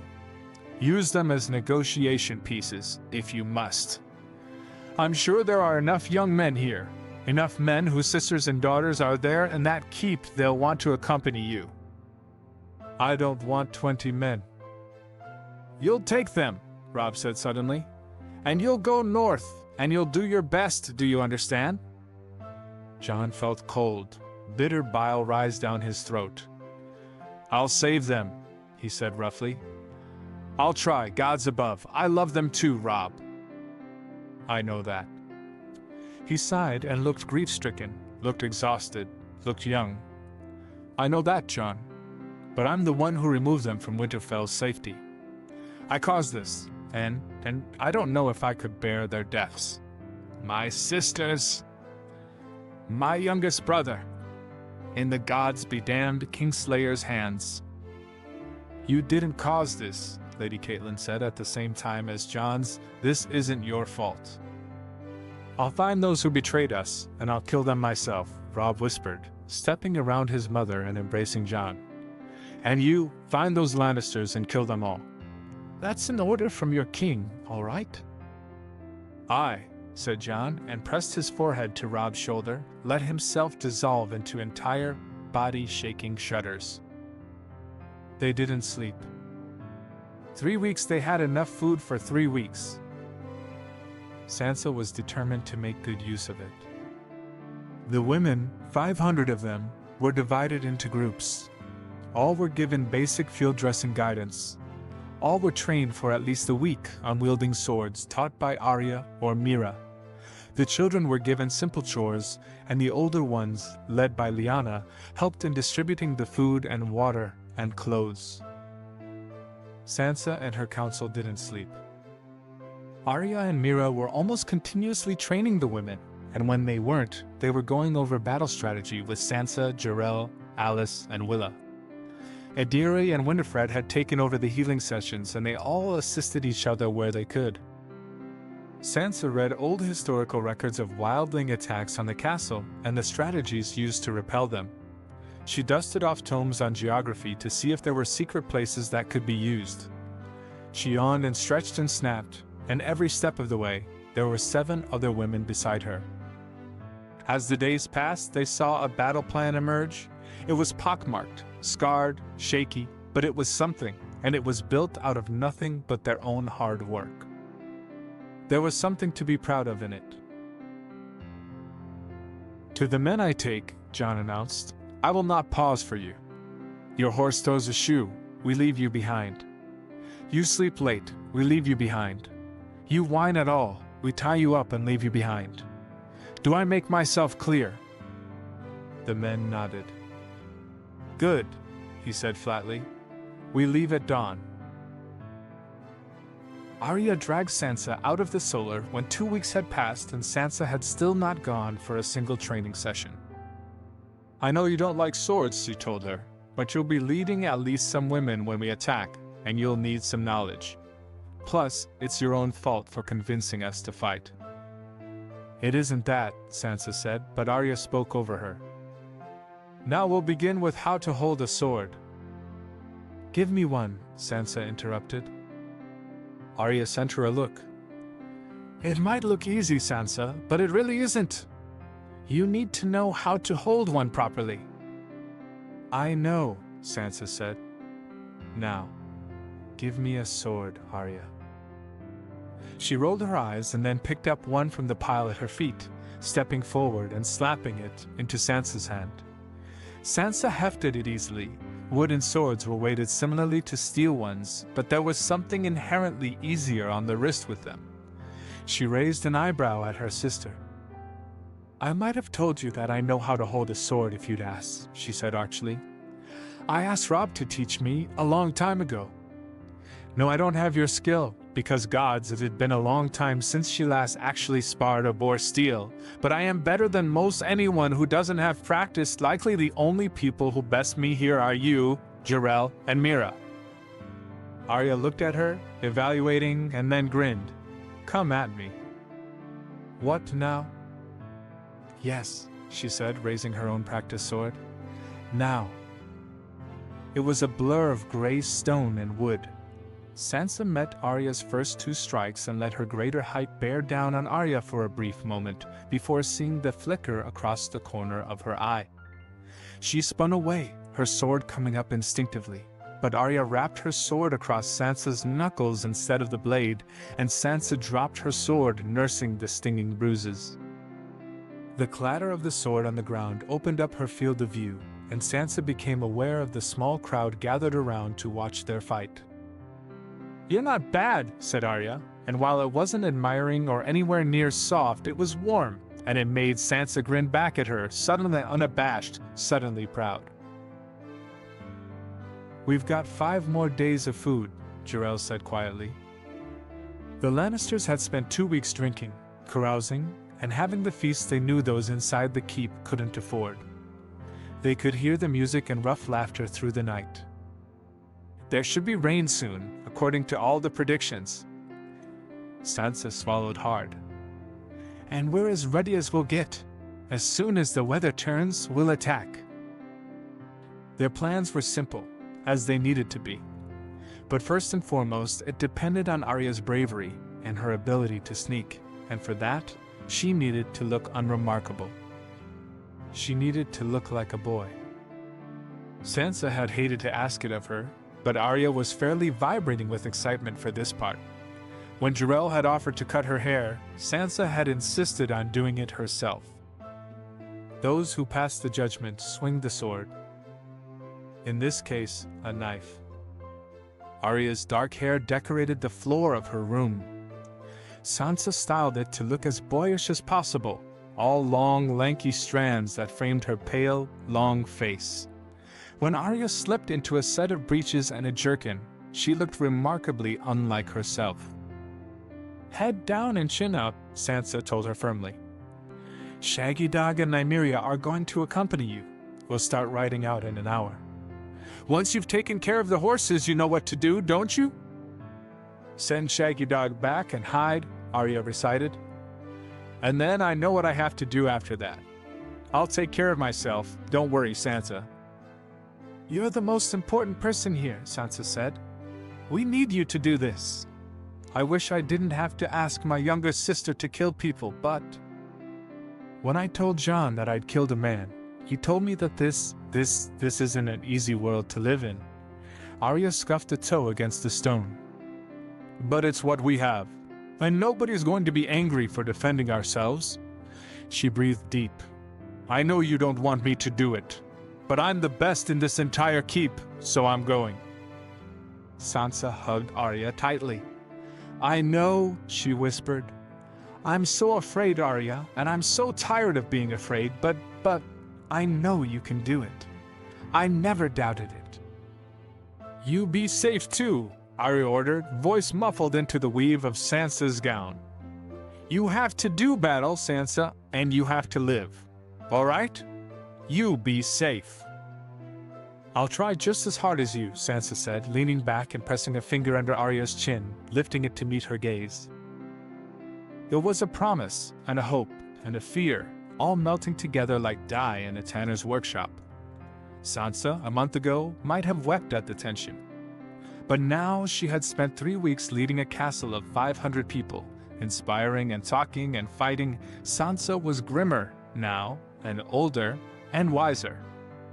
She only pressed her lips to Arya's forehead, as gently as she could. After a few moments, once Arya was putting the finishing touches on her costume, she spoke. "Did you talk to Rickon?" Sansa sighed. "Yes. He's not happy." The night before, he'd pitched a fit loud enough to be heard halfway across the keep, all because Sansa had finally told him that she and Arya would be attacking the Lannisters soon. It had only gotten worse when Sansa asked if he'd let Shaggy Dog go with him.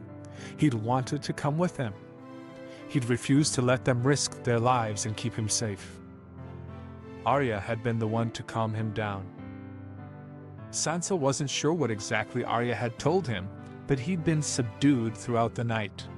Even if he was sullen and moody when Sansa approached him, it was at least better than screaming and wearing at the nerves of the already jumpy population. "He'll be fine," Arya said and finished belting Needle at her waist. "He'd better be," Sansa said with a wan smile. "I can't handle him on top of everything else. Now, come on, we have to meet everyone else in the Solar." On the way, Arya grumbled, "I don't see the point of this meeting." "Think of it as a pep talk," Sansa replied. At Arya's scoff, she added, "You might not need one, but I'm sure there are some others that do." "I'm sure," Arya said dryly, and then they entered the Solar. The rest of the council was there when they arrived, all 6 other women. "Girls," Sansa thought, and felt prickling fear run down her spine. "We are just girls. Not a one of us has seen her 20th name day." "All of you know what we're going to do soon," Sansa said, taking her place at the head of the table. Arya flanked her. "Once we step out of this room, we are the leaders of this castle, the battle commanders. But we are not just that, and, well, I just want you to know, all of you, that if the Lannisters were to come like this, I'm glad that I'm fighting them beside you. There are none other that I would ask for." We couldn't have done this without each other." Jarrell smiled. "And I'll tell you this, Princess Sansa, none of us would be here without you." "We'd opened the gates and bent the knee to a Lannister bastard," said Willa. "Or we'd watched 200 of our own men get slaughtered for no reason.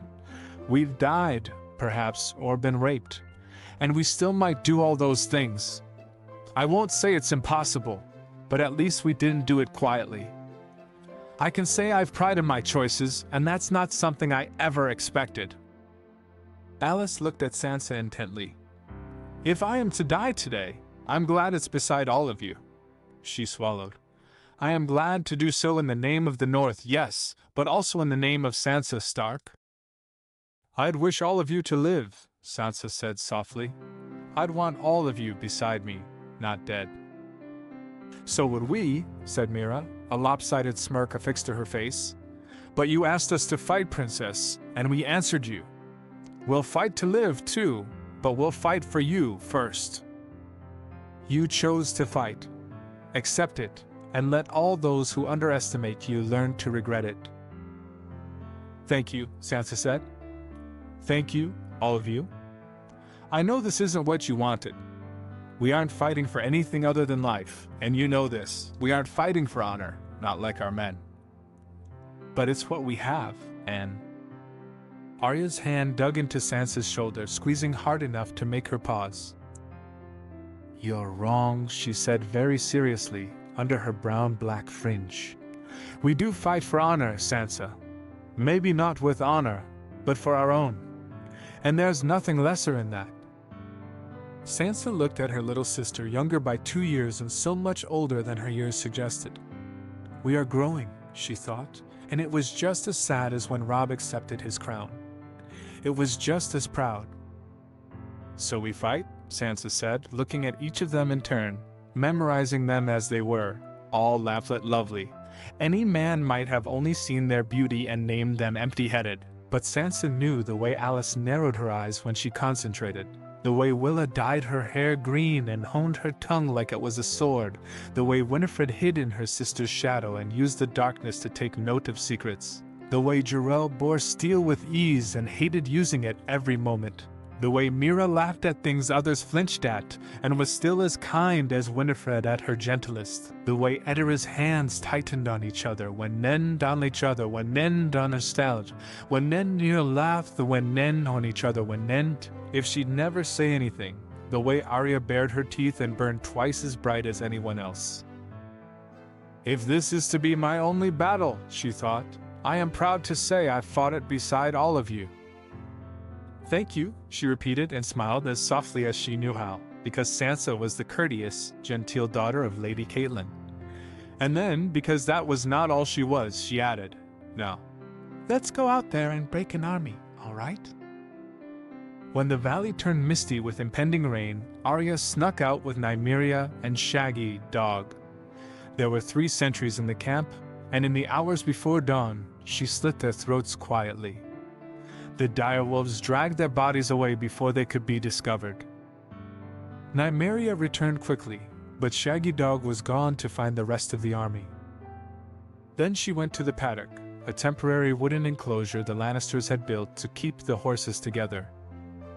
A few well-placed torches, a nicely cut-down fence, and some judicious application of whistles ensured the horses stampeded towards the camp instead of away.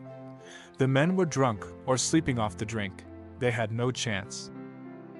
Arya ran a slightly shaking hand down Nymeria's back and lowered her head, drew needle and moved towards the big red tent emblazoned with lions rampant. Your turn, Sansa, she thought.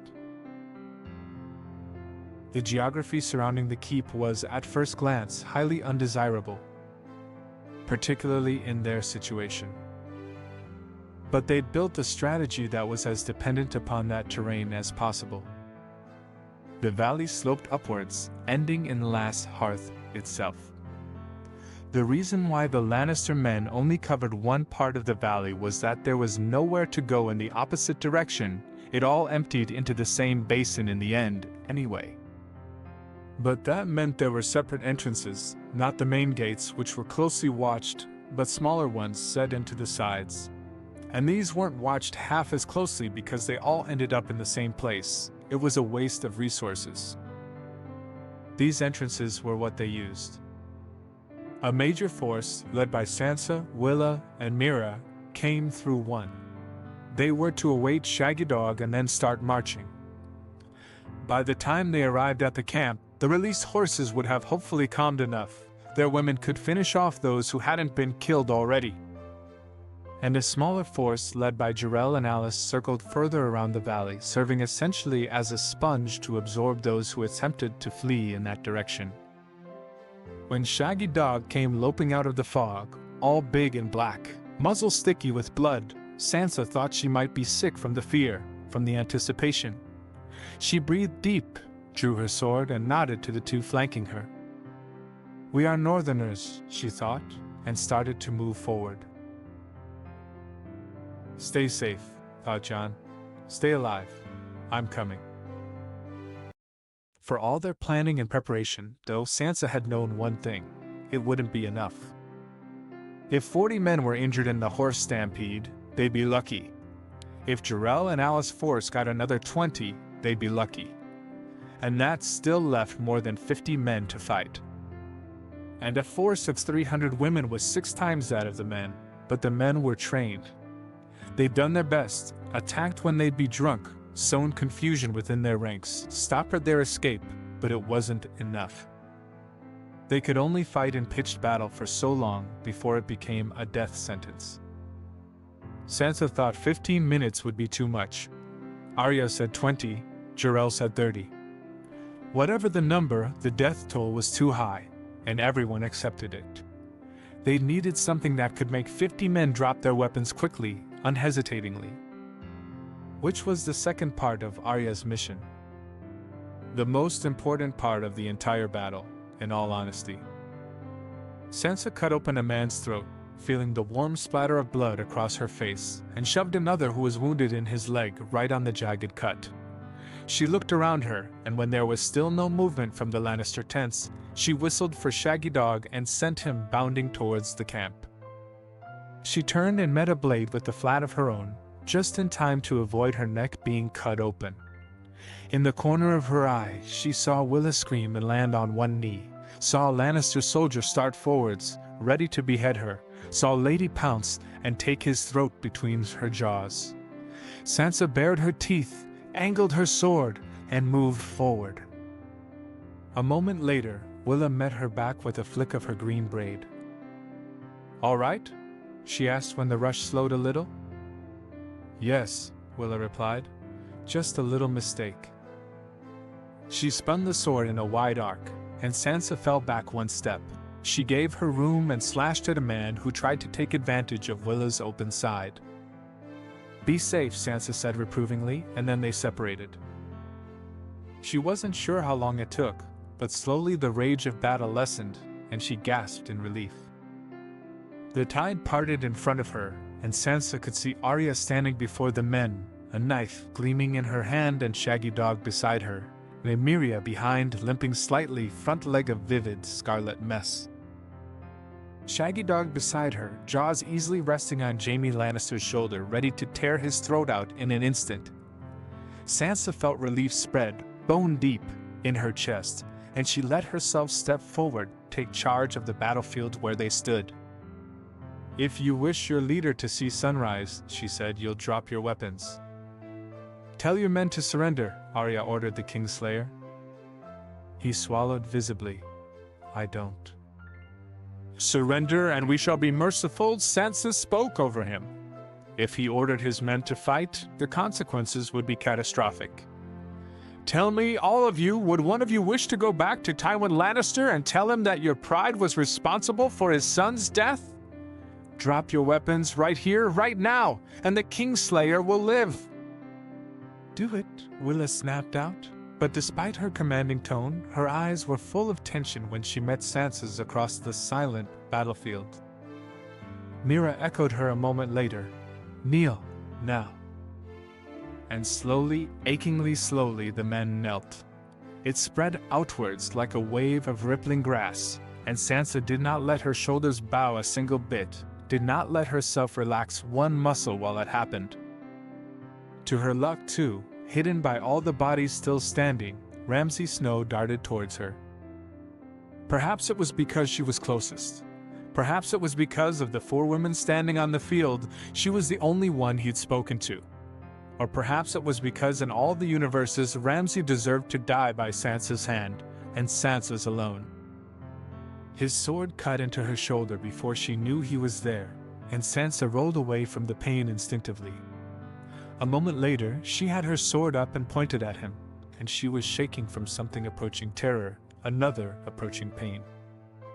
She heard Arya snap something, Mira shout, but they were too far. And Ramsay wouldn't stop for the Kingslayer as the other Lannister soldiers would, and if Sansa died there, the fragile peace constructed would be broken.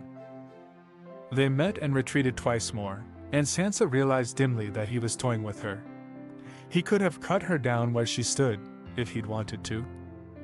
She was alive only because he was sadistic and vicious and wanted to make her death as drawn out and bloody as he could. Another moment and his mailed fist slammed into her chest, and she could hardly breathe. She could hardly see through the purple dots hazing her vision. If she gave up right there, nobody would know.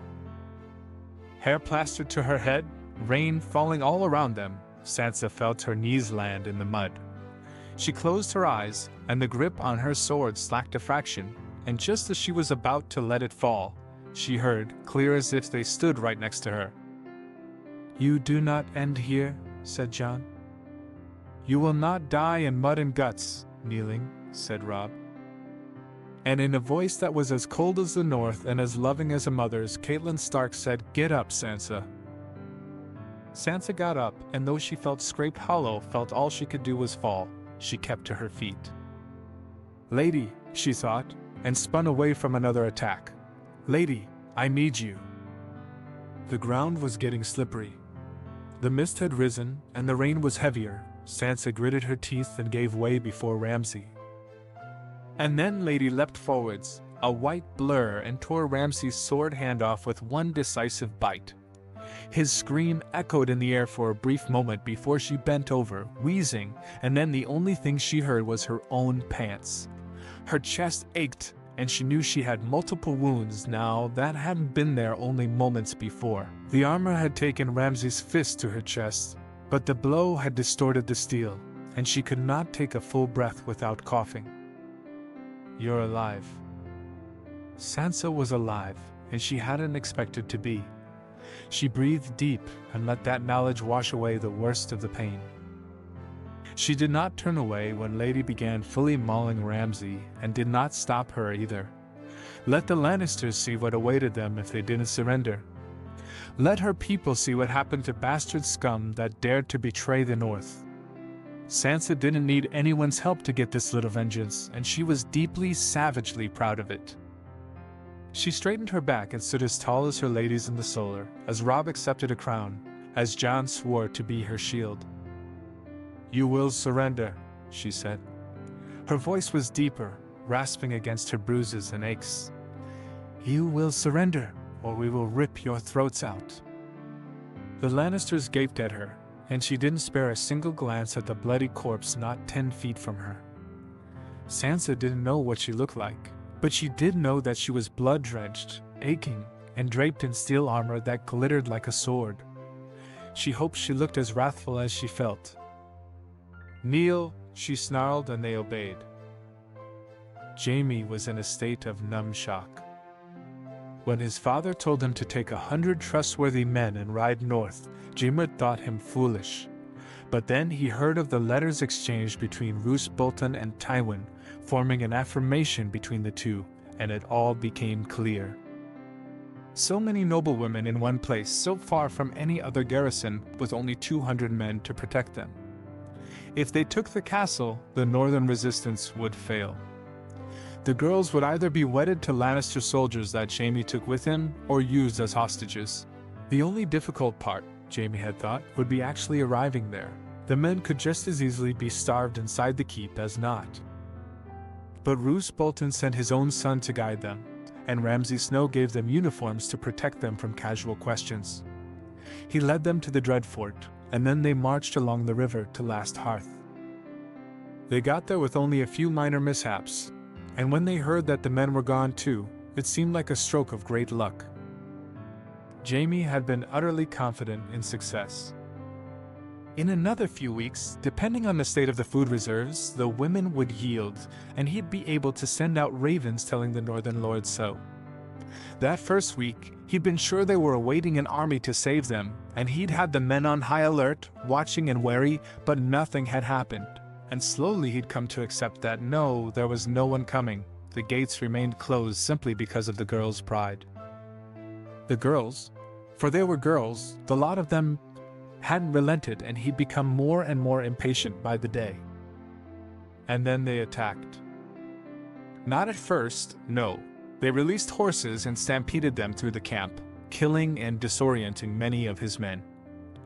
Then they attacked with a force that was 6 times the number of his men, and before Jaime could properly identify what was going on, there was a thin scrap of a boy attacking him with a sword almost too thin to see, a boy with a great bloody wolf next to him. And when he thought he might finally be able to kill them both, another wolf jumped at him, quite literally choking him with his paws before the boy prized the sword from his hand and then dragged him upright. "My name is Arya Stark," the boy said, and Jaime was air-deprived. He could hardly see straight, much less recognize that this skinny urchin was Lord Stark's second daughter. "You will get up, Kingslayer, and if you so much as twitch in the wrong direction, I will have Shaggy Dog bite your head off. Now, move." At the battlefield, it was 4 girls who directed them to kneel, and after Princess Sansa killed Ramsay, gods, was that the fate that had awaited him had he not listened to the second Stark girl? He was dragged away, chained to a post, and guarded closely by the Black Direwolf. Another girl, with dark curls, drew a horn from her belt and blew it, and the sound that echoed was surprisingly loud for its size. She repeated it twice more. Slowly, gratingly, the gates opened. More women surged out of the keep, but these didn't seem to have the metallic armor of those who had come before. They knelt at each body they came across. Jaime felt his gorge rise at their steady, cold-blooded march.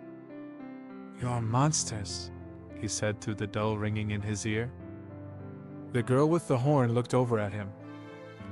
"You're the invaders," she pointed out, and it wasn't half as indignant as he'd expected. "We're not the ones killing all those who can't fight back," he exclaimed and yanked at his chains fruitlessly.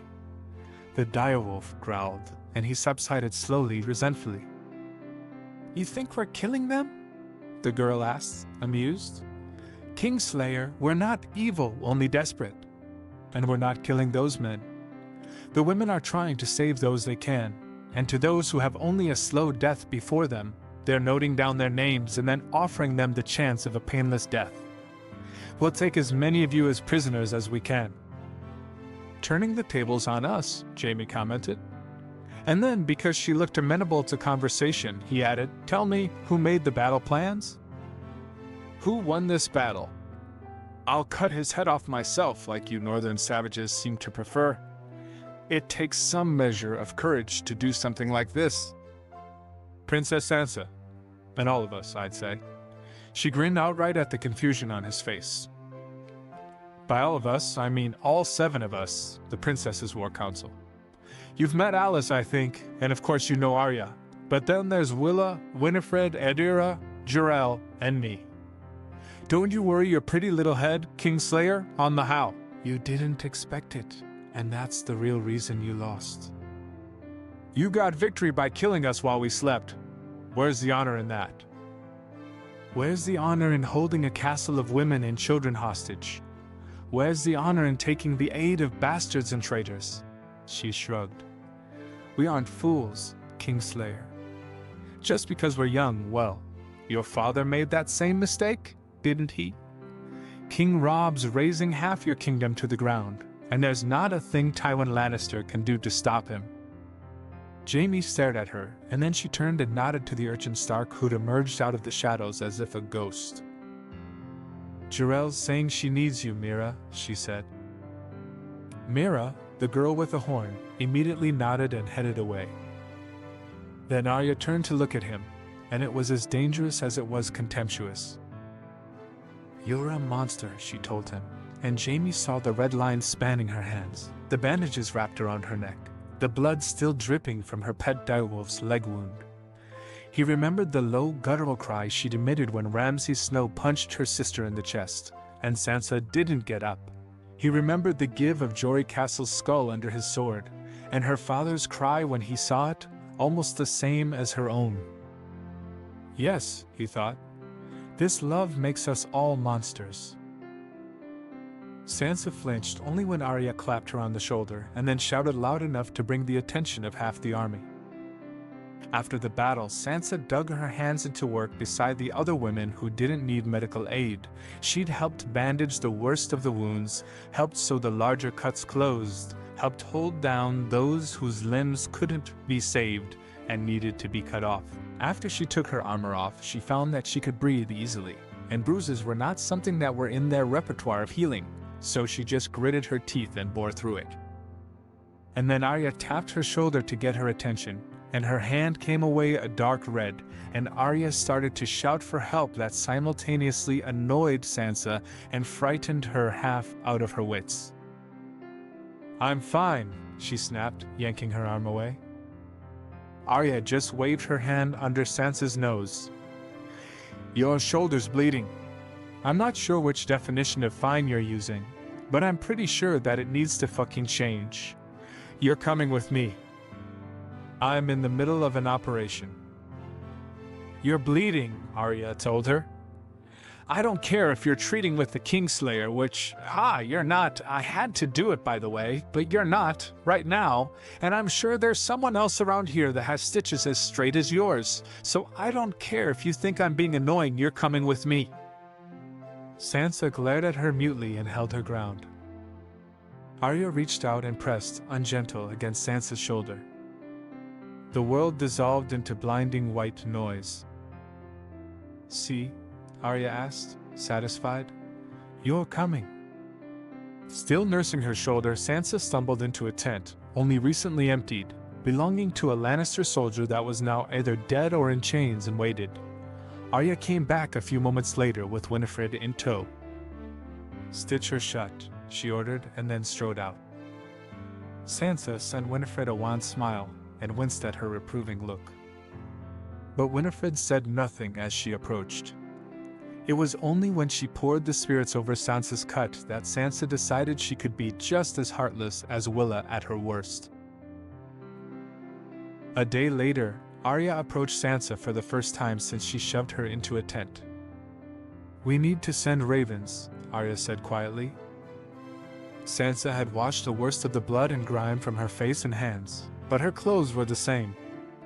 The others had taken turns sleeping and recovering from the battle, but Sansa had only commented on everything that yet needed to be done, had only said she was the leader of the castle, had only said she was yet needed, and they'd accepted it. But here, in the dawn following a bloody battle, Sansa looked exhausted and miserable under her masks. "We can't," she said. "Why?" "Because if we send it to anyone and they tell the Boltons, we'll be damned." Sansa tipped a look over at Arya, all blue-eyed and steady. "Because there might be other bands roaming the countryside, and if they find out we have only an army of scarce 300 women to defend ourselves, we'll be verily damned." Arya arched an eyebrow, but before she could speak, Sansa continued. "No, I don't think it's terribly likely. But I do think it'll be another fortnight, minimum, before anyone comes close to us, and I don't think we can face another army, and I'd much rather wait and have a force of men beside us and full food stores before taking that chance." "So no ravens," Arya said glumly. "No," said Sansa. "No ravens? No communication at all.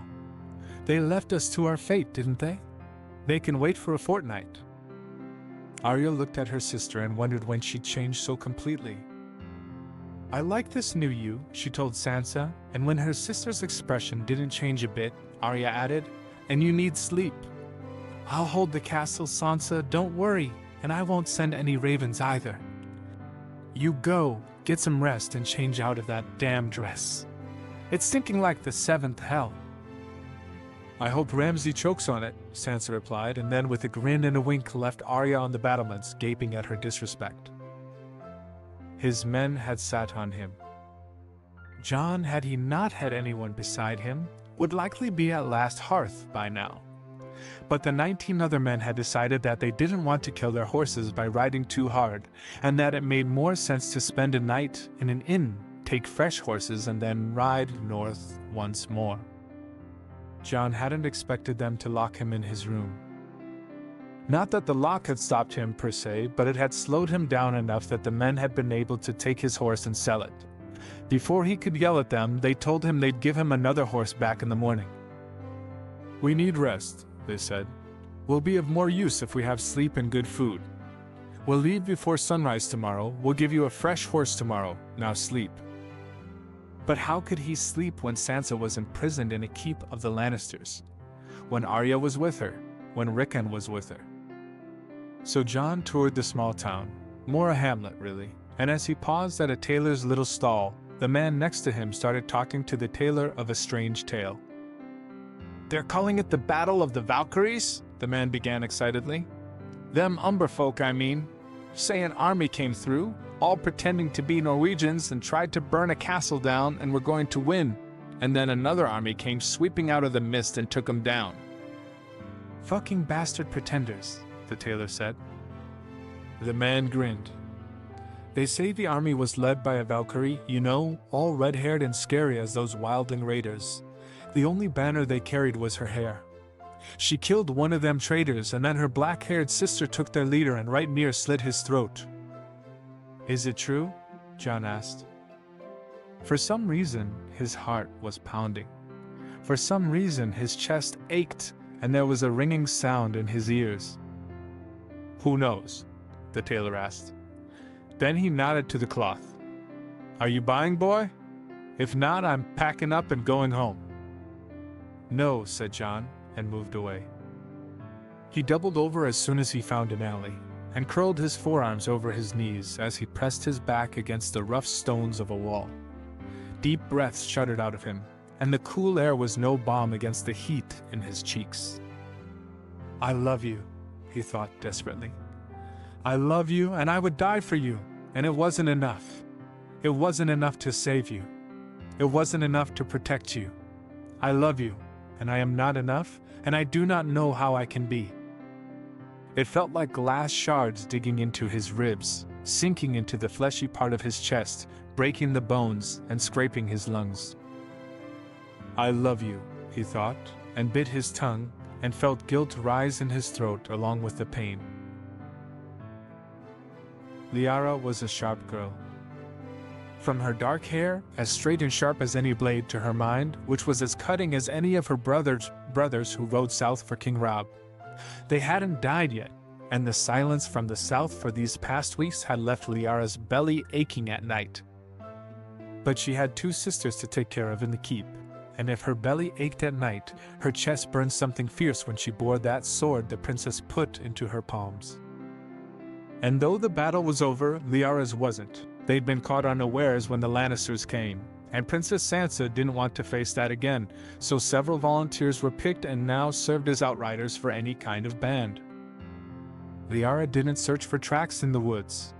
She rode into towns and markets and paid attention. It was hard, dangerous work. It was something she'd never seen herself doing.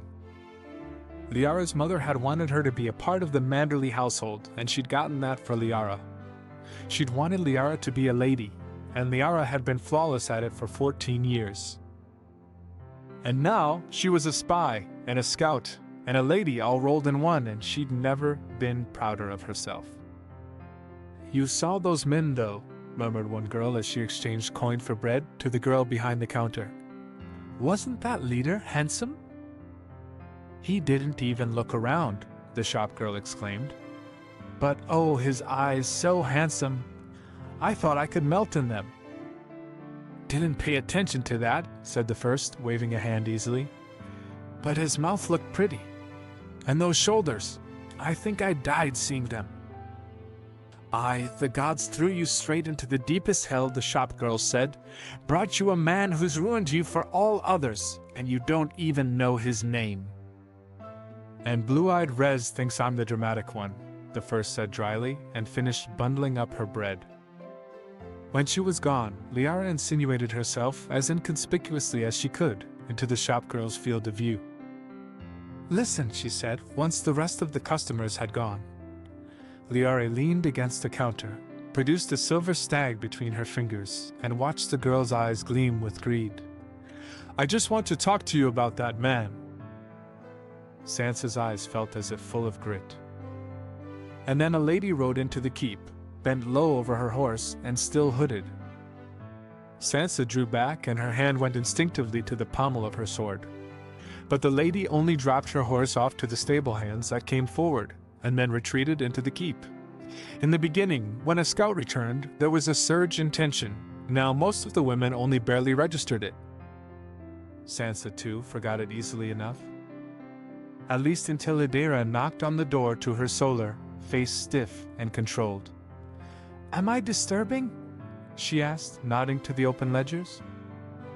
"Not at all," Sansa grimaced, scrubbing a hand down her face. "Just trying to maintain the food supplies. And we're running low on firewood, so we're going to need to go into the Wolfswood soon. I'd welcome a distraction, in all honesty." "Well, this isn't even bad news." Idara grinned, and it was startling on her usually reserved face. "Turns out there's a band of Northmen coming here. Soon." "What?" Sansa sat straight up, ledgers forgotten. "Who told you?" "The scout who came back this morning. She was down south and heard news of a group of men. After some asking around, she found out they weren't Lannisters or Boltons." "She's sure?" "You can talk to her," Idara offered, but she sounded fair certain. Sansa ran a hand across the back of her neck and felt shivers run down her spine. Fear and excitement, a potent amalgamation, dripping like water down her back. "I will," she said. They rose and were halfway down the corridor when the warning bells rang. Sansa exchanged an alarmed look with Adira, picked up her skirts, and ran. The gates opened, grating against the stone, and Sansa felt impatience itch at her fingertips. Through it, slowly, she could see flashes of men, but not with the blonde hair of Lannisters, not with the bloody X of Boltons. There was only a single banner flying, she realized abruptly, and it had a pale direwolf sewn into it. And below, with an expression of such sheer, devastating hope written across his face, Jon awaited her. The gates were barely open when Jon darted forward. Later, Sansa thought that his intentions were mostly proper. She thought that he wanted solely to embrace her and then press a kiss to her cheek. She thought he wanted to keep them a secret for some more time. But that wasn't what happened. No. Jon raced towards her, and then Sansa was in his arms, and though she might have been able to control herself right there, when he turned his face to kiss her, she turned too, instinctively, and their lips met. And then there was nothing in Sansa of control or propriety, just an aching, all-consuming need. Chapter 5. Martell. Summary. King's Landing cedes to the king in the north. Please just name your terms, King Robb, and we will meet them. Aye, what? What is going on? They broke apart to a squawking Arya and a silent courtyard. Sansa felt her lips twitch in what was sure to be hysterical laughter.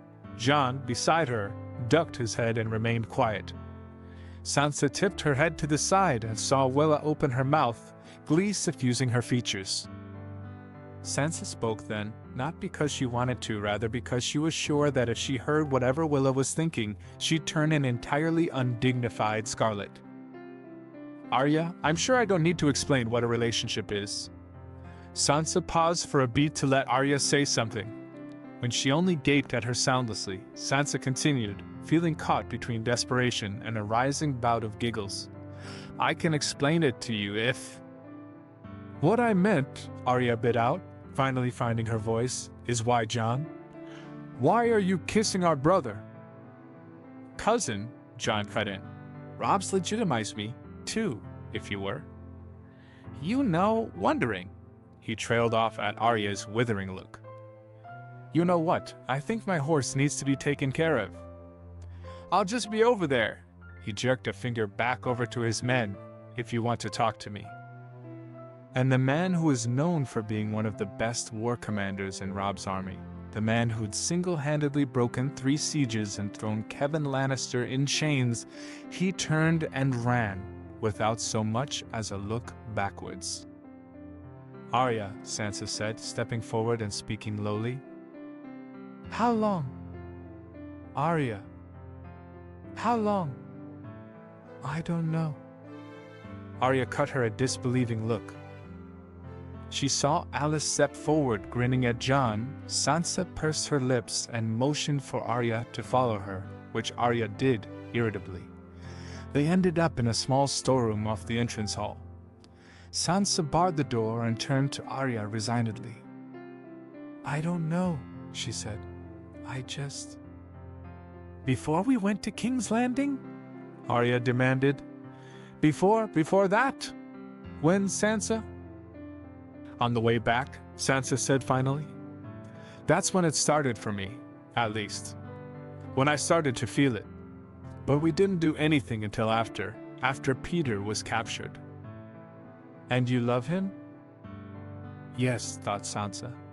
More than you can know. He knows the darkest parts of me and still loves me. He sees me at my worst and doesn't turn from it. Sometimes I don't think I know how to live without loving him. Yes, she said quietly. Arya looked up at her, eyes dark and hard. Sansa felt a pit form in her stomach at the sight. If Arya hated this idea so much, if Arya were to denounce them entirely in the end, it might not change much, but it would hurt. Arya was her sister and Jon's sister too. Her opinion held weight. But if Sansa had spent these past few weeks growing older, growing wiser, her sister had done no less. Arya sighed, abruptly, and scrubbed a hand down her face in the same manner that their father did when faced with something distressing. For you, said Arya. I am doing this for you. For you and for Jon. I'm not getting you a wedding present or anything for your anniversaries from here on out. And he's my brother, do you understand? Nothing is going to change that. Sansa reached forward to catch Arya's hand. Arya stepped away. Nothing, she said. Do you promise, Sansa? Sansa nodded. He'll always be your brother, Arya. I do not doubt it. I don't think he's ever not loved you. I don't think he can love you. Nothing I or anyone does can change that. Then you've my blessing. Arya raised her chin and then grinned wryly, all boyish strands of hair and sliding, shifty eyes. For what it's worth. A great deal, I assure you. There was a pause, and then, just don't kiss Jon in front of me, please. Now that I cannot promise. Sansa. Sansa didn't giggle, but it was a close thing. A moment later, she dodged Arya's punch and then twisted because she wouldn't be herself if she didn't give as good as she got. It was nice, in the end, to have someone's acceptance. You have the Kingslayer, Jon said incredulously. A smile played across Sansa's face, and 34 other hostages. He gaped at her. What? How did that happen? How did you? Lyra said it was 100 Lannisters. 112. 112 Lannisters at your gates. Jon threw up his hands.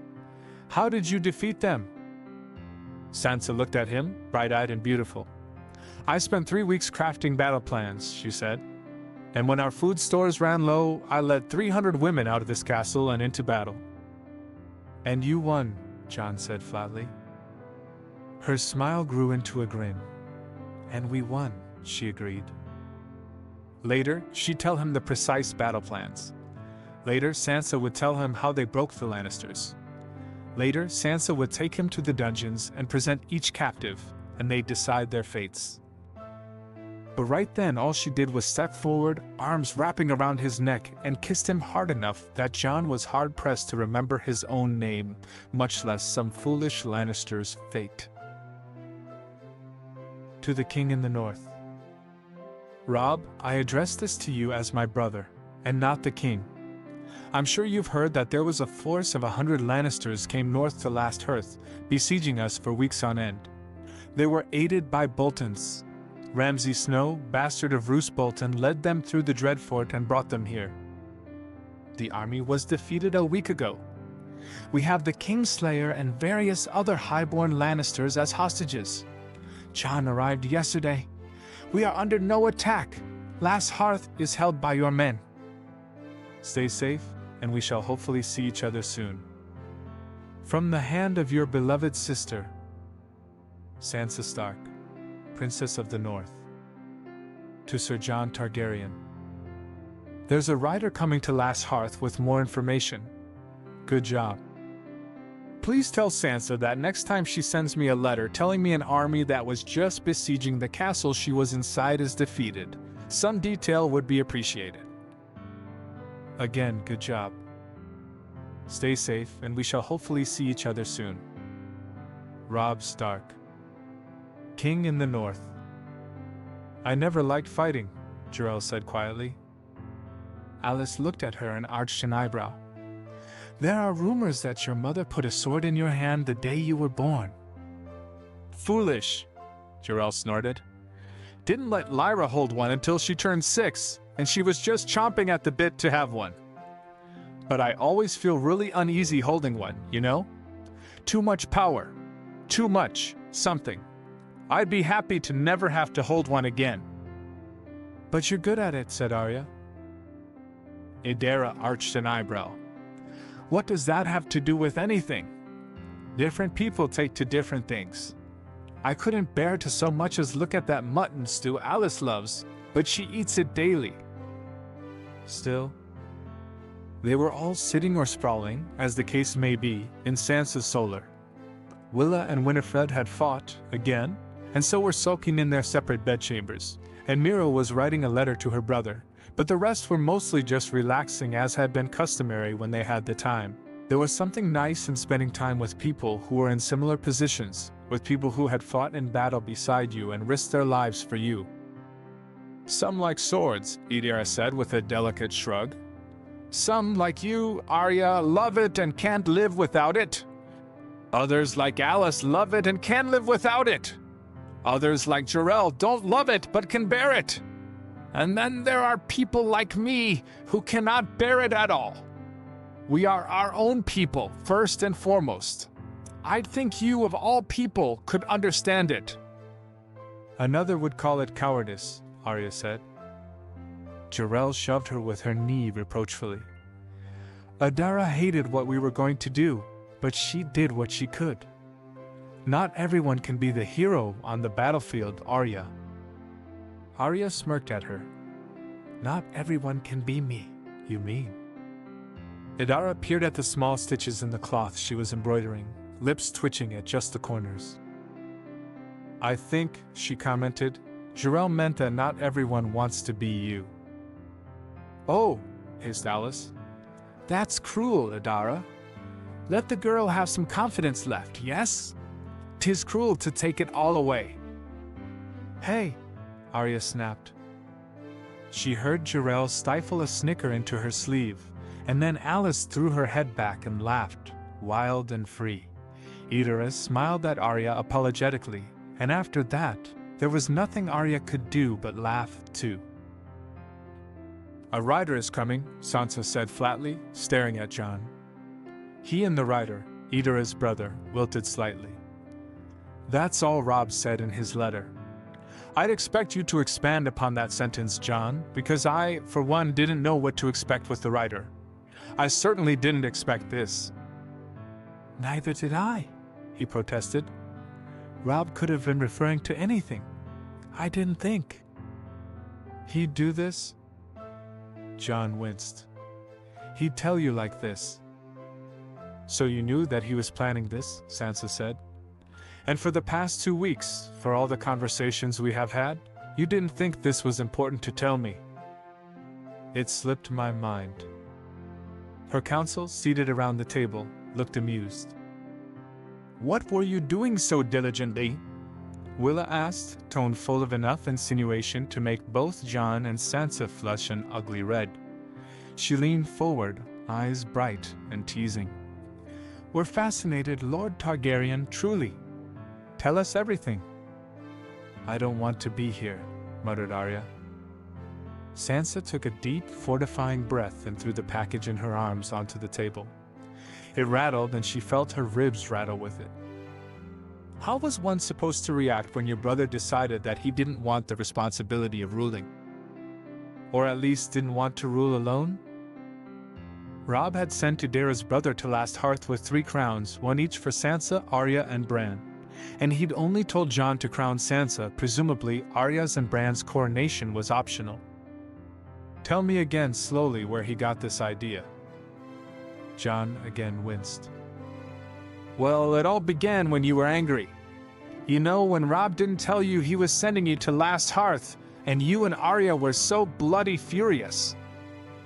We made his life miserable, Arya told Mira quietly, though not quietly enough that nobody could hear. Gods, it was so difficult burning his toast I couldn't even sleep that night, had to lie in wait in the kitchens for the cook to come. And it was worth it, I swear, every part. I understand, Mira murmured. Jojen is not that bad, but sometimes he gets very irritating. Adara only tilted a look at her brother, who was shrinking into the tapestries behind him, looking as if he wished desperately to be anywhere but where he was presently. If the interruptions continue, Sansa said sharply, I'm sending everyone outside. So you can spend more time with your lover? Willa asked gleefully. I didn't think you so adventurous, princess, nor so bold. Sansa frowned, and Willa went on through Winifred's desperate attempts at silencing her. In broad daylight, taking a man to bed, why, one might think it salacious. Though I suppose you aren't taking him to bed, are you? Arya half retched and Sansa pointed at the door. Out, she snapped. Get out! And the next time I hear you being so disrespectful, Willa, I will have Winifred cut off every last bit of your hair. Don't think I won't." At Willa's snort, Sansa arched an eyebrow. "She's still angry that you didn't tell her about your knee, you know." Willa's knee had been injured in the battle, and it had been worse than Sansa's shoulder ever had the chance to get. Winifred had scarcely managed to salvage her sister's leg, and it seemed that Willa might have a limp for the rest of her life. Winifred was still bitter about it, and Sansa wasn't above using that for her gain. Shooting a dirty look over her shoulder, Willa left. The others followed slowly, reluctantly. Sansa waited for them impatiently. As soon as the door closed, she slumped into her chair and rubbed her temples, breathing deeply. After a long, irritable pause, she turned to Jon. "You didn't mention that when you told me everything else," she said. Jon grimaced. "I wanted you to laugh. I thought you'd find it funny that Robb was being so dramatic. And I might have added this too, but, well, you got angry." It was her turn to wince. Sansa had, and it was really because everything had been a confluence of Robb's secrecy, and then her parents' support of Robb's decisions, and then her own hurt pride. She'd snapped at Jon, and while it wasn't completely undeserving, neither had it been kind of her. "So it was a jape at first?" Sansa prompted when Jon looked hesitant. "Right. Then it became something like, why not? Then..." Jon breathed deep. "Then it was repeated enough times, and we were maybe a little drunk, and I remembered old Nan's tales, and, well, do you remember what she said of Garth Greenhand's children?" Sansa blinked. "No," she said frankly.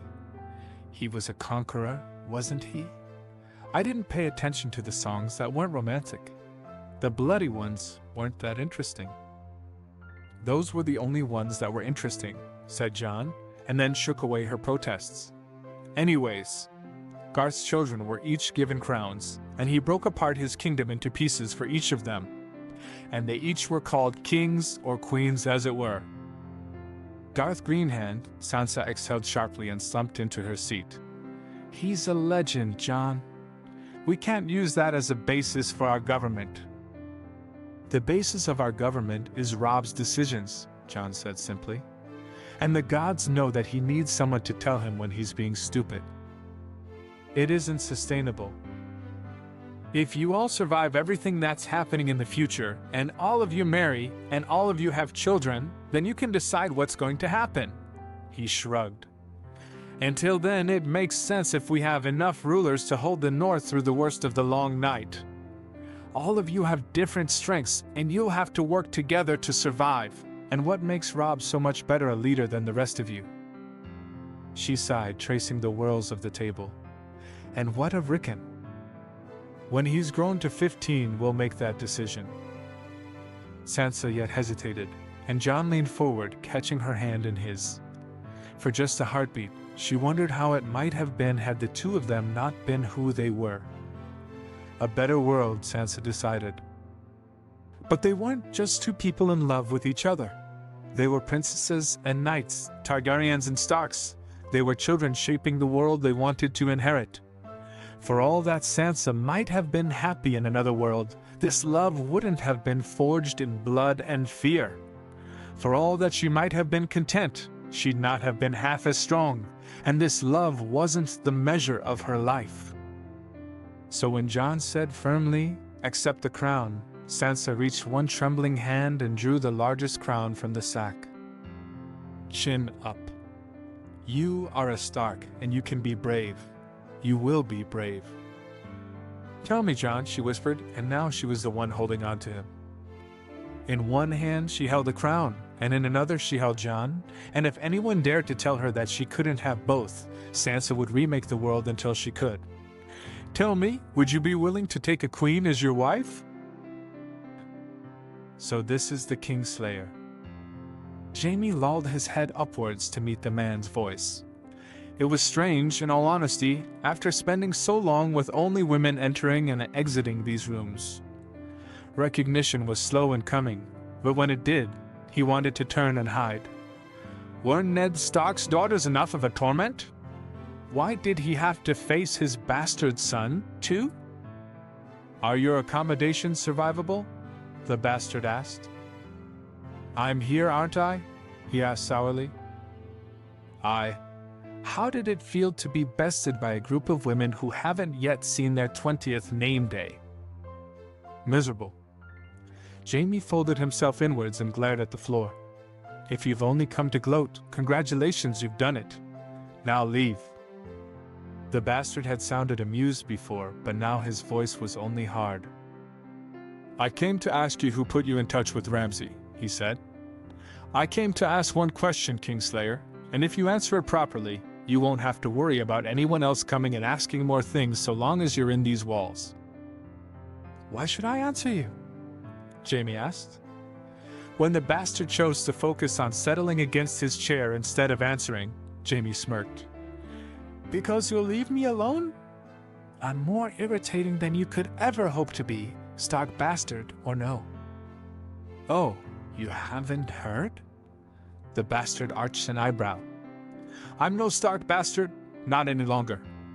Turns out Lord Stark kept some secrets, and, well, my father was never a Stark, Kingslayer, though my mother was. His lips quirked. My father was Rhaegar Targaryen. To keep me safe from Robert Baratheon, Lord Stark claimed me as his own. When he found out, Robb had me legitimized, so it's now Jon Targaryen who stands before you. Such love, Jaime spat. Jon Targaryen sighed. Anyhow, what matters is that you speak to me, Kingslayer, because there will be consequences if you don't.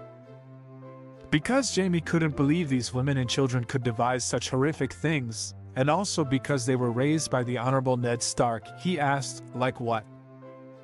Like asking your bannermen the same question, Jon answered levelly, and getting impatient when they, too, refused to answer. Impatience is supposed to frighten me?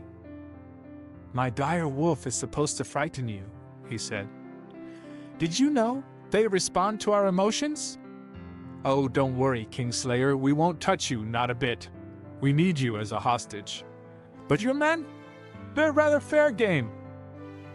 You're threatening. I'm promising, Jon said flatly. I'm promising that if you don't answer me truthfully, that if I'm not satisfied, I'm going to send you back to your father's arms with your bannermen in a box that will fit in your arms, and you'll have to tell each of their families why they don't even have the bones to bury. Ramsay's scream, cut short by a direwolf's jaws to his throat. The red raw pieces that had littered the ground afterwards. The meaty, panting breaths of a shadow-black direwolf waiting for Jaime to breathe wrong. Jaime breathed deep and tried to slow his pounding heart. What do you want to know? Jon leaned forward, arms braced against his thighs. Did Roose Bolton speak to your father? Yes, Jaime said immediately. I've seen the letters. Who sent the first one? I don't know. At Jon's abrupt movement towards the door, Jaime snapped. I don't. I only saw them in passing, enough to see their flayed man and the seal. Nothing more. Slowly, he seated himself. Fine. How did you come this far north? Ramsay Snow met us at the neck and gave northern uniforms. Then he took us through the Dreadfort and up the river and led us here. Why did the Boltons side with you? Jaime shrugged. They thought your cousin would fail and wanted insurance. If they made him fail by taking the entire North hostage, well, we promised them Winterfell, and that made them very happy. I don't know, do I? I don't claim to have deep knowledge of your northern politics, as primitive as all of you are. You don't seem to have deep knowledge of anything, muttered Jon, and then shook his head. Very well. Last question. What would you have done if you had taken the castle? I'd have taken your sisters and brother hostage, Jaime said slowly. I would have married some of their ladies to some of my bannermen, and then sent ravens to the major houses telling them what they would do if they wanted to ever see their daughters again. Just as I thought, he said, and rose to his feet. Very well. I thank you for your cooperation, Kingslayer. Roose Bolton, Robb said, by the laws of the North, you are to be killed for treason. Do you have any last words? You will fail, said Roose, pale eyes gleaming with hatred. You will fail, boy. What are you trying to achieve? How much vengeance is enough? You're a child, and all the men fighting beside you are fools, and worse to think, you'll lead them to victory when you don't even know what that is. I'm your king, Robb said lowly. You knelt and gave me this crown. If you'd spoken to me of this in private, I might have listened. But you went to the Lannisters instead, and you sent your bastard son to lead them to where my sisters were, and I cannot forgive that. His hands were tight on the hilt of his sword, and there was a roar in his ears like a rising tide. Robb inhaled, set his shoulders, and said, Kneel. The sword descended, and when Roose's head landed in the earth, Robb turned and met his bannerman's gazes. If there are Bolton bannermen who wish to hold to their lord's treason, they can choose either exile or death. Robb let all his grief, his betrayal, his rage show. Leave tonight, and I will not send a single man after your heads. The next morning, he asked the Great John how many men had left under the cover of darkness. The Great John smiled, sharp and fierce, his teeth shining like fangs. He said, Not a one, my lord. A week later, as the sun rose, the entire keep arranged itself in the great hall for Sansa's coronation. Sansa drew the gown's heavy fur neckline tighter around her shoulders. It was a fine blue, so pale it looked almost white, and it had taken Adara and 3 other women 4 days to make it. Everyone was waiting for her, but Sansa couldn't help but stall for a few more minutes. At another time, she had wanted so desperately to be queen, and it had led to such disaster. Here, she'd be content to have the ability to control her life. Sansa had her family beside her, and that was all she'd ever wanted. The chance to have both had never been so much as dreamt of. You are Sansa Stark, you are a Stark. You will bend before you break, and you will break before you die, and you will survive the darkest things that can be thrown at you. You will fight. You will defend what you must and conquer what you can. Chin up, darling. Slowly, steadily, she left the safety of the shadows and moved down the corridor. A half-beat later, she turned the corner and saw the crowd. Sansa did not falter an inch, did not let herself pause for even a heartbeat. She seated herself on the wooden chair which would serve as her throne, and looked out into the overcrowded hall. In the front row was her council, each dressed in a gown of their own choosing. Rickon was seated beside Arya, whom she'd insisted on sitting closer to her throne than any other. Jon stood beside her, already holding the crown. By the edict written by King Robb Stark's own hand, he announced, I present this woman here before you as queen. Princess Sansa of the House Stark is to become queen in the north, of equal rank to her brother and all. Do you, the representatives of the northern houses, assent? As one, her council rose, but it was Alice alone who stepped forward and said, King Robb offered out our father's vengeance, and they proclaimed him the king in the north. When the Lannisters came, however, it was Princess Sansa who put steel in our hands and told us to stand strong. She knelt. The North has known no queen for 3 centuries.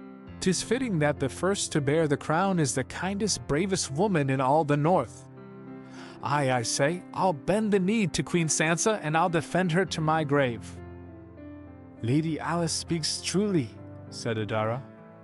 We are the women of the North, we are the Valkyries of the North, and there is not one person here who can say that she has not led us well. She too knelt, and threw her head back, cried, The Queen in the North! When Robb was crowned, his men drew swords. For Sansa's coronation, they threw flowers into the air, blue roses, thorns, and all. The petals caught in her hair, and when she ran a hand through them, they fell to the ground like so many pieces of the sky. Thank you, said Sansa. I will never forget this. I will never forget all of you. You fought beside me. You fought for me. And if I am here to be crowned, it is because of your valor. She swallowed hard and then stretched a hand out to Arya. "Come here," Sansa ordered. Arya shot her a strange look, but obeyed. When she stood next to her, Sansa nodded to Adair's brother and waited for him to walk up the aisle. As he walked down it, whispers rose around him, confusion, and in its wake surprised realization. "But for all that we fought together, for all that each of us held and held strong that day, the battle would not have been won if not for Arya's courage." Sansa felt a small smile turn the corners of her lips up. "And I believe it is a proper act, for the first act of the first Queen of Winter in 300 years to be to crown another." I'll agree to this," said Willa, suddenly smiling wide and hard enough to rend open a man's stomach. "You put steel in our hands and offered us vengeance when any other would have bowed their heads. You led us into battle with no crown save for that red hair, and we flocked to you as if it were one. And your sister took down the Kingslayer himself. She led women out of those gates and drew enough food from the woods that we could last for another week. She was the one to give us even a hint of a warning. What other woman can compare? What other woman can stand where the two of you do?" "They've named your brother the Young Wolf," Mira said, stepping forward to flank Willa. "They call him King Robb the Valiant, and the small folk from the Twins to Riverrun know and adore him. Why should we not do the same?" Willa went down on her knees, gracefully. She plucked a blue rose from one of the vases flanking the tables, the stem long enough to treat as a sword, and held it aloft. "All hail Queen Sansa the Merciful!" she cried. The council knelt, as well, and then the other women followed them. "All hail Queen Arya the Vengeful!" And in that moment, the rising sun cut through the paned glass windows, spilling over the whole hall, gilding the hall in a halo of brilliant gold. Sansa felt her breath catch at the beauty, at the power these women offered her so unthinkingly, so easily, at the trust being forged in the room right before her eyes. Breathing deep, she picked up the crown and turned to Arya. Easily, calmly, Arya went down to her knees and Sansa placed the steel ring on her brow. Willa tipped her head back, and she grinned brilliantly at Sansa, and then called loud and clear, "All hail the Queens of Winter!" Others took up the cry, and it echoed loud enough that Sansa couldn't hear herself speak. But she did turn slightly and saw Jon watching her from right behind. His eyes were soft, and he was smiling just as brightly as Arya, and there was such love in his expression that Sansa felt her breath catch and tears rise in her eyes. She beckoned him forward and took his hand, lacing their fingers together tight enough to whiten her knuckles. "You will stand beside me," she thought. "You will stand beside me for the rest of my days, I swear it. You will stand beside me, not behind me, not in front. You will stand beside me and we will rule the North together." And so, that night Sansa went to the Godswood. This was smaller, more private. Only the men Jon was closest to amongst the 20 rode north, and then Sansa's council, Arya, and Rickon. There were small lights that Mira had strung up with Jerel, a type of moss, Mira had told her, that shone like the stars under moonlight, and they glittered around the heart tree like so many lanterns. Jon wore a doublet of lightest gray, and in the dim light, she was sure she'd never seen someone so handsome. Later, they'd have a larger wedding in Winterfell, but before that they'd have this between them and them alone. Before the heart tree, she reached out and took his hands. "Sansa of the House Stark comes before the old gods," she said. "She is a woman grown, and she comes to be wedded." "Jon of the House Targaryen comes before the old gods," Jon echoed, eyes warm enough to make Sansa's cheeks flare with heat. "He is a man grown, and he comes to be wedded." His voice softened, lowered, became more private. "Will you take me, Queen Sansa?" "With all my heart," Sansa murmured, eyes unflinching, eyes unwavering, eyes unrelenting. "And you, Lord Jon? Will you take me?"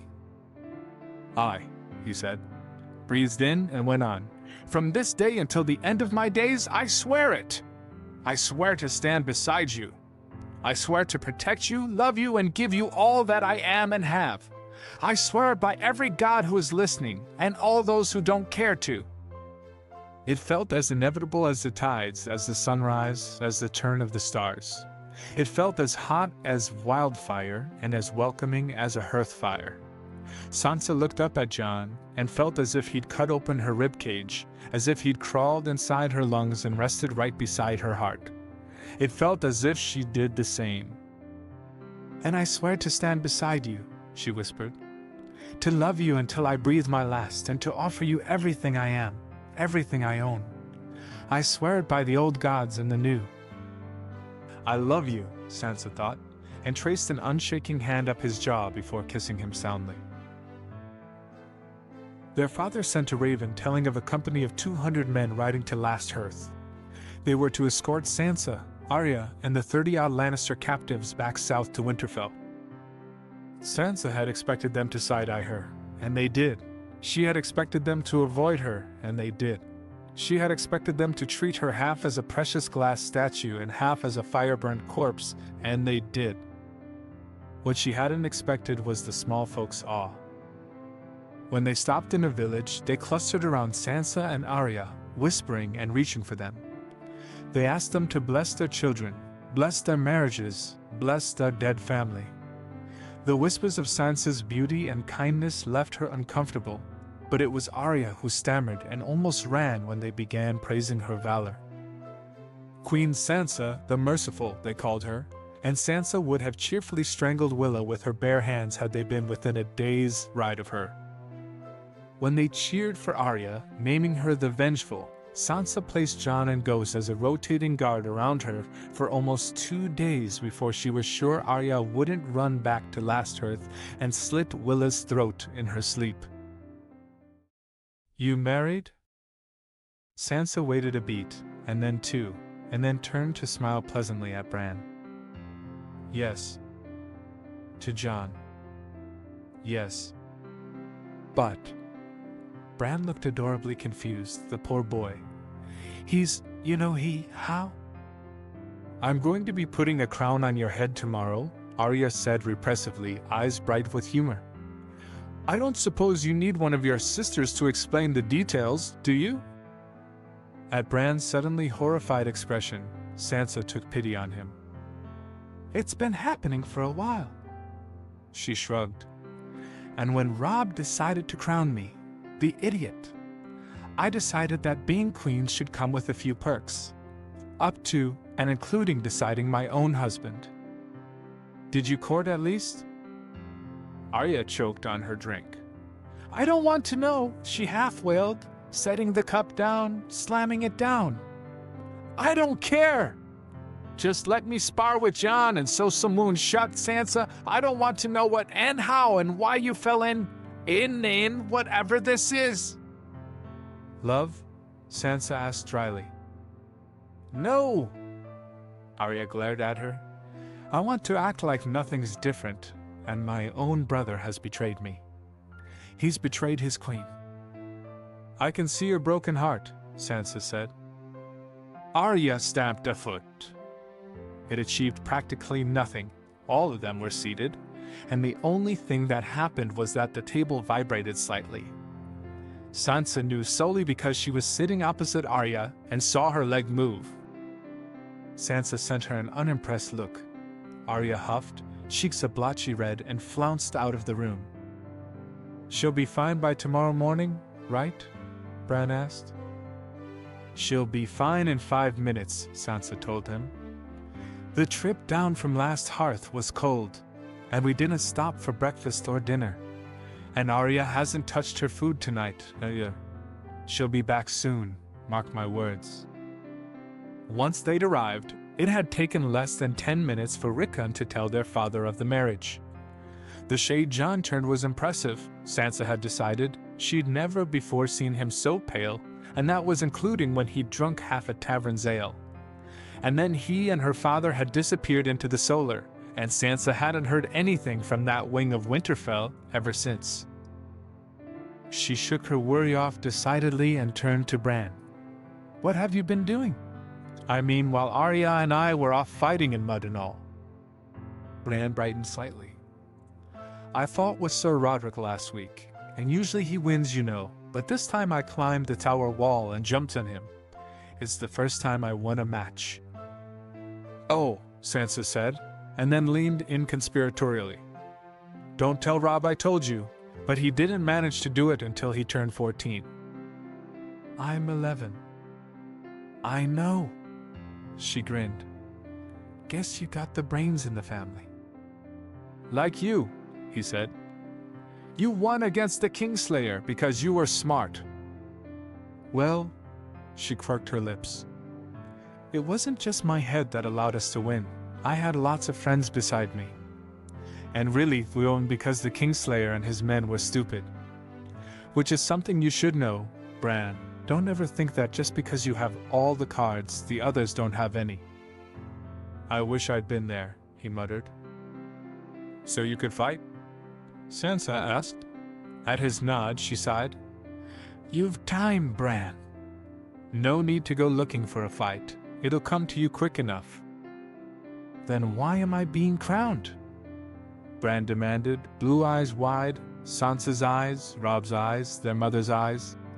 Why are you giving me a crown, Sansa, if I haven't done anything? Because the North needs a king, she said. Robb's gone south, hasn't he? We need a king right here. We're Starks, Bran. Don't you worry about becoming something great or famous. It'll happen when it happens. And if it doesn't, then that doesn't make you any less worthy of that crown. I'll just have it because I'm your brother. You'll have it because we think you deserve it, Sansa corrected. Because you are our brother and because you know more of Winterfell than almost anyone else alive, and because you know how to make everyone smile. We want you to stand beside us, Bran, not just because you are our brother, but also because we need you. Will you crown Rickon too? He asked. When Rickon's old enough, yes. Bran paused, and Sansa seized the chance to reach out and grip his hand. Winter is coming, she said softly. The North needs rulers that are strong, that it can trust when winter arrives. She arched an eyebrow. But you don't have to worry over all of that right now. What do I have to do? He asked, sulking. Sansa got out of her chair and prodded him until he too got up.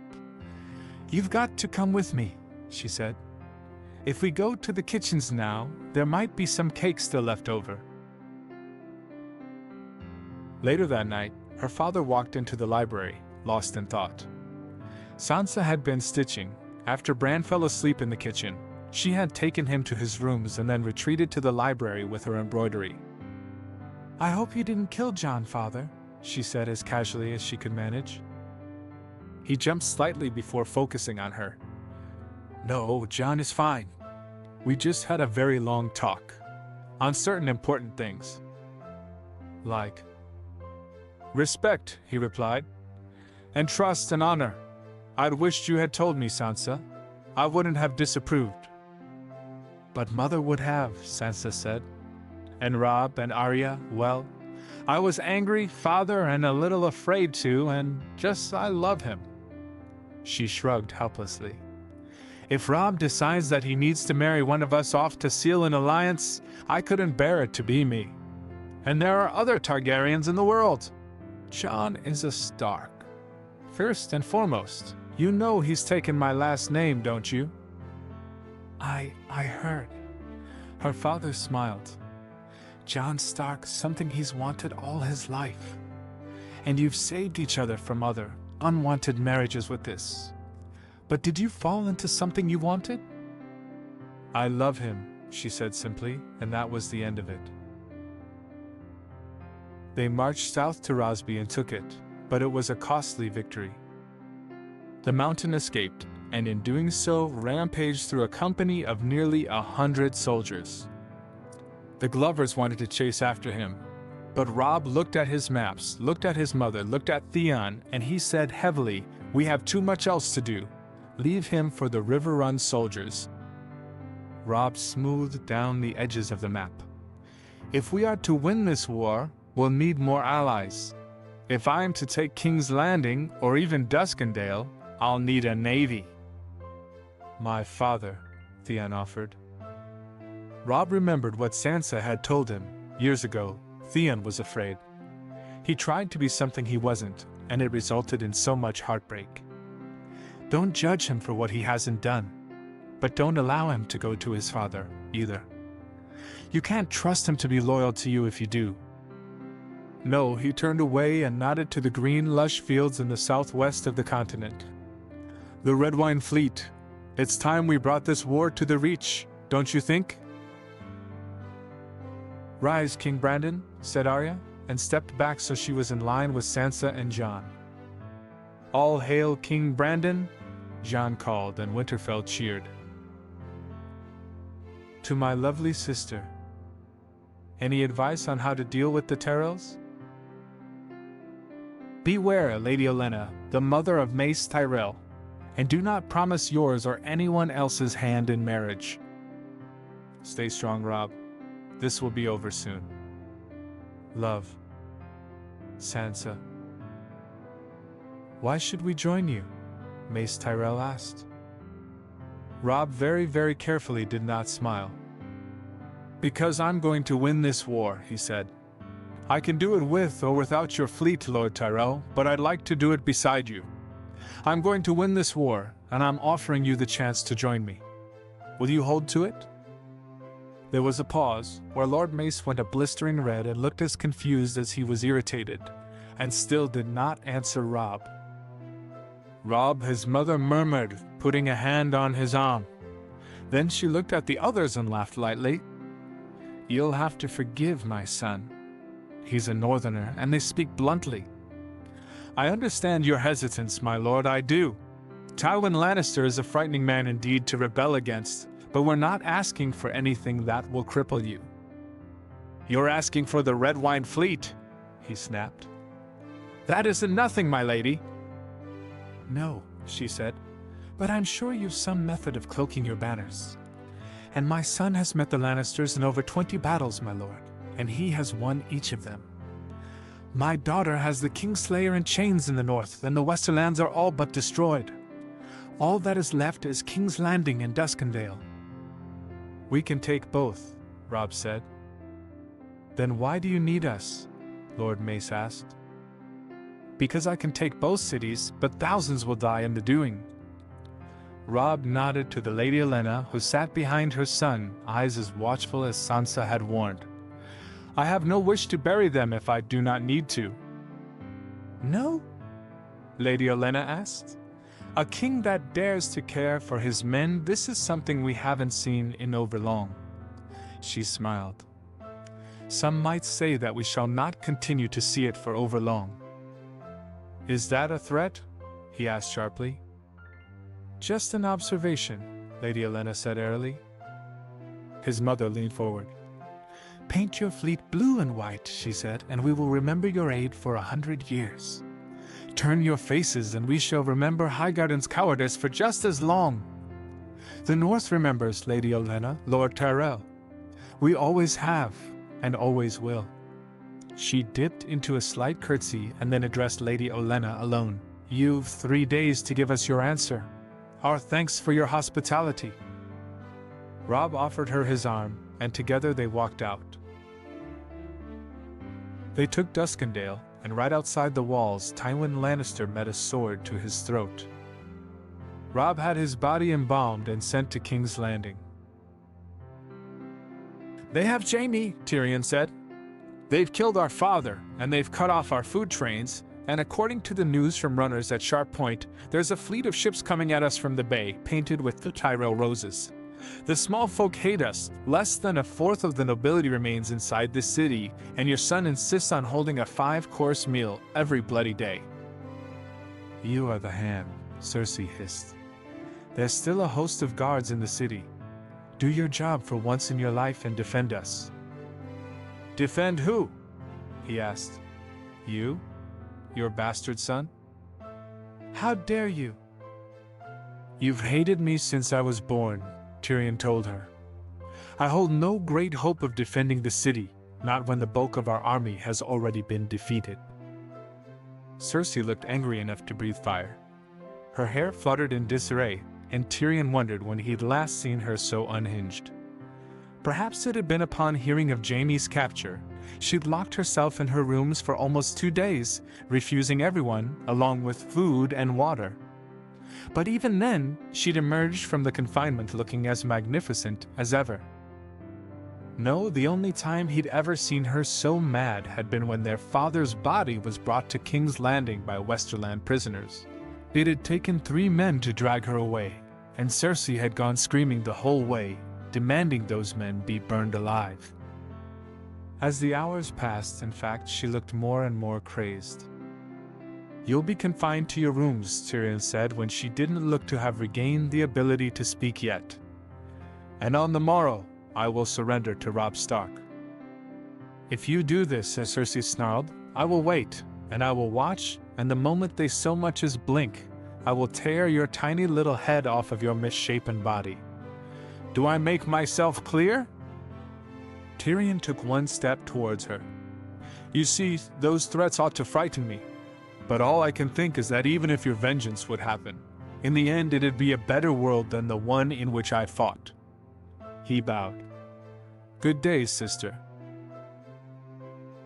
King's Landing cedes to the king in the north. "Please just name your terms, King Robb, and we will meet them. Fly white banners from the turrets. Have all knights and lords arranged outside the walls in 3 days, without weapons, along with King Joffrey and his mother. Surrender your crowns and your swords to me, and we shall treat you as highborn hostages. Refuse, and we shall paint the land with your blood." Catelyn rode out with Robb, a guard of just under 500 men surrounding them.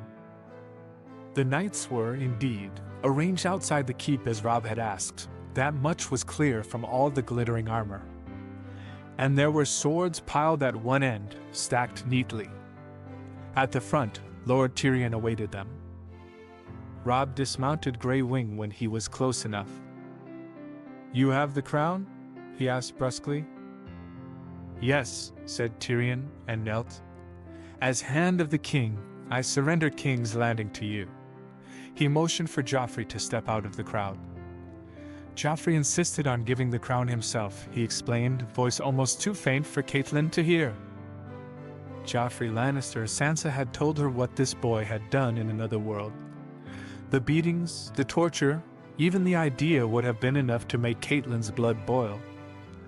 But this boy, for all that had happened, hadn't yet proven to be the same heartless monster. Robb had told her the night before that he wouldn't ask for his or his mother's head. As she watched, Joffrey stepped forward. He held the golden crown in his hands as he approached Robb. But there was something in his stride, something in the way one hand cradled the crown and the other supported it, something in his posture Catelyn felt chills go up her spine. And then she realized what it was and went white. "Robb!" She screamed, and her horse bucked at the sudden noise. Catelyn only barely held on. "Robb, watch out!" Robb turned to look at her. The sudden, jerking motion pulled him away from Joffrey, enough that the dagger meant for his ribs only grazed his arm. His cry of pain was drowned by Grey Wind's howl, and Catelyn lost sight of him once more as the horses surrounding her panicked. By the time they calmed down, Joffrey lay on the ground with half his neck cut open. The other knights were shrinking away from Grey Wind. Tyrion Lannister's face was spattered with his nephew's blood. Even from this distance, Catelyn could see his agitation. Robb's sword was unsheathed, and it shone in the early afternoon sun. Red blood dripped, staining the grass. "Is there anyone else who wants a try?" he demanded. "Any other honorless knight who wants to die today?" "Come on, I've no desire to rule over a kingdom of traitors." "'Twas Joffrey's own decision to do this," Tyrion said quickly. "None other knew of it. Not me, not any of the men. I beg of you, Lord Robb." "King," Robb snarled. "King Robb, then. You have no others who would raise steel against you. Not here." Robb stared at him for a long moment, and Catelyn could see the temper burning through his spine. "They tried to kill you," she thought, and wished for just a single moment that he would hold to the terms he'd laid out to King's Landing 3 days previous, that he would give the order and they could spill enough Lannister blood on these fields that the Westerlands never recovered. But her son, her honorable, merciful, valiant son, he only sheathed his sword. He only sheathed his sword, raised his chin, and acted as if he hadn't given these men another chance at life. "I razed the Westerlands to the ground," he said. "I burnt Lannisport and starved Casterly Rock, and I've the outright support of half the kingdoms even without the Iron Throne. The next man to raise a sword to me and mine will be fed to my direwolf. Do you understand?" Catelyn let her breath gust out of her abruptly. "Oh my boy," she thought. "Oh, I've never been so proud of you." They marched into King's Landing. As they entered the throne room, a maid came from another part of the keep. "My lord," she gasped. "The queen, the Lady Cersei, when she heard of her son's death, she threw herself out of a window." "What?" Robb asked, reeling. "When?" "Not a few minutes previous." She hesitated. "We tried to stop her, but she right near ripped off Sharice's ear, and we couldn't stop her." His mother wrapped a hand over his shoulder. "Put a guard over the others," she ordered. "Ensure nothing like this happens again." Once the maid left, she turned to Robb. "So Joffrey and Cersei Lannister are dead," she said. "We hold King's Landing. What now?" "Now?" Robb asked. "Now the hard part begins. Now," he said, swallowing, "we melt down the Iron Throne." She startled. "Robb." He frowned. "Sansa didn't tell you our plans?" "No," his mother said quietly. "She didn't." "Ah. Well, it starts here. We are Northerners, Mother. My army is loyal to me because they think me worthy of this crown, not because they fear what I can do to them." Robb grinned at her. "And of course, I don't want to sit on something so pointy. You know how bloody my back's going to be if I'm not careful?" Suddenly, she reached out and embraced him, tight as Sansa before she left Winterfell the first time, tight as Sansa when she came back. "I am so proud of you," she told him fiercely. "You've done so well, Robb. Your father would be proud if he were here to see you." "Well," he said, pulling away after a moment, "this isn't over yet." "No, it isn't." Her lips twisted wryly. "You need someone with both intelligence and loyalty to navigate this court, Robb. I can help, but not when I don't know precisely what is needed for you." "What are you saying?" "I'm saying that you need Sansa. God save us." Jon looked out into the fields. "Well?" "I don't want to," Sansa replied. They were huddled together on the ledge Sansa had slept on the night before Peter's death. The wind wasn't as cold during the day, and with someone else beside her, it wasn't even uncomfortable. They'd received Robb's raven just that morning. "But you will," he said. "Will I?" "Sansa," said Jon half impatiently, "we've planned this for 7 years. And anyhow, you're not one to let fear stop you from acting, or you'd have surrendered at Last Hearth. So when are we leaving?" She sighed. "I want some of the women from Last Hearth to come with me. At least Alice, Mira, Willa, and Eddard'd be of great help. The more that can come, the better, in all honesty, and what I'm aiming to do is controversial enough that I want some allies beside me." "Robb isn't enough?" "Robb," she said, "is miserable at politics." Jon laughed. Sansa continued earnestly. "He is. He'd think the ones who hate him the most are his allies, the ones who are actually loyal are the traitors, and he manages to alienate them all in the space of a week. If anything, I should lock him up in his bedchamber. It'd save me a lot of trouble." "I'd like to see that," Jon murmured, wrapping his arms around her and dragging her close. Sansa shifted so that she lay half on him and threaded her fingers through his curls. "So we'll leave in a little over a fortnight." "I look forward to it," he said, and pressed a kiss to the top of her head. Liar, Sansa replied without heat and let her eyes drift closed lazily. 7 ravens left King's Landing one morning, each carrying an utterly important summons, each heading to a different keep. When Sansa finally arrived at King's Landing, Robb threw himself at her. "I was so worried," he mumbled into her neck. "Gods, I hadn't so much as considered, well, I thought for sure we were damned to the high heavens, and then you sent that bloody raven, and I didn't stop smiling for just about a week." Sansa hugged him back just as tightly. I know, I missed you so much. It's been an entire year." "The crown looks good on you. You've grown so thin." "Gods," he said again, and his hug tightened impossibly. Sansa breathed deep and let herself dangle in his arms for a moment longer before pulling away. She was close to many people, and she loved them all. But Robb was different. He was the first one she'd ever trusted, and he was her closest brother, and they'd spent just as much time arguing and fighting as they did laughing for so many years. When she'd first left him, it had felt like a lost limb to not have him there for sharp comments and easy laughter. When next he'd left her, it had felt even worse. "Where's Mother?" Sansa asked. Once the initial introductions were over, Robb had pounded Jon on his back, and her council had looked both flattered and impressed at Robb's manners when he greeted them. Sansa had already resolved to tease Winifred on her flushed cheeks mercilessly. "Inside the keep." Robb's lips tilted downwards. "The Tyrells arrived yesterday, and they're already making life hell." "Hell's above, there's so much to tell you. I can't wait to talk to you about everything." Sansa glanced at Jon and felt a sinking sensation in her stomach.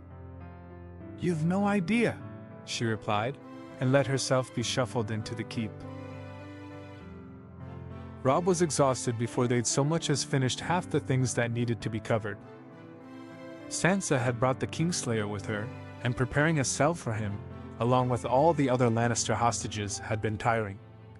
Then their mother, Sansa's council, and Sansa herself had spent hours deciding which rooms would be given to whom after they arrived. After that, she'd started talking to Robb about the rise and wildling invasions in the north, and what they had to do about it. He was impressed with her stamina. "Anything else?" he asked when they'd finally managed to go over everything. Sansa hesitated, glancing at her council and then back to him. "Yes," she said, "though it might be better to do it in private." Robb shrugged. "Me and you, or—" "It might be better to have Mother here as well." Her lips quirked in a mirthless smile. "But maybe not Jon." Robb frowned, confused, but only said, "You heard her," to the council. Some of them left quickly, but others looked amused as they did so. Jon cast a worried look back at Sansa as he followed them out. He avoided Robb's gaze with as much unsubtle awkwardness as he'd been doing since they arrived. "I'll talk it over tomorrow at the practice grounds. Best thing for it, I can hit him over the head if he gets as brooding as before." When the door clicked shut, he nodded to Sansa. "Something important?" "Yes." She breathed deep, looking down into her lap. Slowly she lifted her head and met Robb's gaze. I'm married." "I didn't hear that correctly?" Robb felt his brows pull together. "You what?" She shifted uneasily, and her eyes dipped away quickly before coming back to meet Robb's decisively. Suddenly, he realized that she was avoiding their mother's gaze more than she was trying to meet his own. "I got married," Sansa repeated. "When?" their mother asked crisply. Her shoulders pulled tight, defensive. A few months ago." "To whom?" "I think it might be a better idea if I ensured that you didn't kill him first," she said, voice high and nervous. "I rather." "Months ago," Robb said slowly. "Why didn't you tell us, Sansa?" She inhaled and lifted her chin. "Because you wouldn't approve." And knowing that, you still went ahead with it? Sansa looked between them. I wanted to tell you in person, at first, and by the time I realized how foolish that was, it seemed more prudent to wait than to send you a raven. That's why I asked Father and the others not to tell you. She shook her head. I know it was terribly foolish of me, not to mention selfish, but I do love him. He's always been kind to me, and... Their mother leaned forward, eyes glittering like the palest stars. Who, she asked, cold and frozen as the oldest tides, is he?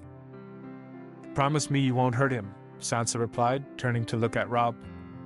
When he shook his head, she straightened and said firmly, If you won't give your word, I won't tell you. Promise, and I'll speak. You're 16, Robb exclaimed. A woman grown, she flared back. A woman grown would not act as impetuously as you did, their mother said, and Sansa deflated slightly, just enough for him to see the tears behind her defiance. Robb muttered a curse under his breath and glared at her. Fine. Fine, have your bloody promise. I won't hurt the man you've chosen to spend a life with. I hope he's worth it, Sansa, because I don't know if I can admire a man who hides behind your skirts. He's just doing what I asked, she said acidly, and then visibly bit her tongue. I'm sorry. Thank you, Robb. Answer the question, he ordered. He could see her impulse. She wanted to toss her head and shout back, but also her restraint. She swallowed it all down and sent him a weak smile instead. I marry Jon, she said quietly. Jon? Robb asked dumbly, at the same time as his mother forced her chair back so it screeched against the flagstones. Jon who? Jon, our cousin, Sansa said. Jon, the man you legitimized as a Targaryen. I mean, now he's a Stark, but before that he was. You married our brother? Robb asked, horrified. I married our cousin, she corrected, voice stinging. I love him, Robb, as I didn't think myself capable. He swallowed hard, and their mother turned towards them. This was extremely stupid of you, she told Sansa. I'm surprised your father supported you at all. You had such great chances, Sansa, and you squandered them on a man who has already promised to our... What great chances, Mother? She asked. I am already queen. I already have power and all the wealth I can ever want. All I wish for is a man who loves me and treats me with kindness and respect, and Jon does that in droves. Their mother sighed. I want you to be happy, of course I do. But what does Jon know of ruling? Of the dangers and tribulations that come from that? He will rule beside me, Sansa replied. It isn't as if I have much knowledge myself. We shall learn together, if necessary. And your past life? The one in which you feared yourself broken? She shook her head. Men have hurt you. Why not wait and see? Because we all might die, said Sansa. Because there aren't enough days in this life to waste. I was hurt, Mother, and I'm not saying I wasn't. But there is a difference between Jon and those men, and he will never treat me as they did, and that is half the reason why I trust him. Robb arched an eyebrow. The other half being? The other half being that he's as honorable as Father, and twice as kind, she snapped back. Oh, and also let's not forget that he's much better in bed than the others, why don't we? Well, that is enlightening, to say the least. Sansa, their mother reproved, and Robb watched in amusement as she flushed a red bright enough to be painful. I'm not asking for permission or forgiveness, Sansa ground out. I am telling you because you deserve to know. I hope you can find it in yourself to accept my decision, that this is final, whether or not you do. Damn it all. Sansa. Good day, Mother Robb. She curtsied slightly and strode out of the room. Your mother is scary, Jon murmured. Sansa, in the middle of undoing her braid, closed her eyes in what looked to be absolute mortification. I got Robb to promise, she said. Not Mother. Gods, Jon, I'm sorry. They're being rather unhelpful about this whole thing, you know, and Well, what did she say to you? He rolled fully onto the bed so he was staring up at the canopy. That if I ever raised so much as a finger to you, she'd ensure that I'd beg for mercy before I died. The actual words had been, "Hurt worse than the Lord Royce Bolton flayed alive," but Jon rather thought that Sansa didn't need to know the entirety of her mother's imagination. "Well," Sansa said, "I've no words, Jon. Mother's always been protective of me, and it doesn't look like she'll stop anytime soon." He propped himself on his elbow, watching her, and her eyes met his in the looking glass. "I am sorry for what it's worth." "If I do hurt you," said Jon, "I'm sure I'll deserve everything your mother does to me." Sansa sighed playfully. "If you hurt me, I'll be handling it myself. We Starks don't turn our faces, Jon, don't you remember?" "I remember," he replied. "I just think your mother isn't half as scary as you, and so would prefer to be handled by her." "How wonderful," she said, and got up from the vanity, coming closer to him. "I'm glad I frightened you." "You frighten me," he agreed, "because you're so beautiful, and I can't seem to stop myself from doing everything to you despite being married for almost half a year already." "So sweet," she exclaimed, high enough to make him wince, but then she kissed him, and Jon fell back onto the cushions, and there was little enough talk for the rest of the day. Robb received a raven the next morning from their father. "He asked me to return," he told Sansa and their mother over breakfast. Jon had apparently declined to attend. "The wildling attacks have gotten too serious. He wants the army back in the north." "And the urgency has nothing to do with the fact that you hate the south," said Sansa. "It's too hot," Robb declared. "I've no idea how you lived here for so long, Sansa. I can scarce sleep at night. I swear there's no air to breathe." "Perhaps you ought to stop dressing in such heavy furs," their mother murmured, and Robb exhaled loudly, impatiently. Sansa laughed. "Fine. But even if you go back, I have to stay here." "Aye," he said slowly. "I'll need an army," Sansa reminded him. "We're inviting too many soldiers. If there's a chance, they'll take advantage. We need to have the upper hand as long as they remain here." "Edmure ought to be riding here," their mother commented. "Have him bring his army." "Is it big enough?" "More than," Robb reassured her. Then, lips quirking, "Mother, what about you?" She turned to Sansa.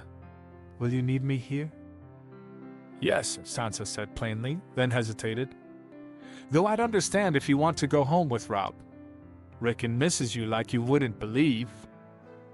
"You need me," their mother said calmly. Her eyes crinkled in a smile. "My queen needs me. What mother could deny that?" Sansa swallowed, staring into her cup as if it held the secrets of the universe. Slowly, she looked up at them both and flashed her teeth in a genuine smile. "I'll be finishing this as quickly as possible," she told him. "We should all be back in Winterfell soon." "Definitely," said Robb, and whatever anger was between the two of them faded as if it never existed. Robb left the morning after their uncle came from Riverrun. Sansa hugged him tightly, told him to keep safe, and then shoved him towards Jon, whom he hadn't spoken to since his arrival at King's Landing. "Go on," she said, and turned away. Robb breathed deep and approached Jon, careful and wary as he'd never before even considered. There was something fragile between them, now, a mistrust that sank into every look, every breath, every thought. Sansa was Robb's sister, and she pushed and prodded until he gave in exasperatedly. Robb had forgiven her for her silence quicker than he'd expected, but Jon had only accepted Robb's silent anger, and he'd done so with an ease that made something hot and hard curl up in Robb's belly. At any other time, Robb might have continued to hold on to it, but there was another war brewing up north, another kingdom that he had to defend. He knew better than to let this fester for any longer than necessary. "Stay alive," he said finally, after a long pause. Jon nodded. "You too." After a moment, Robb could stand the tense silence no longer. He turned and grabbed Jon's shoulder. "If you ever do something like that again," he said lowly, I don't know what. But you'll regret it. It doesn't matter to me who your parents were. You're my brother. And you don't get to keep quiet on things this important, Jon. Gods, just imagine. Imagine Bran going and finding a wife without whispering a single word of it to anyone. You don't get to act less? Do you understand? You're my brother. You're my brother. And anyone who says otherwise will get a sword blade to their throat. Next time you take this important a decision, you tell me." Jon blinked and looked away and then looked back, just as steady as Sansa at her sharpest, just as steady as Arya at her fiercest. "All right," he said, and if the edges cracked, if it was hoarse, Robb ignored it. Into Robb's ears, as they embraced, he whispered, "It was me who wanted to keep quiet about it. Not Sansa. She was ready to send ravens, but I asked her not to. I was afraid." Robb stepped back and chewed over that for a moment before sighing. "Why were you afraid?" "I what?" "Why were you afraid?" Robb repeated. "Because you were afraid of our reactions? Because you didn't think we'd approve? Why didn't you want to tell us?" Jon ducked his head, and for all that he was taller than Robb, for all that he was older, by however many months, Robb felt like he was looking at the brother who clenched his teeth against the world's judgment and glared at everyone who spat the word bastard and still set his sword to the grindstone. Not hesitating for a moment, Robb felt like he was looking at the brother who had always been twice as stubborn as a mule and as foolishly steady, her most Sansa. "I didn't want to make it real," he said finally. "Sansa, I love her. But I've never been enough. I couldn't save her, not when we went south the first time, not when she was in the north the second. Sansa saved herself, and I'll always be glad for that, but I wasn't there." He inhaled shallowly. "I am just as honorless as the Kingslayer." "Back up," Robb said firmly. "There's a difference between not having the chance to fulfill your vows and actively breaking them. And you did save Sansa that last time. You did the best you could in a situation where you couldn't win." He wrinkled his nose. "Also, tell Sansa how you feel. She's much better at the whole inspirational thing." Jon smothered a laugh in his sleeve. "And what are you good at then?" "Compared to Sansa?" Robb rolled his eyes. "Nothing. She was always the perfect one. Everyone else just looks foolish next to her, He felt his lips twitch as a sudden thought occurred to him. "In point of fact, I feel rather bad for you, stuck beside a woman who makes you look as sophisticated as a horse's ass for the rest of your life. Gods, I can hardly think of a worse fate." Jon retorted, "but at least I've got some sophistication, don't I? Meanwhile, you're so afraid of comparison you're running away before anyone actually gets their head on straight and realizes how much better Sansa is at everything." And he dodged Robb's punch, speaking through the laughter that was threatening to swallow his words. And you're taking your bloody army with you, because they'll turn around and bend the knee to her." "I'll rip your head off," Robb snarled and lunged forward. "Boys," murmured Winifred, but a smile curled over her lips. Alice grinned. 10 copper stars that the king wins." "Are you joking?" Willa tossed her hair. "Sansa's husband has muscles. Or am I the only one who's been peeking during the bathing sessions on the road?" "Willa," Winifred hissed. Willa rolled her eyes. "You were almost worse than me. Going after that tall-haired boy like he makes the sun rise every morning, good mother. You can do better, Win." "Willa," Winifred hissed again. "Fine," said Willa, and then turned, ignoring her sister entirely. She nodded to Alice. "I'll take you up on that bet. 10 stars on Jon Stark to win this." "Agreed," said Alice. Once Winifred huffed and left them to go and talk to Adira, who was at least not so blatantly scandalous. She leaned in towards Willa and said, "You weren't alone in the looking, if you were wondering." Willa arched a gleeful eyebrow, and Alice shook her head. "Not me. I've got more class than that, but you should have seen Adara." "No," Willa said aghast. "She wouldn't." "She did." Alice grinned again, smugly. "And I'm fairly certain something might happen soon, if you haven't already. It isn't like he's ugly, and it is rather understandable. I'll give you a full bag if you can guess who." "Ladies don't gamble," Willa replied haughtily, flicking a loose strand of hair away from her eyes. After Jon had wrestled Robb down into the earth and the army had left and Alice had paid Willa her coins, she looped an arm around Alice and dragged her away from the crowd. "Make it a bag of stags," Willa said, "and you've got yourself a deal." Sansa sat on a hastily made throne with Jon beside her. They'd been doing this since morning, and it was just as irritating as it was boring. Jon had begun the day sitting beside her, and as time went on, he'd gone from sitting to standing in a vain attempt to alleviate the utter dullness of it all. "Lord Tyrion wishes to address Her Majesty," said the crier, and Sansa felt a slow prickle of interest. Tyrion had been confined to his rooms since surrendering King's Landing to Robb. This audience likely represented the first time he'd left them in nearly a month. Tyrion entered the rooms and knelt. "Your Grace." "Rise," said Sansa. "Speak, Lord Tyrion. What do you wish to know?" "When I knelt to your brother," Tyrion said quietly, "I was told he would be merciful." He hesitated. "They call you the Merciful Queen, don't they?" "They do." "Then why?" he broke off, and then continued. "I haven't seen my brother yet, Your Grace. But there are rumors, and some say that." Jon sent Sansa a meaningful look and she leaned back and let him take over. "That he no longer has both hands," finished Jon. Tyrion rocked back on his feet. "It's true then?"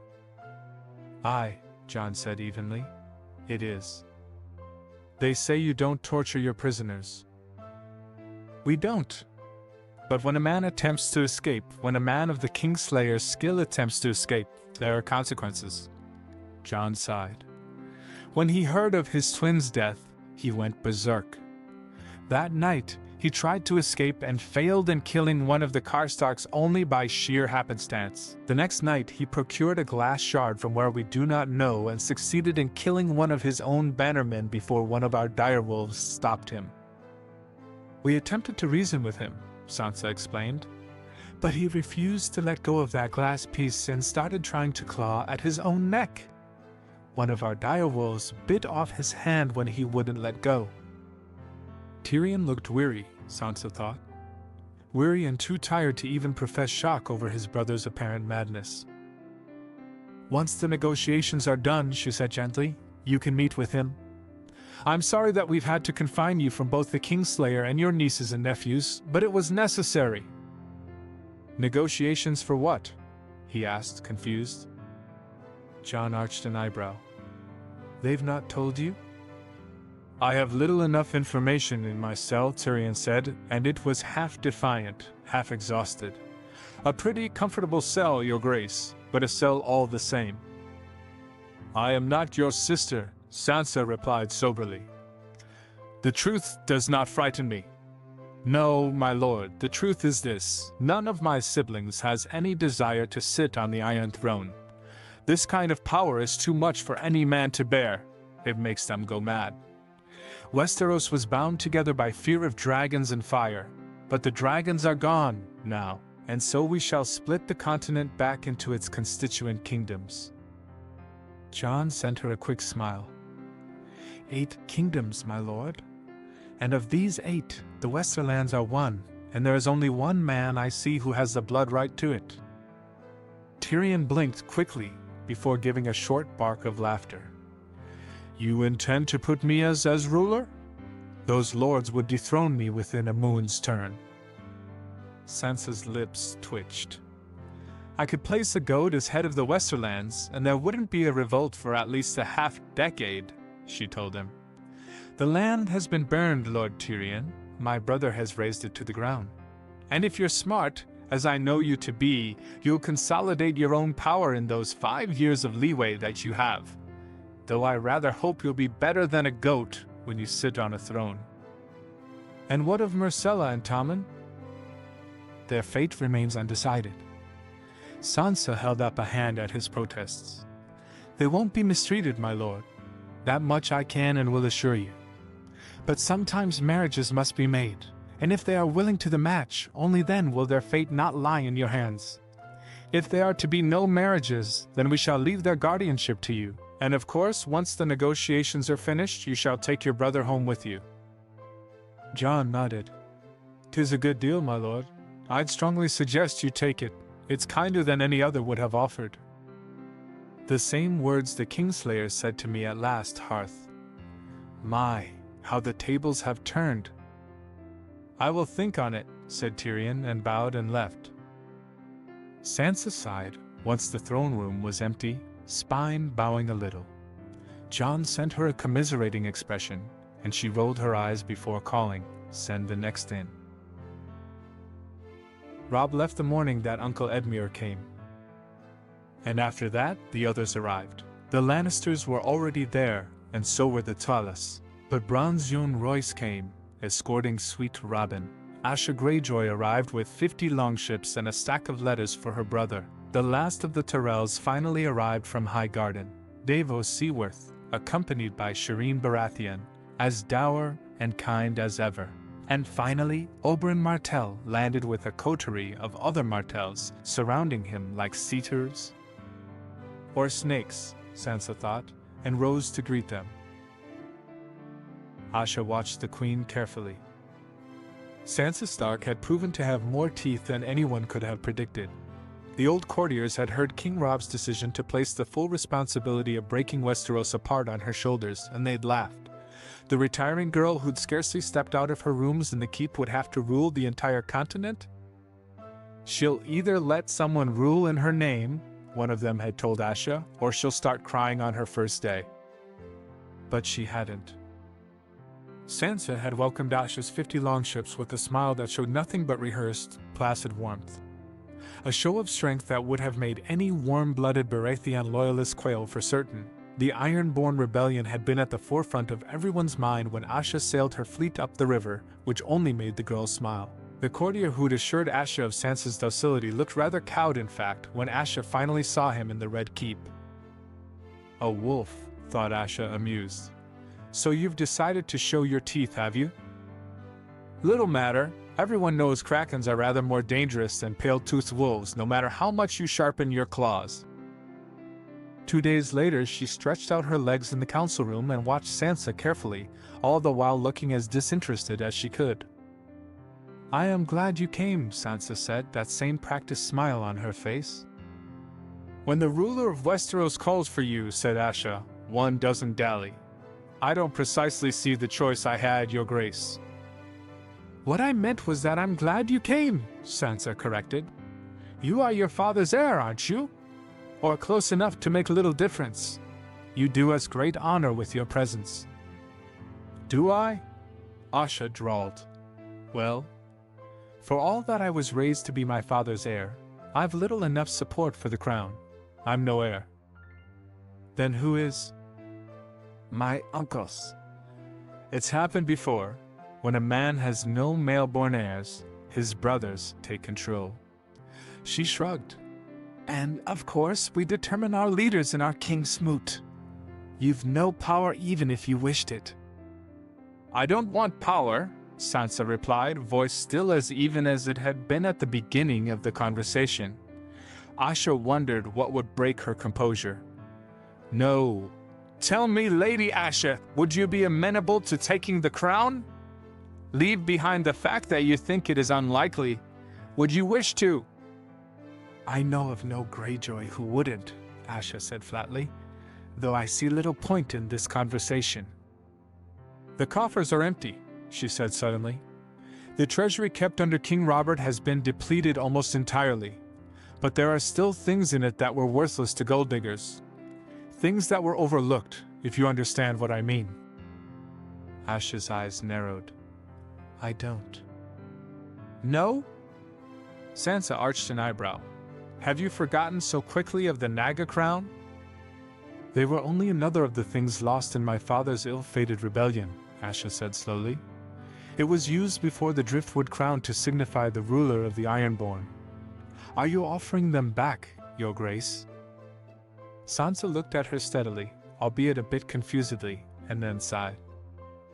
There has been news from Pike, my lady, she said carefully. I thought you were aware of it. You've certainly not been isolated from ravens since your arrival. Though looking at you now, I'm fairly certain you've no idea of what has happened.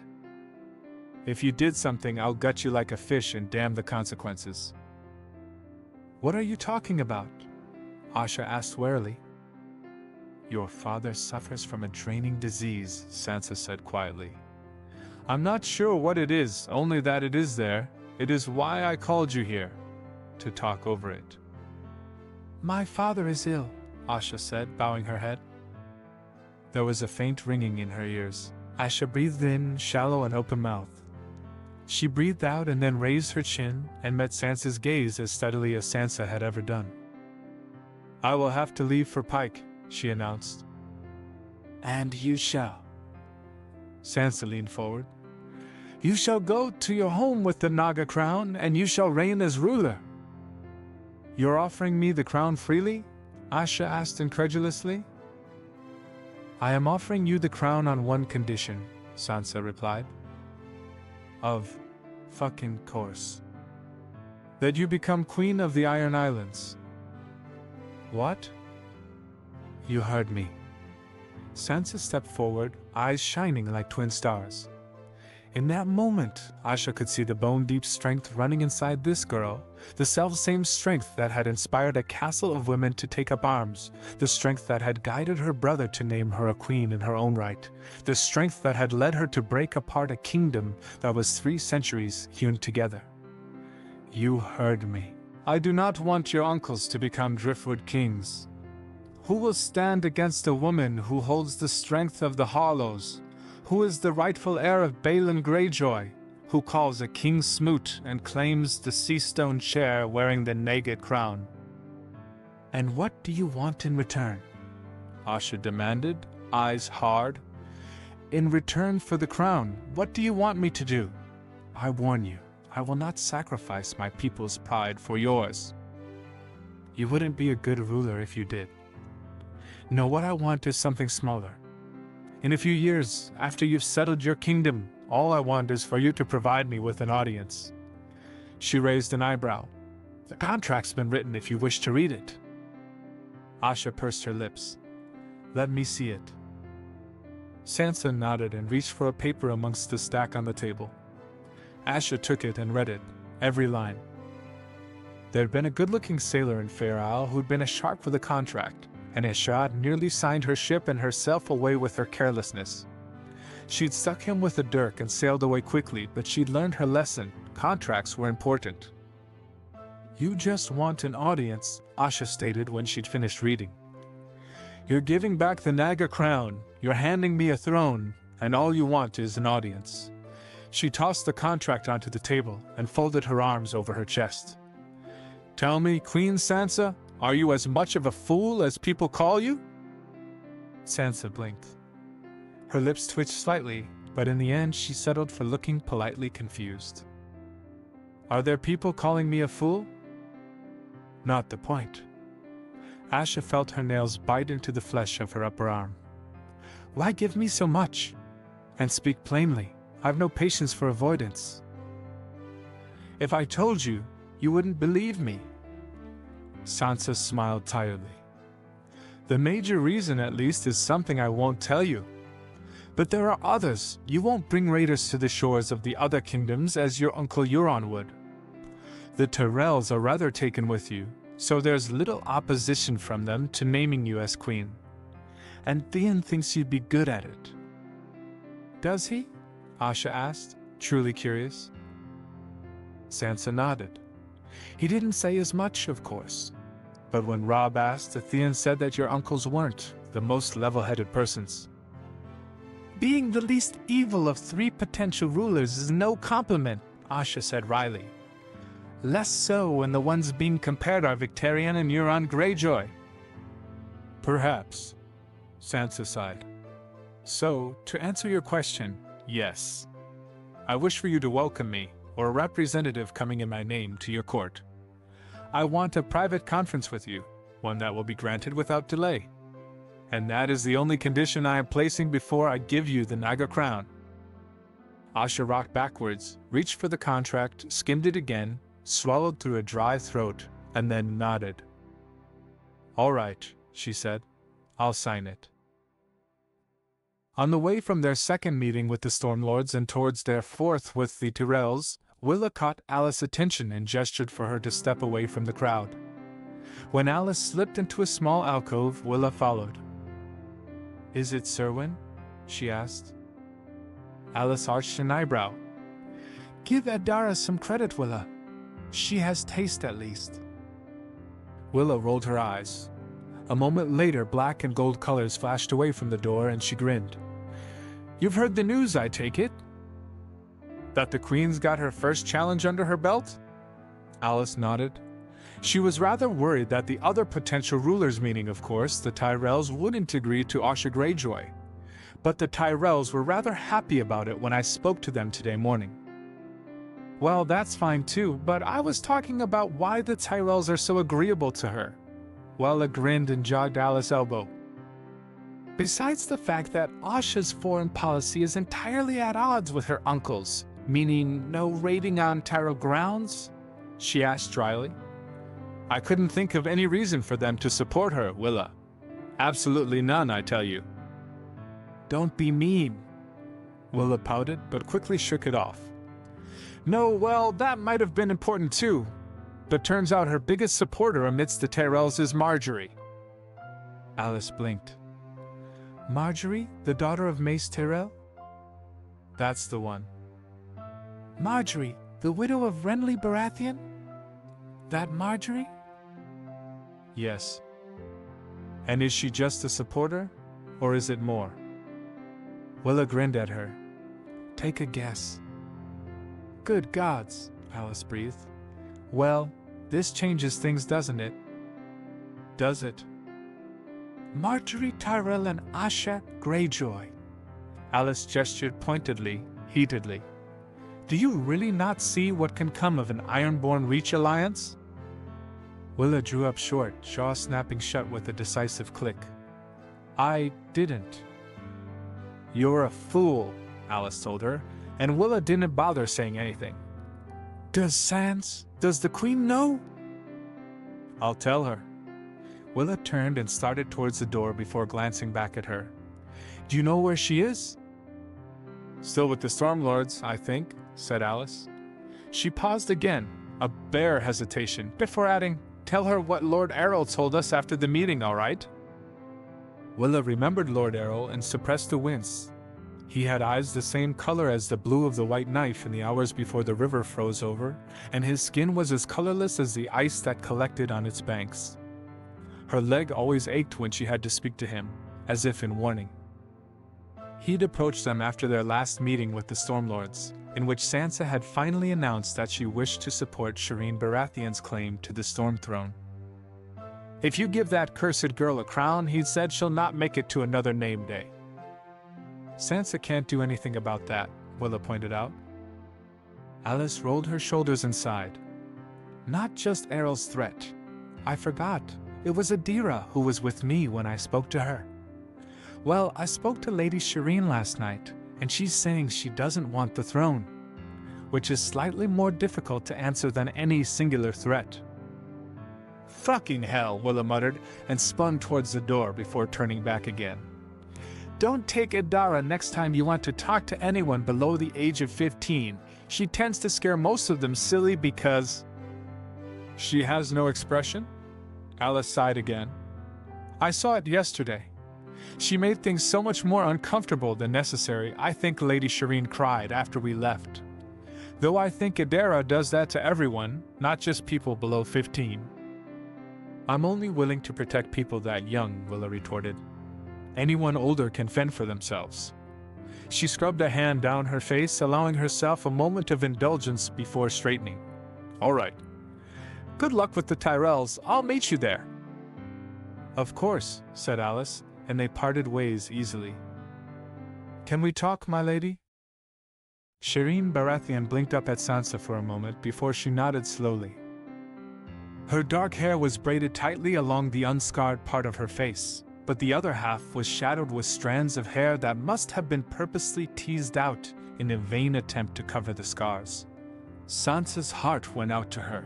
Shireen was younger than Sansa had been when the Lannisters came to Winterfell, and she was having a crown placed on her head forcibly. But Shireen was the last true-born Baratheon, and that meant something. I thought we could go for a walk, Sansa told her. It's a beautiful day, and I'd very much like to speak to you in private, my lady. After they'd left their companions behind, along with Shireen's glaring mother, Sansa looped her arm around Shireen's and steered her to a small stone bench set in a corner of the garden. I think I owe you an apology, Sansa told her solemnly, once they'd both sat down. I'm placing a crown on your head, my lady. And a crown takes away freedom as much as it gives you power, and I'm not giving you a choice in taking it. I am truly sorry for that. Are you? Shireen asked quietly. She looked away, but then her eyes flashed back to Sansa's, and for all her quiet demureness, there was a hard light in them. Did you hear what Lord Aerys said? He told Ser Trant that he'd kill me. And the lords you're naming my bannermen, they all hate me. If you put that crown on my head, I won't survive a year in Storm's End. I am not placing a golden circlet on your head and walking away, said Sansa, gentle as she knew how. And you're not without friends, Lady Shireen. Lord Penrose rather likes you, and Lords Selmy, Tarth, and Dindarian have all expressed their support of your reign. I won't let you die. Have no fear of that, at least. Should I not? She leaned back, brushing away the strands of hair curling against her stone-cracked cheek impatiently. Let's say I'm not killed, Your Grace. Then what? Do you think that my bannermen will serve a woman? Even if they might have done that, do you think they'll serve a young one? And even if they do that, do you think they'll serve me? The grayscale-ridden daughter of a religious fanatic? That wasn't your father, Sansa said softly. Or perhaps not all your father was. Her lips twisted dryly. And I'm not running away as soon as I crown you. No, you're young Lady Shireen, I agree. But it's past time the lords of Westeros learn that their wives and daughters are no fainting dolls to be controlled. We've the strength to lead, to envision, to spend a lifetime in the shadows and not be broken. And who better to rule the Stormlands for the first time in 3 centuries than another Storm Queen? They stripped the last one of her clothes and her dignity, Shireen pointed out. And Nargilla Durrandon retained her life and honor, Sansa said. She bore a son whom you are a direct descendant of. Shireen, trust me. Your bannermen will not speak or rise against you, not for another 5 years. I'll give you that time to become a queen they respect, a queen they will follow. Think of it as a gift from one queen to another. Shireen breathed in slowly, and then suddenly took the hair hanging over her cheek and pulled it back. Look at me, she said. When Sansa focused on her eyes, she impatiently waved at her cheek. No, Your Grace, look at me. I am. Are you? Are you seeing what I am? My mother sees me and thinks me a failure. Davos sees me and pities me. What do you see that you think I can bear to become a Storm Queen? Sansa kept her eyes wide open, her face honest. She knew what it did to girls when the world saw only one part of them and called it the sum of their worth. She knew how brave Shireen had to be to so much as hint at her scars in front of Sansa. She knew how it felt to be on the other side of this encounter, and she knew how to answer this. I see a Baratheon, Sansa said lowly. The last true-born Baratheon in the world. A girl who is scarred and wounded. She reached out and gently, carefully, brushed the strands away from Shireen's face, cupped her cheek. A girl who dares the world to be unkind despite knowing its darkness. A girl who has convinced 4 proud, defiant Stormlords to bend the knee without even trying. Quietly, delicately, She leaned forward until she was close enough that Shireen had no choice but to see the truth in her eyes. A worthy heir to Argyle Dorandan and your own father. I see your scars, Lady Shireen, and I tell you this, they are no measure of your ability to bear a crown. Shireen swallowed. I don't want it, she whispered finally. Sansa sighed. Neither do I, she said. Neither does my brother. By the end of it, I'm quite sure your Uncle Robert didn't either. Nobody with any sense wants a crown, my lady, though there are always people who will kill to get it. But for good or ill, you are the last Baratheon and so the last heir to the Stonelands, and I know that you will be a good queen. How? Because, Sansa said levelly, you've your father's sense of justice and King Robert's strength and King Renly's kindness. Because you are the best of them. Shireen was pale and small, a dark-haired little shadow watching Sansa with big, blue eyes.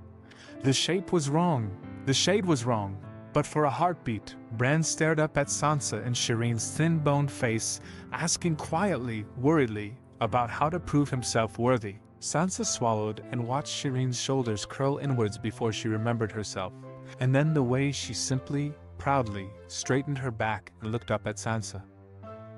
For just a moment, Sansa could see her uncle in her, the bright-eyed, brilliant heir to the proudest realm of Westeros. The daughter of the just, the niece of the kind and the fierce, the true-blooded descendant of the wind and sea and storm. You do not need a crown, thought Sansa. I am not giving you anything. I am only uncovering what will happen in the end. They rose and walked out of the garden, back to Shireen's mother and her lords, back to Sansa's ladies. They didn't speak anything more. There was nothing more to be said, Sansa thought. In the end, they were the daughters of stern, noble fathers. They would spend their lives living up to their inheritances. They would be kind and proud and good as they knew how to be, and they would remake the world to be a better place. Years later, decades later, Sansa received a raven from Storm's End. Shireen had wed by then, and her Storm Lords had bent the knee. Sansa hadn't seen her since speaking to her in King's Landing. Thank you, the letter said. Thank you for believing in me. That was it, no more. Not a signature, nothing to suggest who'd written it, save for the seal. But Sansa knew, and it was more than enough. Everything was interlocked. Sansa had spent hours throwing out ideas with her ladies on the way to King's Landing. They'd settled on likely bribes, easy offers, and absolute deal-breakers. But none of them had been ready for the sheer complexity of the whole thing. Asha Greyjoy could be bribed into becoming queen easily enough. All she needed was the Naga crown, which served no purpose by languishing in the treasury anyhow. And Theon rather thought she wanted it in the first place, which made things easier. Her relationship with Margaery had come as a surprise to Sansa, though not a bad one. With her tacit support of it, she ensured that relations between the Reach and the Iron Islands remained neutral, at least even if they weren't positive yet. But the Reach Ironborn alliance discomforted her uncle Edmure. It was too easy for them to sweep in and make the Riverlands another battleground, after all. He'd started speaking to the Vale soldiers, and by the end of 2 days, Bronze Yohn had announced that they would establish the same tariffs as Dorne, and not a single penny less. It had taken Sansa hours of negotiation to ensure that the Stormlords didn't follow them in announcing the same. She'd had to give the Riverlands something. They were her kin, and she couldn't let them, who'd faced the brunt of the war, go away empty-handed. In the end, Sansa simply handed control of a vast majority of the Crownlands, which she'd been worrying over the governance anyway, and named it an honor. And despite all this careful maneuvering, despite all the work she'd already accomplished, there was still the matter of Dorne to attend to. The Stormlords were threatened into submission, at least for the moment. The Westermen were happy to maintain what they had, and simply disappear back into their burned fields. The Riverlands were happy with the land they were gaining, but the Dornish had remained ominously quiet through the rest of the negotiations, and Sansa was avoiding speaking to them for as long as she could. Now she sighed and flopped onto the bed. John made a slightly disgruntled sound as she jostled him out of his reading, but when he spoke, his tone was only fond. "Long day?" "Long day," she said, voice muffled as she rolled to face him. "Long week. Long year." "I know," he said, bending forwards to press a kiss against her head. "It's been slightly stressful, hasn't it?" "I just want to go back to Winterfell and rest in the pools," she half-wailed. "I'm so sick of the constant talking. People don't even know what they want. They walk into a meeting with me and spend an entire hour telling me why I absolutely have to give them this parcel of land, only to come back a day later and say, no, thanks, I'd like this one more." "That's specific." "Shut up." She shoved at his arm before getting up, turning so he could undo the laces at the back. "I swear to the stranger, John, I am going to sick lady on Lord Mallister the next time he calls me just a girl. And the Martells are irritating me already, and I haven't even met with them properly. I'm going to start a war, I just know it." "Just be like Arya," John murmured, pressing an open-mouthed kiss to her bare shoulder.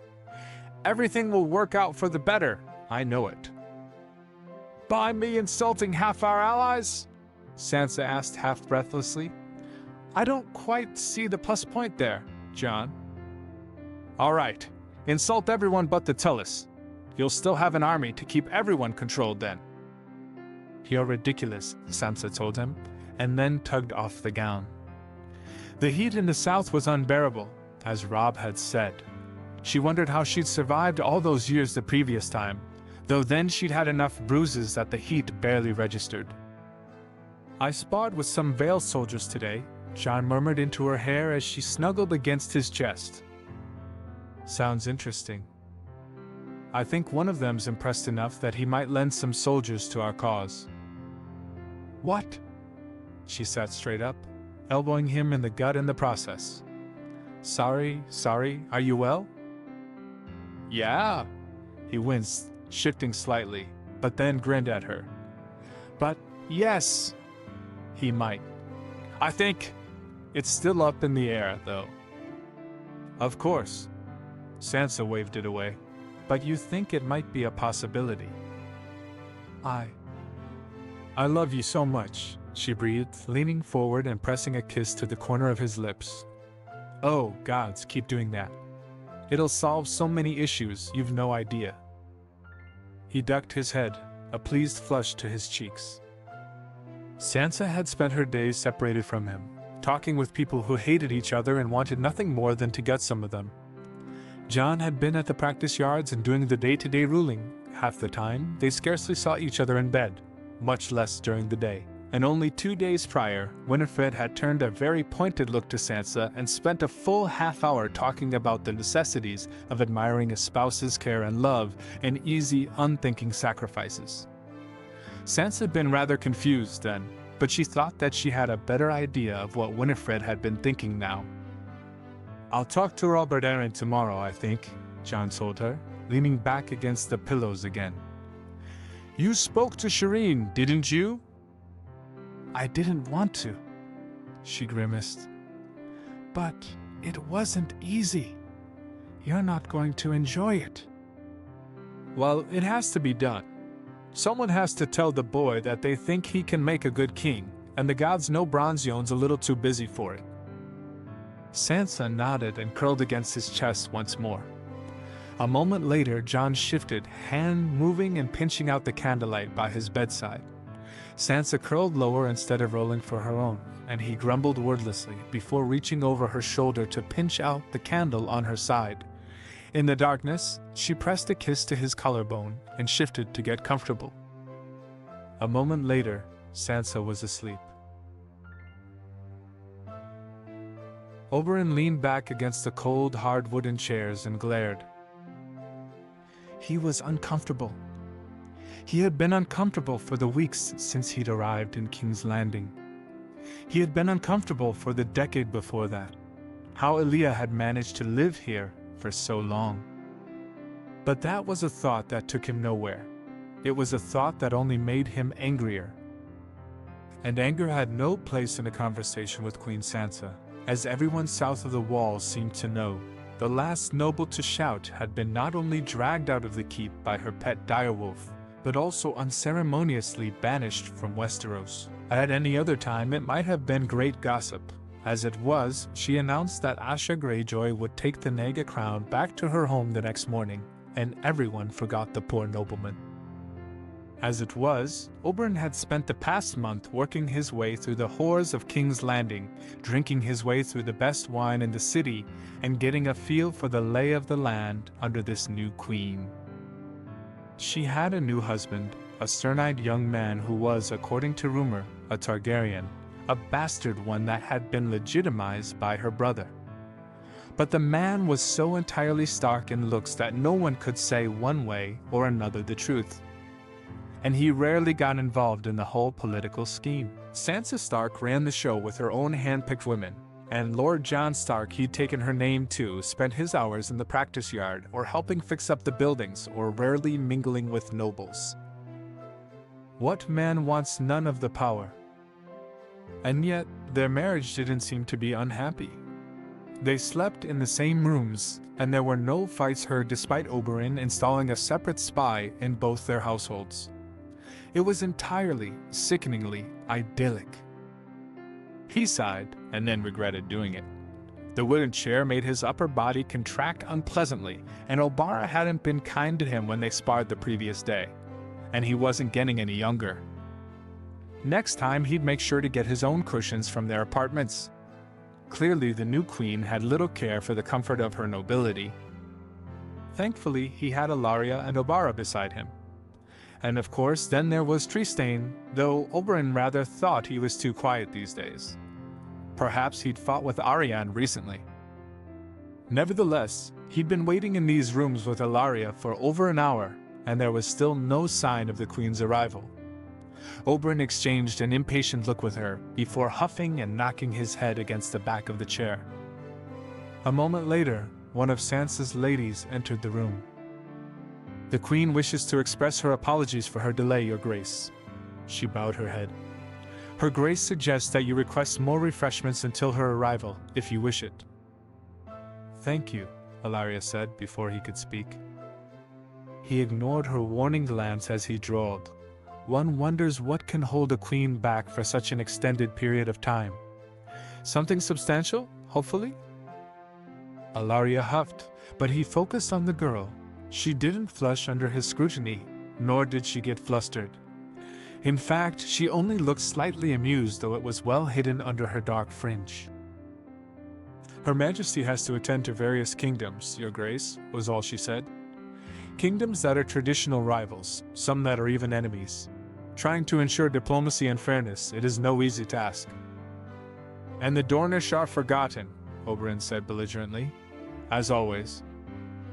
"Or perhaps she wishes to save the best for last," the girl offered, a smile brightening her face momentarily before she bowed again and slipped out. Ellaria arched an eyebrow appreciatively. "Smart girl." "Yes," Oberyn murmured. "Smart girl indeed." His lips twisted. All those girls were smart, Ellaria. In the north, they knew exactly how important they were to the northern resistance.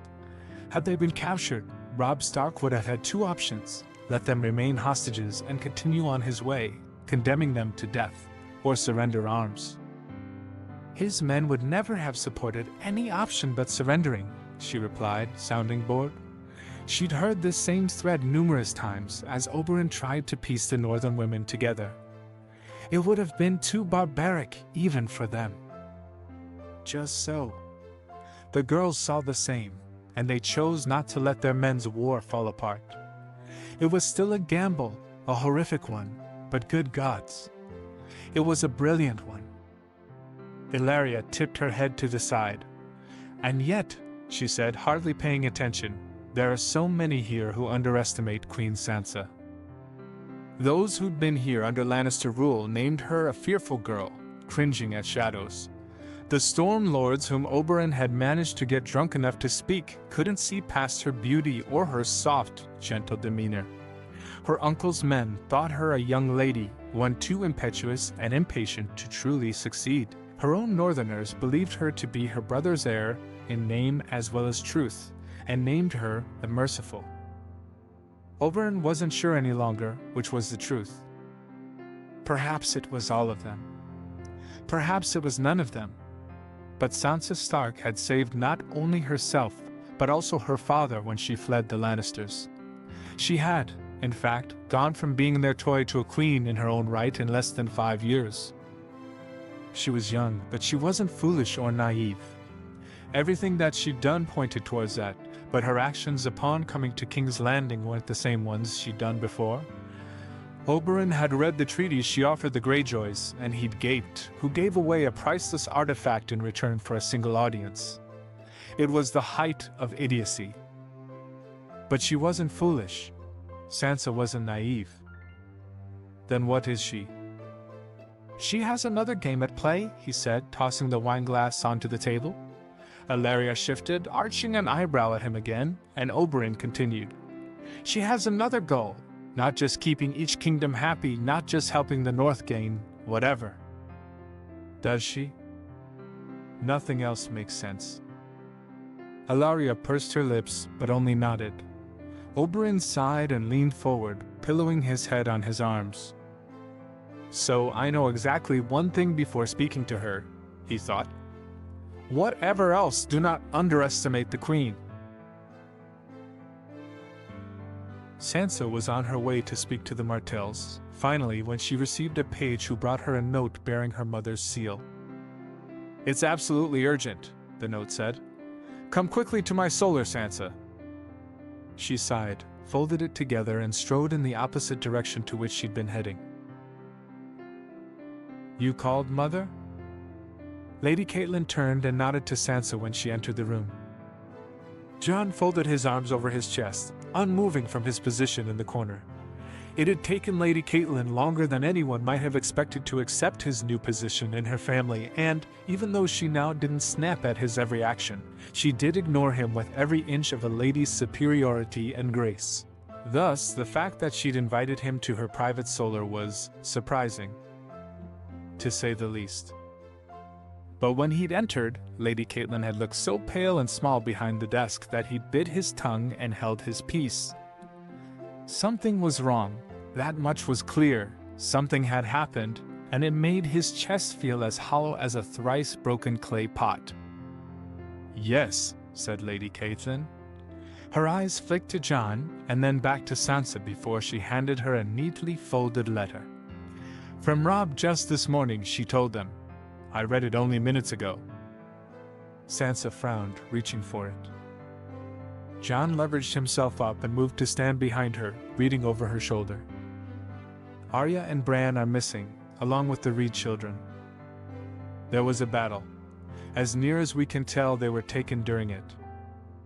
We spoke to the wildlings who claimed they had them, but they said they escaped. We've no idea where they are now. Mention the wall. I'm going there now.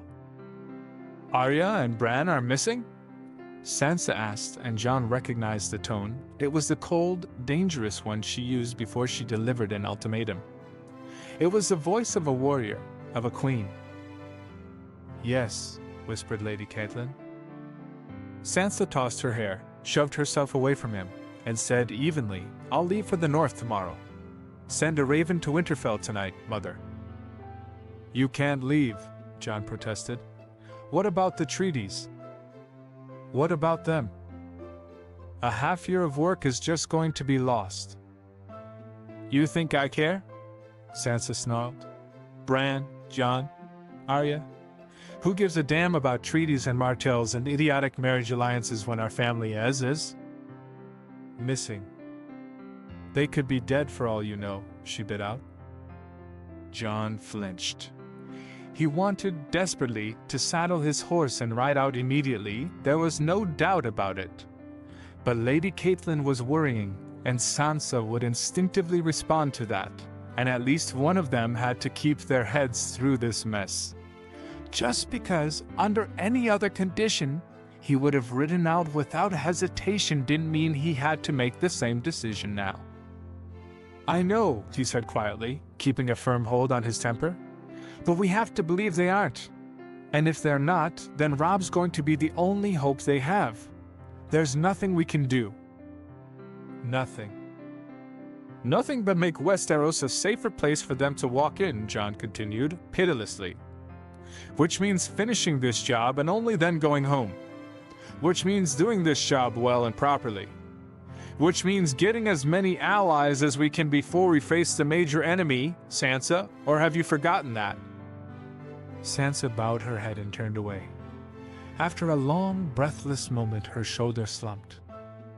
Fine, she said, raised her head.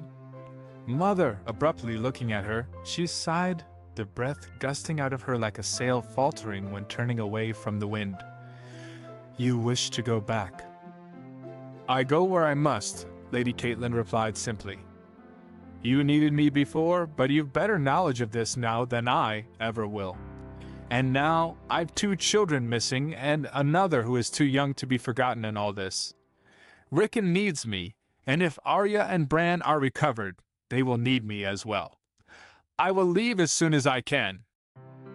Sansa swallowed hard and then nodded. A faint, watery smile crinkled the corners of her lips. Of course. She pushed the letter away gently and nodded again. I will miss you, she told her mother formally. Then she turned and walked out of the room stiffly. Jon hesitated for barely a moment before jumping out of his pose and following her. Sansa had good masks, had immense strength, but she'd always told him that she couldn't bear it if anything happened to any of them. She'd lost them in another life. She couldn't bear such a loss again. And now her deepest fears had been realized. Sansa moved gracefully, elegantly, showing nothing of desperation in her sweeping movements until she'd arrived at their bedchamber. She fumbled with the door handle, and when it didn't open immediately, a sharp, high sound erupted from her throat. Jon stepped forward and moved her away, as gently as he could without properly touching her. He knew exactly what would break Sansa, and just then she was holding on to the dregs of her composure with the tips of her fingernails, her pride and little else. A moment later, he'd gotten the door open and was shuffling her inside, a hand pressing against her shoulder blades. As soon as the door shut, though, Sansa shuddered and let out a sob just loud enough to make Jon's chest ache. He moved forward, hands skittering over her shoulders uneasily, unknowing what would make her feel worse. Sansa stepped into his embrace, near collapsing against his chest, and let her tears soak his collar. And if Jon let a few of his own fall as well, there was no one there to see it. Oberyn slapped the flat of his hand against the table. Queen Sansa had delayed speaking to the Dornish delegation for another 3 days, and for all that Oberyn was insulted by it, it wasn't as if she'd met with anyone else during that time. She'd refused to leave her rooms, in fact, and only emerged 2 nights previous when her mother left for Winterfell. There was no news as to why, no hints, just a whisper from a servant girl that the queen had looked agitated when she left her mother's solar one morning, but she'd said that Sansa was nowhere near emotional enough to countenance 3 days of solitude. There were infinitely more questions than answers. And now, when she finally deigned to sit and speak to Oberyn and his people, she wasted hours talking about Tyrell tariffs instead of anything useful. His patience had run out ages ago. It was only a healthy wariness of her husband's prickly presence, and certainly that was a new development. Him actually attending these meetings, though he refused to sit and act anything less than utterly impatient with the whole affair that had kept Oberyn from shouting. And that wariness had dissipated as his temper flared incredibly, terrifyingly, satisfyingly hot. I do not care for your taxes or your bloodless answers to injustice, he hissed, distrusting himself to speak louder and maintain control. I do not know how you Northerners answer violations of the law, but I know how we Dornish do, and I want blood. Sansa studied him for a long moment before asking evenly, what violations? Elia, Oberyn snarled, and only just managed to claw himself back from the edge. My sister is dead, he said after a pause. I have not received a single blood price for her death save for her body, save for her children's body, as if they were a whore and her bastard children, as if Elia wasn't a princess in her own right. He breathed deep, averted his face, and went on, "I want blood, Queen Sansa. I've waited almost 2 decades for it. I want blood, Your Grace, or I will take it. Do you understand?" "Is that a threat?" Jon asked, suddenly standing straight, looking far more dangerous than any 19-year-old boy deserved to look. "Prince Oberyn." "That wasn't a threat," Sansa said, as cold and cutting as steel. Oberyn jerked his head down in a sharp nod, and Jon subsided, looking irritated. She continued, "Tell me, Prince Oberyn, whose blood do you wish for?" "Tywin Lannister is dead. Jaime Lannister has lost his sword hand, and is as feeble as a newborn calf, on the days he recognizes his surroundings. Tyrion Lannister is my chosen heir to the west. Do you wish for me to offer up Myrcella? Tommen perhaps, to sate your bloodthirst? An 11-year-old boy to answer for his mother's sins?" "I care nothing for them," Oberyn told her coldly. "I want the mountain. He yet lives, does he not?" "He does live," one of her ladies answered reluctantly, when it looked like Sansa wouldn't. "Though he is under no lord's rule now, he's last been seen ravaging the Riverlands."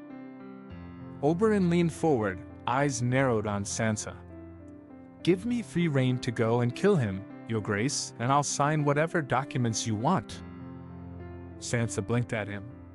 She'd gone slightly rigid when he leaned forward, her cheeks paling, but her pretty blue eyes seemed to flash with something that was 2 parts indignant and only 1 part fear. His advisors, ready to haggle and push percentages a fraction here or there, shuffled, distressed. Who knew what Dorne stood to lose under Oberyn's impatience? If Dorne had been there, Oberyn knew, he'd have shaken his head and sighed exasperatedly. After a long pause, Sansa set her shoulders and straightened her back and firmed her jaw, and Oberyn knew her answer before she even opened her mouth. "I cannot." "No? Tell me, how can the ruler of Westeros not be able to do something?" "The Westerlands are an independent kingdom," she said softly. "Or they will be, soon enough. I cannot. I will not infringe upon the rights due Lord Tyrion as a king." "So this is how it is to be."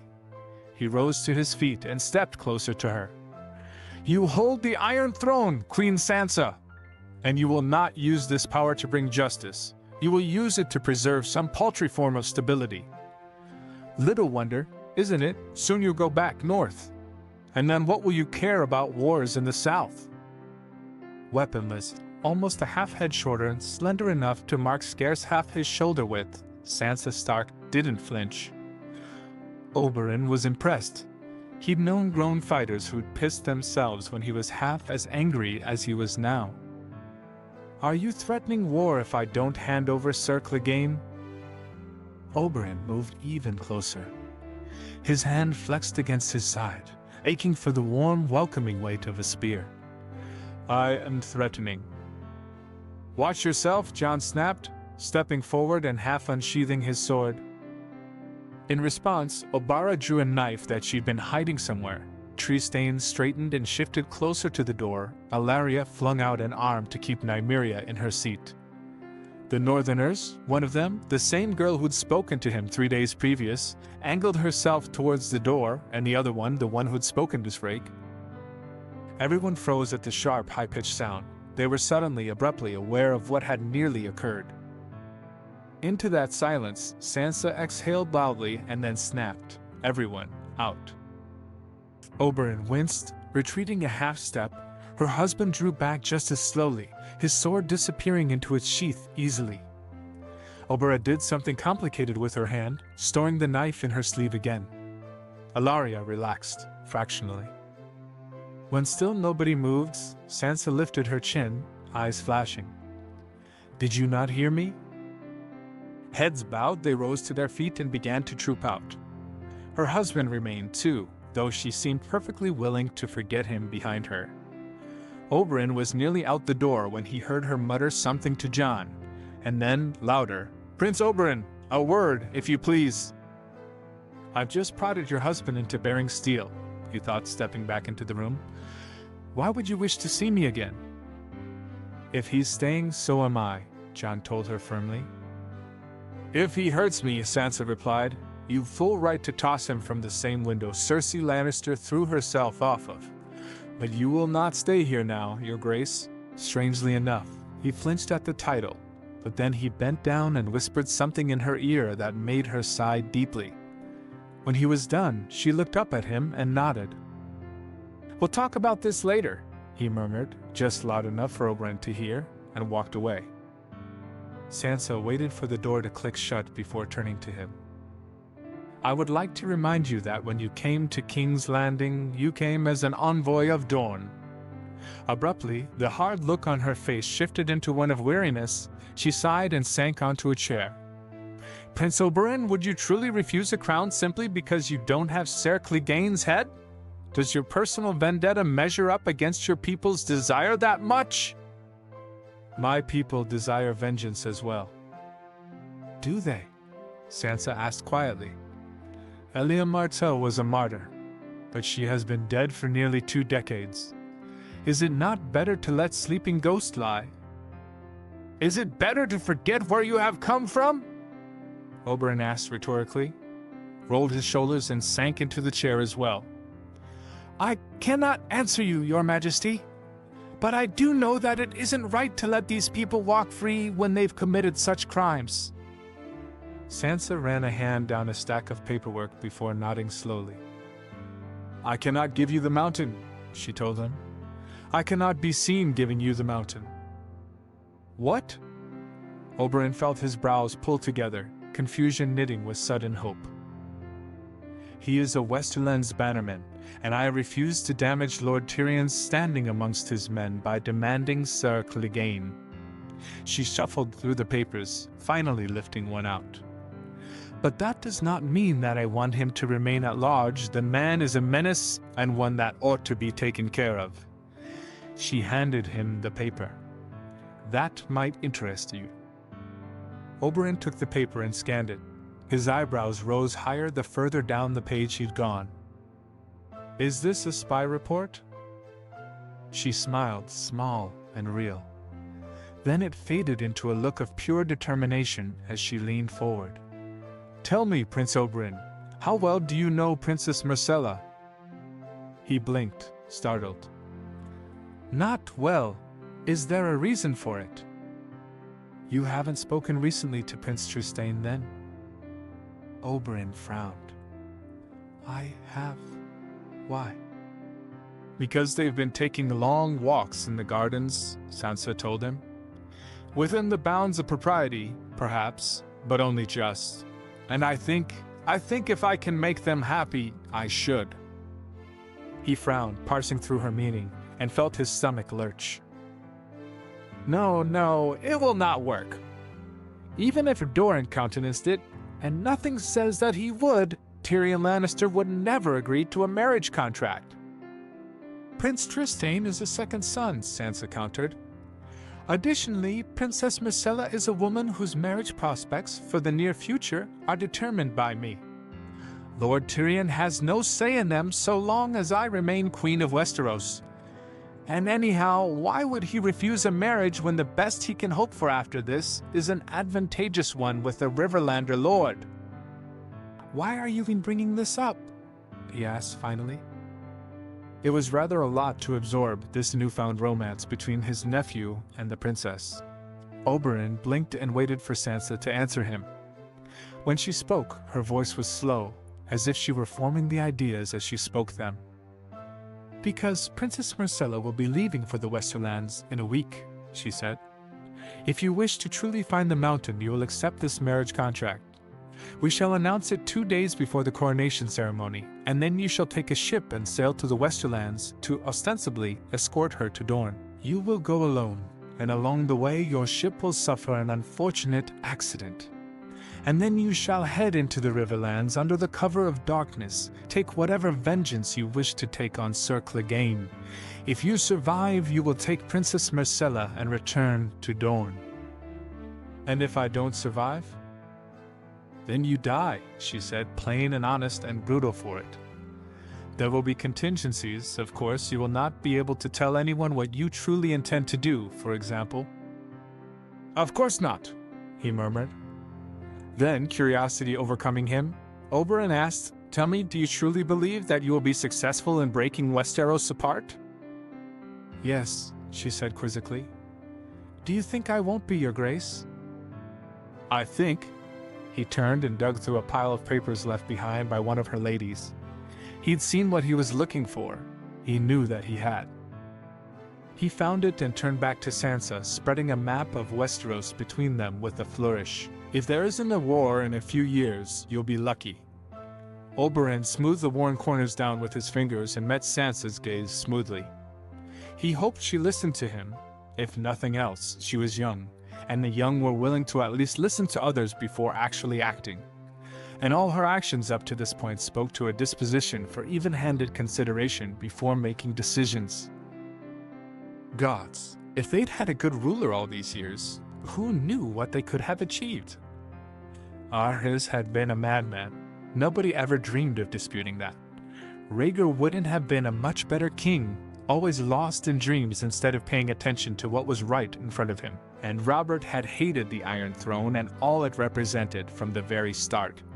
He'd waited against Lyanna Stark and found it utterly wanting, and in the end, the realm had paid the price. But Sansa Stark had a deft hand, a quick smile, a quicker mind.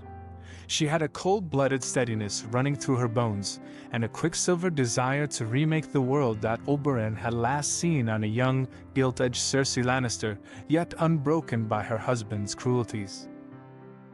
Sansa had a dream, and the ability to see it through. It was terrifying to watch. It was humbling, what it was. Which realms will be at war?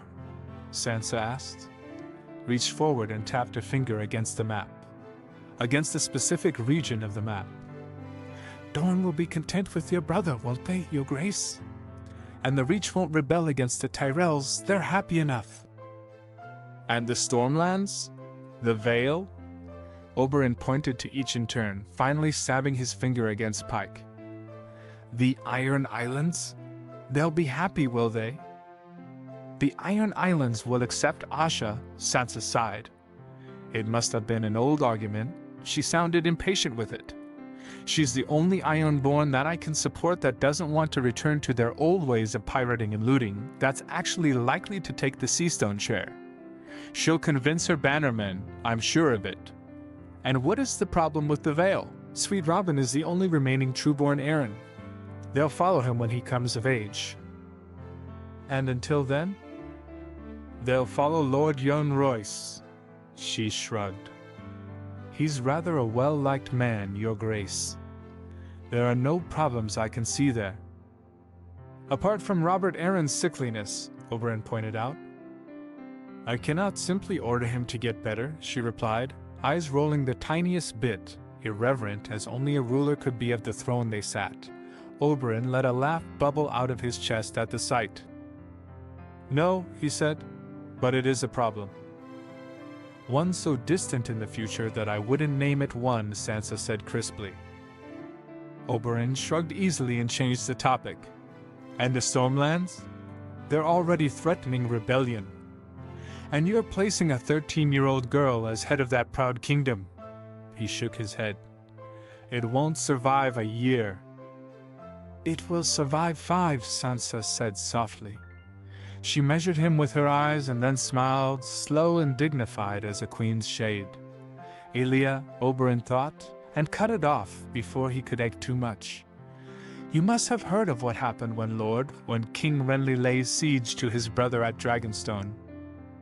Oberyn nodded. Of course I have, he said. But what does that have to do with anything? The Tyrells retreated, she said. The Tyrells retreated, Your Grace, and they did not retreat alone. Gods above, does she mean? They took prisoners, Oberyn said a little numbly. Precisely. She shook her braid over her shoulder. The Tyrells are prisoners, the heirs and knights and able-bodied sons of the Stormlords. What do you think I had to give to convince them to keep the prisoners for another few years? I couldn't hope to guess. Well, which realm does the Reach dread the most? The Iron Islands, Oberyn said slowly. Her head tipped forward a bare fraction. An Ironborn ruler who doesn't support their old way was of enough interest to the Tyrells to agree to keep the men prisoners. And of course, the Tyrells are known for their marriages, aren't they? I'm sure it won't take very long for the notices to wing across the ruins of Summerhall, particularly if there are any heirs in the Tyrells' clutches. It was brutally efficient in its simplicity. In one fell stroke, she ensured the Reach was content, the Stormlands were forcibly pacified, the Iron Islands were not left to run wild, and she did all this without so much as letting on what she was doing. Oberyn inhaled slowly, through the gaps in his teeth. It gives too much strength to the Reach, he said.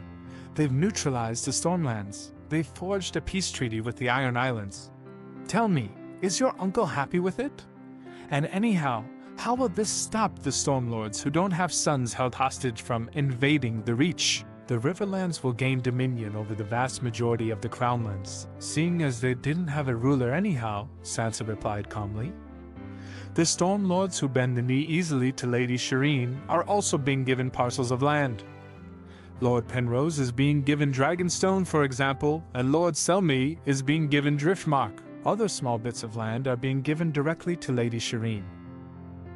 You're making the Riverlands act as a buffer, Oberyn said and shook his head. You're strengthening the Stormlands with land and keeping the Tyrells placated with good gods. Little wonder your brother fled north as soon as he could, if this was what you decided upon. Her lips quirked. Robb is many things. A politician, not so much. Not when he doesn't have to be, at least. The people call you good with words, he said slowly. Good at inspiration. But ruling is a different animal altogether. No, this is what ruling is, taking 100 people who hate each other and making them sit quietly, ensuring that they create something greater than anything they can do alone. There are those who kill for it, Sansa said, hands flat against the table. I will never understand them. What is the glory in this office? It is only hunching over papers until your eyes water. It is only giving your blood and your life to a land that will never offer anything back.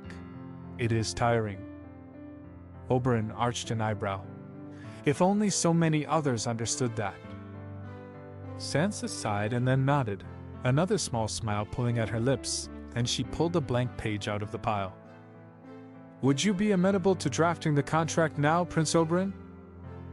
Oberyn breathed out, just as slowly as he'd breathed in. Elia, he thought now, limbs old and drawn and worn with time, all the aches that Elia would never know. All the losses and triumphs and joys Oberyn had experienced in the 19 years following Elia's death that she never would. But at the core of him, he was still her younger brother. He might be old and bent when he met her next, but he'd always be the bloody-kneed little boy chasing her in the water gardens when he thought of his sister. And next to this pale-eyed, dark-haired queen, next to this coldly dignified, painfully lovely girl, how could he not think of her? Elia, oh, was this your destiny? To be a queen and a force to be reckoned with? Gods above, we lost so much when we lost you, and I'll always mourn your kindness, your softness. But the world lost so very, very much more. I see so much of you in her. Of course, he said, and it was a smile pulling at his lips. He realized suddenly, a smile of warmth and wonder and a slow-building, arcing desire to see this world Sansa would craft. Jon was waiting for Sansa when she returned. It was almost past dusk, and Sansa had walked into the meeting with the Dornish delegation just after breakfast. She was worn out like a wrung-out cloth, and yet happy with it. Soon enough, they'd be able to finalize everything. Really, the hardest work was finished, and the euphoria buzzed in her veins stronger than any arbor gold. Sansa, Jon said when she stumbled into their bedchamber. Sansa turned a goofy smile on him, barely closing the door before balancing on one foot to pull off her slippers. All she wanted was to sleep, or perhaps to kiss Jon until she couldn't tell which way was up and made her impatient, and simultaneously giggly, and she couldn't remember the last time she'd ever felt so utterly not in control. "Jon," she cooed, stumbling forward. "Oh gods, it's over. I'm done. I can actually rest." "Sansa," he said again. His hands came up and wrapped around her waist, steadying her, though she thought she saw something flicker across his mouth like a frown. Then, in a voice too flat to belong in Sansa's world tonight, he asked, "Can we talk?" "Of course." She spun away and then sank onto the bed, reaching out and tangling her hand with his. "Talk away. I don't promise to listen, Jon. I've spent the last 6 months listening to everyone. But go on. I like your voice anyway." He frowned. "Are you drunk, Sansa?" "No," she laughed. "Maybe a little. Oberyn gave me a little Dornish wine after we signed. It was supposed to be I wanted to talk to you about that, actually." Sansa lolled her head towards him. "About what?" His lips twisted. "Prince Oberyn, or Oberyn, as you seem to prefer." "I haven't called anyone by their titles in these rooms," she pointed out lazily. "Also, Prince Oberyn's rather too long to say. Exhausting, don't you think?" "I'd rather not think about it," Jon said darkly. Sansa shoved at his shoulders. "Good gods, spit it out." "I'm not going to figure it out, sweetling, not before you turn red as a plum. Not tonight, at least." He chewed over it for a moment, and then his shoulders slumped. "I waited outside the door while you were doing, whatever queenly thing you were doing, signing documents and all." Father says signing documents is the most important part of a monarch's rule." She rolled over so that she was half on top of him, and sighed contentedly. "I think my hand'll fall off if I do it anymore." Jon coughed. "Anyhow, I was standing there, and Ilaria Sand walked up to me and started talking. And she wouldn't stop, if you take my meaning." "I don't," Sansa informed him cheerfully. "But go on." "She told me that the Dornish have open marriages, and so long as we're both consenting, she'd like to take me to bed," Jon blurted out. "And that Oberyn would love to do it for you, too." Sansa blinked again and then one last time, and burst into peals of laughter. "Oh, how did you react?" she choked out. "I turned white, went faint. I only walked away." "Did you?" Sansa asked, lips still twitching. "Or did you fall into a heap and try to restart your blushing heart first?" "Give me some credit," he answered, turning away, shoulders hunched as if wounded. "I managed to get here before I did that, didn't I?" Sansa laughed again and slumped back against the pillows. She watched, through half-lidded eyes, as Jon began to move her slippers and cloak back to their respective positions. It was a part of sharing a room that had come as a full surprise for her that Jon was so particular about cleanliness. But it was something Sansa cared little about either way, and so it had been easy enough to notice where he placed some things and maintain them. Now, as he did so, she felt something a little heavier than laughter slide up her throat. Perhaps the drink was loosening its hold, allowing her to think properly for the first time in ages, but she was sure that Jon had something else to say to her. "Oberyn would love to do it for you too." "Were you jealous?" she thought, but didn't finish. The rest of the sentence got swallowed up by something as sweet and thick as honey wrapping around her throat, sinking into her lungs, floating through her veins. "Oh," thought Sansa, simply reaching out a hand to Jon. "Oh, very well then. This is what love tastes like, isn't it? Thicker than affection, softer than laughter, brighter than kindness." It made her press the sensitive skin along the inside of her wrist to Jon's curls, made her arch her back and kiss him, hard and bruising and absolutely incredibly perfect. Later, hours later, they lay against the bed, panting and sweaty. They were already late for the dinner banquet, and Alice had made 3 pointed comments about how the other courtiers were discussing the impropriety of their new queen and king during her meeting that morning before breakfast. Sansa closed her eyes and pressed closer to Jon. "I've always loved you," Sansa whispered against the bare, soft skin of his chest. "Only you, Jon? Before I knew what to call it. Before I knew I could." Jon propped himself on his elbow and looked down at her, eyes softer than any smooth silk could hope to be.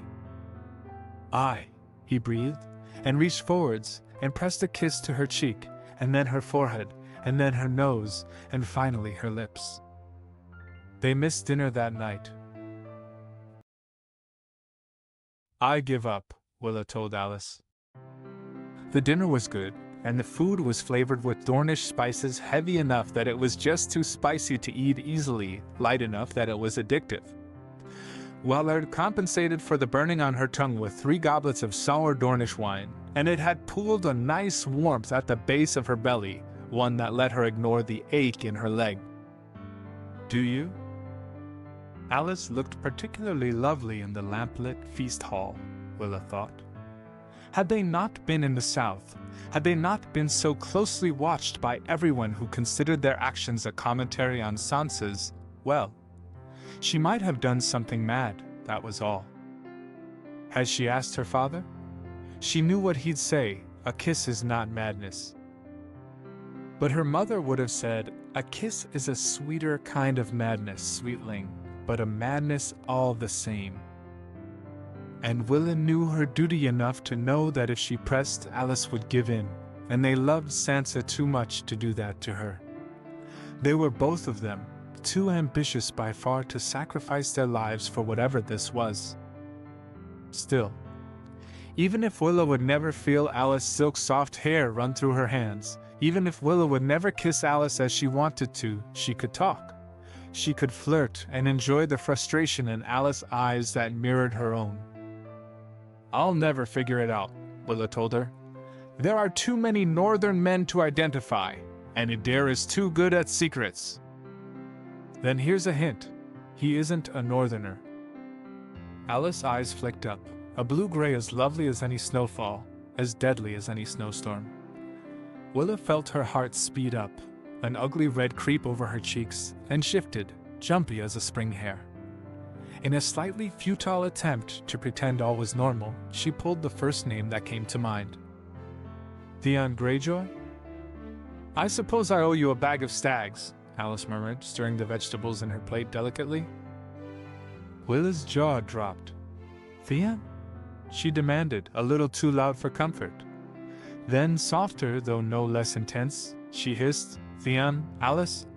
Theon Greyjoy isn't understandable. No, he isn't." "Are you telling me that Idara seduced him?" "I'm telling you that she wanted to," Alice responded. Then, sighing, "It might not go anywhere. But I rather think she might have a chance. When we go back, he'll still be there, won't he? Doesn't seem in a hurry to return to the Iron Islands at any rate. And it's a nice match, too." "It isn't a nice match the way a forest fire is nice," Willa said flatly. "They'll eat each other alive and leave a slew of bodies behind them. See if they don't. And Adair is going to get her heart broken, poor girl, even if she doesn't let it happen easily." "But the betting would be wonderful in the interim," Alice offered, eyes flashing suddenly, wickedly. Willa choked, feeling the laugh catch in her throat, the flush deepening. She exhaled slowly, shakily, and wondered when she'd last felt like she wasn't drowning.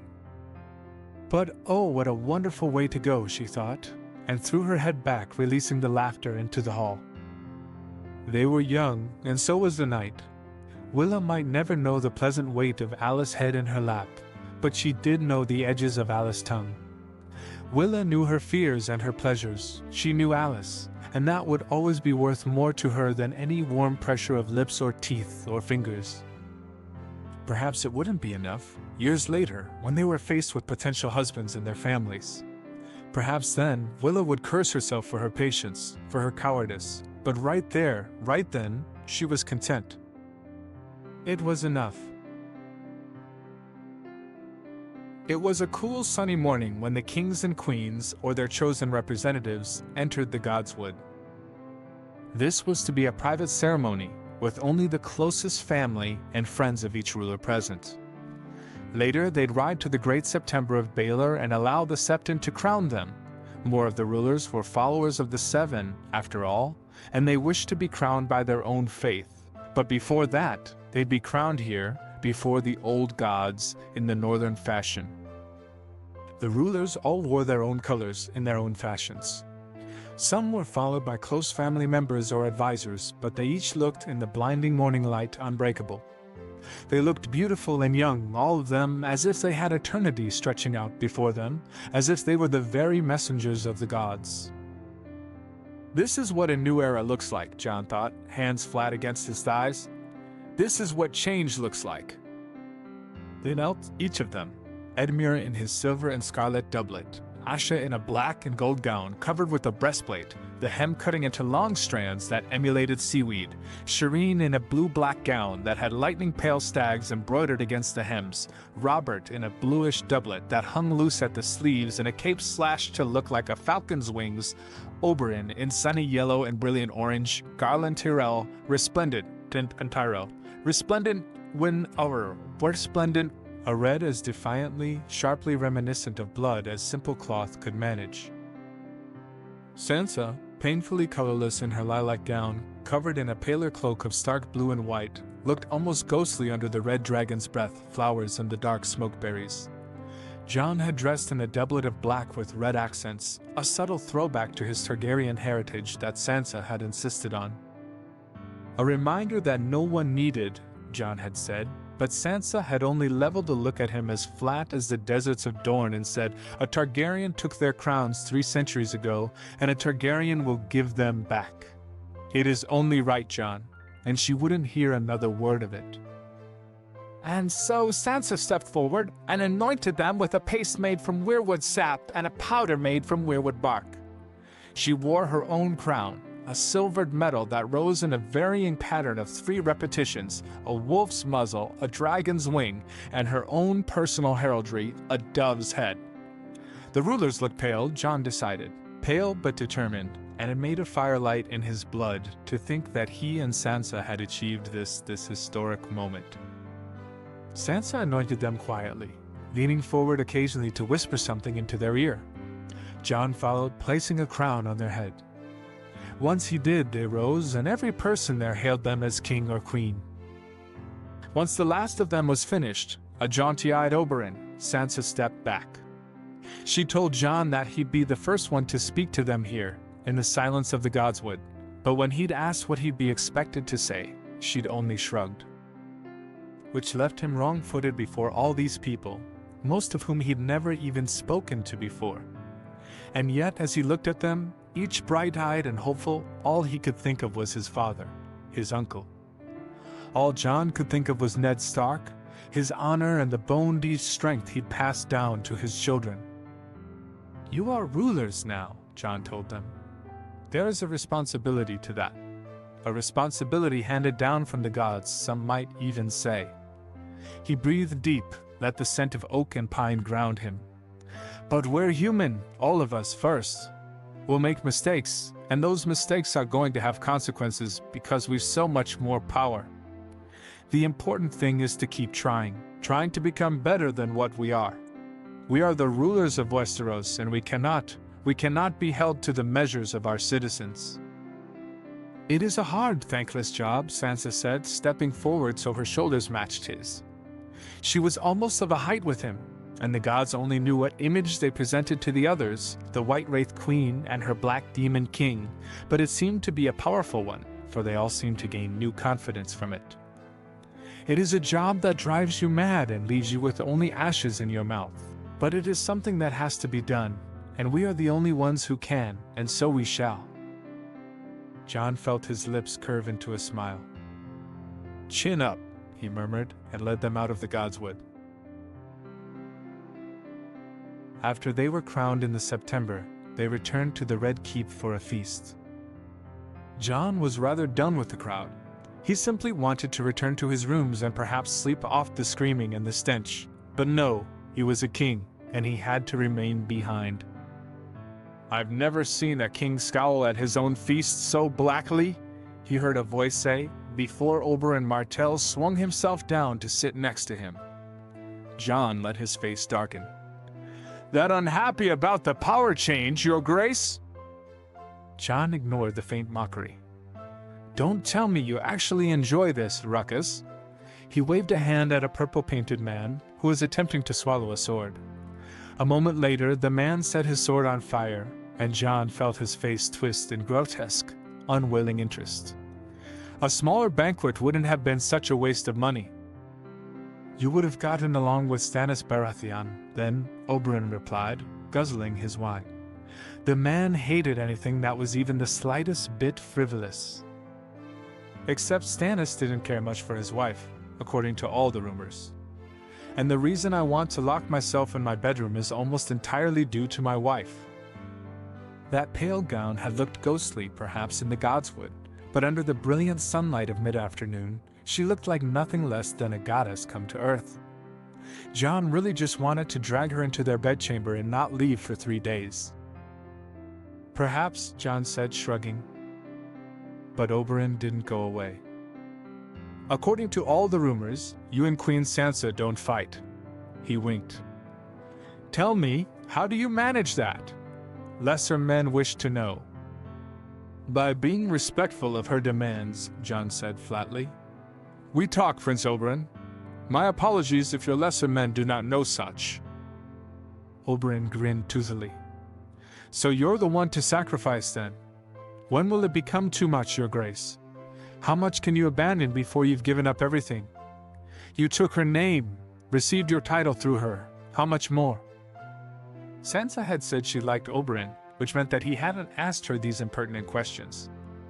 Jon was rather glad of it, because she had bigger things on her mind than what others saw in her husband, and she had to pay attention to those bigger things. Best he be the one to nip it in the bud, right here. "When I stood before a heart tree and wed Sansa, I swore to give her all that I am and have," he said, "and she swore to do the same. We are Starks, Prince Oberyn. We always keep our vows. I am hers and she is mine, and no name or circlet or title can change that, and that is the simple truth of it." "So you don't care that she makes you stand in court?" he asked curiously. "Stand? She hasn't offered you a chair." Jon felt his lips twitch, almost against his will. "Sansa would love it if you could get me to sit in on the meetings," he told Oberyn. "I simply find that I cannot sit still for long enough. And if I do sit in on some meetings, I'll become overprotective, which is why she sends me away, as you've seen." Oberyn arched an eyebrow and then bowed out of their conversation suddenly. When Jon turned to see what his focus had turned to, he saw an Ironborn captain speaking to a girl in Dornish silks. It was startling, the size difference. The captain was a large man, made even larger by his armor, and the girl was almost half his height, perhaps a fourth his broadness. One of Oberyn's daughters, Jon noted, and watched as Oberyn clamped a firm hand on the captain's arm, steering him away. The girl exhaled in relief, walking closer to him. A moment later, Jon realized that the girl wasn't so much relieved as frustrated. "I suppose I'm not the only overprotective one," he thought, and laughed to himself before squinting into the sunlight to find Sansa. That night, Asha Greyjoy rode away with her fleet. Sansa told her she'd miss her and meant it. Asha was a sharp-edged woman, all steel and salt, and in another time Sansa might have disliked her for her sharp tongue and ease with weaponry. But in this one she felt that there was some kind of a power to be found in seeing a woman take the reins of power with no thought for her sex or her faults.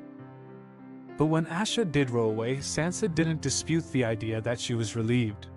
50 longships in the Bay of Blackwater, ready to break out in war if necessary, it was enough to make her shudder. As a result, Sansa had done the same thing Tyrion had done in the last Battle of the Blackwater, load a single ship with wildfire, and maintain that in a small, hidden cove until it became necessary to use it. Thankfully enough, it hadn't been necessary. And now, hopefully, it never will be. The next morning, both the Vale and the Reach left. The day after that, Dorne. A week later, the Lannisters and the Baratheons marched away. Sansa sent her court back to the north after that, seeing their impatience and desire for home. She and Jon remained to smooth over the handover to her uncle. "A thankless job," Sansa said, and her head bowed. "One that must be done," she'd added, and so straightened her spine. Weeks later, they finally left King's Landing. It was just Jon and Sansa, escorted by Tully guards perhaps, but with no one they knew. This would be as close to privacy as they'd ever get, and both understood that very well. Sansa started waking up early in the mornings, started teaching Jon to braid her hair, learning how to sharpen a sword. There were still so many things to fear. Westeros was split apart peacefully, bloodlessly, but Robb was still out battling wildlings, and Bran and Arya were still missing. Daenerys Targaryen was coming, and Sansa still wasn't sure how to deal with her and her dragons. And after all of this, even if they dealt with all of it, the others would rise and bring the darkness with them. Sansa breathed deep and reached for Jon, felt the beat of his pulse against her fingers. They had 1,000 things to fear. It left her shaking, sometimes, the magnitude of what she'd done, of what she'd yet to do. Sansa had set out to change the world, and she'd done it. What if she'd done wrong? But even if they had 1,000 things to fear, they didn't fight for it.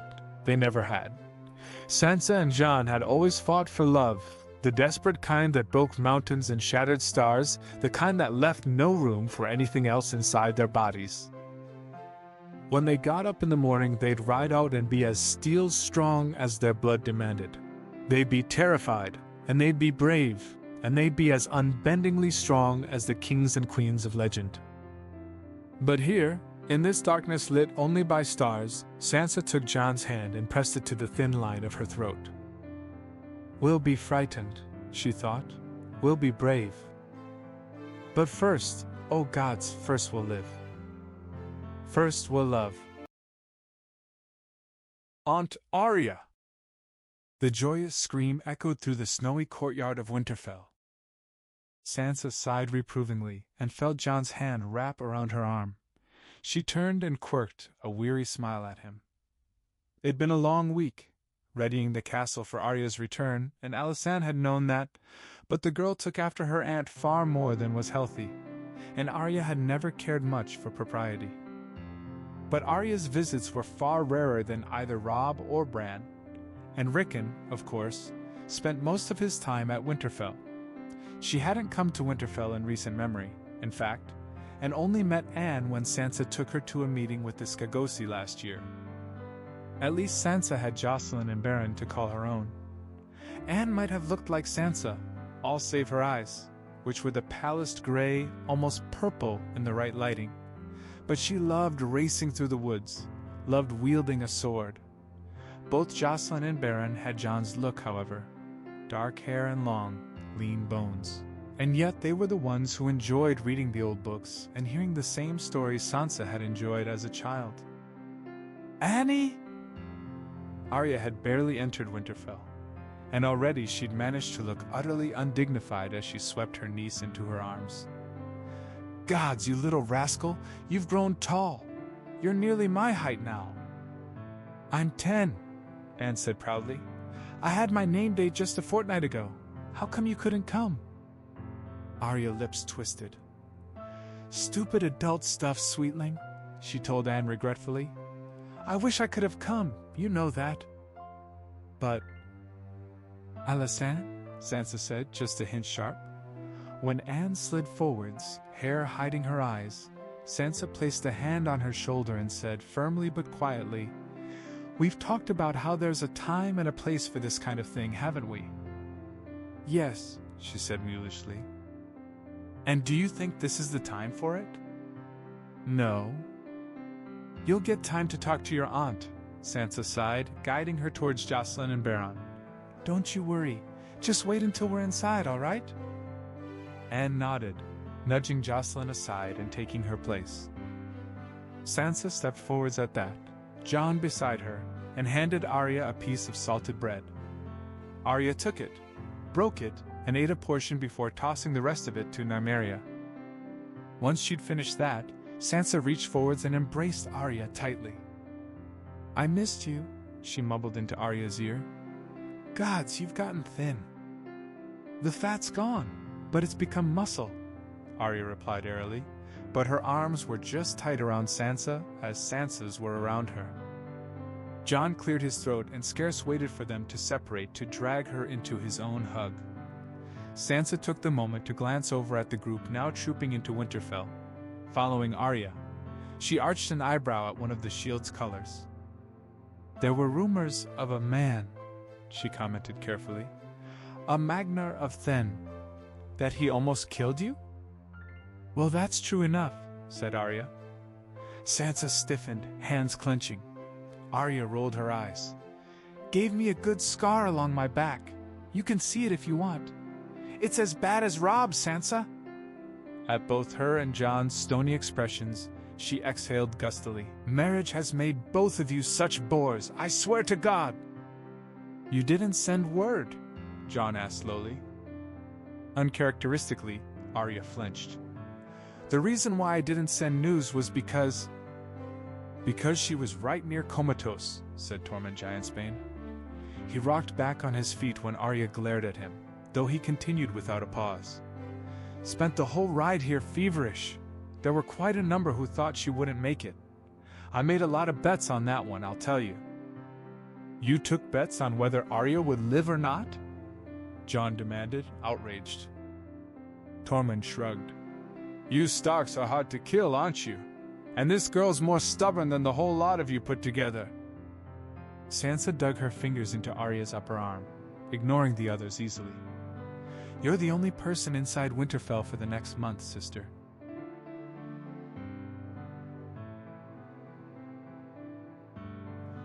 So you're going to tell me all about your near-death experience, Arya, and I'm going to listen to all of it, and then we'll spend a little more time talking about how to avoid such events. Or what? Or I won't calm Jon down, Sansa said flatly.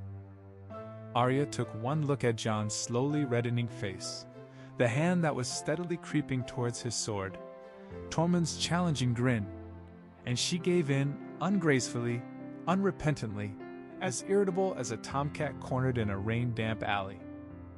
But she did give in. At least she's grown up a little bit, Sansa thought, and dragged her sister into the keep unceremoniously. Sansa still didn't know the full story of what had happened to Arya all those years ago. Bran had told her parts, and Mira some more. Bran, Mira, Jojen, and Arya had been kidnapped by wildlings, as it turned out, ostensibly to serve as hostages to Robb Stark. But along the way, Summer and Nymeria had caught up to them, and they'd escaped. Mira was injured in their escape, and they'd headed to Queenscrown to regroup, only to get caught in a snowstorm. There, Arya had gotten separated from Bran. She resurfaced almost a year later, a dragonglass crown on her head, and a band of wildlings almost 10,000 strong at her back. Sansa'd heard 1,000 rumors afterwards, but there was one that had become common enough for a singer to put the event into words.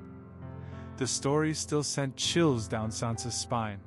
A man, they said, had challenged a queen known only as the Ice-Blooded to single combat.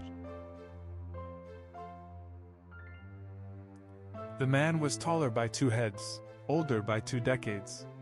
He disarmed the queen easily. Choking on her own blood, fallen to her knees, the queen reached up for her crown. The people thought she'd surrender there, but all the ice-blooded queen did was break the crown against her thigh, was wield pieces of dragonglass that cut into her palms as deep as she slashed at her attacker. She cut open his throat. The rumors said 1,000 different details, but they all agreed on this one thing. The queen took the bloody shards embedded in the man's throat and braided them into her scalp, and then she said, "There shall be only one person to wear this crown, in all the ages. When I die, I shall burn with this crown." When they met Arya next, there were 2 shining pieces of dragonglass against the rest of her north dark hair. She led the wildlings into the battles against the Night's King. She'd left Winterfell less than a month after the last battle. Sansa, at the time, had barely left the sickbay. As the battles ended, her work began, and she'd been entirely engrossed in ensuring Jon and Rickon survived wounds that ought to have killed them. It was only after months that Robb told her what had happened. Robb asked the wildlings to bend the knee to him. They refused. He decided to send them beyond the wall. Arya had decried his decision, had shouted and snapped and screamed, but Robb had remained firm.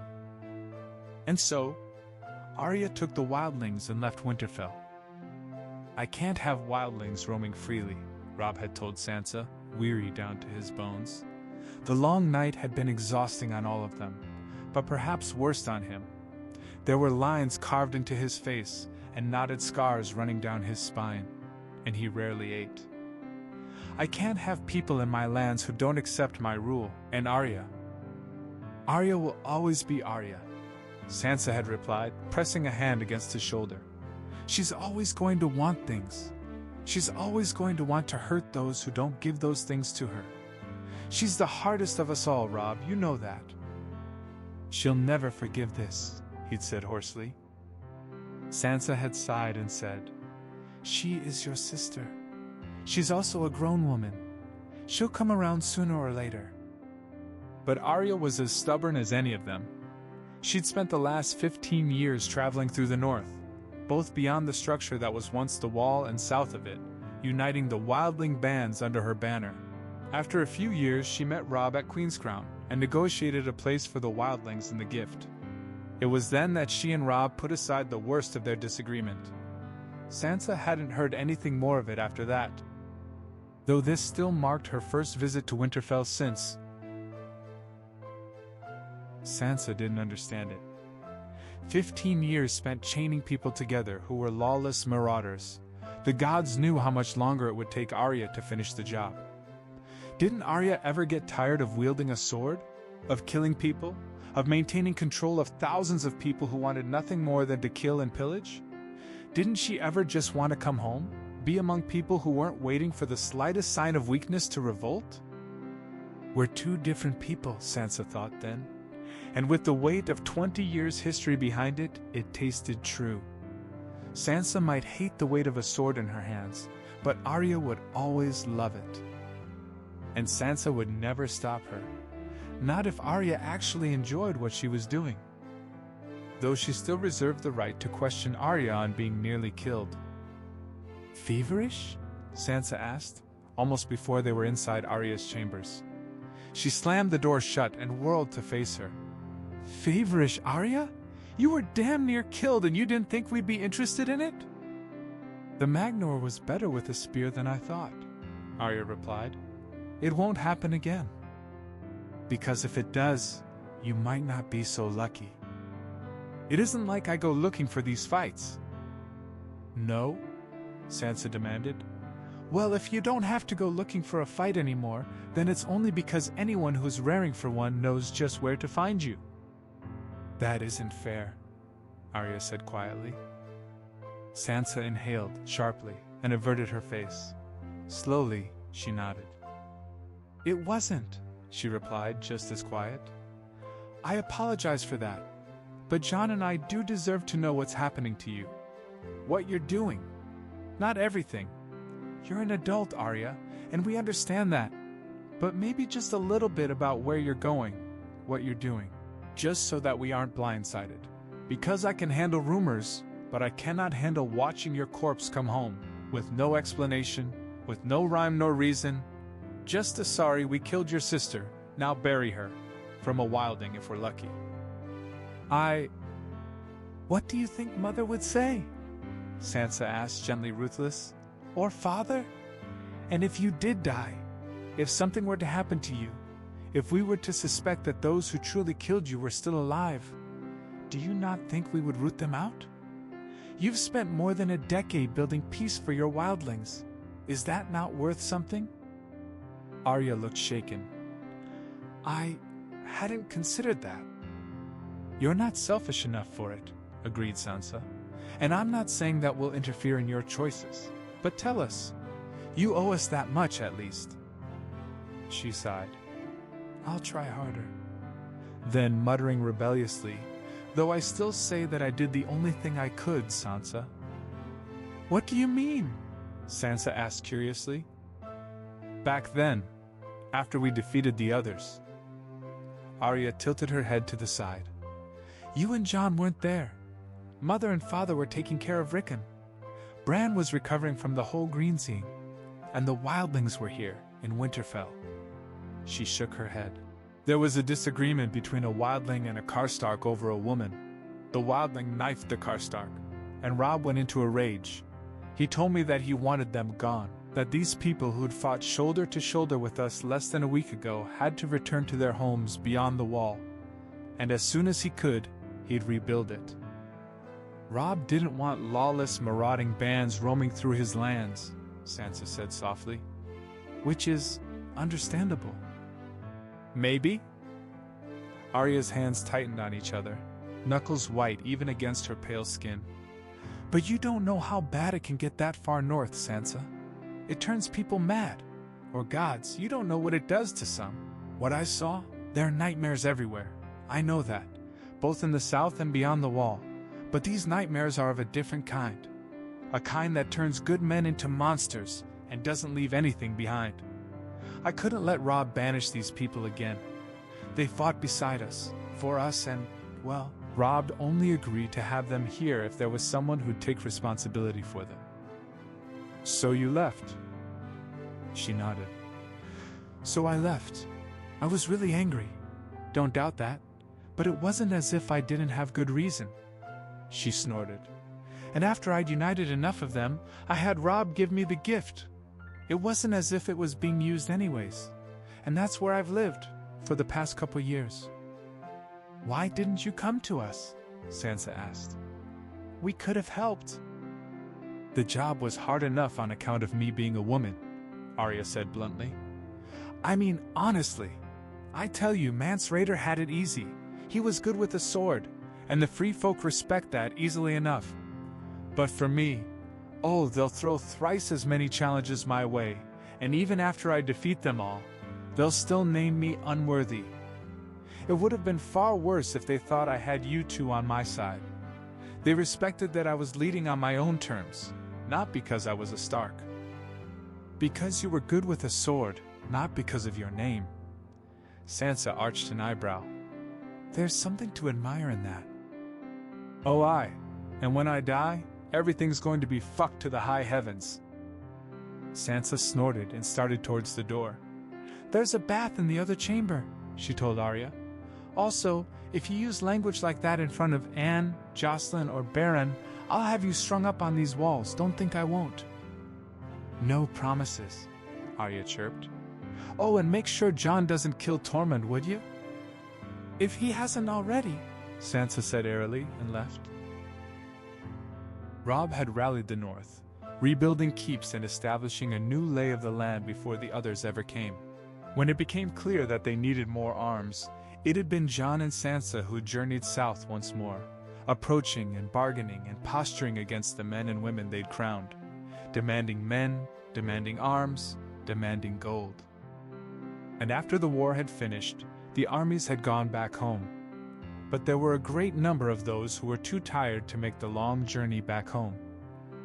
War-weary Southron soldiers settled into the lands Robb offered them, populating lands which had once held either few people or were wiped out by the others.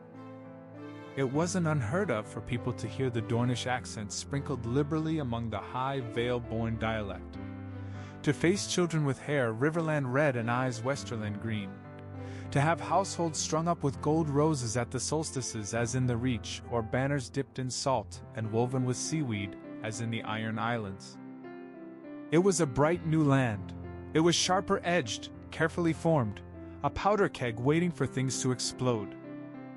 New rituals, born of old, exhausted rivalries and the compromises reached, were formed. Friendships across once impassable lines were established. Families with parents from across Westeros were created. Once, a long time ago, Jon had watched Sansa stare at a court ringed with vicious, circling hatred. He'd watched Sansa watch them, had watched Sansa straighten her back, had watched Sansa think, enough. He'd watched Sansa reach out and remake the world until it fit her vision for it. He might still be just the tiniest bit in awe of that. It'd been Robb who led an army of Northerners, Jon who led an army of Southerners, Arya who led an army of wildlings, but they all led humans. In the end, the man that saved the day was Bran, who wore a weirwood crown on his brow and led the children of the forest into a battle against the Night's King. Sansa picked at her lunch, frowning at the pieces of potato in the soup until Beron asked her if something was wrong. "Not a thing, sweetling," Sansa told him, sending him a small smile. "Just hoping your aunt's all right." "I saw her heading to Wintertown this morning," Jocelyn offered quietly. "She looked angry." "That's Arya's default expression," Sansa assured her, pressing her fingers against her cheeks until the bones ached. "Gods, this is a mess. The last time Arya had been in Winterfell, Wintertown hadn't yet been rebuilt. Arya's visit could result in a disaster. Were she anywhere near her usual abrupt nature? "Stay here, would you? Tell your father, after he wakes up, that I'd like to speak to him." Jocelyn nodded, and Sansa walked out of the small room, pulling on a cloak as she went, lady loping out of the shadows when she stepped out of the keep. She was halfway to Wintertown before realizing that she'd forgotten her gloves. But then, it wasn't as if they were necessary. It was warmer now than it had ever been in her life. "Arya?" she called, upon sighting the slight shadow standing in the corner of the street. Sansa hurried over to her, catching Arya's hands in her own. Raised, knotted scars pressed against Sansa's palms. She almost spoke, but when she turned, slightly, she realized what Arya was looking at. When the others invaded, they'd come to Winterfell. Sansa hadn't been here then. She'd been in the Iron Islands, drumming up support alongside Jon. But her father had been. They'd evacuated it, taking all the small folk they could into their keep. The Whites barely reached Winterfell's gates before being forced to turn back, but they'd ravaged Wintertown anyhow. When Arya left all those years ago, nothing had been rebuilt. And though they'd all wept to see the neat structure so violently destroyed, there was something different to mourn in the rebuilt town. The only people who remembered it were right here. New villagers came and went, and the streets Sansa and her siblings had all played on were utterly gone. There was something to mourn when a town was destroyed, when everyone wept at it. But there was something else to mourn when people rebuilt, and forgot that there was ever a town before the current one. Sansa and Arya and their brothers had played on different streets, rang the bells and lit the lanterns and tumbled through the icy cobblestones until breathless. But Sansa's children would only ever know these ones. "Arya?"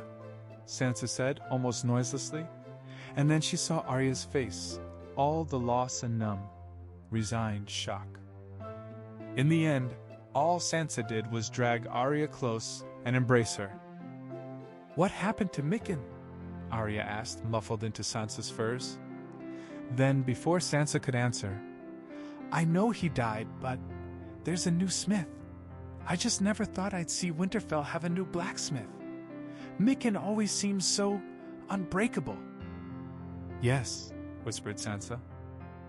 "I didn't expect it to be the same. I knew it wouldn't be. But still, it hurts," Sansa finished. Arya dug her fingers into Sansa's arm, pressing closer. After a long moment, she turned away and wiped her eyes. Slowly, they picked their way through the streets. When Arya saw something particularly different, when she went pale and grim as a ghost, Sansa waited. After a long hour, she inhaled slowly, unsteadily, and began walking towards Winterfell. Almost at the gates, Arya turned to look at Sansa. Her eyes were slightly reddened, her hair not quite hiding the hectic flush to her cheeks. "Where's Rickon?" she asked, voice still slightly unsteady. Sansa knew better than to comment on it. She shrugged easily. "He comes and goes like a ghost. Though Daisy Mormont sent a raven a few weeks back, saying that he'd taken a liking to Lyanna. I suppose we'll see where that's going. And Bran's in Greywater Watch, I suppose." "With the children," Sansa agreed. "And the Reeds, too. He scarce leaves the place in all honesty. Rob's in Moat Cailin with both mother and father. What with the whole rebuilding business, he tends to use the castle as an administration center more than anything, so, well, let's just say that mother and father tend to do more of the actual work, while Rob rides out and decides where to build castles. Are they happy? Arya asked curiously. I spoke to them last year at the Skagosi meeting, but mother was ill at the time, and father looked miserable. Sansa hummed noncommittally. Father rather likes being in Moat Cailin. He started training a good many of the men there. You know Rob's never had a good head for teaching others. Yes, Arya said wryly. Roderick always said Rob was a genius with a sword, even if he could never tell anyone else how to do what he did. And mother's been handling the lordships that come with 20 extra keeps. She's happy there too, I'd say. Sansa shrugged. They tend to spend most of their time there anyhow. Though they visit me more than they visit Bran, and I'm fairly certain that has to do with the bugs. Mother hates the trip into Greywater Watch, but she hates staying there even more. And they never visit me? Arya shook her hair back, starting to walk towards the gates again. You could come if you wanted, she offered suddenly. And watch Jon get stuck with 20 arrows the moment he offends someone? Sansa shook her head.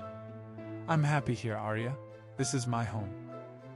It was meant to be Rob's, she grumbled back without any heat. Sansa rolled her eyes and entered the keep, shed her coat. Rob chose to live in Moat Cailin because he got tired of me. Because he got tired of you and Jon, Arya corrected. I don't know anything about that, Sansa said. Well, maybe Rob had chosen to shift his court from Winterfell because he'd caught Sansa and Jon in a compromising position a few feet from his solar.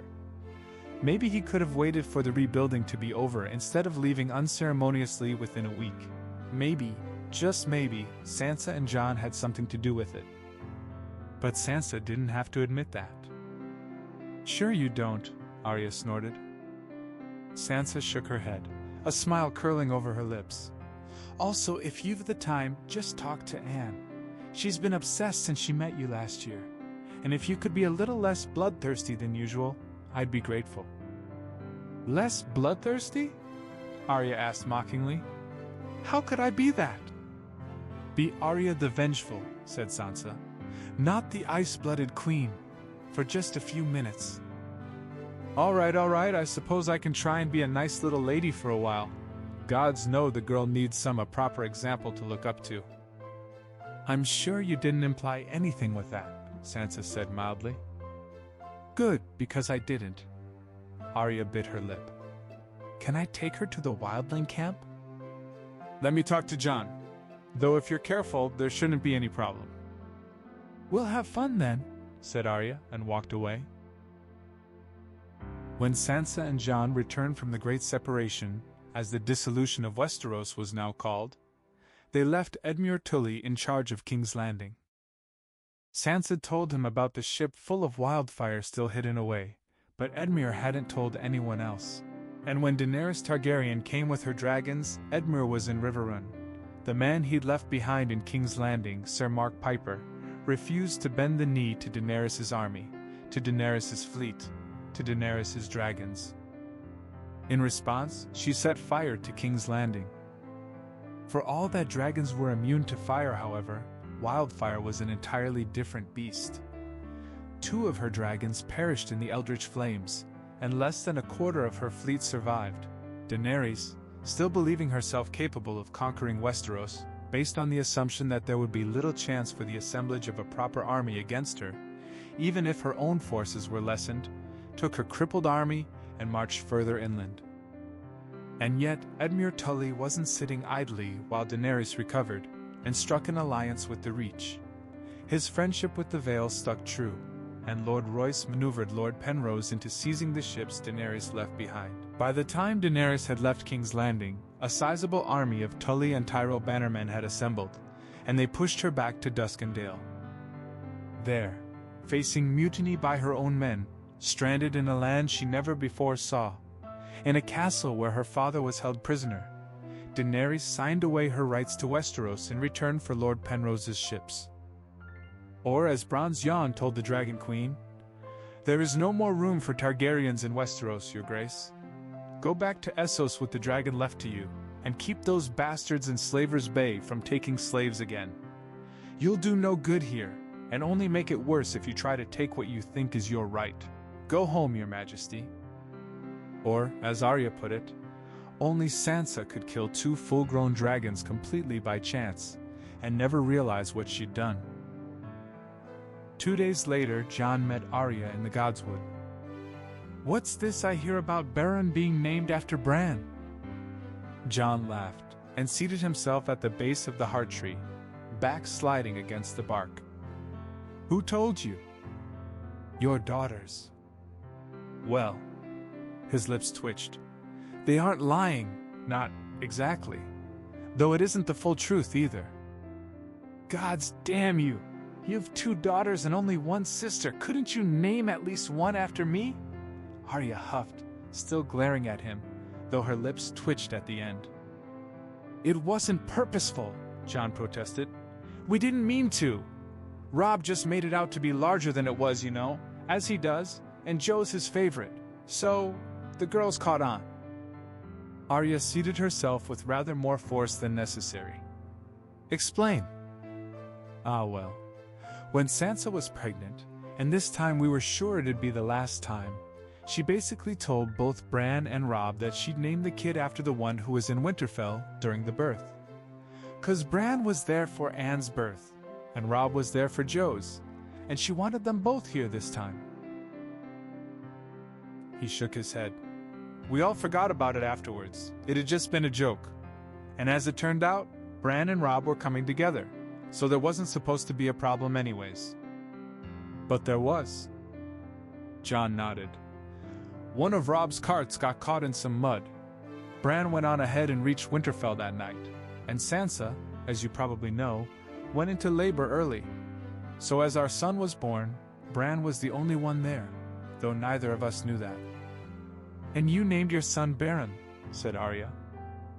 "A name we'd decided upon before, no matter how much it sounds similar to Bran." "Robb threw a fit?" "Robb threw a fit," Jon agreed. "Went berserk, bright red. Didn't allow Bran to be in the same room as Beren if he wasn't there too. Which, you know, is probably why Bran stayed for so long." He waited for Robb to leave. Robb had to negotiate some treaty with the Karstarks, and then spent another month here just to spite him. There was a rustling sound at the entrance, but it was only Sansa who stepped out of the shadows, coming to stand next to Jon. "Roderick's looking for you," she said softly, and then turned back to Arya. "What were you talking about?" "Beron's name," said Jon. Sansa broke into a smile. "Ah, that isn't even the funniest story," she told Arya. "Has he told you about how he still hasn't forgiven Robb?" "Not this one," Jon said, groaning theatrically. "Can't you just let me have some dignity in the eyes of my little sister?" "Haven't forgiven Robb for what?" Arya asked curiously. Sansa's smile turned wicked. "For being nice to Jocelyn." "It's perfectly understandable," Jon objected. "I mean, I was gone for what, 3 months? And Robb made my own daughter turn against me." "Jocelyn still likes Robb more than Jon," Sansa confided to Arya. "Hey!" "She was terrified of ghosts when Jon left," Sansa explained, as Jon glared at her, an unrepentant grin on her face. "Jocelyn was scarce 5, and Jon had to go to the Manderleys for quite a long time, and so Robb came here for a few months. It was rather an important time in Jocelyn's growth. She was starting to get curious. And you know Grey Wind's always been good with children. So's Ghost." "Grey Wind doesn't have red eyes," Sansa told Jon flatly, before continuing her tale. "And Jocelyn fell in love." "If it was just that, I'd be fine with it," Jon muttered. Sansa's grin grew even wider. Robb fell for Jocelyn's curly little head too. Took her to all the council meetings. sat her on his shoulders during the small folk sessions. Scolded Anne when she made her cry. He didn't let up at all. I think he saw more of Jocelyn than I did some days. And you were okay with that? Arya asked, startled. She'd always thought Sansa would be more controlling of her children. Sansa rolled her eyes.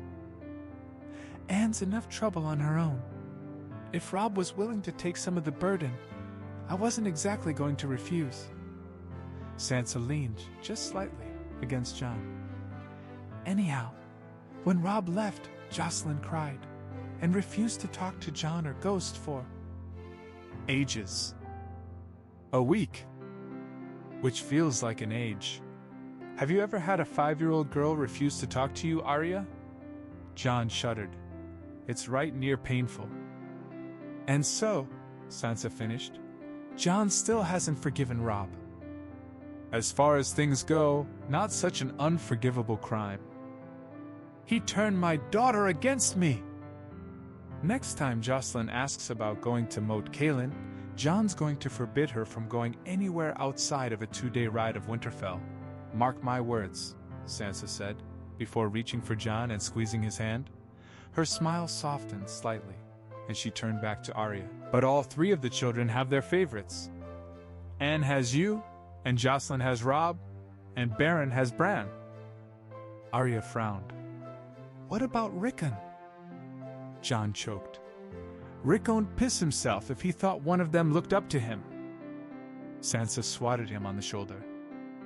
Don't be mean, she scolded. Then slightly regretfully, though it's true enough, I've always treated him more as a child than anything, and he's gotten used to it.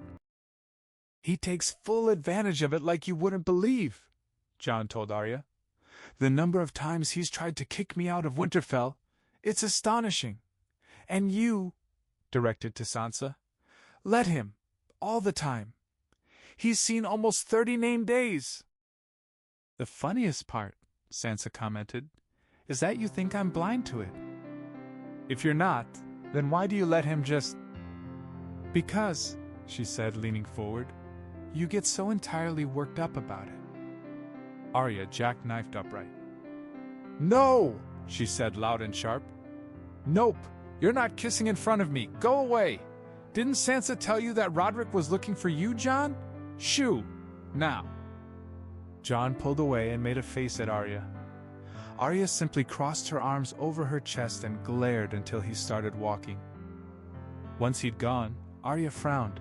She had to change the topic quickly, or else Sansa'd get even more intrusive than she usually was. I've been meaning to ask you. Arya hesitated for a moment, then continued. Last I heard, Alice and Wyla were serving on your council, but now nobody seems to know where they actually are. I told them to leave, Sansa replied. Arya went dangerously still, and Sansa arched an eyebrow. Don't act coy, it doesn't suit you. Both of them loved you, Arya said heatedly. They were... fools, Sansa finished archly.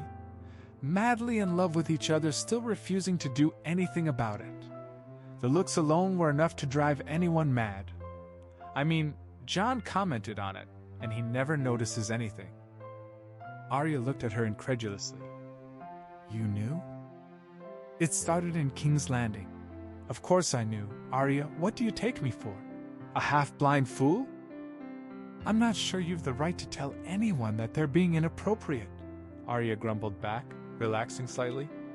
You are the person who chased our elder brother out of his own seat just because you couldn't keep your hands off of your husband. Jon isn't any less invested in the whole touching business, Sansa announced, and Arya's hands shot up to cover her ears.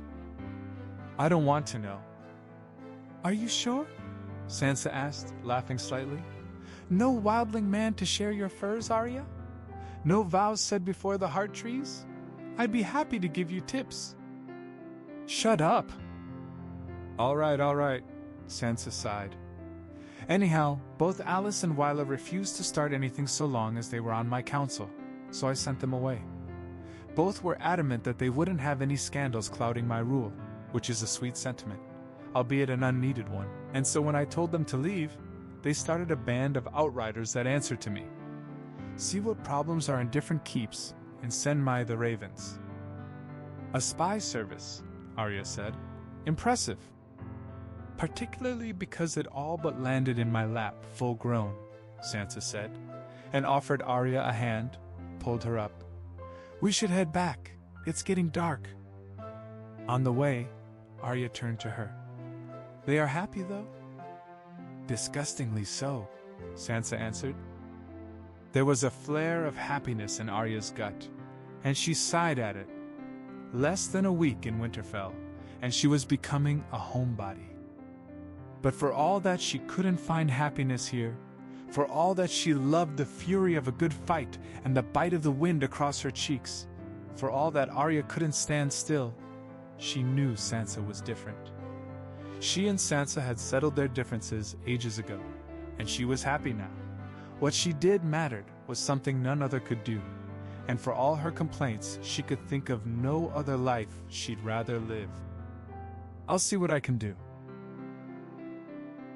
Willa, Alice called, panting as they stumbled to the top of another hill. Willa was already heading for the next, higher one, stubbornly limping her way forward. The wind caught her green hair, pulling at it until it was whip taut, brilliant as a Tyrell banner. She turned to look at Alice, and the sun rays spilled over her face, painting her cheeks a molten gold. Alice stumbled, slightly, struck dumb. There was something to be said for this life, thought Alice. They'd spent such long years serving Sansa on her council, dancing around something made entirely of shadowed glances and quick smiles, something that neither had words for. And then they'd been given a chance to do something more. The world wouldn't remember Willa Manderly or Alice Karstark. They gave that dream up when they left Sansa's council. But that didn't mean that they couldn't make their world better, and that was what they did. A sword strapped to their hips, a smile strapped to their lips, a warm hand outstretched, a quiet, sincere offer of help to those who had no one else to turn to. Alice gasped her way over to Willa. You look beautiful, Willa murmured, reaching up to whisper in Alice's ear. Alice knew she was flushed, skin a blotchy red, hair half out of her braid, but they had a policy of not lying to each other. She tipped her head to the side. I was thinking the same, she replied, hand reaching out and tangling in Willa's hair. They'd spent overlong in the wild. The roots were growing in, a brown deep as fresh-tilled soil. Like a golden rose. Willa's lips curved in a faint smile. If I'm a rose, you're a... thorn? Storm, Willa finished firmly, then grinning. All beautiful and deadly, and bringing water to let me bloom. Alice grinned back, nudging Willa with her shoulder. They had to reach the Flints' hometown before sundown to meet a girl who'd sent them a raven telling of a lord who'd left her sister with a babe in her belly and run off. And they yet had a ways to go. Well, said Alice, wrapping Willa's hair in one fist, stepping forwards and pressing a sharp kiss to her lips. Gods know that I'll always want to watch you bloom. They turned and set off, into the stony mountains, and Alice was sure that she'd never know a way to be happier than this. Oberyn went missing for 4 years. Doran wished he could say he was surprised when his brother resurfaced all those years later, head nearly split open and in heavier clothes than ever before, but he hadn't been. Until Doran saw Oberyn's body, saw him dead under his fingers, Doran would always think him alive. After all, Oberyn always had a nasty habit of being cocky beyond all belief, with the skill to back up just over a half of his boasting, and it was always enough to get him out of the incredible mess he often found himself in. But Oberyn returned to Doran's court, and he returned empty-handed. It was weeks later that he confessed to killing Gregor Clegane. A month later that he confessed to spending 2 years learning to make wine. A year later that he confessed to visiting the Isle of Faces and seriously considering switching from the faith. Doran watched Oberyn relearn the ways and customs of Dorne, watched his younger brother treat with his daughters in a gentler manner than ever before. And he realized that for the first time in decades, Oberyn didn't carry the blazing need for Aaliyah's justice that he once had. In all the years to come, Doran would never put pen to paper. He'd find himself sometimes staring at the ravens that were trained to go to Winterfell, but he never reached for one. And yet, he penned the letters in his mind. He knew exactly what he would tell Sansa Stark, were he to ever see her again. "You have returned my brother to me. You have given him justice. You have given my sister, a woman 20 years perished, justice. There is no higher kindness, my lady. All of Dorne is grateful to you." Edmure, for all that his men named him an inveterate bachelor, knew what it was to be in love. Once, after years of cajoling and escaping in quiet, furtive kisses, Edmure had loved a man. And he'd left him in King's Landing as a sign of his respect for Mark, as a sign of his confidence in Mark. And then Daenerys Targaryen had come and burned King's Landing to the ground, killing Mark along with thousands of innocent lives. Edmure took his vengeance as honorably as he knew how. No dragons would ever come to Westeros again. But this did not mend his heart, did it? Perhaps one day, Edmure would be able to take a wife. Until then, he had a sister to care for in Riverrun, half mad and despairing. He had a kingdom to care for and nourish. He had a dignity to uphold. And so he carried on as he always did, dutifully, honorably, steadily. Adara handed a cup of wine over to Theon and sank into a seat next to his. "Your sister's coming here?" "She wants to," said Theon, "though she might be too busy, but Asha tends to do what she wants, so she's most likely coming." They'd been married for almost 10 years now. Adara had watched him march off to battle, unknowing of how she felt. She'd watched him return, bleeding and almost dead. The first morning he'd gotten out of bed and started walking, she'd kissed him silly. They were 10 years married, and Adara had learned her husband well. She could see the quiet, exhausted resentment in the corners of his eyes, the downturned edges of his lips. She could see the careful respect he'd fostered for his sister, and the fragility with which it could topple. "Everyone's always loved her more," he'd said once, tongue loose with wine. "Ask her to bring your mother as well," Adara said quietly, and watched his eyes light with the idea. "I'll always be beside you, love." She smiled, soft and gentle, because Theon listened to her. He didn't see her quiet nature and name it weakness. Adara loved him for it. Tyrion spent years rebuilding the Westerlands. He spent even longer rebuilding his family, but that's another story. When Jaime first challenged him to a duel, actually strong enough to demand something of someone, Tyrion laughed at his brother. Then he shut himself up in his solar and continued to laugh, right up until he tasted salt down his cheeks. Mira was tired. Down to the marrows of her bones. No, deeper. Jojen had survived the war against the others, and yet in their home, he wasted away. Greywater Watch left his skin sallow, his hands shaking. He spent his nights screaming and his days sullen. Mira had begged him to leave. There was no call to remain in the Neck. Sansa would surely give them refuge if they were to even hint at it. But Jojen refused. "I will die here," he announced, and Mira snarled back. "Why?" "Because," he said, "this is my home, and I have been gone from it long enough. 'Tis not sadness that kills me, Mira." "It is your green sight," Mira said flatly. "The old gods give," said Jojen simply. "The old gods take. There are no reasons for it. Perhaps I should have died of the Greywater fever all those years ago." And so it went, for years on end. Mira cajoled and wept and screamed, and still Jojen did not budge. He watched her with those all-seeing eyes, grim and knowing, and Mira wondered if she'd ever known a man so selfish. Decades later, she buried her father and took up the mantle of Lady of the Neck, and still Jojen hung on to life, paler and weaker by the moment, alive by only fraying strands. I survive, thought Mira, on the coldest mornings, when her spear felt fused to her palms, when tears felt stuck in her throat. I survive, even when none else do. The battle at Last Hearth, their travel beyond the wall, their return. Mira buried friends she loved, family she adored, enemies she loathed. It was what she did, this black-haired swamp girl.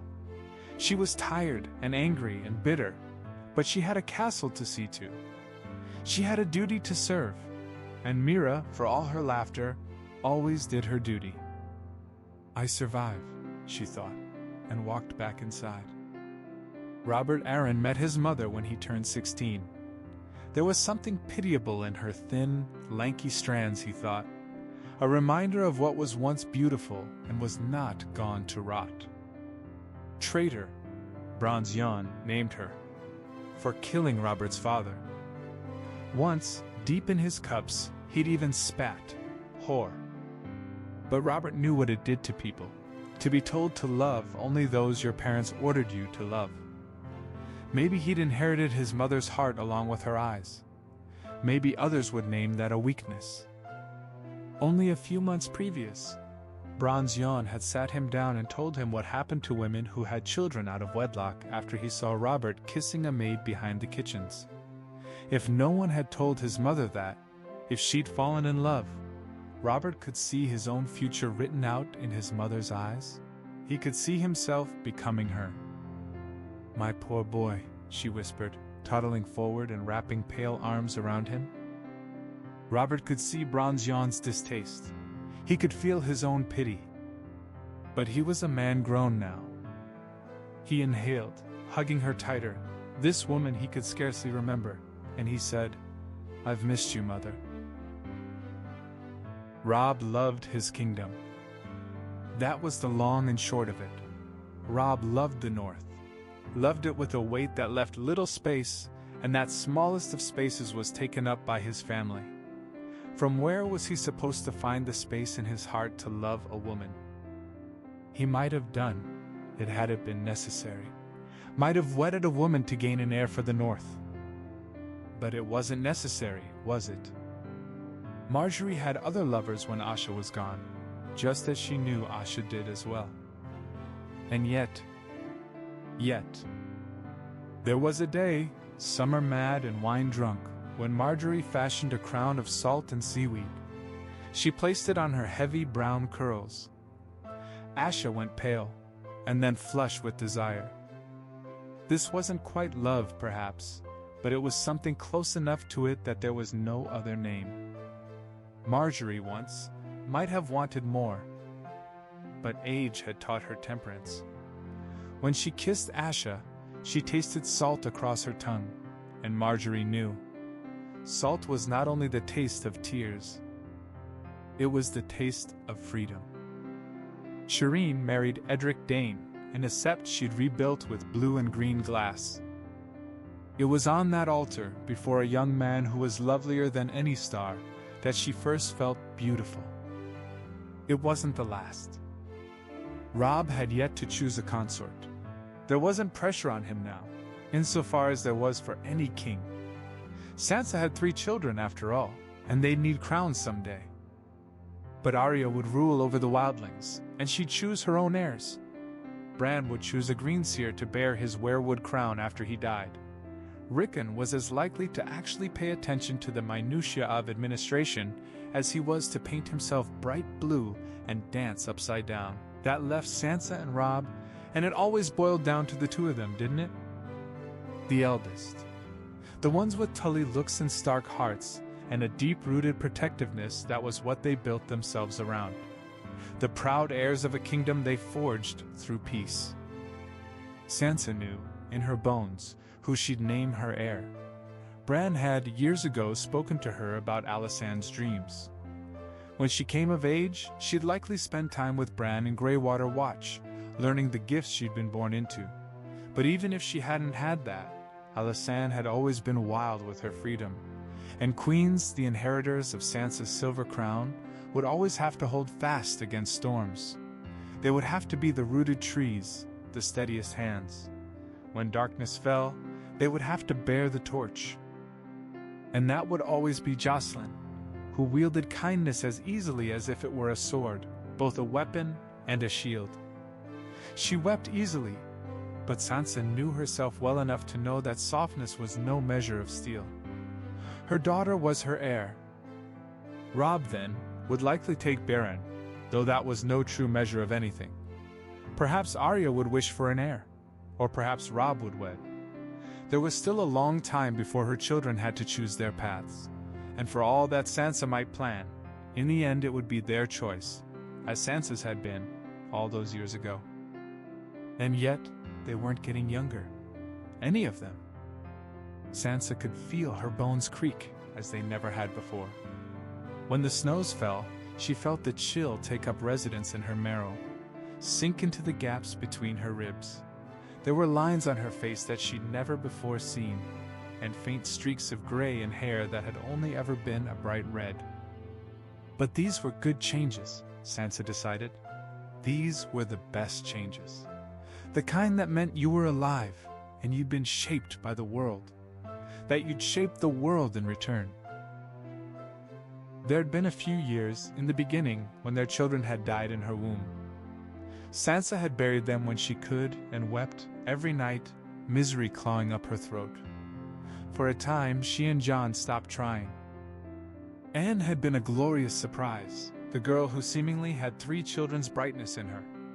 And after her came Jocelyn, and after Jocelyn came Beren. With them came the strength to rebuild Wintertown.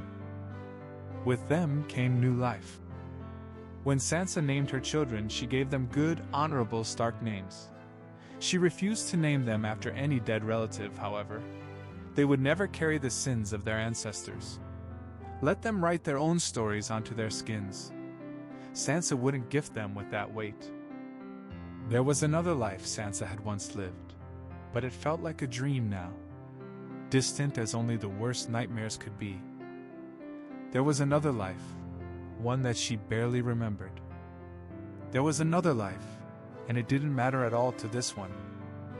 Every morning, she kissed Jon awake and braided a crown of direwolves and dragons and doves into her hair. She ate breakfast with 3 children who adored her. She spent her evenings reading letters from her parents and brothers, her nights in bed with a loving husband. We Starks don't turn our faces, thought Sansa, back straight, head high, chin up. We will see the injustice of the world. We will root it out, inch by inch, moment after moment, steadily, unerringly. We Starks don't turn our faces, and we do not hold our tongues, and we do not sit silently, and we will survive everything you think to throw at us. We will endure, as we always have.